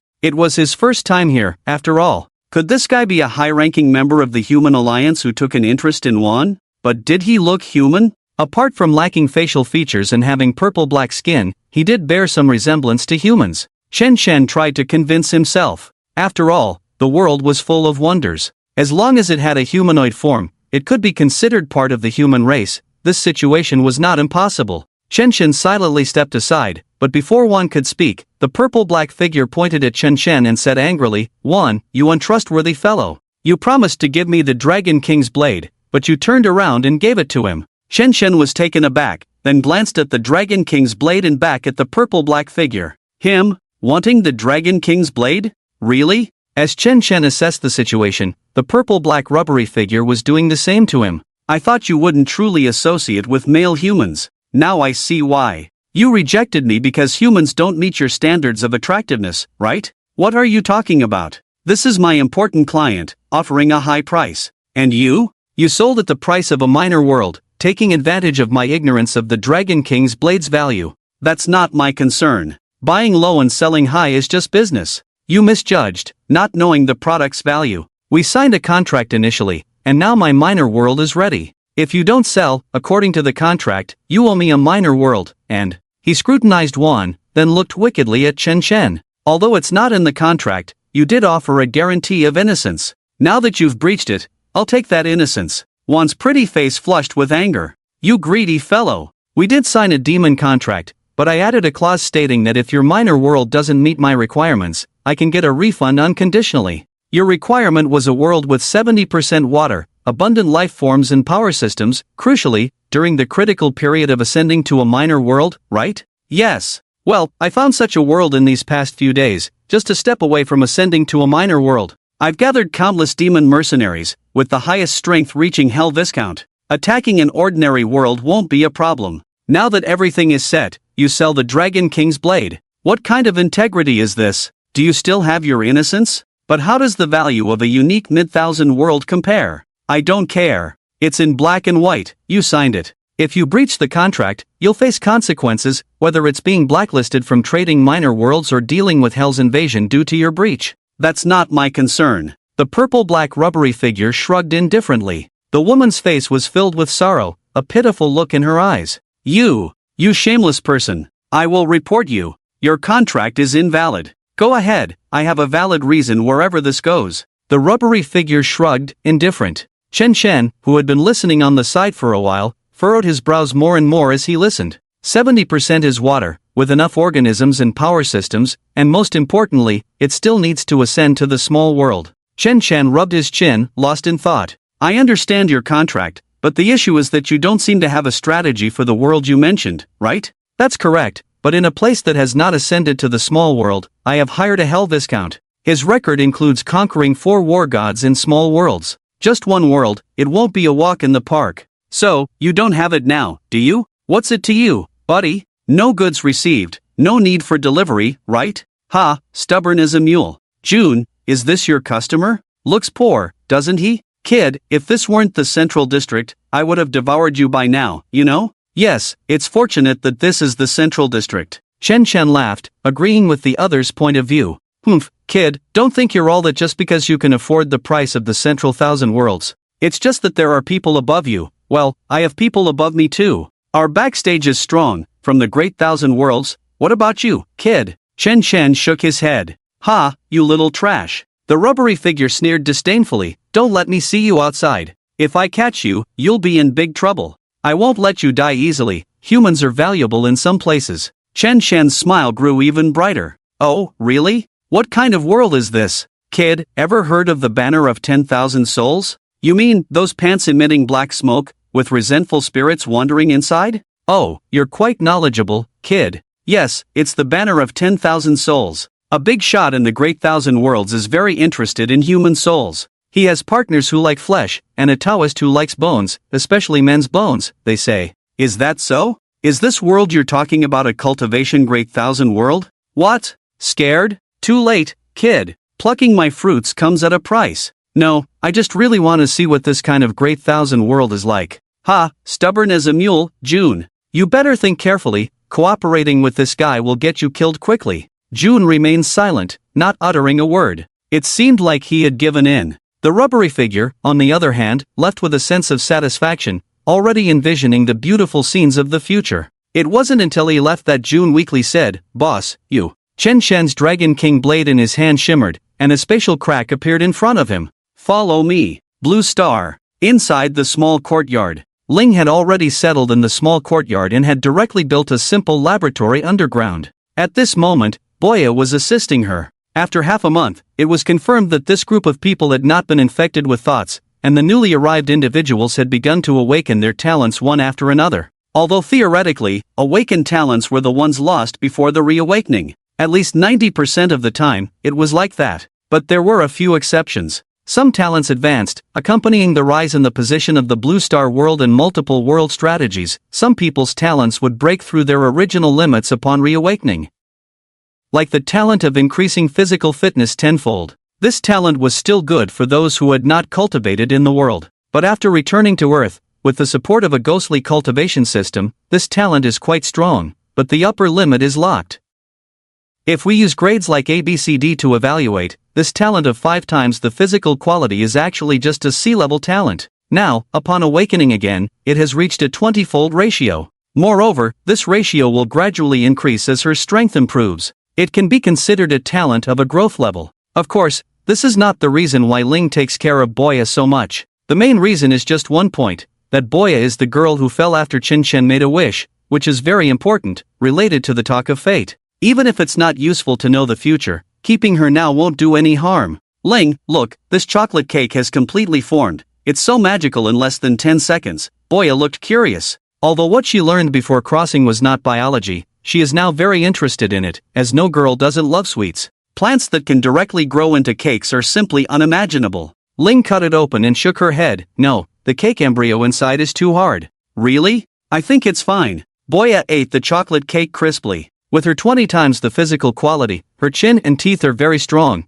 and now eating feels like chewing cotton. Not to say it's not delicious, the taste is still very delicious, but in terms of texture, it can be said to melt in the mouth. Similar to drinking solid beverages. The slightly hard cake now quite suits her taste. Ling twitched at the corner of her mouth, looked at Boya without saying a word, and then silently kept the plant species. It is estimated that many people will need this in the future. Her research is not about plant cakes but about the reasons for enhancing physical quality in plants. The consumption of creatures in the world of gourmet is enormous, however, plants in the gourmet world can provide a large amount of nutrition, which is very powerful. If the key can be extracted, the physical quality of the entire world's population will increase rapidly. Boya, are you still single? Yes, why? Nothing, work hard, I guess no man can break your defense. Boya was puzzled, but it didn't stop her from continuing to eat the hard cake. However, in the next moment, Ling switched from workaholic mode to being lovely. Then she ran to the elevator, went to the small courtyard, and changed into a maid outfit when she saw Chen. You're back, is it time to eat, bathe, or maybe eat? Before I could finish my sentence, Chen had disappeared. Instead, a blonde, blue-eyed beauty walked out. Ling was stunned. What's going on? Changed taste again? This taste seems similar to mine? Seeing Ling's scrutinizing expression, he scratched his ear. Hello, sister-in-law. Oh, you're quite the talker. Are you from America? What world are you from? Ha? Oh, I'm not from America, we've met before. I'm from the Guan tribe. Guan tribe? The liquid-like people? Yes. You're a girl. Sister-in-law, I'm a man. Crack, thunder on a sunny day. Ling trembled, covering her face. She finally understood why she had been unsuccessful all this time. She lacked a big dragon. It makes sense now. Everything makes sense. Ling sighed deeply. June was a bit puzzled but didn't dare to ask. Boya came out, saw the new face, and looked up and down. You look like a certain celebrity. Want some to eat? Boya is a very willing to share girl. June thought for a moment and nodded. His demand for gourmet food was not high, but it didn't stop him from trying. After all, chocolate is one of his favorite foods. Crunch, crunch. So crispy. Is this a specialty of your world? One was a bit surprised. Boya shook her head and explained, genius. In the next moment, Chen appeared in the courtyard again. By now, Ling had composed herself, changed her outfit directly into a sharp suit, her waist-length hair tied up, exuding a capable aura. The previous gentle demeanor was gone, replaced by a masculine one. It had to be said that Ling had a very good-looking face, even when portraying a male, exuding a handsome and dignified air. Brother, how do I look in this image? Chen felt inexplicably puzzled. He then distanced himself from Ling. I went outside just now and saw demons crossing the void already. Wan's expression turned unusually strange. So, they want to invade my little world. This world? Exactly, I didn't expect you to have such ambitions. It's not that I don't have them, big brother, you know me, I don't have those ambitions. Wan denied twice and expressed loyalty, fearing that he would be cut down if he hesitated for a second. Chen just smiled and didn't dwell too much on the issue. Ling, at this moment, turned back into the girl next door. What's wrong, brother? Is someone trying to invade the world? I'm scared. Hell demons are about to invade, probably old acquaintances. Hell demons? So scary I'll shut your mouth with my lips. Okay, brother, how do you want to handle this? Do you want to take them out with one sword, or let us practice? Ling replied seriously. Do you want to give it a try? Ling nodded. Chang Jian over there said they are ready, always prepared for the invasion. Now is the chance to show, this time it will definitely work. Alright. Then Chen also nodded. The promotion of the world to a little world required the efforts of all living beings, not just him alone. It was also good to let them broaden their horizons. Wan hesitated to speak. What's wrong? Ling noticed Wan's strange expression. It's just that. Demons won't attack the boundary, but will directly use technology to complete spatial jumps. In other words, they will open portals around the world, acting as vanguards and anchors. After occupying and corrupting part of the world with demonic energy, they will connect the hell and the little world, then proceed with a large-scale invasion. So the best way to deal with them is to prevent them from forming anchors and corrupting with demonic energy. When demons die in the world, they will generate demonic energy, polluting the world's source. It will lead to endless wars. Hell is a middle thousand world, absolutely unbeatable for the little world and the world. After Wan explained what he knew, Ling fell silent. In the world of swords and magic, there have been records of hell descending in history. However, due to the special nature and isolation of the world of swords and magic, the century-long crisis of hell invasion was resolved when heroes and demon kings joined forces. As a result, the world was left with the abnormal energy of demonic energy, difficult to eliminate and transform, like maggots on the continent. The only way to solve and purify it was to use the death of living beings, eventually giving birth to a new system, the necromancer. It had to be said that fortune and misfortune were intertwined. The world of swords and magic thus evolved from a small world into a world, just one step away from becoming a little world. All that was left was to wait for the results. Of course, provided that no giant heroes appeared, perhaps the world of swords and magic would have long advanced to become a little world. Is it so dangerous? Ling began to ponder, blue data streams flashing in her eyes, while the top executives far away gradually clarified their thoughts. Everyone was in a dilemma. It's okay, I'll take care of it. Chen Shen's words were like a divine needle in the sea, instantly putting an end to the impending debate. Ling was stunned for a moment, then fell silent. Then I'll start monitoring various places around the world. No need, I can sense it directly. As soon as the words fell, several red exclamation marks appeared on the panel in front of Chen Shen. Then, Chen Shen waved the Dragon King sword in his hand, and all the red exclamation marks converged into one point. Alright, just go to this coordinate and wait, that's all. Got it. Ling transferred the data, and soon, Chang Jin knew the location of the coordinates. It was a desert. Even if a large-scale war broke out around it, or even if a nuclear bomb was dropped, it wouldn't be a problem. The big shots were really considerate. Then, a series of battle commands were issued. The machine-named country started operating beyond the barrier. At this moment, the demon Arnov only wanted to vent the humiliation he had suffered today. Otherwise, he wouldn't have spent extra money to use the spatial teleportation device to rush quickly. Of course, this was definitely not out of fear. He just wanted to vent his emotions immediately, unleash his anger on the natives of this world, let these humble humans experience the greatness of hell, and let them feel the pain of being tainted by demonic energy. Lord Arnov, we can start invading in 5 minutes. Minions, we shall spread the glory of hell to every world. Let them know our terror. After this, go home and embrace the succubus for 3 days and nights. For hell! For hell! For hell! For the succubus! For the succubus! Without correcting the later mispronunciation, Arnov raised his arm. Behind him, tens of thousands of demons echoed, and the purple-black rubbery figure appeared next to Arnov. Viscount Arnov, this is a small token of my appreciation. After you conquer the world, I have another business deal to discuss with you. Arnov looked at the ring in his hand, a spatial ring. This thing wasn't valuable in the mid-thousand worlds, but Arnov was very satisfied with what was inside. Well done, I accept your offer. Signing a contract with me, Arnov, is the best decision you've ever made in your life. Then I wish you great success. At that moment, spatial rifts had already appeared outside the barrier. Charge! In the next moment, the army descended, countless demons divided into 9 teams and began to invade separately. Arnov naturally supervised from the rear. The demons of hell were not driven by a sense of military honor to charge forward, even if they had signed a contract. After all, the contract did not stipulate that they must be at the forefront of the battle. Some cunning demons would sneakily hide in the void and not enter until the end of the battle, or until the army was almost wiped out, and new hellish passages were born. And Arnov was the supervisor. Soon, only Arnov and the rubbery figure were left in the void. I'm off. Wait for my good news. With that, the demon lord swept his cloak and walked straight into the portal.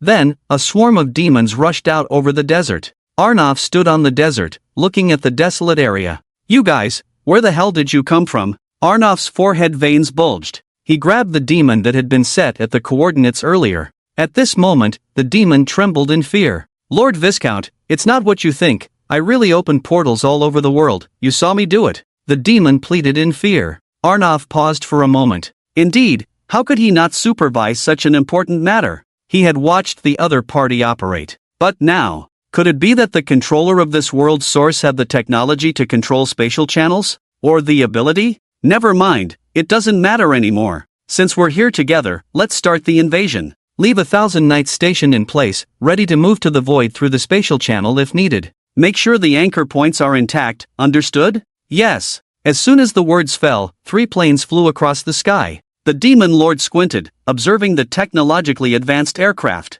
With a disdainful sneer, he summoned a long spear, intending to shatter these mortal contraptions. However, before he could strike, missiles were already flying towards him from a distance. Missiles? Pathetic! The demon lord redirected his spear, surrounded by a burst of demonic energy. The spear shot out like lightning, breaking the sound barrier instantly with a loud boom, piercing through the missiles before they could reach the army. But it didn't end there. The supersonic spear continued its sprint towards the missile launcher in the distance. Boom! Flames erupted. How delightful! Just as he spoke, the 3 planes in the sky dropped 3 nuclear bombs each, while 8 more nuclear bombs appeared from all directions. A total of 11 nuclear bombs were launched simultaneously. The demon lord sensed the impending danger, his expression turning peculiar. Retreat! He was familiar with nuclear bombs, the most powerful weapons invented by the technological side. There was no need to withstand them. After all, the spatial rift was right behind. Even though demons wouldn't evaporate due to nuclear explosions,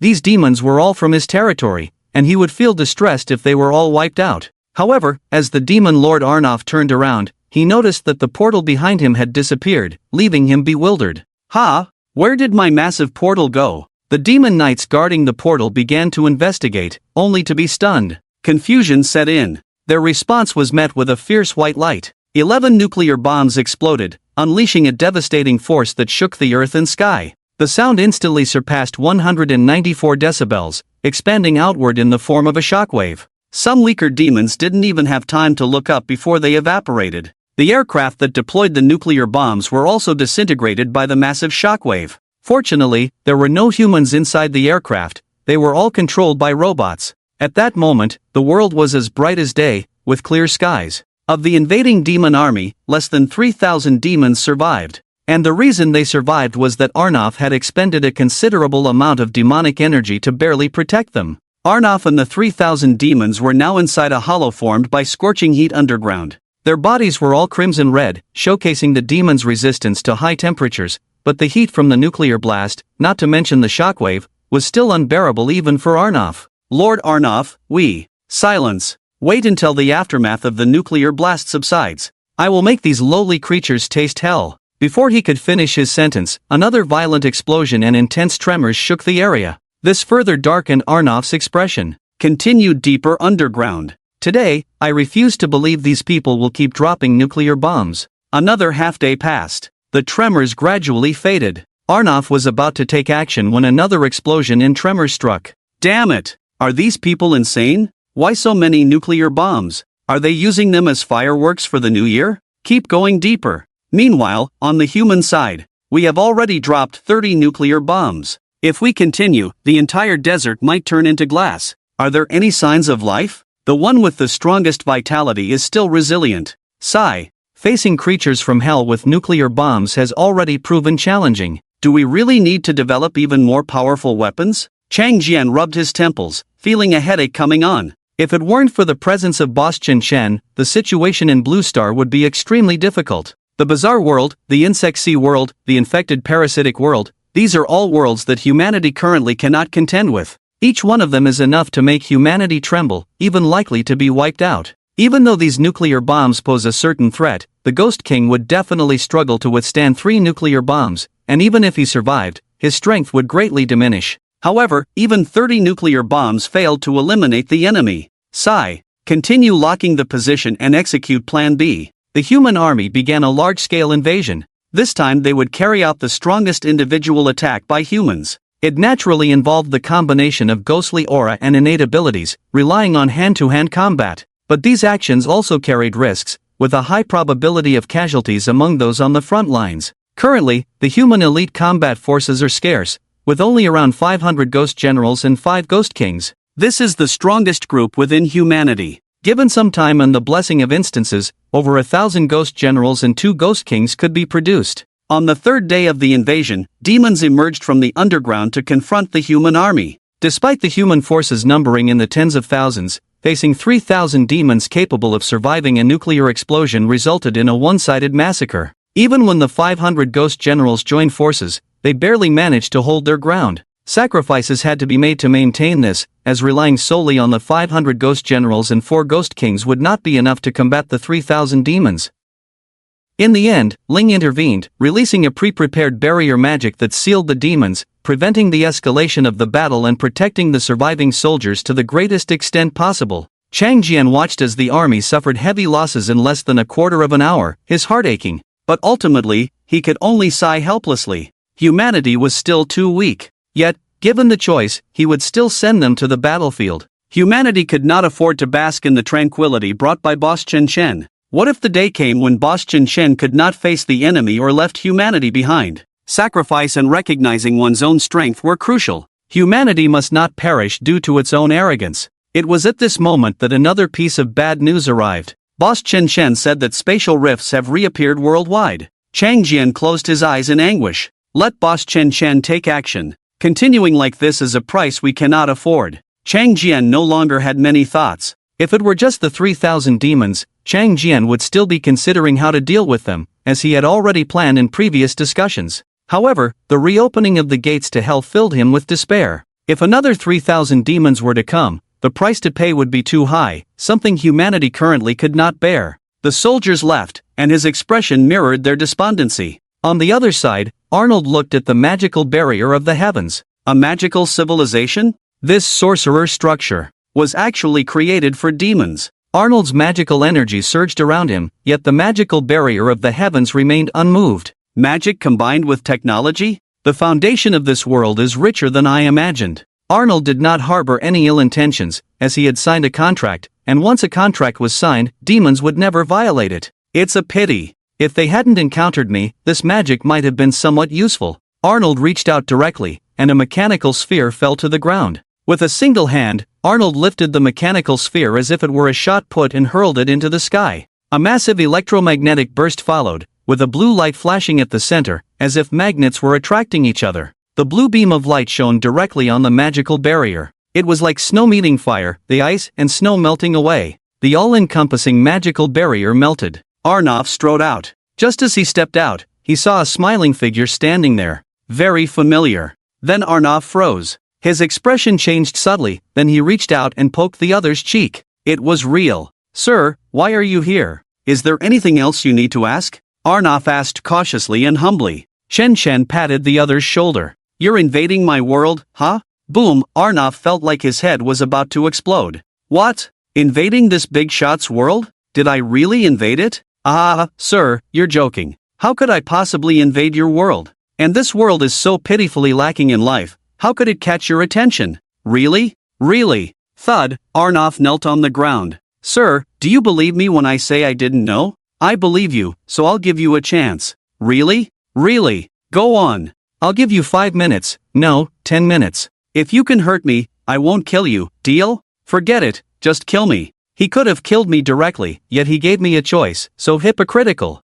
Even if I die in battle, chopped into pieces, I must have the integrity to say no to such behavior. What if I take a step back? Sir, this is what you said, it's a contract. Arnov smoothly began to draw symbols in the air, and the contract had only one clause. If the big shot takes a step back, he won't kill Arnov. Sign here and here, rest assured there are no other terms. If you're not sure, you can add more here. Chen Shen signed the contract without any hesitation. In the next moment, the light entered Arnov's body and also entered Chen Shen's body. After the contract entered their bodies, Arnov's magical energy surged immediately, causing the space to tremble. Obviously, the blue star, which was not a small world, seemed to be unable to withstand his outburst. Chen Shen was surprised by this. Is the blue star so fragile? Then why am I fine? Then the original message told Chen Shen. As a native creature, he wouldn't be rejected. Arnov, being from another world, would naturally be rejected under such an outburst, and the spatial tremors were actually a rejection response. Chen Shen was distracted. Arnov had already raised his breath to the extreme at this moment, then he directly headbutted the ground. Horns on his head condensed a black-red magical energy ball in the middle. Ha ha ha, no matter how strong you are, you can't escape an earthquake. Arnov was full of confidence. He burned his essence and unleashed a full-force blow, which could only send the attack 1,000,000 meters underground. The blue star has a radius of 637 million kilometers, less than a sixth, but with an explosion at such a depth, an unprecedented earthquake would occur on the surface. Even if the ground is stable, what then? Fly away? The contract stipulates that both feet must touch the ground. How could a demon not have some constraints in the contract? These are all traditional demon skills. However, Shin-chan looked at the magical energy ball condensed in the horns of the demon. He rubbed his chin, then casually waved the Dragon King's blade. The magical energy ball disappeared. The demon was stunned, touched his horns that were faintly proud, felt the empty magical energy inside him, and was a bit confused. What happened? I used such a big move? With another wave from Chun-chen, the magical energy ball returned. The demon blinked. What's happening? He paused for a moment, but his own gathered ultimate move wouldn't stop just because of his pause. No! The demon lord's mentality exploded, his full force blow no less damaging than 10 nuclear bombs. No mercy in combat. This was the demon lord's final thought before he and the 3,000 demon knights behind him experienced the baptism of a close-range explosion of magic power. After a while, Chen waved his hand and scathed. In front of him, the earth shattered, and behind him, though not as severe, there was a clear shockwave trace. Anus, having been hit by Chen-chen's full force, although not dead yet, was now covered in wounds, and even his proud horns were broken. Seeing Chen, who hadn't moved an inch, Anus was at a loss for words. You. Before he could finish his sentence, he just lay down. Chen scratched his head at this. The reason he took action was due to a crisis premonition from the blue star's origin, prompting him to move that dangerous thing away. He then tried to move it, which turned out to be quite easy. He simply cut off all the space on the magic energy ball, and then the magic energy ball appeared in the universe. But seeing the bewildered look on the demon lord's face, he kindly brought the magic energy ball back. And that's how the current situation came to be. It seems that the more control over the origin, the more likely this situation will occur, right? Chen pondered. When the blue star's origin faced a crisis, he would intervene due to the origin's rejection. He had actually experienced this feeling before, in the forbidden area of the mysterious world. And it didn't feel like being controlled, it was more like seeing a cockroach at home and instinctively wanting to squash it. Chen then rubbed his clothes. Soon, a red contract was caught in his hand. Anus's contract couldn't even enter Chen body. It seemed to merge with his skin rather than penetrate it. So I can't cultivate this overbearing magic energy either? Chen felt somewhat disappointed. The reason he signed the contract was also to see if he could cultivate this magic energy. The answer was no. He threw the power of the contract on the ground. It made a sound like chewing gum hitting the ground. The power of the contract seemed to have a spirit and tried to get up to fulfill its duty, but after struggling a few times, it peacefully lay back down. Chen paid it no more attention. He and the demon lord approached, and he gave him a couple of slaps. Nano rescue, kid, you'll catch a cold sleeping here. Startled awake by the sword intent, the demon lord stared blankly around. Who am I? Why are you hitting me? You're acting dumb, so let's just kill you. The demon lord instantly stiffened. My lord, you're joking. I just got some sand in my eyes and didn't see your distinguished appearance. Then lead the way. Go. Go where? To hell, of course. Don't you remember promising to lead the way on the trading small world? The demon lord opened his mouth, looking dazed. Then he felt the teleportation gate about to open behind him. He managed to force a faint smile. My lord, going to hell won't cause any harm to your world, and it was even a one-sided defeat by your world. Now, it's just me left. If you need anything, I can compensate for your losses. No harm? Then what are you doing now? As the saying goes, demons can go to me as well. Once I defeat you all, I'll have everything. The demon lord felt like crying at this moment. Who could have imagined that this big shot would also be here? If he had known, he wouldn't have come. As for the trading small world, when he said he would lead the way, it was more about taking this star of ill omen to another hell. After all, there was more than one hell among the 3,000 worlds. However, what was currently invading was the hell he was in. Although he was a demon with no sense of propriety or righteousness, when it came to a sense of racial responsibility, he didn't mind tricking demons from the same world. But, if he took them over, he would lose his own home. Sir, I really didn't intend to invade your world, Chen interrupted, raising the Dragon King's sword in his hand. Speaking of which, we've signed a contract. If you want to invade my world, can you go against the contract now? At this moment, Arnolf was stunned, realizing that besides being enemies with Chen, he seemed to have no other way out. He stood there with his mouth agape for a moment. And at that moment, he made a decision that went against his ancestors. Sir, I will no longer be a demon. With that, he reached out and broke off his proud horns, then inserted his hand into his own heart. Soon, a dark purple heart that was still beating was dug out, but that wasn't all. He took out a freshly sealed red heart from his spatial storage equipment. Then he inserted it into his chest and installed it. This was a biological heart from the technological side. It was created by combining the bloodlines of the golden dragon and the human race, possessing powerful attributes and the ability to change the traits of a race. If he were to consume the water of life and purification potion at this moment, he could transform any creature into a pure dragon person. However, dragon people were not as powerful as demons. This was something a customer had ordered, so he directly used it. This way, sir. Let me tell you, demons are a bunch of bastards. They do all sorts of evil deeds, even plotting against their own kind. They are extremely hypocritical. I've long seen demons in a bad light. Come this way, watch out for the stones. However, Shin-chan just smiled and remained silent. Nevertheless, he took a step forward, leading Arnov, who was gradually transforming into a dragon person, to the teleportation array. It was at this moment that the teleportation array gradually took shape, completing one by one the reddish-brown twisting portals. From within emerged a legion of demons predominantly in reddish-brown. Shen lightly waved the Dragon King's sword in his hand, causing spatial gates from all over the world to appear before him. Then with another wave, the spatial gates shattered, leaving only one. Shen nodded in satisfaction. As for the demons who had just emerged and were now staring blankly at this scene, some were puzzled. But in the next instant, they felt their bodies becoming light, gradually dispersing starting from their hands. Seeing this, Arnov swallowed hard, remained silent, and approached Chun-Chen very consciously. Let's go, lead the way. Alright, this way, Lord of Hell, welcoming guests. Chen and Arnov approached the teleportation gate, while inside the gate, batches of demons stood there blankly watching the two approaching. Some were at a loss. One demon, enveloped in flames from head to toe, frowned and scrutinized Arnov. Although Arnov had already changed his race, his appearance and aura were still similar to before. But before he could question him, Arnov spoke first. Sir, he is the Viscount from the neighboring territory, a winged demon, with average strength but bloodline very close to the demon lord. So, you mean if I deal with the young, the old will come next, right?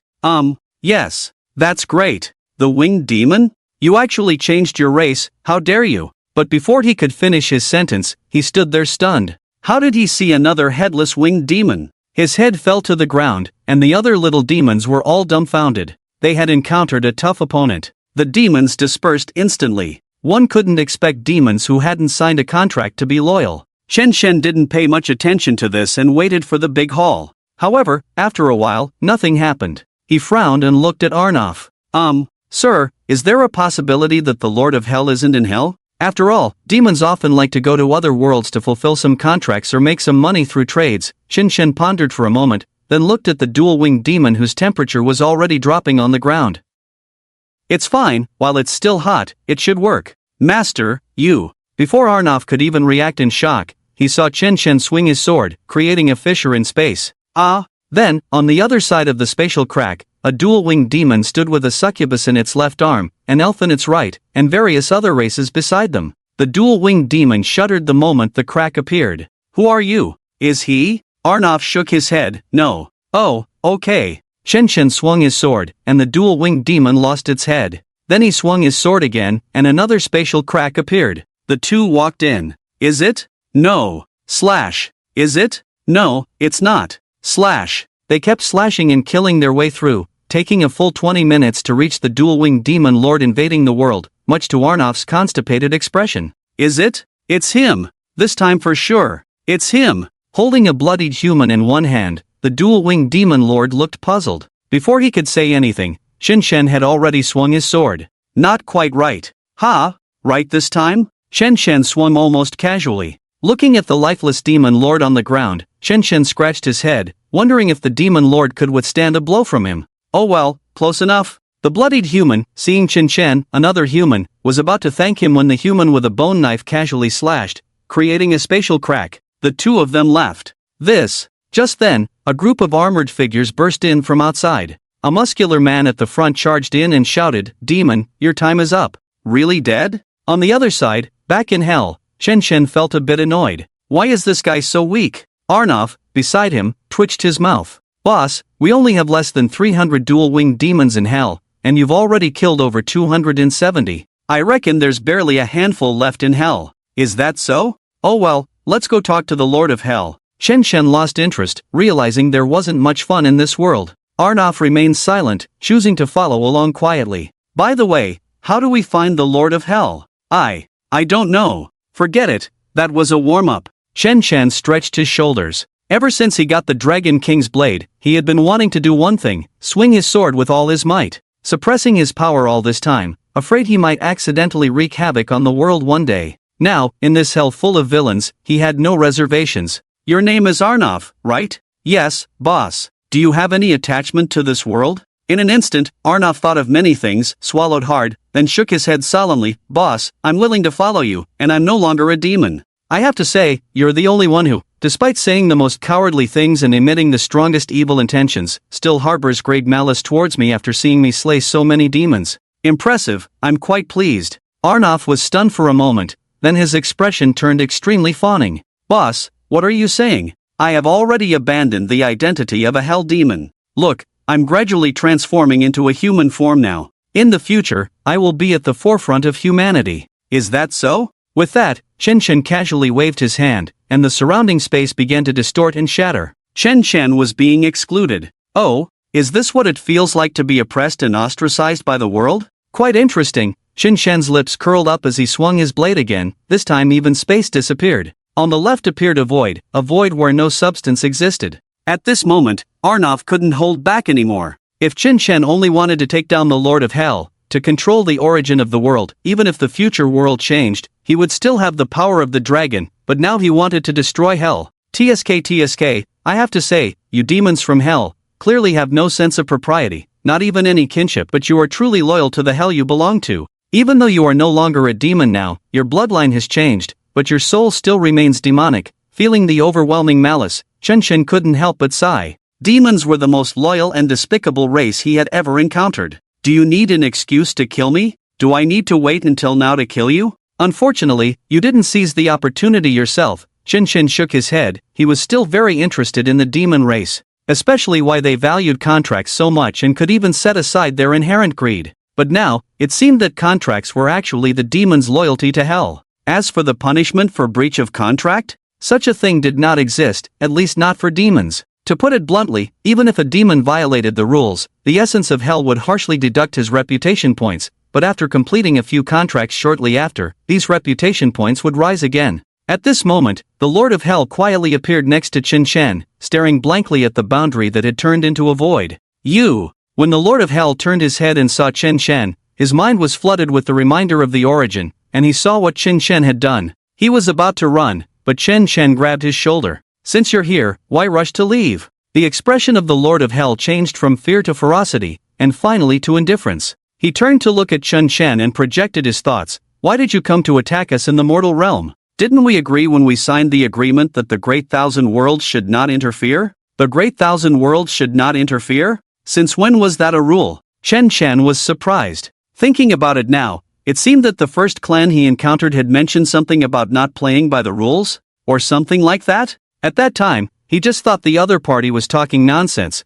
especially since he still remembered the crazy look the guy had at the end. If that guy hadn't gone crazy back then, he would have been interested in continuing to argue with him, to explore his abilities. After all, the ability to enlarge people was quite cool. After all, that man had no intention of enlarging himself. You're not from the Great Thousand Worlds? Of course not. If your hell hadn't attacked the world under my name first, I wouldn't have come to this dump of a place, getting nothing out of it. The Lord of Hell was a bit confused by his words. Did they really have the ability to invade the worlds under the control of such a big shot? Then his attention shifted to Arnov. As the Lord of Hell, he naturally saw Arnov and noticed that he used to be a demon. I had no idea, and I was only attacking a world, but it happened to be on the verge of becoming a lesser thousand world. The Lord of Hell fell silent. A world? Would such a trash be noticed by such an existence? Was it possible? Was it a trap? Just to lure them in? What was the point? As the Lord of Hell, he was somewhat puzzled. The reason why the civilization of Hell, which invaded outwardly, had not been wiped out, was also due to certain reasons. That was because Hell really had nothing to plot. First of all, the environment of Hell consisted only of magma and high temperatures. Even if there were small areas where plants could grow, there would never be any precious medicinal herbs. And the reason why Hell could still survive. It's basically all about plundering. Indeed, such a civilization is very detestable, and if given the chance, they will surely retaliate. In fact, many worlds in the underworld have been retaliated against, but they are all insignificant. After all, the underworld only plunders worlds weaker than itself, and most importantly, the underworld does not have the ability to connect to the greater worlds.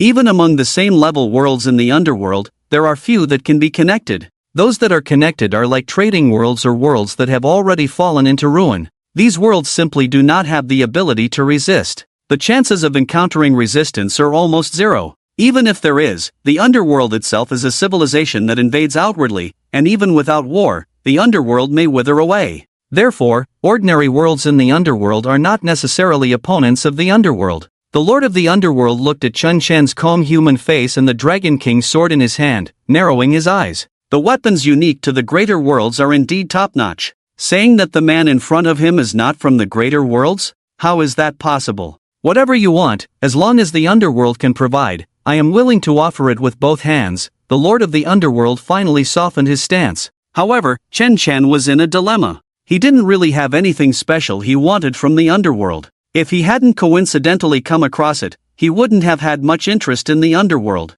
After all, encountering succubi in the world of swords and magic had already made him lose interest in the underworld. Fight me. If you can last for 10 minutes, no, 3 minutes, I will leave. How about that? Chen Chen proposed. The Lord of the Underworld twitched his mouth, clearly not being taken seriously as the Lord of Evil. After all, he was the strongest in the underworld, even a dominant force in the upper worlds. Fine. 3 minutes. The Lord of Evil immediately began drafting a demonic contract. This thing is of no use to me. Shen Shen waved his hand. The Lord of Evil paused for a moment and stopped drafting the demonic contract. This was normal, as many people from the greater worlds had various ways to deal with contracts imposed by the source. Alright, well, I won't bully you. How about this? You attack first, and I counterattack. This way, you can hold on a bit longer. Arrogant. Too arrogant. The Lord of Evil had never seen someone so arrogant. Even some immortals and kings from the greater worlds wouldn't dare to be so presumptuous.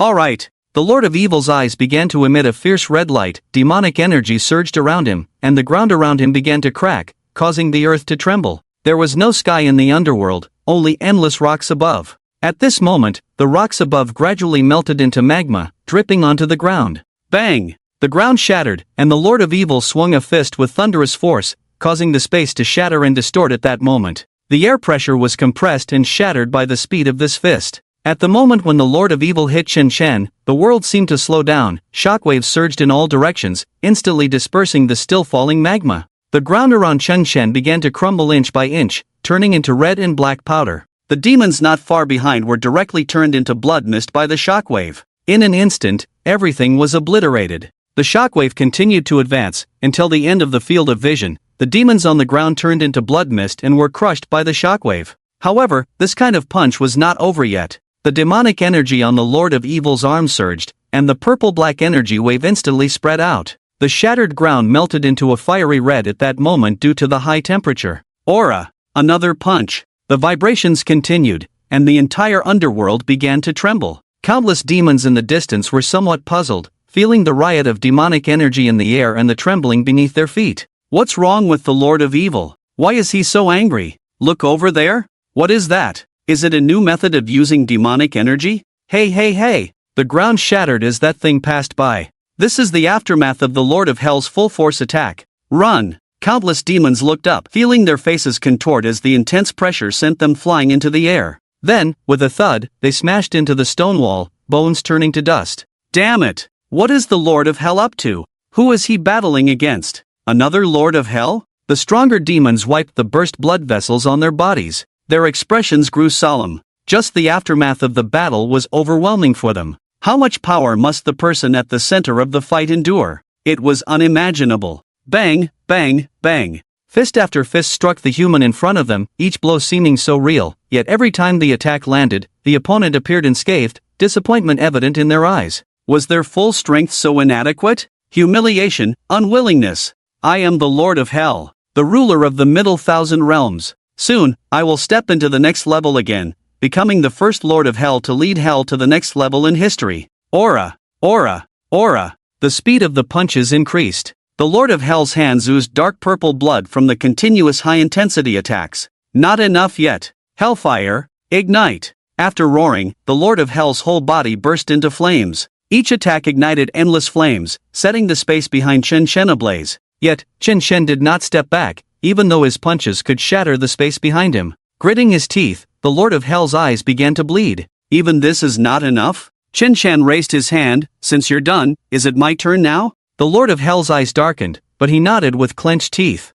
Chen Shen did not draw the Dragon King's sword but retaliated with a punch. With this punch, the Lord of Hell felt his body becoming weightless. He lowered his head in a daze, realizing that his body disintegrated upon contact with Chen Shen's fist, as if he were made of paper. Cough, cough, cough. The hellfire burned his wounds, while his flesh quietly regenerated. Impressive recovery ability, Chen Shen praised. However, the Lord of Hell felt humiliated. He looked at Chen Shen, his eyes not just fiery but already spewing flames. In that case, I'll bet everything on the next 2 minutes. The flames enveloping the Lord of Hell's body gradually disappeared. Meanwhile, the overall temperature of Hell rose. In an instant, the temperature soared from over 100 degrees to 1,000, with no sign of stopping. At the same time, the Lord of Hell's body gradually expanded, in less than a breath's time. His body had already swelled to 5 meters. The red ground beneath his feet began to melt and evaporate. Obviously, the Lord of Hell's body temperature had surpassed that of magma, even capable of vaporizing it. Boom! Despite his massive body, he moved exceptionally fast, delivering a punch that sent Chen Shen crashing into the ground, deep underground. Yet, before Chen Shen could slow down his descent, the Lord of Hell appeared underground, surrounded by surging lava. Lifting his knee, he struck straight at Chen Shen's abdomen. In an instant, the ground turned into a vacuum due to the forceful eruption of power. A meteor shot up from underground towards the sky, crashing into the ceiling of the Hell world. A massive crater appeared, but the debris did not scatter. It was instantly vaporized by the high-speed collision and temperature. However, Chen Shen did not stop. His body continued to soar upwards. The attacks did not cease. In the center of the vacuum on the ground, the Lord of Hell was completely red, with demonic energy surging all over him. Then, all the demonic energy gathered at one point, and a red beam of light shot straight into the sky. After doing all this, he finally breathed out. Upon closer inspection, one would notice that the inside of his mouth had begun to melt. The high temperature inside his body had long exceeded the range that living beings could endure. At this moment, the Lords of Hell appeared from all directions, their eyes filled with fear. Just now, the entire Hell was on the verge of collapse. Those below the rank of Hell Viscount, especially those within a radius of 9 million miles, were almost completely wiped out, not even leaving a trace behind. Truly, not a single bit. Moving towards the center, especially within a radius of 100,000 meters, those without the strength of the Lords of Hell couldn't even approach. Anyone who got close would have their blood evaporated and die. Lord of Hell, what are you doing? Is there an enemy invasion? What about that enemy? Should we take action? We will stop the enemy, you don't need to worry. They all spoke sincerely, but at this moment, they were all excited and eager, and their target was not the so-called enemy but the Lord of Hell protecting Hell. Countless attacks condensed from demonic energy shot out. However, in the next instant, these attacks all disappeared. A figure quietly appeared between the two sides. Chen Shen looked displeased at the Lords of Hell. Don't you understand the concept of first come, first served? The Lord of Hell, still catching his breath, stared blankly at Chen Shen, who was unscathed, not even a tear in his clothes. Dazed, bewildered, but then resolute. How much longer? 1 minute and 3 seconds. Gritting his teeth, the Lord of Hell entered his previous state again, but this time, his 5-meter-tall body gradually turned golden. He was burning his soul. A massive fist once again struck towards Chen Shen. And Chen Shen was dissatisfied. No, it's my turn, right? Then he casually swung a knife, and the world fell silent, as if the concept of up and down had been severed. The approaching Lords of Hell all stared blankly at their lower bodies, unable to comprehend what had happened. The Lord of Hell spat out golden blood, but the next moment, due to the high temperature, the golden blood also evaporated. Ha ha, I directly cut the source in half with one stroke, you can't understand it at all. Golden flames burned, and the body split into two slowly recovered. The Lord of Hell opened his mouth, and a golden beam of light shot out. Chen Shen slightly tilted his head, and anything touched by the golden beam behind him evaporated and disappeared. You can still recover, you are the first creature I've seen withstand my blow and survive. I am honored. So, is it your turn next? Not yet, you continue, there are 50 seconds left. The Lord of Hell no longer wasted words. Golden flames rose around him, and a trident appeared in his hand at some point. The flames gradually condensed on the trident. Get ready! Where the trident passed, space didn't shatter but disappeared, just like when Chen Chen slashed and turned the world into nothingness. Where the trident passed, there was nothing, no substance could exist. Explosions and flames followed closely, enveloping everything within sight. In the explosion, the Lord of Hell appeared behind Chen Chen, swinging a fist full of thunderous force. The space on the Lord of Hell's fist was compressed to the extreme, as if there were galaxies above the fist wind. The silent sonic boom shattered the vibrating space. Chen Chen was hit by a huge force and flew towards the trident. Chen Chen watched as the trident tore through space, pushing everything into nothingness. He quietly sheathed the Dragon King's blade. Daybreak, his voice was calm. He drew out the Dragon King's blade. In the next instant, light erupted from hell. Brilliant white light bloomed over the red hell. In a world that had never known the concept of sunlight since its inception, this moment welcomed its dawn. Demons in the distance stared blankly as the light shone upon them. Then they gradually evaporated. Their bodies evaporated gradually, leaving only the sensation of dazzling sunlight in their fading consciousness. Finally, the blade light dissipated. The world was left empty. All that met the eye was void. Hell in the middle thousand worlds was no more. Chen Chen stood upon the void, scratching his head. He then looked down at the Dragon King's blade in his hand, which was now showing signs of breaking.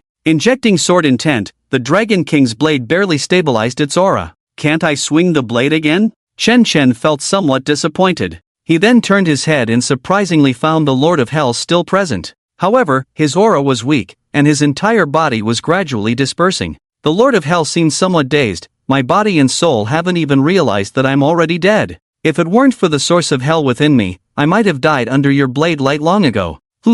I don't quite understand how you can wield such powerful swordsmanship in the middle thousand worlds. Well, it's no use saying more, but thanks to you, you helped me sever the shackles from my soul. Hell is not a bad place. If there is a next life, I won't come here again. Come to think of it, I don't know your name. Chen Chen. If there is a next life, I want to learn swordsmanship from you. I'm not good at using swords. The Lord of Hell laughed, then disappeared as the void collapsed, and the chains were drawn by the surrounding worlds and disappeared. Chen Chen sensed that the anchor points around him were gone. He had severed all the anchor points, which left him in a dilemma. In the vast void, the reason he could return home with just one sword strike before was because of the anchor points around him. Bad luck. He began searching from the spatial ring, but he took out numerous items, none of which had anchor points from the blue star, leaving him somewhat worried. With a sweep of sword intent, he discovered many worlds or small worlds around him that he had never seen before. What should I do now? Chen Chen was lost in the void. Since it has come to this, let's find a place to eat first. With a wave of the Dragon King's blade, a spatial crack appeared. Chen Chen took a step forward and randomly chose a world to enter. On the blue star, Chang Jian watched as the Hell Gate disappeared, finally letting go of the suspended worry in his heart. At that moment, Chang Jian, Ling, and many other high-ranking officials heard a system prompt. Successful counterattack of Hell invasion, the Blue Star world begins to ascend. Unable to detect the holder of the Blue Star origin, the Blue Star origin begins to redistribute. Detection in progress, detection successful. Ding, you have obtained control of 2/5 of the Blue Star origin. Chang Jian was somewhat stunned. At the same time, Ling also heard the voice, but in her ears, it was 1/5 of control. The two looked at each other, their expressions not joyful but rather a sense of horror creeping in. Chen Chen was gone? Did he perish along with Hell? Ling's legs gave way, and she sat on the ground, finding it hard to believe. Could the man who could unfold the sky with a single sword really be dead? How was that possible? It was absolutely impossible. Chang Jian felt a pang in his heart and an unprecedented pressure. Previously, he could maintain a relatively good attitude solely because there was a big shot backing him up, but now? The big shot was gone. Where would the future of the Blue Star lead? Even the crisis of the Blue Star itself has not been resolved yet. With a population of 7 billion, only a little over 1 billion have returned. There are still about 6/7 of the population yet to return. How will the crises of those worlds be handled? Can he manage the overall situation well? A sense of confusion and bewilderment filled his heart. Another world tree on a different continent also received the message. At this moment, she was examining the newborn elf that had just been born, and the sudden message she received made her hand tremble. Her expression gradually became solemn, then complex and lamenting. The conflict is about to begin, she said softly before leaving the birthing chamber. She used to be able to stay here peacefully because Chen Chen had no ulterior motives towards them. Even though they had once enslaved humans, as long as they corrected their attitudes and expressed remorse, Chen Chen still had some tolerance towards them. Of course, more importantly, Chen Chen was not interested in them. As for the humans, with the big shot Chen Chen around, if the big shot didn't speak, the subordinates wouldn't say much either, pretending not to see. But now, the man who acted as a barrier between the two races has disappeared. It's time to settle old scores. The white-haired little boy in the courtyard suddenly became lively. He looked up at the sky in disbelief, his expression changing from blank to puzzled, then to ecstatic. After a moment of thought, his expression gradually calmed. If it's death, the origin will be transferred to another person. Now that it has been split into 5, it seems to have entered a custodial mode. After pondering for a moment, the white-haired boy stood up and walked over to the Sword of the Brave. Your master won't be back for a while. Do you want to regain your strength? A soft white light quietly condensed, projecting the figure of a woman. What do you want to say? I intend to become stronger. Although I haven't been formally taught, watching Chen Chen practice swordsmanship every day, I probably have some sense of it. How about becoming my sword for a short time? Ha, you're not worthy. The light screen disappeared. The white-haired boy shook his head helplessly. He just wanted to give it a try. After all, with Chen Chen's repeated use and infusion of sword intent into the Sword of the Brave, its strength, to put it simply, was unrivaled under the blue star. Go Dan came to Linglong, who was gnawing on a chicken claw. As one of Chen Chen's companion swords, she naturally heard Go Dan's words and understood what it meant. Sorry, you can't use me. Even if Chen Chen is gone, the next one will be Yaya. Is that so? That's a shame. Go Dan's gaze then fell on the ordinary iron long sword that had been placed in the corner all along. This was the long sword that had been stuck in the crack before. Since Linglong and the Sword of the Brave appeared, it had been left to gather dust. Walking up to the ordinary iron long sword, he grasped it. There was no resistance at all. No matter how Go Dan observed and felt, it was just an ordinary sword. Nothing special. But Go Dan felt an urge to wield the sword. Can sword intent silently influence my mind? You truly deserve it. He then released his spiritual sea, allowing the mysterious sword intent to surge into his body. The strong urge to wield the sword made it impossible for him to restrain himself. He began to practice swordsmanship, just like Chen Chen once stood under the tree, wholeheartedly swinging the sword in his hand. Linglong watched as she silently put down the boneless chicken claw she had been gnawing on. She picked up her original form and looked at the scorching sun in the sky. She got up and left the courtyard. Although she didn't know what had happened, she could feel that the strong sense of pull had weakened. She needed to find Yaya. The world was about to change. Bright sky, dim streets. A young man with simple mechanical arms and basic prosthetic legs that couldn't bend. Sir, let me tell you, I am the most familiar with this street. Whatever kind of person you are looking for or whatever task you want to entrust, I can help you in the fastest time possible.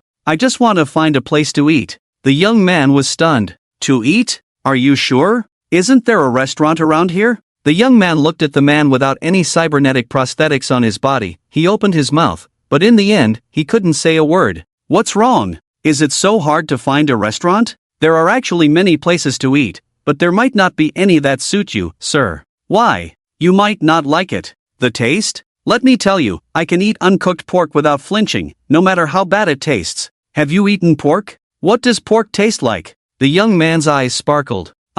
Pork tastes like pork. Is it sour, bitter, or sweet? It has a bit of everything, depending on the preparation method. For example, braised pork or fatty pork with cracklings. Fatty pork? Can you eat fatty pork? I'm starving just talking to you. Let's just find a place to eat. You can recommend somewhere. Sir, I must warn you, if you're not happy with where I take you, please don't blame me. The young man said hesitantly. Chen Chen waved his hand in response. I can't blame you for bad food taste. How could I blame you? If anything, it would be the chef's fault, not yours. Never mind, just follow me, but if you don't like it later, you don't have to go in. The young man continued to lead Chen Chen through the narrow city alleys. What's your name? Me? We lower-class people don't have names. If I have to say, well, my code is 9527. The young man shook his mechanical arm, which had characters that Chen Chen couldn't understand, but it looked like some sort of mechanical code. Chen Chen remained silent. It seemed that the human planet he randomly chose wasn't a friendly and harmonious world. 9527, how old are you? I should be 17 this year. 17? Yes, I'm already a mature adult. I have the ability to support a family. Really? You're quite impressive then. Supporting a family is no easy task. Indeed, I've raised my younger brother and sister single-handedly. They are my pride. Chen Chen watched as the two mechanical rods moved swiftly, making a rusty sound with each step. It was hard to imagine how he could walk so steadily with 2 iron rods. Yes, with a big brother like you must be their pride too. Sir, we're here. 9527 pointed to the restaurant below the spiral staircase, smiling. Chen Chen looked at the dimly lit restaurant emitting a foul smell. He glanced at the young man, then at the food that was worse than slop. Are you serious? The young man scratched his head, lowered it, and remained silent. Damn those upper-class people. If only I could touch his butt, so clean and fair. It was a man with a scruffy beard and a hunched body speaking. Why are the upper-class people coming to the lower class? Are they going to arrest someone again? Hurry, let's go. The dirty man in the dark corner quietly left the restaurant, while the owner of the restaurant grumbled, "Damn it. A bunch of rats from the gutter, you haven't even paid for your meal." Who cares about which upper-class person it is, they have money. The hoarse and sly voice faded away. The dim and gloomy restaurant was left with 3 people, the owner, 9527, and Chen Chen. The owner of the restaurant saw Chen Chen's appearance. His expression was complex, showing anger, resentment, helplessness, but all eventually replaced by flattery.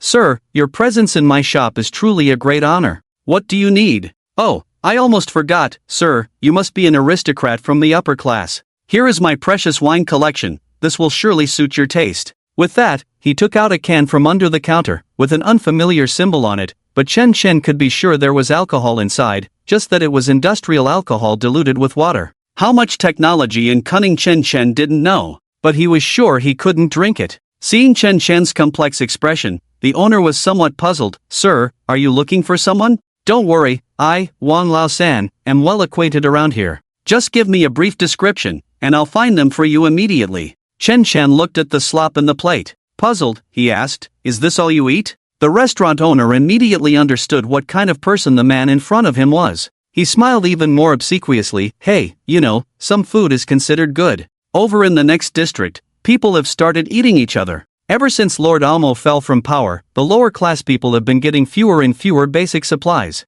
Now, even the sewage pipes in the next district don't have any food scraps left. This is still the best food around here. And don't doubt it, look at this plate, there's still meat in it. This plate alone costs $19, and it's limited. If you come late, it might be gone," the owner said with emotion. Chen Chen's expression became even more strange. "Meat?" He looked at the minced meat in the plate. To be honest, it wasn't much different from pig slop, and upon closer inspection, Chen Chen could see that it wasn't real meat in the true sense, but rather plant-based meat made from soybeans, in other words, fake meat. "Is this the best around here?" Chen Chen inquired. And 9527 nodded. "Yes, sir, at least here, as long as you have money, there's food to eat 24 hours a day. In other places, there's only food for a short hour or even just a few minutes." "All right, I understand." Chen Chen looked up at the towering skyscraper, his eyes flickering. But in the end, he didn't say much more. "Take me to a place where I can rest." "All right." Chen Chen left, and the restaurant owner squinted, his eyes flashing with data streams. No registration information detected. An upper-class person not registered? Could it be from an even higher level? The owner was puzzled, but in the next instant, Chen Chen's figure began to blur and snowflakes floated up. The owner slapped his face, trying to make the data in his eye sockets more normal. When he recovered, 9527 had already taken Chen Chen away. Could it be a shielding interference device? Oh well, it's none of my business. But this foolish kid. Sigh. The owner shook his head and continued to deal with the food, waiting for the next batch of customers. "So, this is what you call a place to stay?" Chen Chen looked at the shabby mattress, which was more like a piece of cloth spread on the floor. "Yes, sir, this is where we live. Rest assured, it's absolutely safe here, no strange people will disturb you," 9527 said confidently. "By the way, you must be hungry. This is my family's rations, it may not suit your taste, but at least it's clean." Saying that, 9527 took out something resembling toothpaste from the corner of the room.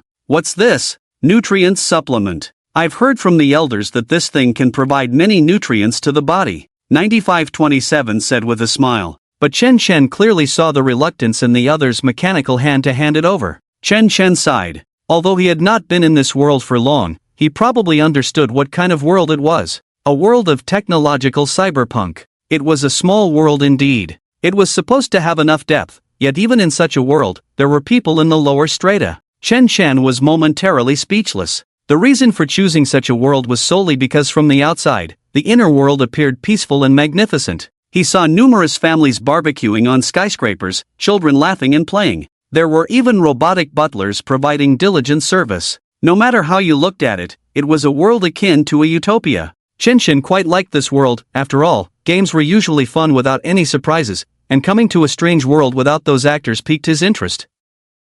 After all, he had just exercised and wanted to relax. Chen rubbed his temples and did not take the toothpaste like nutrient paste. How long has this situation been going on for you? By the way, do you have parents? Parents? Sir, we are children born from artificial wombs. We don't have parents, we only have siblings. 9527 was puzzled. Wasn't it common knowledge about children being born from artificial wombs?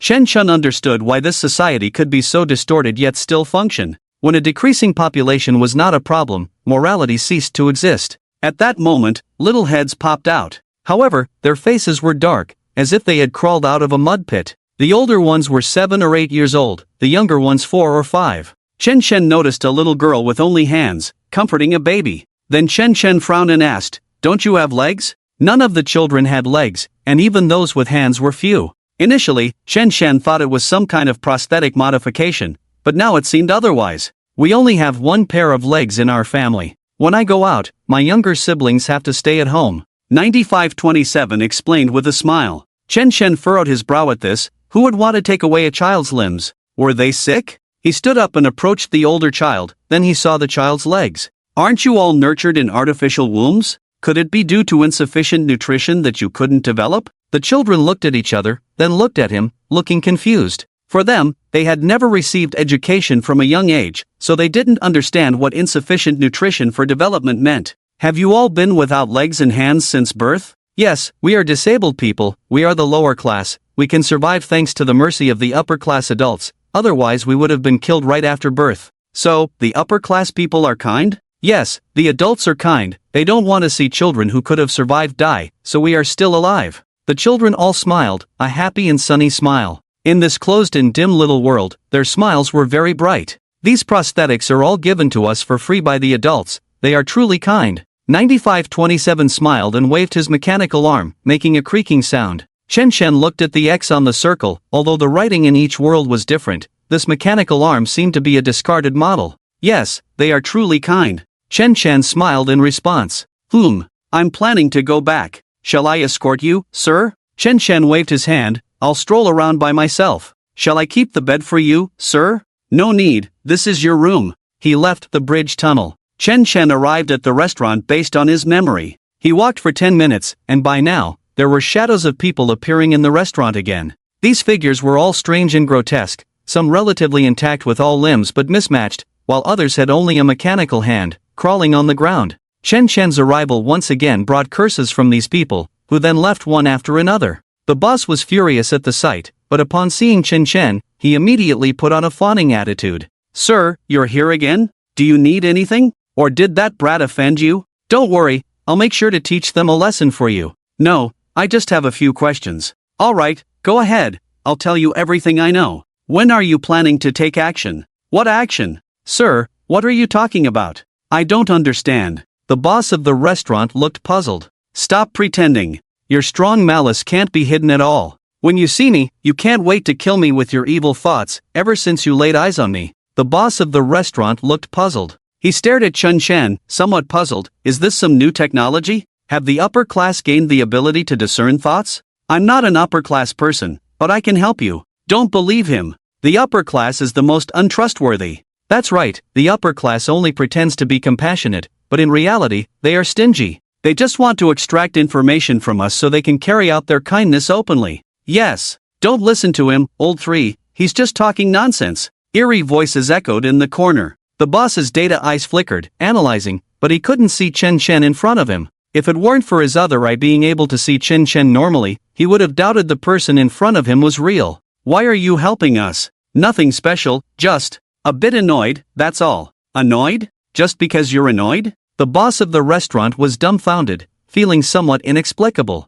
He knew these two words, but didn't understand. But then he chuckled and shook his head. Sir, I know you are kind and willing to stand up for us, the disabled, but your kindness will only hasten our demise. Chen looked at the boss's expression, not saying much more. He took out a piece of paper from his pocket. Give this to 9527 for me. Tell him that if he encounters trouble and doesn't know how to solve it, he should tear up this paper." As he spoke, Shinshin folded the paper briefly, and a paper crane quickly took shape. The boss looked at the paper in Shinshin's hand, somewhat puzzled, but still wiped his hands and took the pristine paper crane. He was puzzled, but at that moment, his malice towards Shinshin diminished. "Alright, I'll give it to him." Shinshin turned and disappeared at the end of the dim, dirty alley. After Shinshin left, the disabled people gathered again, much quieter than before. "Damn upper-class people." A sentence broke the silence. The restaurant was once again filled with foul language. The boss of the restaurant looked at the pristine paper crane, his eyes flashing with data streams. "Is it really just a blank piece of paper?"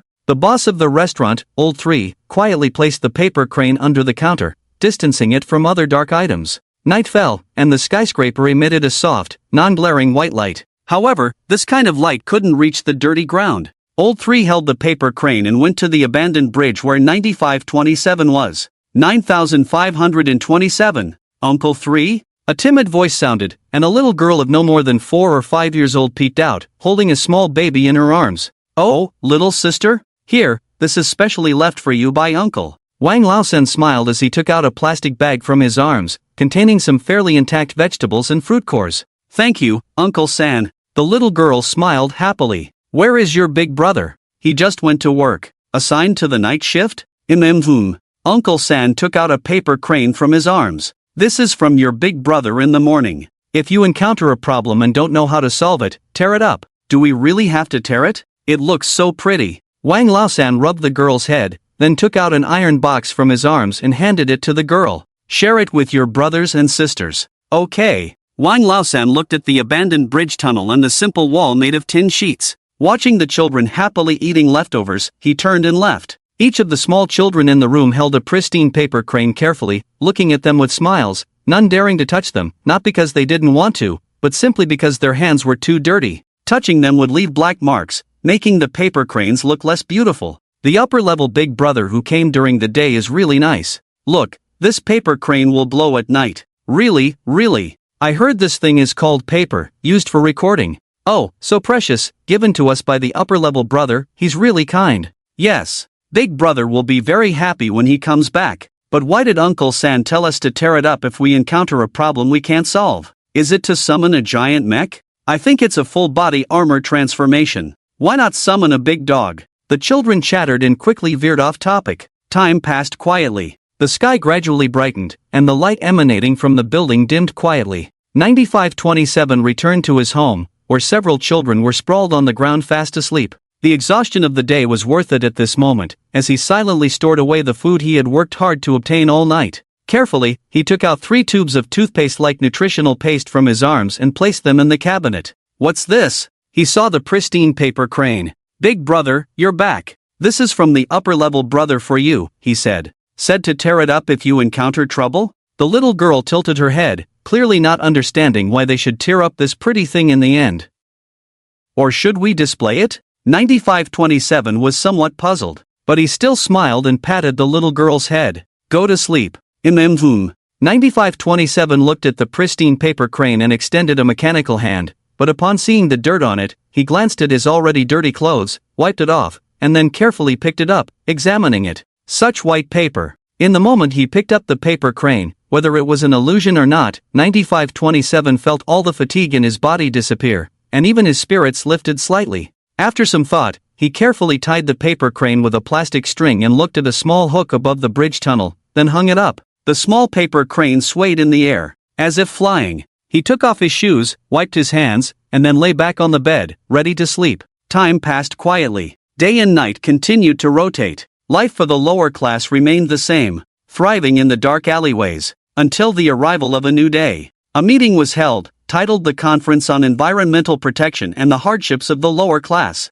The lower class people could also see this meeting because it was being projected in the sky above. Today also marked the quadrennial presidential selection competition, making it the most lively day. Our mother planet is in chaos, the sunlight cannot reach the ground, and the lower class people living there cannot receive enough sunlight to sustain a healthy life. Even though we have achieved soilless cultivation, we must not forget that the earth is the fundamental basis for human survival. We cannot let our Mother Earth continue to deteriorate. Improving the environment is imperative. We must also not forget the suffering of the lower class, who cannot even feel the warmth of the sun. Therefore, I call upon all members of society to look at the earth, let the earth stop crying, and let the lower class people live with dignity. They too should bask in the sunlight. I plan to create an artificial island near the archipelago, where I will build a city using primitive materials. There, the lower class people can receive free prosthetics, have free meals, and there will be enough land for them to grow vegetables. If they wish to improve the environment, they can also fish by the seaside.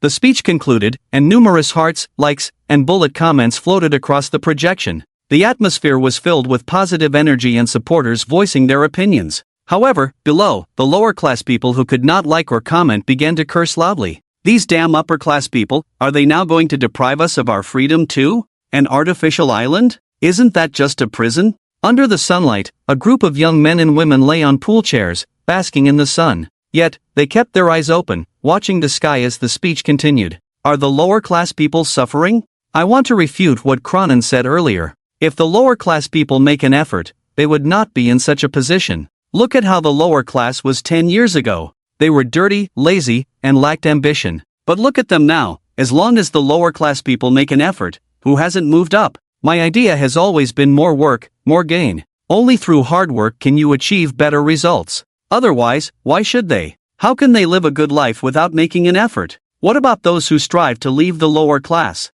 Where do they go? If assistance is given without effort, this society will only breed countless lazy individuals. And after 10 years, the conditions for leaving the lower class have not changed. By providing a testing fee of 79 federal coins, one can leave the lower class and go to the relief station I have established. In the relief station, we offer numerous professions and jobs specifically tailored for the lower class. As long as they work hard and learn, is it really difficult for them to live a normal life? 79 federal coins or even just the cost of 2 meals. So, is 79 expensive? We are actually losing money by conducting tests, and the reason for setting this fee is simply to determine if they are proving their efforts. Think about it, have those who have been stuck in the lower class for years really been making an effort? And after so many years, if the price has always been the same, have they ever considered that the reason they cannot leave the lower class is their own problem? Therefore, we should not sympathize with the lower class, we should urge them on. We have provided enough upward mobility. As long as the lower class people are not lazy, have ambition, sooner or later, they will be able to become outstanding individuals through their own efforts. He's right. Why should those who haven't made an effort be able to live on artificial islands? Isn't that unfair to those who are striving to leave the lower class? The woman on the lounge chair commented, expressing her strong agreement. She then voted for the speaker and started sending bullet comments in support. The man shook his head and said, "Darling, you need to have independent thinking. He's just changing the subject. Think about it, aren't the lower class people born disabled? Don't they want to work hard? They are not qualified to strive." You're right. And do you know that his shelter only accepts a few lower class people each year? Remember the news from a while back? There was a lower class person who saved up money to go to his shelter, but ended up dead. At that time, you were cursing him as a beast. Oh my, I can't believe this. I'm withdrawing my support for him. This is basically murder. He's deceiving for funds, pocketing the benefits that should go to the lower class people. And do you know why he doesn't talk about protecting the environment? His flagship company is in the chemical industry. If he promotes environmental protection, isn't he cutting into his own profits? Is he that foolish? How could this be? I'm going to report his company. No need, dear. Just vote against the people he supported before. Without the title of president, his crimes are enough to put him in jail for 30 years. You're right, dear. You're so smart. Of course. Similar scenes were unfolding everywhere. Everyone was expressing their opinions, criticizing, praising, or even getting angry. They all started their arguments with the suffering of the lower class people. It seemed like they truly cared about the lives of the lower class. Meanwhile, the real lower class people were cursing in dark corners. And at that moment, the projection in the sky suddenly fluctuated. The presidential candidate's speech was cut off. In its place was a dim, foul-smelling environment and a hoarse voice. "Hello, I am one of the lower class people you claim to help often. You've been talking about helping us rise from poverty for 30 years. We used to have food, drink, and social security, but now we can only live in dirty gutters. Do you politicians really care about us? You've been sacrificing the living space of the lower class bit by bit, even creating a special currency just for us, to keep us in the gutter and provide compassionate political material for you. Do you know that the lower-class currency can only be exchanged for one federal coin with 10,000 of them, and we lower-class people work 18 hours a day, earning a pitiful 50? Now tell me, are we not working hard enough? Aminos. Look at our living conditions, see how we survive every day, and you politicians, stop creating disabled people artificially. Click, the scene cut back. The abrupt transition from the shocking and messy scene was too much for people's beliefs and reality. Public opinion boiled over. Politicians were condemned, especially for the last line about creating disabled people artificially. Their reputations were completely trampled, especially those politicians who talked big about helping the lower class. They faced the harshest criticism, with one of them even being cyberbullied to death. In this world where the internet connects minds, under countless malicious attacks, the minds were bombarded 24 hours a day, every minute, every second, causing physically weak politicians to drop dead on the spot. And due to politicians being cyberbullied to death, the focus shifted to the dangers of cyberbullying and mourning the politicians who fell victim to it.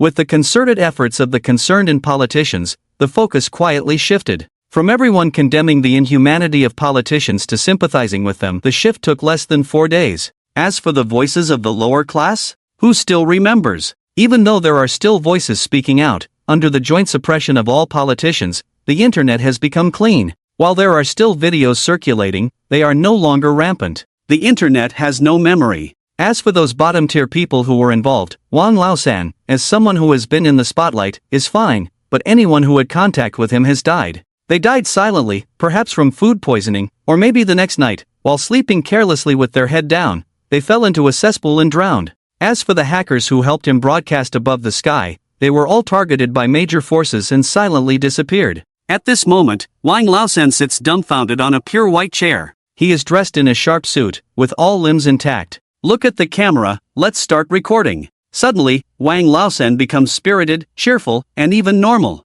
thanks to the support of kind-hearted people from all over the world. If it weren't for you, we bottom-tier people would never have a chance. Now you see, I have hands, we have a bright future, all thanks to you on the other side of the internet. Without you, the world would be so dark. Here, I also want to thank the CEO of the environmental company, if he hadn't lent a helping hand. After a grateful speech, Wang Laosan bursts into tears, touching his head to the ground. Everything is so perfect. The bottom-tier people have found a place, the netizens behind the internet have a sense of justice, new politicians have a chance to debut, and it's a debut at the peak. Everyone has a bright future. 9527 holds a limbless child tightly, choking back tears. Just a day ago, he was happy for his uncle because it was the first time the bottom-tier people were projected. And many people online were already speaking up for them. Their good days were about to come. And it all happened at night. As usual, he was on his way to the night shift, but before he reached his workplace, he saw robots coming down one by one.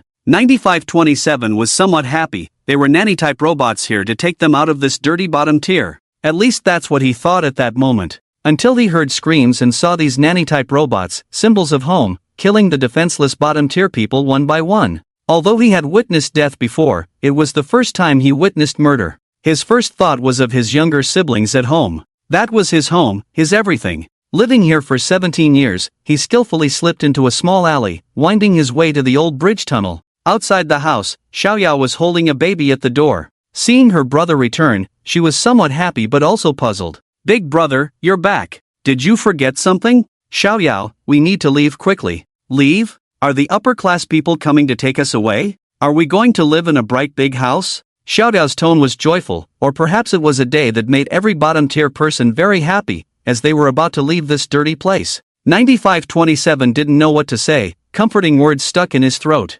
No.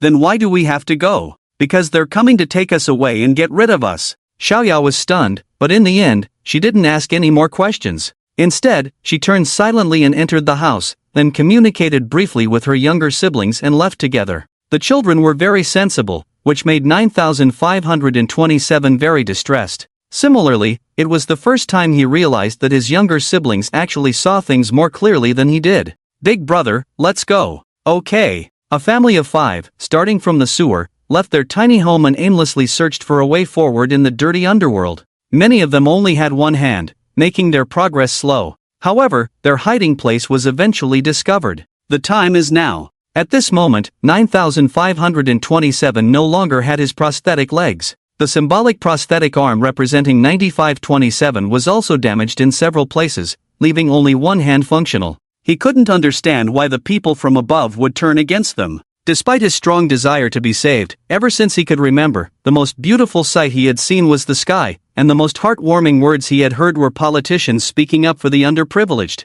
Strangers could speak up for them. What a wonderful world it could be. But reality was cruel. The family robots, symbolizing home, appeared in the underworld in force, unleashing a massacre. Although he had never been to school or received a proper education, he knew that robots were not supposed to harm humans. So why were these nanny robots killing his younger siblings? Those defenseless younger siblings were so weak, they couldn't even fight back. He couldn't understand why. Clutching the dirty rag wrapped around a baby, 9527, using his only functional arm, inched forward slowly. He wanted to climb up, to leave this place, to crawl out of this world he had lived in for 17 years, to shout out his anger to the outside world, and then to question those above. Why? Leveraging his small body advantage, 9527 moved little by little, inch by inch. He saw the entrance between the upper and lower levels, where a beam of light shone. He crawled towards it, crawled into the light. Pushed open the manhole cover, he made a desperate leap and climbed out of the dirty sewer.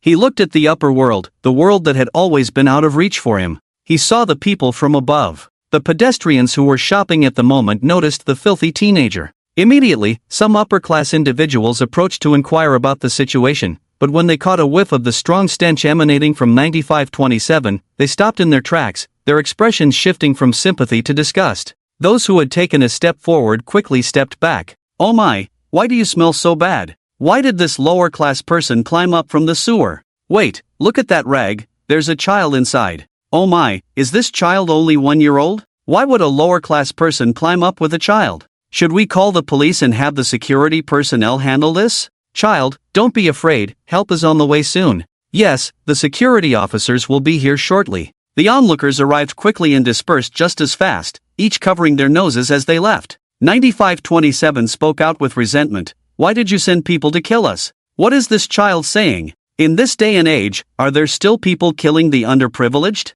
Are they insane? 9527 pointed at the sewer. I saw it with my own eyes. Those people rushed into the lower levels, killing indiscriminately. Why? Weren't you supposed to save us? Why come to kill us, my younger siblings? As he spoke, 9527 couldn't hold back his tears. Those still watching were relatively kind-hearted, and at that moment, they immediately realized something was wrong. Among them, a young woman dressed in bright clothes approached. Child, don't be afraid, take your time to explain. What happened over there? Who is trying to kill you? It's those nanny robots. I saw batches of nanny robots killing people on sight. They killed uncle, they killed the neighbor auntie, and they even killed my younger siblings. Why? Weren't you supposed to save us? Nanny robots killing people? That can't be possible. Isn't the underlying logic of AI not being able to harm humans? Is this child talking nonsense? Could it be that the child is mistaken? Is there a possibility that these nanny robots went to rescue, but they were a bit rough in their actions?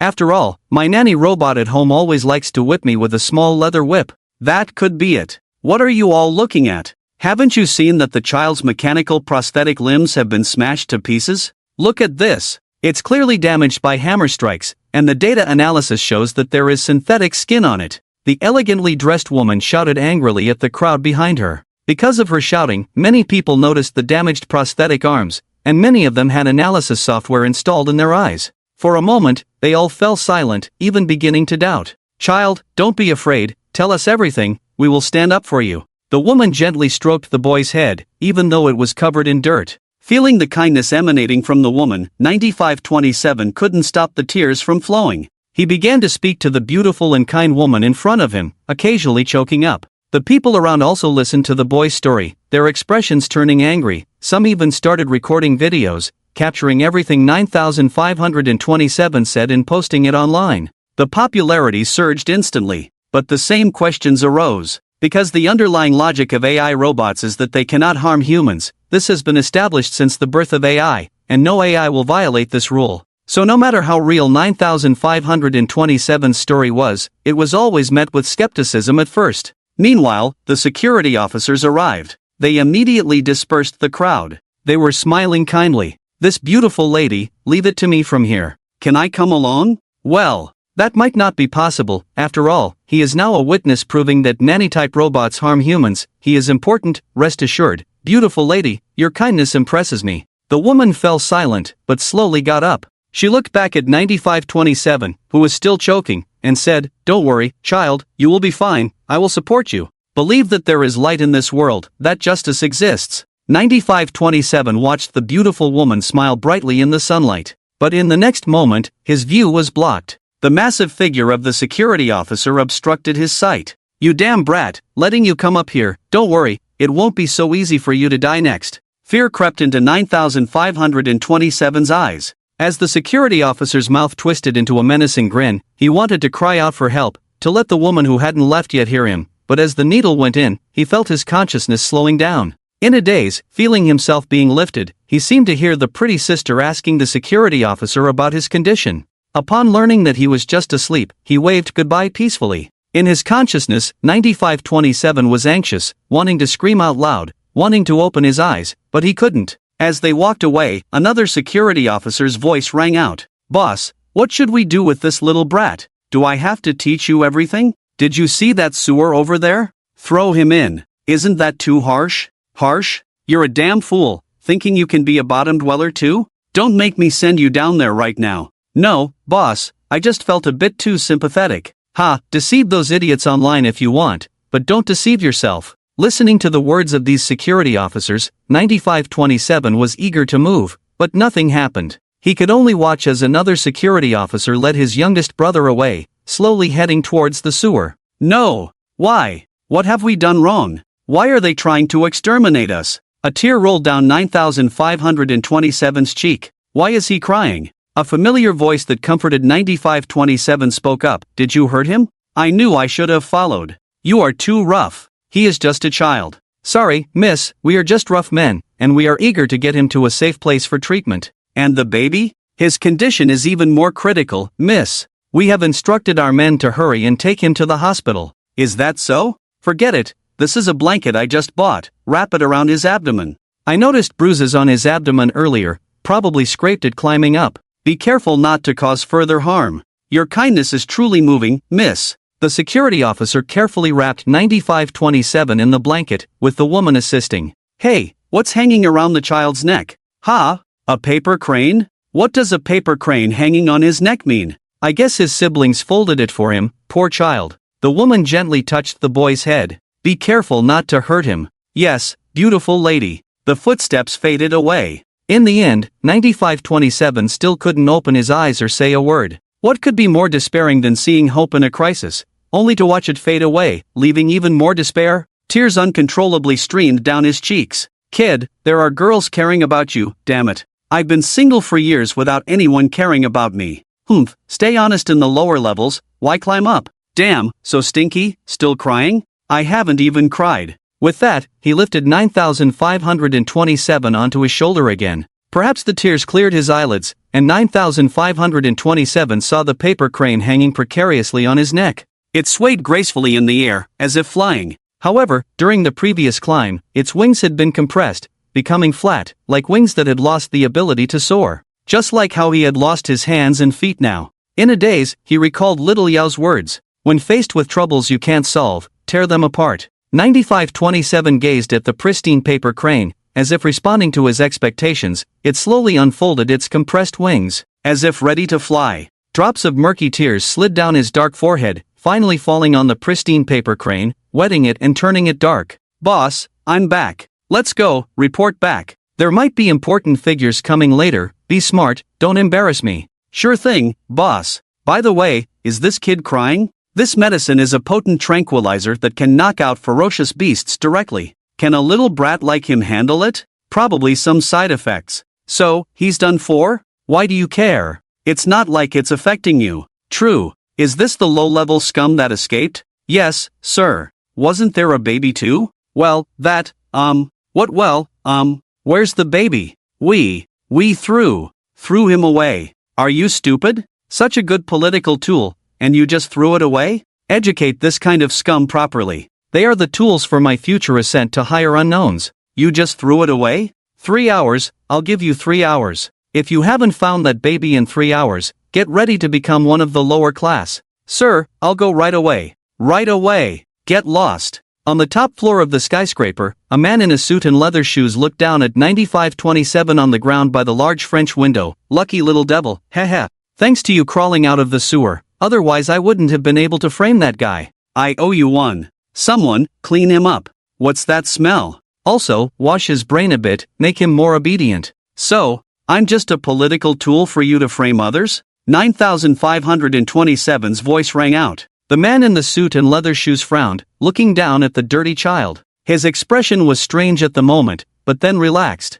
He sneered, and what if I am? Didn't you promise to provide better living spaces for the lower class? To ensure that every lower class citizen has enough to eat, drink, and a place to rely on? Ha, kid, what are you thinking? On what grounds? Just because you're disabled? Or simply because you're part of the lower class? Then, why did you make promises? Why give hope to the lower class? Ha, well said, kid. Do you know how many years the slogan of providing a better living environment for the lower class has been chanted? But have you seen any changes? None. Maybe it was really implemented at the beginning, but with insufficient financial resources, who will bear the burden? Me? Or those supporters? Or perhaps you, the lower class? But they all support it, don't they? Heh, kid, let me tell you a truth. Supporting doesn't mean agreeing. When you reach out to those supporters for money, you'll find that they are quicker to oppose than anyone else. They can easily show kindness online with just a few clicks, why wouldn't they? After all, it's so easy to demonstrate their kindness by just moving their fingers. But spreading kindness comes with a cost, and they are unwilling to pay. Do you think I enjoy tormenting you, the lower class? I'm not a sadist. In fact, I have truly saved many lower class citizens. Do you know who the people who captured you are? They were once lower class citizens, just like you. That's impossible. If they were lower class, why wouldn't they speak up for us? What's impossible about it? They managed to leave that place, that's their ability. But why should they speak up for you, the lower class? They are all lower class, shouldn't they? Should they? Why do you think the lower class lives in such hardship? We promised to help the lower class, and we did. We spend 100,000 federal coins every month. Where do you think this money goes? Where does it go? It goes into the pockets of those who were once lower class. They came to the upper world and enjoyed a life of luxury. Do you think they can go back? Can those who have lost their money return to their previous days of hardship? They can. Unfortunately, the answer is no. Every year, a dozen or so lucky ones leave the lower class, but do they go back? Do they speak up? No, they don't even want to mention their past as lower class citizens. 9527 felt the shock to his worldview, reaching for the origami crane on his neck, filled with incomprehension and confusion. Why is that? There's a saying, you are what you eat. If you want to leave the lower class, of course, you have to consume the lower class. You are what you eat. So, to become an upper class person, shouldn't you consume the upper class? Well said, kid. You have a point. That's how the world works. Alright, enough talk, let's hit the road. The man in the suit and leather shoes smiled and waved his hand. Thank you for talking to me so much. There's nothing to thank me for. I was just seeking solace. After all, it was me who ordered the slaughter of your people, and it was me who labeled you lower-class folks as pests. 9527's mechanical hand trembled as he raised his head, looking somewhat vacant. Of course, it's not entirely my fault. My opponent found Wang Lao-san first. Otherwise, why would I need to massacre so blatantly to tarnish him? You guys are really despicable, should have just stayed quietly in the lower levels, but no, you had to stir up trouble. Now look, we've wasted money, and you've lost lives. How foolish. 9527, you ordered the slaughter of the lower class people? Naturally. Is that so strange? What's wrong with using your lowly lives to further my political career? Think about it. You'll spend your whole life in the gutter, unable to create any value for this world. But me? Once I become president, how much value can I bring to society? Can you compare to that? You lowly people should consider yourselves lucky. Oh, never mind, you can also enjoy this honor. After all, you're the tool I use to dirty others. When I succeed, you'll be the greatest contributor. You deserve this honor. Are you happy? The man in a suit chuckled, even adjusting his tie involuntarily. Meanwhile, 9527 looked at the man who had just been reasoning with him. Tools, pests, only fit to live in the gutter. 9527 lowered his head, finding it hard to recover from the man's earlier words. He had once admired the politicians on the screens in the sky so much. They always seemed to care for the lower class, speaking of dreams that he didn't dare to imagine. Whether living in the sunlight or leaving the dirty lower levels, these were all things he longed for. However, in reality, these were just props they used to vie for that position. Even now, they didn't even consider the lower class as human anymore, defined as pests, pitiful and laughable. What had we, the lower class, done wrong? Just because we were born into this world? 9527 looked down and saw the origami crane, now stained black with his tears. Trembling, he reached out with his mechanical arm and grabbed the crane. The mechanical arm began to twist the black origami crane, distorting it bit by bit. Am I not even considered human? Should I feel honored? Haha, how ridiculous. Is this the world I longed for? Ha, cough, haha. 9527 laughed through tears. He remembered his younger siblings, dreaming every night of what life would be like in the upper levels. And now, he had nothing. His home was destroyed, everything was gone, even his aspirations were shattered by the man before him. And in the end, he wasn't even considered human, but a pest. Click! The plastic cord around his neck snapped, and the origami crane in the mechanical arm tore in half. Click! The plastic cord broke. The world fell silent, the disdainful expression of the man who saw him as a political tool still on his face.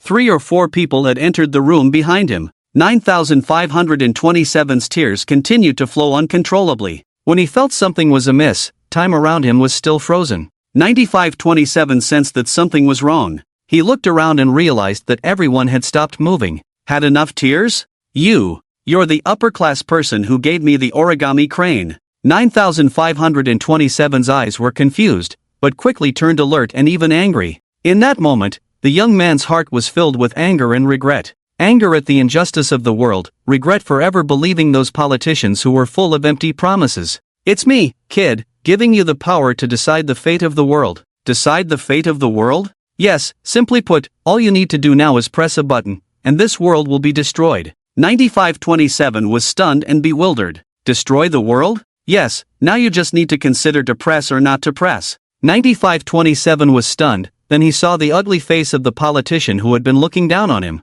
His eyes turned angry, but in a daze, he remembered the beautiful elder sister and her gentle voice. Can the world not be destroyed? Of course, you have all the decision-making power in your hands, and you can feel that you can break free from this state at any time. Then Shen didn't let him continue, but nodded with a smile. Of course, you can choose again, but the next time you enter here, if you don't make a choice, the intent of the sword I left here will gradually dissipate. Not leaving? Or are you ready to press the button now? Shen walked to the side of the politician and pointed to his ugly face. Look, this guy looks righteous. Not only him, but all the other politicians are the same.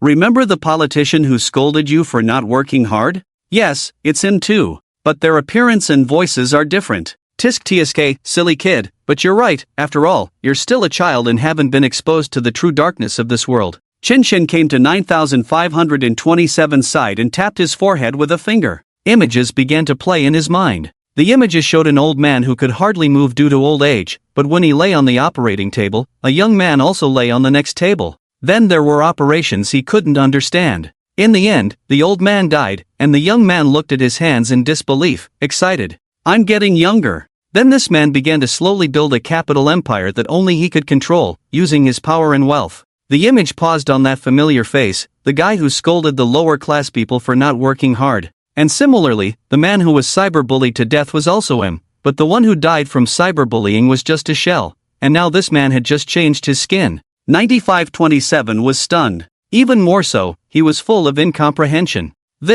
How is this possible? What's impossible? A politician can even modify the underlying code of robots. Isn't it a big enough power that he's not even the president? And it's not just that. More images appeared in his mind. Then his eyes glazed over. His expression became dazed, not because he was overwhelmed by vast memories, but simply because he was a bit at a loss. In the images, he saw the number 30 people who aged and changed bodies, or if they failed in business or in their careers, they would change bodies. Yes, they are the people in this world who hold the highest power and wealth. The hardships you have experienced are actually orchestrated by them, and even your inherent flaws are designed by them. 9527 was full of disbelief. At the origin of the world, a man was sitting with his legs crossed on a mechanical ball, the Dragon King's sword resting above the mechanical ball. TSK, this child is truly kind. Even after being bullied like this, he still has no intention of destroying the world. Intruder, please abide by our agreement. please do not deceive him with suggestive words. The mechanical voice sounded, and Chen Chen directly pressed the tip of the Dragon King's sword down a bit. Intruder, please don't act, I am not accusing you. I showed him the truth, didn't I? If you have nothing else to say, then shut up. 9527 was dumbfounded by all of this. So you're saying that 99.999% of the world's resources are in the hands of these 30 people? At least they are willing to share. Share? What are you thinking? Any upper-class person you see is a robot. In reality, there are only these 30 people and you lower-class people in this world. Oh, wait, you don't even count as people. Ha! 9527 was once again shocked by his worldview. With technology so advanced, why are there people like you, who have no limbs but are otherwise healthy? And why can you live in the dirty and chaotic lower levels for over 10 or even 20 years before dying? Have you ever thought about the reason for this? You were designed this way. Do you remember why Wang Laosan's livestream was suddenly cut off? Because he revealed the essence of this game. They are creating disabled people to struggle in the lower levels. That's why his livestream was cut off. How can that be true? Is that sister also one of them? Chen Chen shrugged without giving any explanation. But 9527's eyes were empty. He didn't want to believe that the world was like this, that the sister who gave him hope in despair was actually like this. When the truth was revealed, everything became clear. Why do politicians in this vast world always use the lower class as political tools? Because the only ones truly living are the lower class, yet they have no voice. Even the right to speak is given by those above, for entertainment, to see what kind of tricks the lower class can come up with. I don't believe it, you must be lying to me. Then let me show you. Chen Chen smiled and waved his hand, and the scene changed. The beautiful sister was still standing there, with a smile on her face, like an unloaded NPC. Then time started moving. The beautiful sister continued to smile and look ahead. Sister, you. 9527 reached out towards her, but she acted as if she didn't see him, still standing there. And in the next moment, this beautiful sister mechanically turned her head stiffly. Data streams flashed in her eyes. Fake. Child, why are you here? What happened? It was as gentle as ever, with a soothing voice. More than pain and despair, what 9527 couldn't accept the most was that the sister who gave him hope, even if it was brief, was actually fake, meaning that from the beginning, there was no hope in this world. He, ha ha ha, let it all be destroyed. Ha, I won the bet. Chen Chen sat on the iron ball, nodding in satisfaction. The iron ball he was sitting on started turning red. Chen Chen didn't pay much attention to it, still swinging his feet, until a man's voice rang out. Intruder, what do you want? Resources? Technology? Or people? Or perhaps the origin of the world? Me? Well, I want to eat. Ha! The atmosphere suddenly fell silent. After all that fuss, you just want to eat? Can't you just eat? Who's stopping you? Eat? What kind of food do you need? We can provide it all. No, the food in your world is indeed good, I've tried it. But now it's not me who wants to destroy the world, it's the lower class people in your world. They help me navigate and guide me, and I pay them in return, fair and square. So you're going against our entire world for a toy that was created? A toy? You guys really have a twisted sense of humor.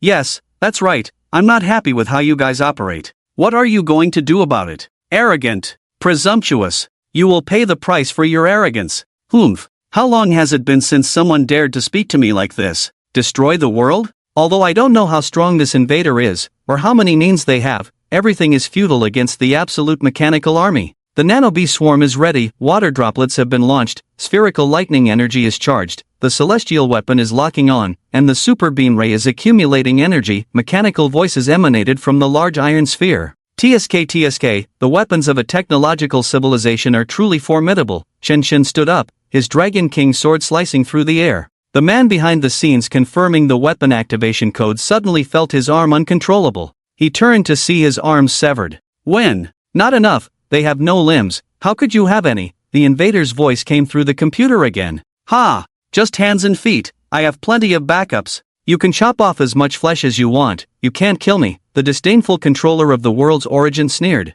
Then he collapsed to the ground. Inside the base of the backup body, the hatch opened, and a man with a golden ratio and an inverted triangle physique stepped out. If one looked closely, they would notice that he looked exactly like the man sunbathing by the rooftop pool. Beside him stood a woman, with a stunning figure, the same woman who was campaigning for the politician. Master, the backup core is activated, ready for switching at any time.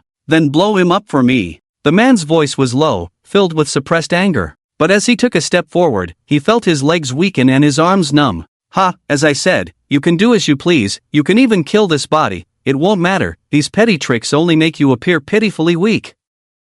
However, no one answered him, he felt no pain in his body, which made him furrow his brow. He looked at his hands and feet, only to find them intact. This? He tried to switch bodies again, but no matter how many bodies he switched to, he couldn't feel his hands and feet. Even when he checked the data of the backup bodies, the answer was always normal. The man was starting to panic. What have you done to me? Of course, I severed your hands and feet, isn't that puzzling? Why can't I use my hands and feet even after switching bodies?